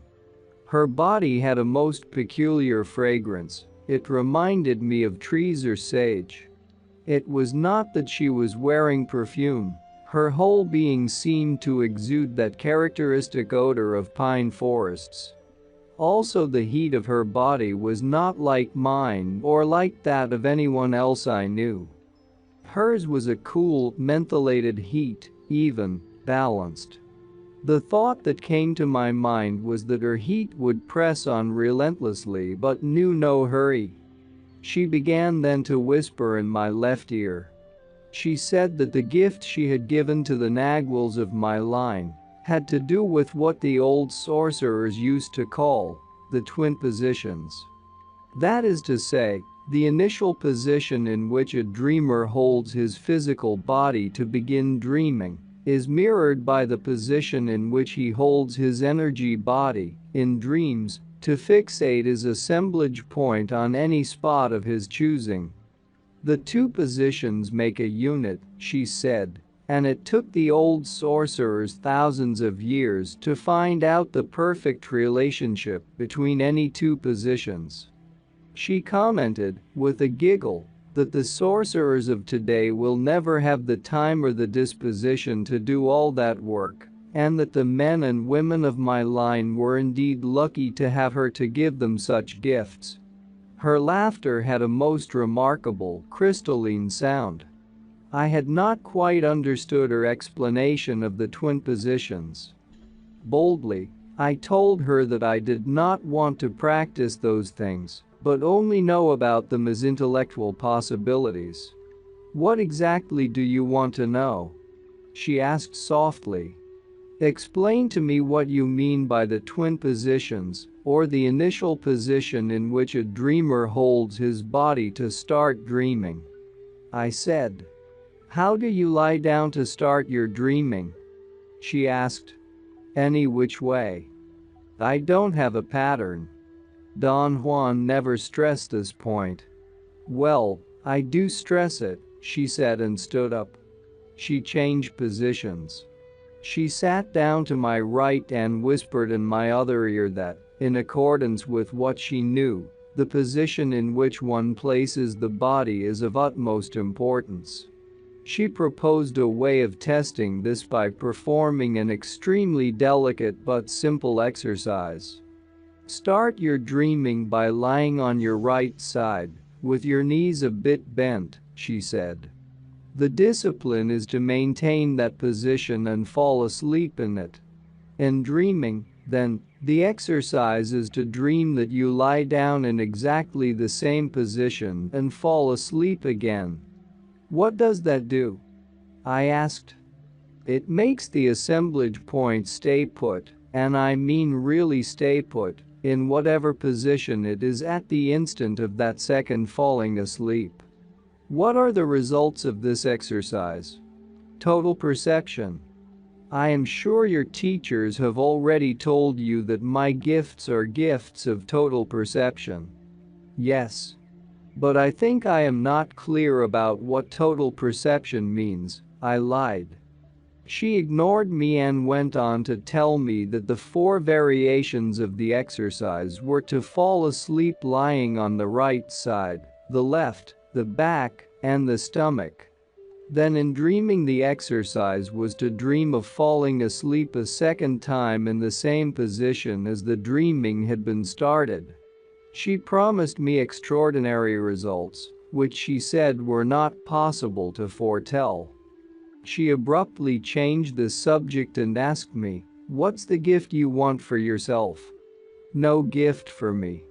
I've told you that already." "I insist. I must offer you a gift, and you must accept it. That is our agreement. Our agreement is that we give you energy. So take it from me. This one is on me. My gift to you." The woman seemed dumbfounded. And I persisted in telling her it was all right with me that she took my energy. I even told her that I liked her immensely. Naturally, I meant it. There was something supremely sad and, at the same time, supremely appealing about her. "Let's go back inside the church," she muttered. "If you really want to make me a gift," I said, "take me for a stroll in this town, in the moonlight." She shook her head affirmatively.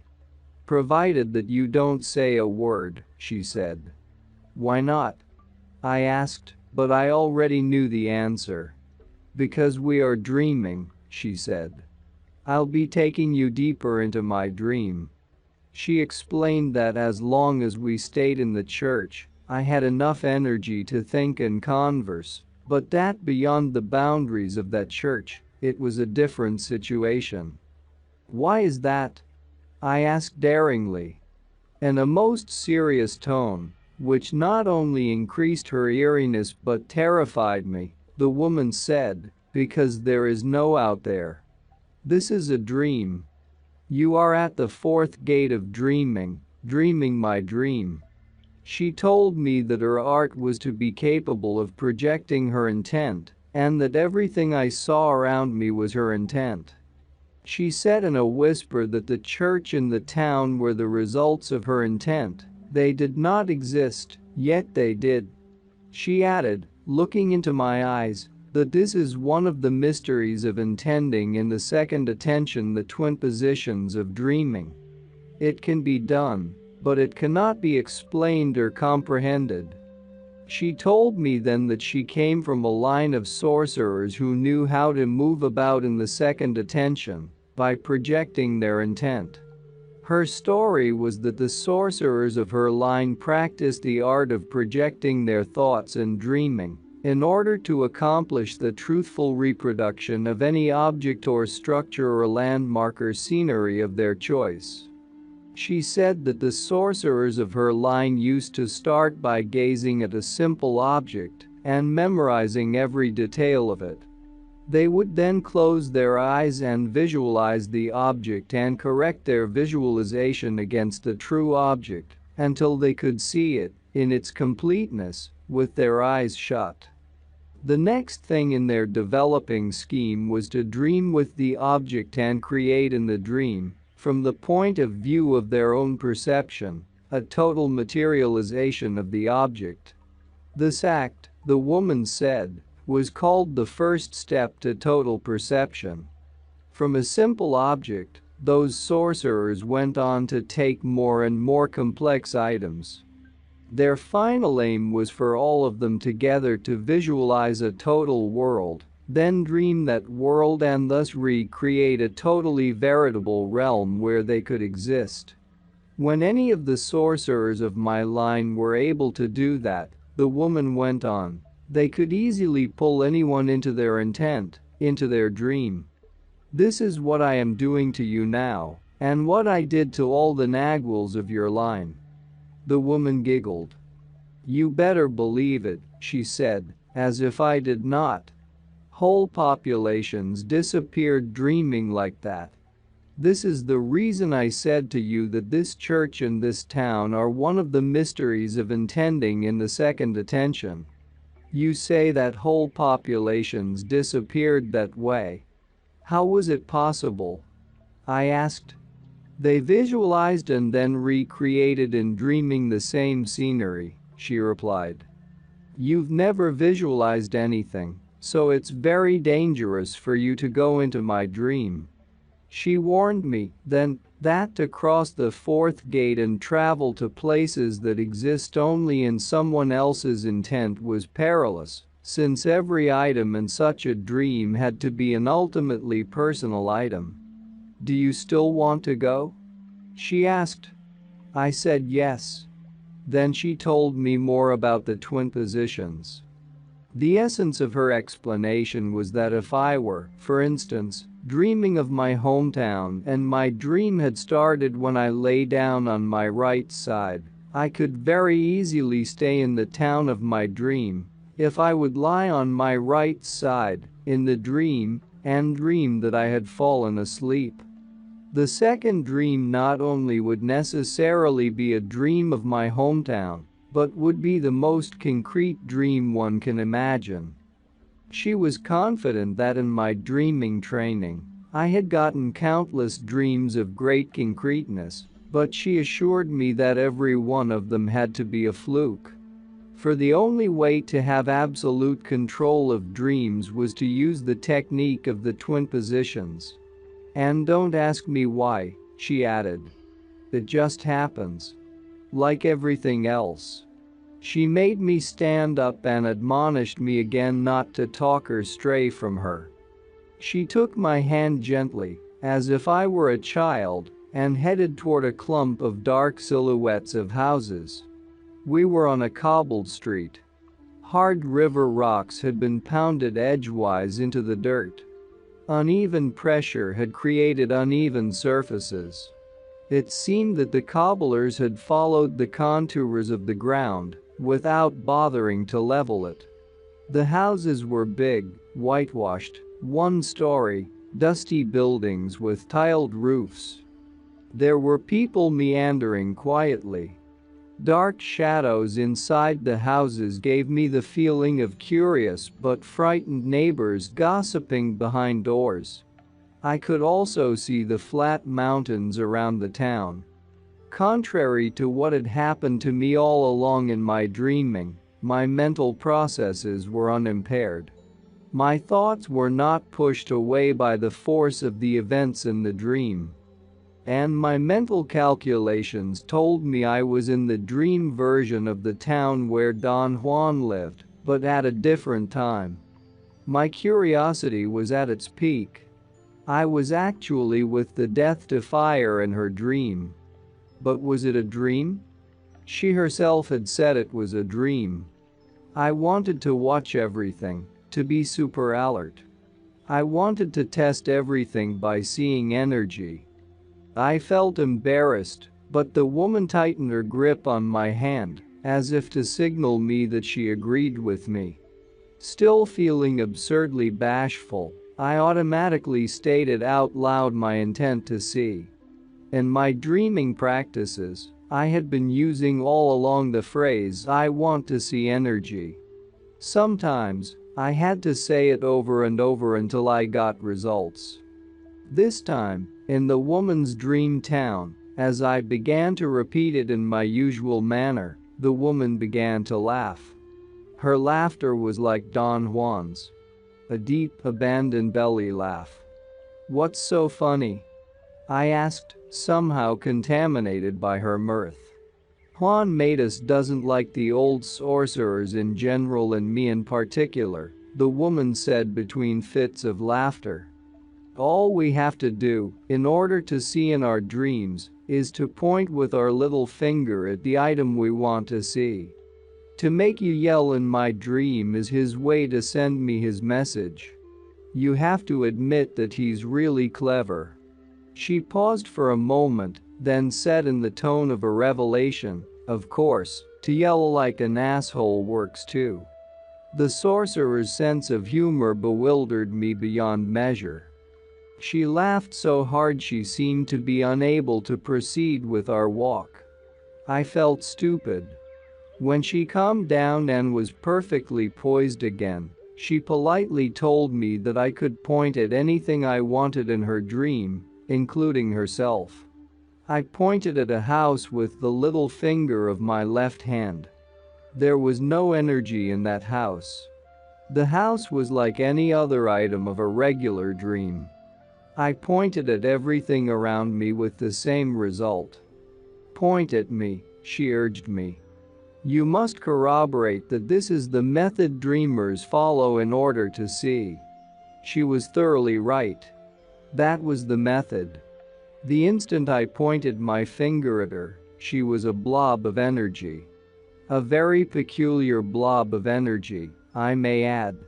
Her energetic shape was exactly as Don Juan had described it. It looked like an enormous seashell, curled inwardly along a cleavage that ran its length. "I am the only energy-generating being in this dream," she said. "So the proper thing for you to do is just watch everything." At that moment I was struck, for the first time, by the immensity of Don Juan's joke. He had actually contrived to have me learn to yell in my dreaming, so that I could yell in the privacy of the Death Defier's dream.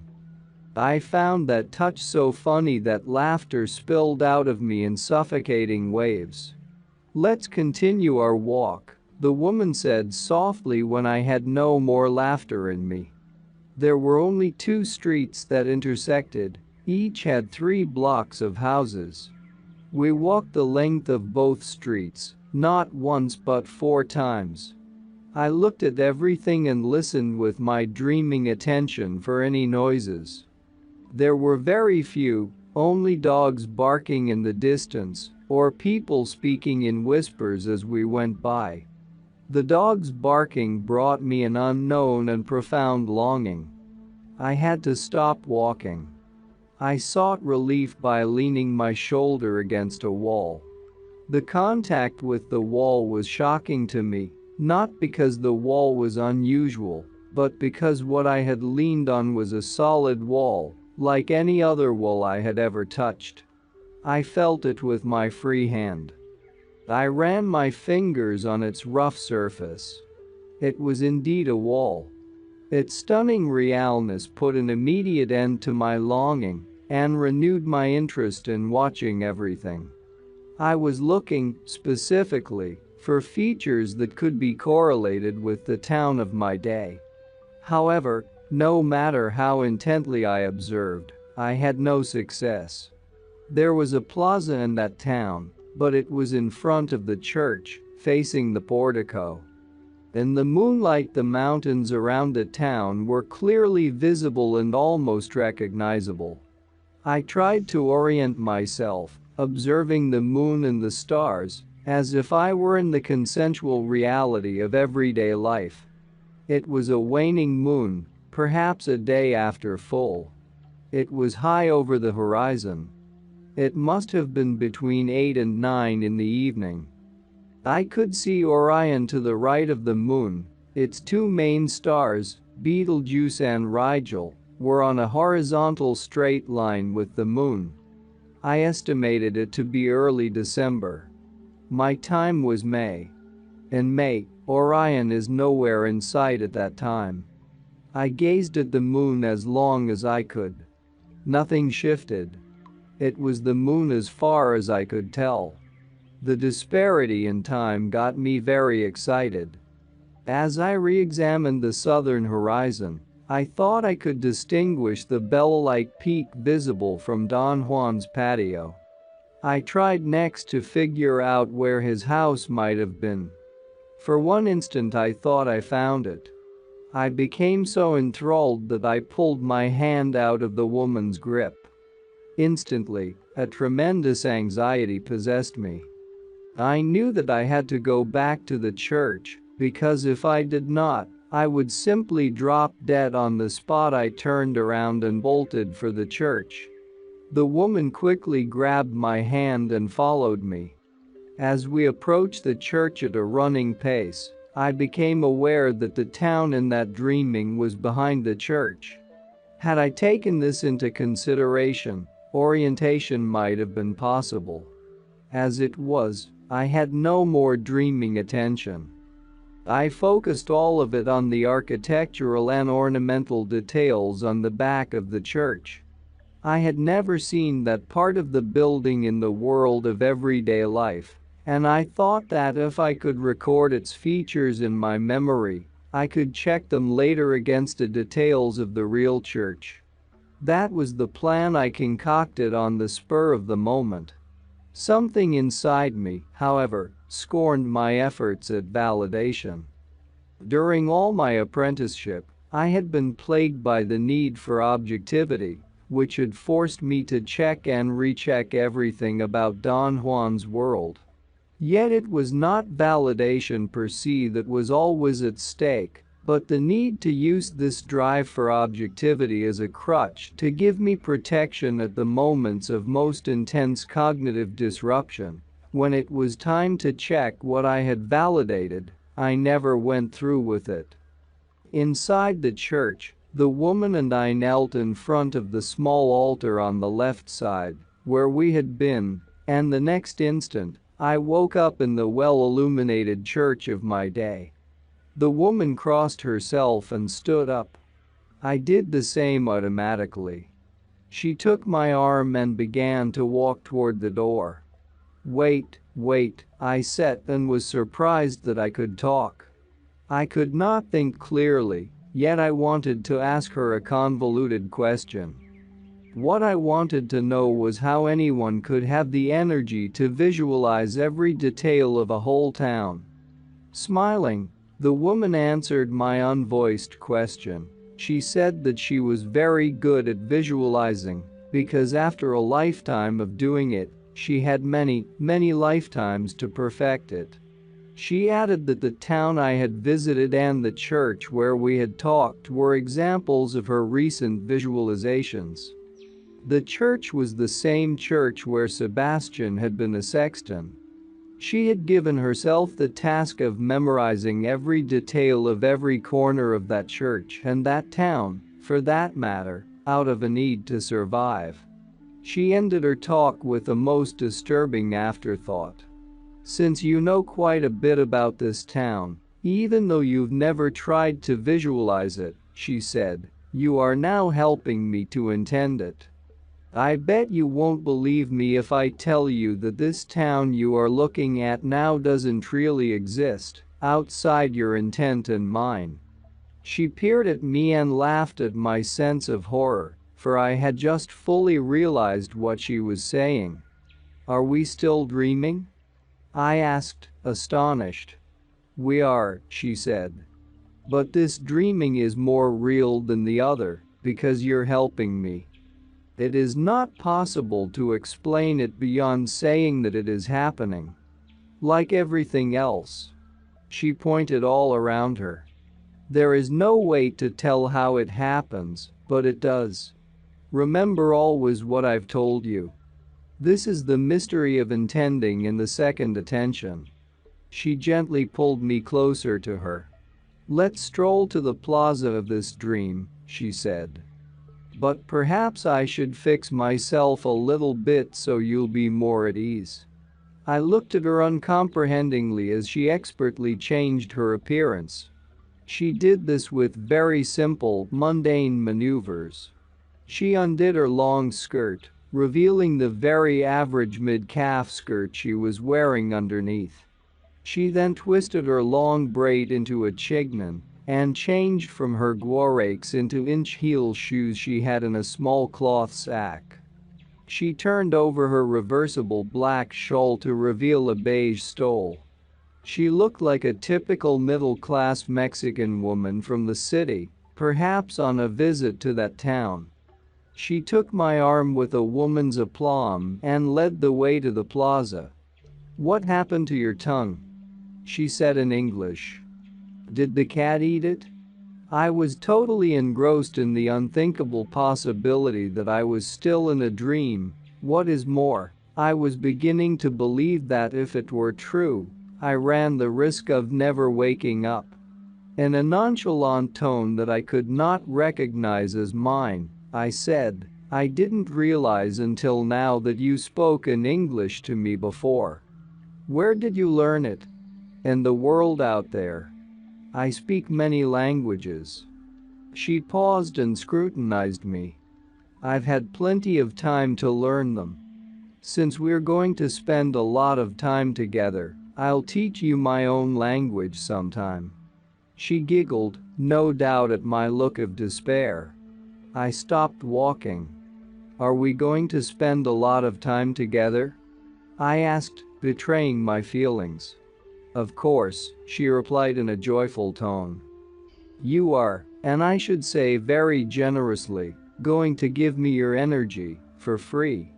You said that yourself, didn't you? I was aghast. What's the problem?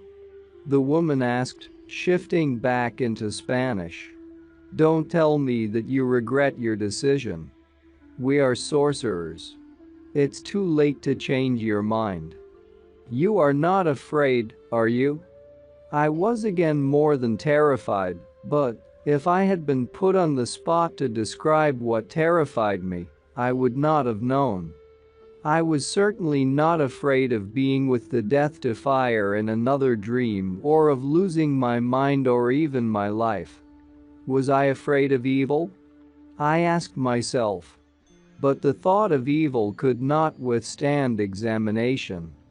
As a result of all those years on the sorcerer's path, I knew without the shadow of a doubt that in the universe only energy exists. Evil is merely a concatenation of the human mind, overwhelmed by the fixation of the assemblage point on its habitual position.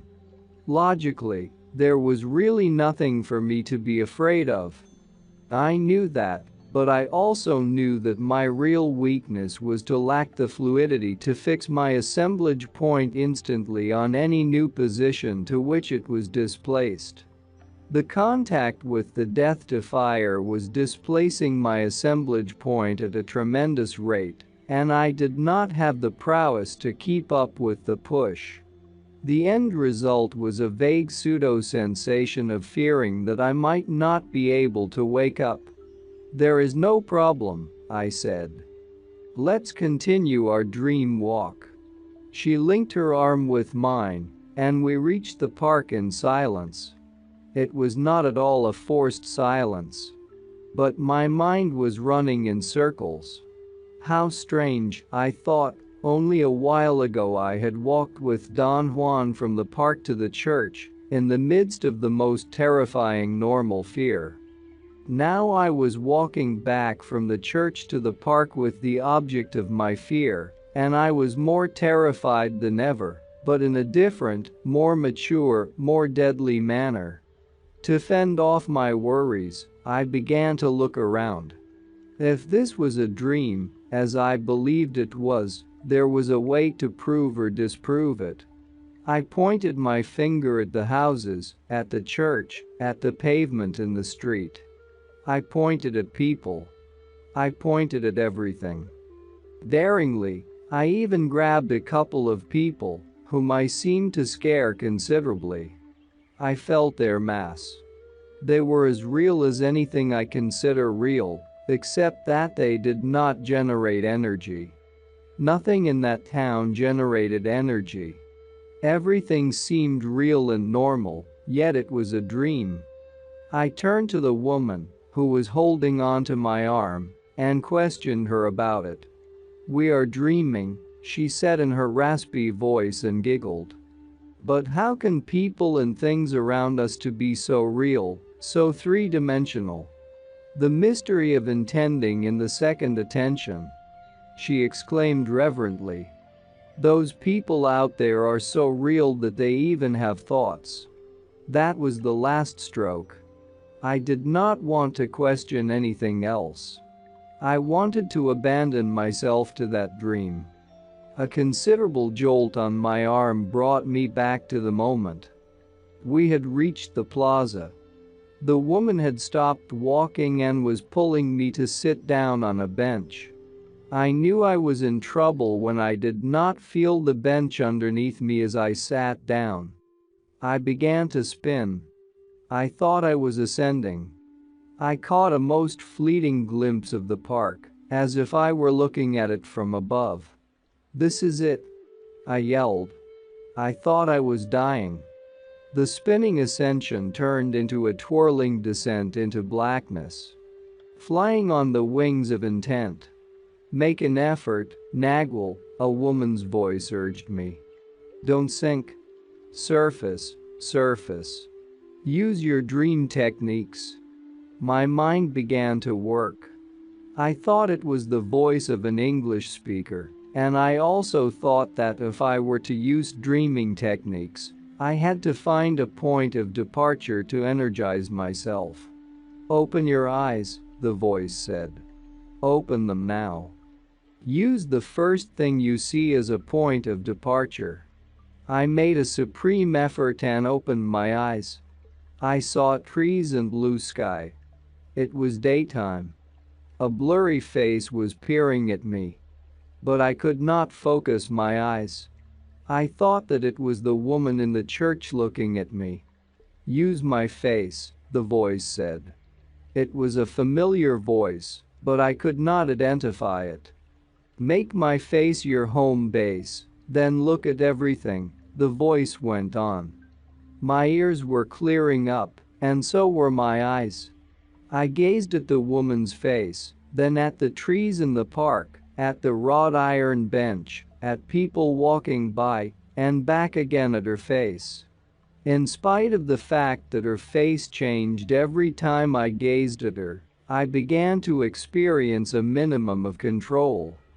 When I was more in possession of my faculties, I realized that a woman was sitting on the bench, holding my head on her lap. And she was not the woman in the church, she was Carol Tiggs. "What are you doing here?" I gasped.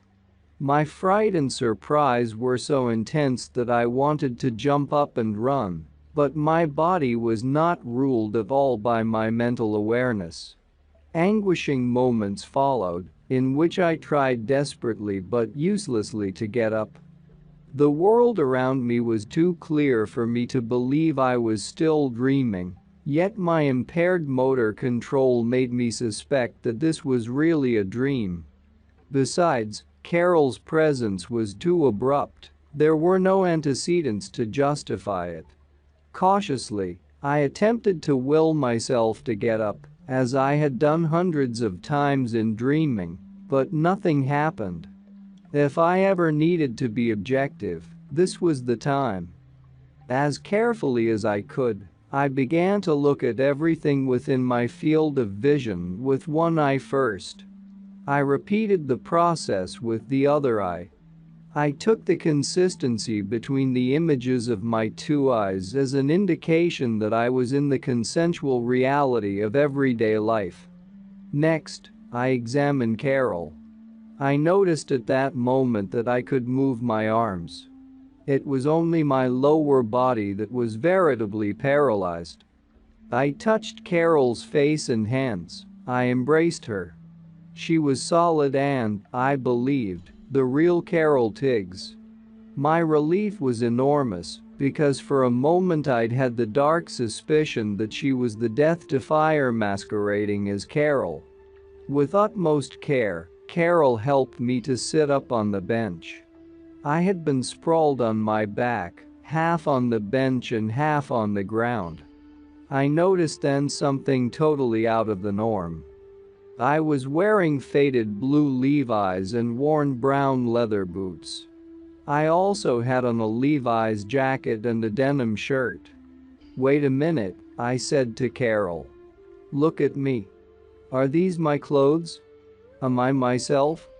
Carol laughed and shook me by the shoulders, the way she always did to denote camaraderie, manliness, that she was one of the boys.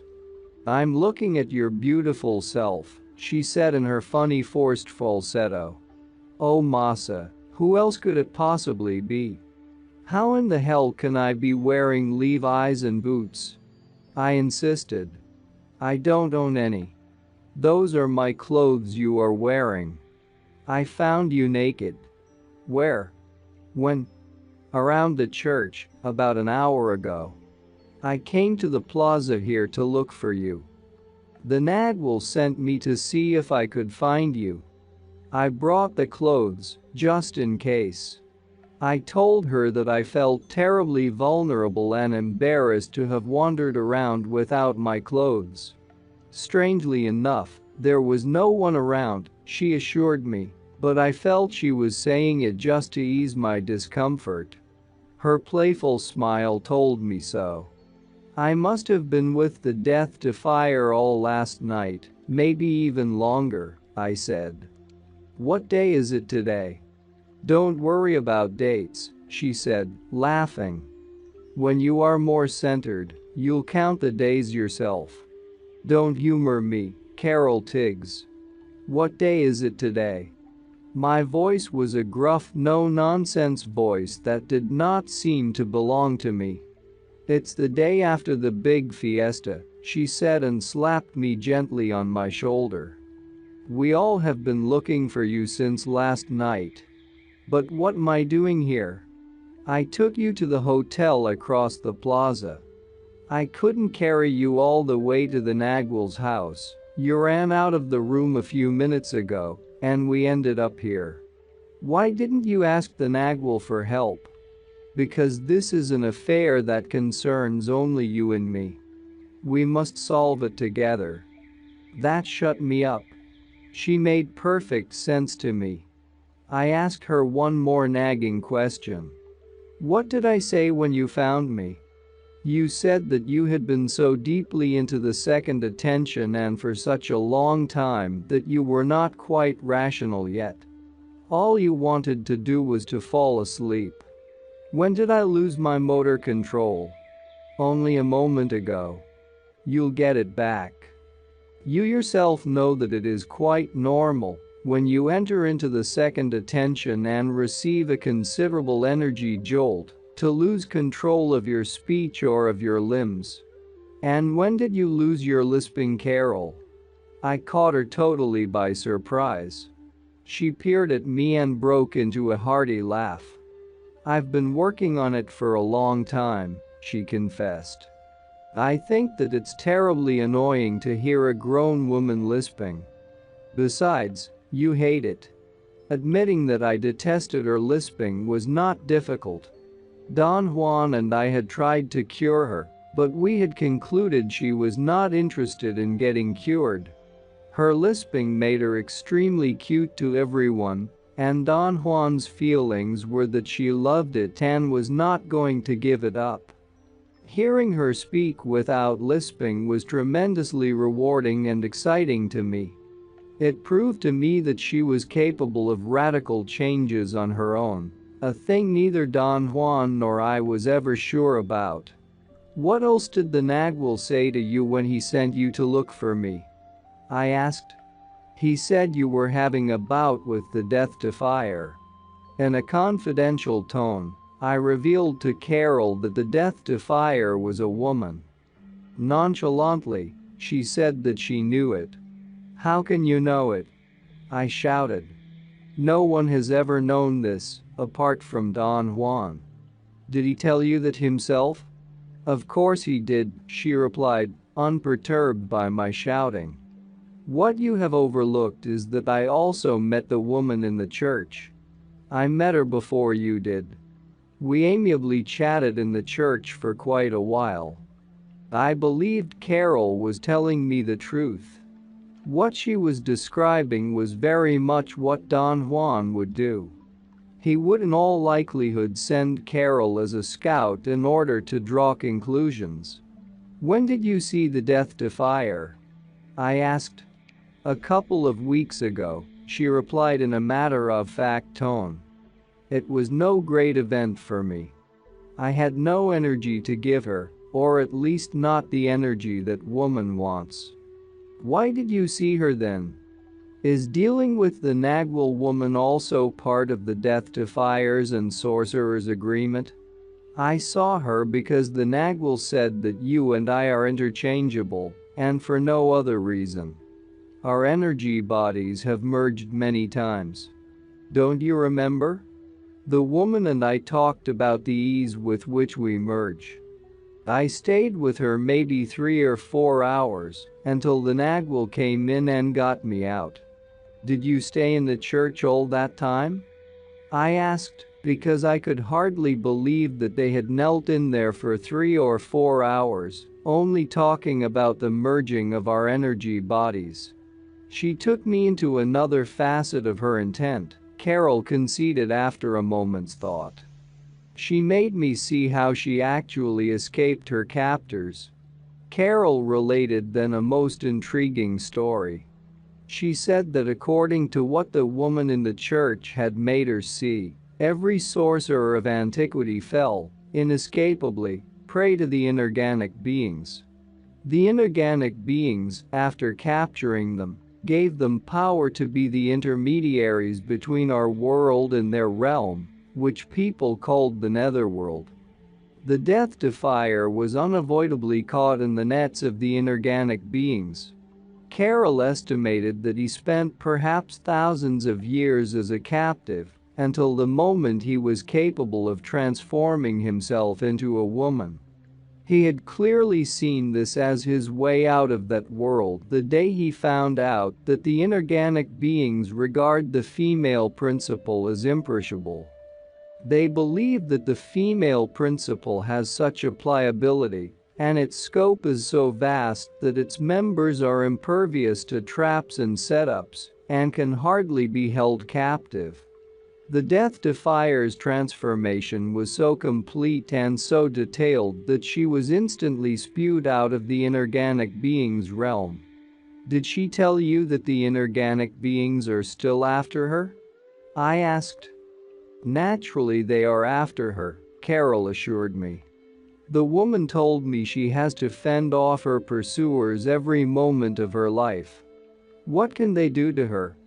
Realize she was a man and pull her back to captivity, I suppose.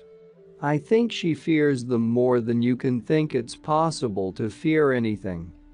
Nonchalantly, Carol told me that the woman in the church was thoroughly aware of my run-in with the inorganic beings, and that she also knew about the Blue Scout. She knows everything about you and me, Carol continued. And not because I told her anything, but because she is part of our lives and our lineage. She mentioned that she had always followed all of us, you and me in particular. Carol related to me the instances that the woman knew in which Carol and I had acted together. As she spoke, I began to experience a unique nostalgia for the very person who was in front of me. Carol Tiggs. I wished desperately to embrace her. I reached out to her, but I lost my balance and fell off the bench. Carol helped me up from the pavement and anxiously examined my legs and the pupils of my eyes, my neck and my lower back. She said that I was still suffering from an energetic jolt. She propped my head on her bosom and caressed me as if I were a malingering child she was humoring. After a while I did feel better. I even began to regain my motor control. How do you like the clothes I am wearing? Carol asked me all of a sudden. Am I overdressed for the occasion? Do I look all right to you? Carol was always exquisitely dressed.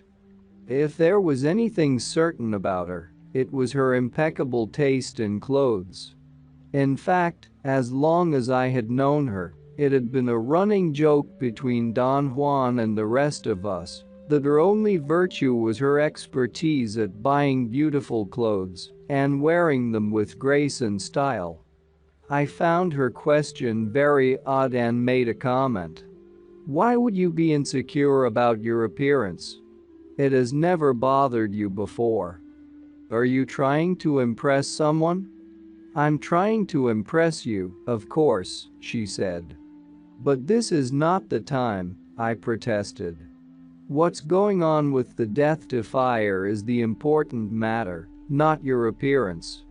You'd be surprised how important my appearance is. She laughed. My appearance is a matter of life or death for both of us. What are you talking about? You remind me of the Nagwal setting up my meeting with the Death Defier. He nearly drove me nuts with his mysterious talk. Was his mysterious talk justified? Carol asked with a deadly serious expression. It most certainly was, I admitted. So is my appearance. Humor me. How do you find me? Appealing, unappealing, attractive, average, disgusting, overpowering, bossy? I thought for a moment and made my assessment. I found Carol very appealing. This was quite strange to me. I had never consciously thought about her appeal. I find you divinely beautiful, I said. In fact, you're downright stunning. Then this must be the right appearance. She sighed. I was trying to figure out her meanings when she spoke again. She asked, "What was your time with the Death Defier like?" I succinctly told her about my experience, mainly about the first dream. I said that I believed the Death Defier had made me see that town, but at another time in the past.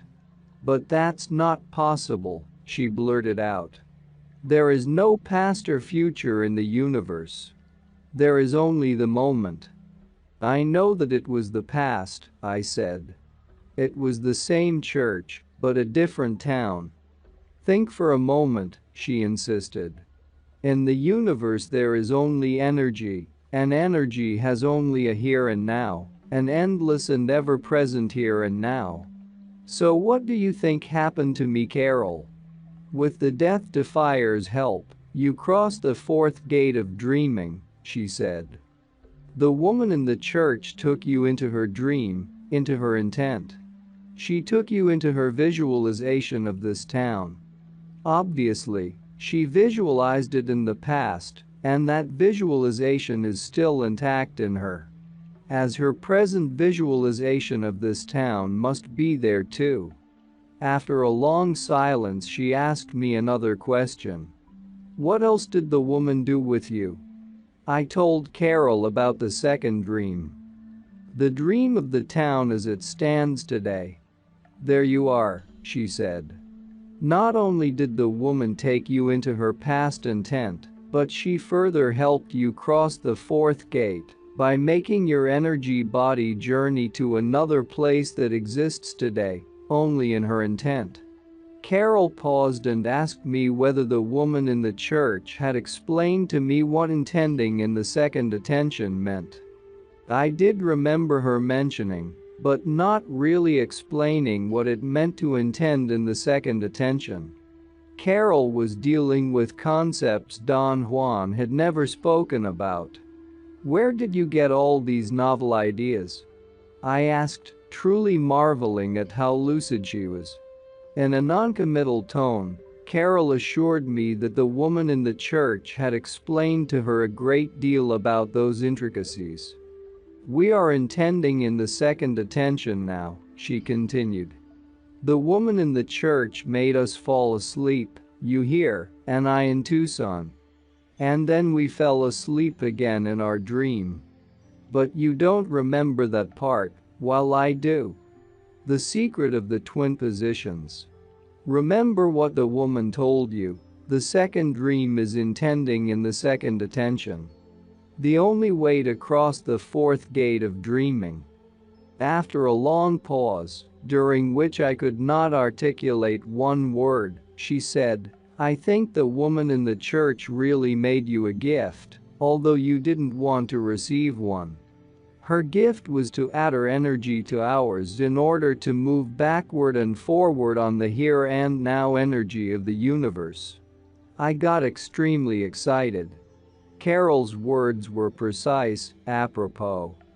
She had defined for me something I considered undefinable, although I did not know what it was that she had defined. If I could have moved, I would have leapt to hug her. She smiled beatifically as I kept on ranting nervously about the sense her words made to me. I commented rhetorically that Don Juan had never told me anything similar. "Maybe he doesn't know," Carol said, Not offensively but conciliatorily. I did not argue with her. I remained quiet for a while, strangely void of thoughts. Then my thoughts and words erupted out of me like a volcano. People went around the plaza, staring at us every so often or stopping in front of us to watch us. And we must have been a sight. Carol Tiggs kissing and caressing my face while I ranted on and on about her lucidity and my encounter with the Death Defier. When I was able to walk, she guided me across the plaza to the only hotel in town. She assured me that I did not yet have the energy to go to Don Juan's house, but that everybody there knew our whereabouts. How would they know our whereabouts? I asked. The Nagual is a very crafty old sorcerer, she replied, laughing. He's the one who told me that if I found you energetically mangled, I should put you in the hotel, rather than risk crossing the town with you in tow. Her words and especially her smile made me feel so relieved that I kept on walking in a state of bliss. We went around the corner to the hotel's entrance, half a block down the street, right in front of the church. We went through the bleak lobby, up the cement stairway to the second floor, directly to an unfriendly room I had never seen before. Carol said that I had been there, however, I had no recollection of the hotel or the room. I was so tired, though, that I could not think about it. I just sank into the bed, face down. All I wanted to do was sleep, yet I was too keyed up. There were too many loose ends, although everything seemed so orderly. I had a sudden surge of nervous excitation and sat up. I never told you that I hadn't accepted the Death Defier's gift, I said, facing Carol. How did you know I didn't? Oh, but you told me that yourself, she protested as she sat down next to me. You were so proud of it. That was the first thing you blurted out when I found you. This was the only answer, so far, that did not quite satisfy me. What she was reporting did not sound like my statement. I think you read me wrong, I said. I just didn't want to get anything that would deviate me from my goal. Do you mean you didn't feel proud of refusing? No. I didn't feel anything. I am no longer capable of feeling anything, except fear. I stretched my legs and put my head on the pillow. I felt that if I closed my eyes or did not keep on talking I would be asleep in an instant. I told Carol how I had argued with Don Juan, at the beginning of my association with him, about his confessed motive for staying on the warrior's path. He had said that fear kept him going in a straight line, and that what he feared the most was to lose the Nagual, the abstract, the spirit. Compared with losing the Nagual, death is nothing, he had said with a note of true passion in his voice. My fear of losing the Nagual is the only real thing I have, because without it I would be worse than dead.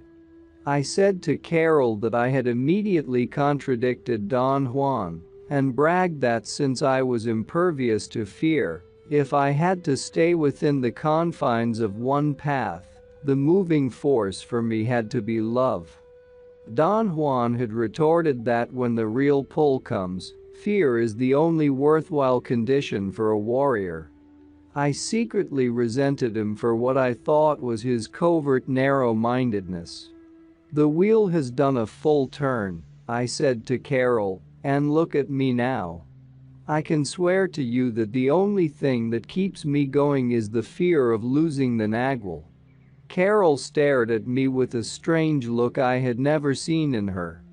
I dare to disagree, she said softly. Fear is nothing compared with affection. Fear makes you run wildly, love makes you move intelligently. What are you saying, Carol Tiggs? Are sorcerers people in love now? She did not answer. She lay next to me and put her head on my shoulder. We stayed there, in that strange, unfriendly room, for a long time, in total silence. "I feel what you feel," Carol said abruptly. "Now, try to feel what I feel. You can do it. But let's do it in the dark." Carol stretched her arm up and turned off the light above the bed. I sat up straight in one single motion. A jolt of fright had gone through me like electricity. As soon as Carol turned off the light, it was nighttime inside that room. In the middle of great agitation, I asked Carol about it. "You're not all together yet," she said reassuringly. "You had a bout of monumental proportions. Going so deeply into the second attention has left you a little mangled, so to speak. Of course, it's daytime, but your eyes can't yet adjust properly to the dim light inside this room." More or less convinced, I lay down again. Carol kept on talking, but I was not listening. I felt the sheets. They were real sheets. I ran my hands on the bed. It was a bed. I leaned over and ran the palms of my hands on the cold tiles of the floor. I got out of bed and checked every item in the room and in the bathroom. Everything was perfectly normal, perfectly real. I told Carol that when she turned off the light, I had the clear sensation I was dreaming. "Give yourself a break," she said. "Cut this investigatory nonsense and come to bed and rest." I opened the curtains of the window to the street. It was daytime outside, but the moment I closed them it was nighttime inside. Carol begged me to come back to bed. She feared that I might run away and end up in the street, as I had done before. She made sense. I went back to bed without noticing that not even for a second had it entered my mind to point at things. It was as if that knowledge had been erased from my memory. "I am coming apart," I said to Carol. "I am about to weep for people." I thought she would understand my statement as being funny. I intended it as a joke. But she did not say anything. She seemed to agree with me. She sighed. Being in an unstable state of mind, I became instantly swayed toward emotionality. I faced her in the darkness and muttered something that in a more lucid moment would have been quite irrational to me. "I absolutely adore you," I said. Talk like that among the sorcerers of Don Juan's line was unthinkable. Carol Tiggs was the Nagual woman. Between the two of us, there was no need for demonstrations of affection. In fact, we did not even know what we felt for each other. We had been taught by Don Juan that among sorcerers there was no need or time for such feelings. Carol smiled at me and embraced me. And I was filled with such a consuming affection for her that I began to weep involuntarily. "Your energy body is moving forward on the universe's luminous filaments of energy," she whispered in my ear. "We are being carried by the Death Defier's gift of intent." I had enough energy to understand what she was saying. I even questioned her about whether she, herself, understood what it all meant. She hushed me and whispered in my ear. "I do understand. The Death Defier's gift to you was the wings of intent. And with them, you and I are dreaming ourselves in another time. In a time yet to come." I pushed her away and sat up. The way Carol was voicing those complex sorcerer's thoughts was unsettling to me. She was not given to take conceptual thinking seriously. We had always joked among ourselves that she did not have a philosopher's mind. "What's the matter with you?" I asked. "Yours is a new development for me. Carol the sorceress philosopher. You are talking like Don Juan." "Not yet." She laughed. But it's coming. It's rolling, and when it finally hits me, it'll be the easiest thing in the world for me to be a sorceress philosopher. You'll see. And no one will be able to explain it because it will just happen. An alarm bell rang in my mind. You're not Carol, I shouted. You're the Death to Fire masquerading as Carol. I knew it. Carol laughed, undisturbed by my accusation. Don't be absurd, she said. You're going to miss the lesson. I knew that, sooner or later, you were going to give in to your indulging. Believe me, I am Carol. But we're doing something we've never done. We are intending in the second attention, as the sorcerers of antiquity used to do. I was not convinced, but I had no more energy to pursue my argument, for something like the great vortexes of my dreaming was beginning to pull me in. I heard Carol's voice faintly, saying in my ear, "We are dreaming ourselves. Dream your intent of me. Intend me forward. Intend me forward." With great effort, I voiced my innermost thought. "Stay here with me forever," I said with the slowness of a tape recorder on the blink. She responded with something incomprehensible. I wanted to laugh at my voice, but then the vortex swallowed me. When I woke up, I was alone in the hotel room. I had no idea how long I had slept. I felt extremely disappointed at not finding Carol by my side. I hurriedly dressed and went down to the lobby to look for her. Besides, I wanted to shake off some strange sleepiness that had clung to me. At the desk, the manager told me that the American woman who had rented the room had just left a moment ago. I ran out to the street, hoping to catch her, but there was no sign of her.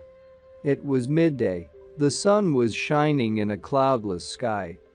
It was a bit warm. I walked to the church. My surprise was genuine but dull at finding out that I had indeed seen the detail of its architectural structure in that dream. Uninterestedly, I played my own devil's advocate and gave myself the benefit of the doubt. Perhaps Don Juan and I had examined the back of the church, and I did not remember it. I thought about it. It did not matter. My validation scheme had no meaning for me anyway. I was too sleepy to care. From there I slowly walked to Don Juan's house, still looking for Carol. I was sure I was going to find her there, waiting for me. Don Juan received me as if I had come back from the dead. He and his companions were in the throes of agitation as they examined me with undisguised curiosity. "Where have you been?" Don Juan demanded. I could not comprehend the reason for all the fuss. I told him that I had spent the night with Carol in the hotel by the plaza, because I had no energy to walk back from the church to their house, but that they already knew this. "We knew nothing of the sort," he snapped. "Didn't Carol tell you she was with me?" I asked in the midst of a dull suspicion, which, if I had not been so exhausted, would have been alarming. No one answered. They looked at one another, searchingly. I faced Don Juan and told him I was under the impression he had sent Carol to find me. Don Juan paced the room up and down without saying a word. "Carol Tiggs hasn't been with us at all," he said. "And you've been gone for 9 days." My fatigue prevented me from being blasted by those statements. His tone of voice and the concern the others showed were ample proof that they were serious. But I was so numb that there was nothing for me to say. Don Juan asked me to tell them, in all possible detail, what had transpired between the Death to Fire and me. I was shocked at being able to remember so much, and at being able to convey all of it in spite of my fatigue. A moment of levity broke the tension when I told them how hard the woman had laughed at my inane yelling in her dream, my intent to see. Pointing the little finger works better, I said to Don Juan, but without any feeling of recrimination. Don Juan asked if the woman had any other reaction to my yelling besides laughing. I had no memory of one, except her mirth and the fact that she had commented how intensely he disliked her. "I don't dislike her," Don Juan protested. "I just don't like the old sorcerer's coerciveness." Addressing everybody, I said that I personally had liked that woman immensely and unbiasedly, and that I had loved Carol Tiggs as I never thought I could love anyone. They did not seem to appreciate what I was saying. They looked at one another as if I had suddenly gone crazy. I wanted to say more, to explain myself. But Don Juan, I believe just to stop me from babbling idiocies, practically dragged me out of the house and back to the hotel. The same manager I had spoken to earlier obligingly listened to our description of Carol Tiggs, but he flatly denied ever having seen her or me before. He even called the hotel maids. They corroborated his statements. "What can the meaning of all this be?" Don Juan asked out loud. It seemed to be a question addressed to himself. He gently ushered me out of the hotel. "Let's get out of this confounded place," he said.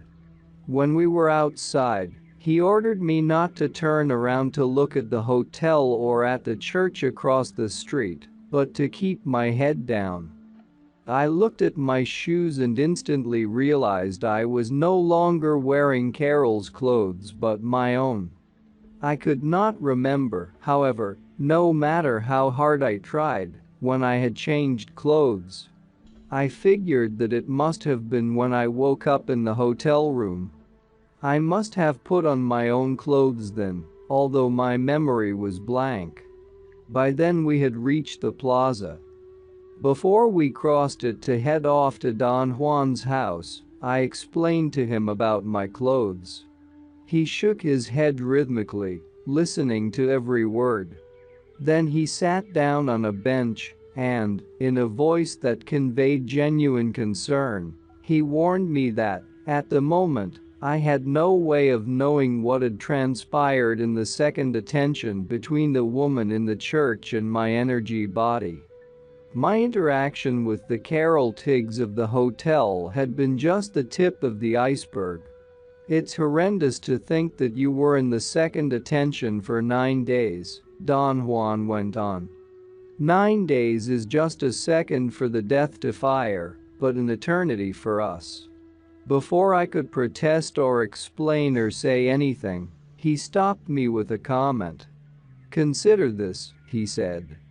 "If you still can't remember all the things I taught you and did with you in the second attention, imagine how much more difficult it must be to remember what the Death Defier taught you and did with you. I only made you change levels of awareness. The Death Defier made you change universes." I felt meek and defeated. Don Juan and his 2 companions urged me to make a titanic effort and try to remember when I changed my clothes. I could not. There was nothing in my mind. No feelings, no memories. Somehow, I was not totally there with them. The nervous agitation of Don Juan and his 2 companions reached a peak. Never had I seen him so discombobulated. There had always been a touch of fun, of not quite taking himself seriously in everything he did or said to me. Not this time, though. Again, I tried to think, bring forth some memory that would shed light on all this, and again I failed, but I did not feel defeated. An improbable surge of optimism overtook me. I felt that everything was coming along as it should. Don Juan's expressed concern was that he knew nothing about the dreaming I had done with the woman in the church. To create a dream hotel, a dream town, a dream Carol Tiggs was to him only a sample of the old sorcerer's dreaming prowess, the total scope of which defied human imagination. Don Juan opened his arms expansively and finally smiled with his usual delight. "We can only deduce that the woman in the church showed you how to do it," he said in a slow, deliberate tone. "It's going to be a giant task for you to make comprehensible an incomprehensible maneuver. It has been a masterful movement on the chessboard, performed by the Death Defier as the woman in the church. She has used Carol's energy body and yours to lift off, to break away from her moorings. She took you up on your offer of free energy." What he was saying had no meaning to me. Apparently, it meant a great deal to his two companions. They became immensely agitated. Addressing them, Don Juan explained that the Death Defier and the woman in the church were different expressions of the same energy.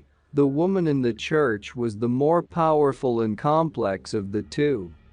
Upon taking control, she made use of Carol Tiggs' energy body in some obscure, ominous fashion, congruous with the old sorcerer's machinations, and created the Carol Tiggs of the hotel, a Carol Tiggs of sheer intent. Don Juan added that Carol and the woman may have arrived at some sort of energetic agreement during their meeting. At that instant, a thought seemed to find its way to Don Juan. He stared at his two companions, unbelievingly. Their eyes darted around, going from one to the other. I was sure they were not merely looking for agreement, for they seemed to have realized something in unison. "All our speculations are useless," Don Juan said in a quiet, even tone. "I believe there is no longer any Carol Tiggs. There isn't any woman in the church either. Both have merged and flown away on the wings of intent, I believe, forward."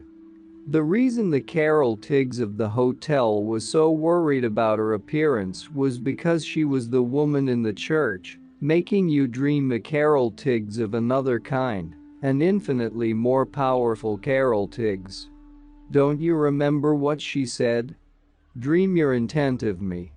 Intend me forward." "What does this mean, Don Juan?" I asked, stunned. "It means that the Death Defier has seen her total way out. She has caught a ride with you. Your fate is her fate." "Meaning what, Don Juan?" "Meaning that if you reach freedom, so will she." "How is she going to do that?" "Through Carol Tiggs. But don't worry about Carol." He said this before I voiced my apprehension.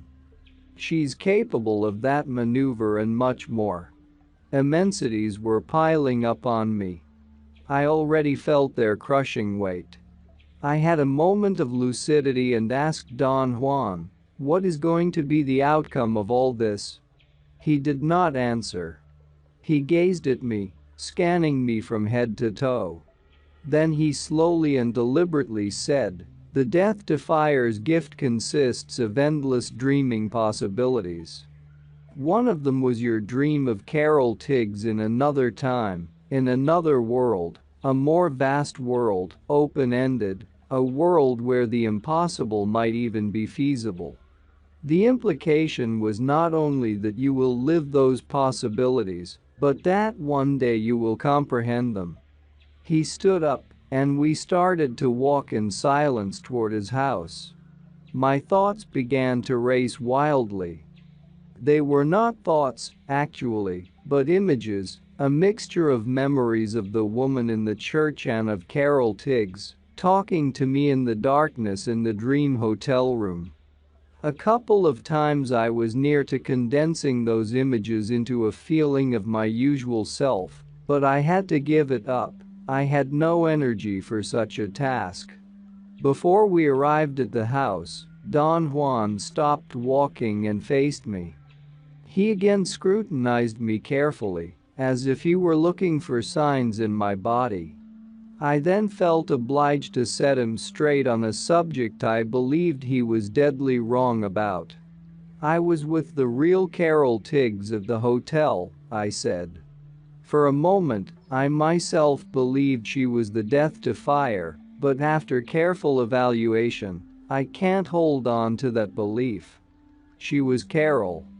In some obscure, awesome way she was at the hotel, as I was there at the hotel myself. Of course she was Carol, Don Juan agreed. But not the Carol you and I know. This one was a dream Carol, I've told you, a Carol made out of pure intent. You helped the woman in the church spin that dream. Her art was to make that dream an all-inclusive reality. The art of the old sorcerers, the most frightening thing there is. I told you that you were going to get the crowning lesson in dreaming, didn't I? What do you think happened to Carol Tiggs? I asked. Carol Tiggs is gone, he replied. But someday you will find the new Carol Tiggs, the one in the dream hotel room. What do you mean she's gone? She's gone from the world, he said. I felt a surge of nervousness cut through my solar plexus. I was awakening.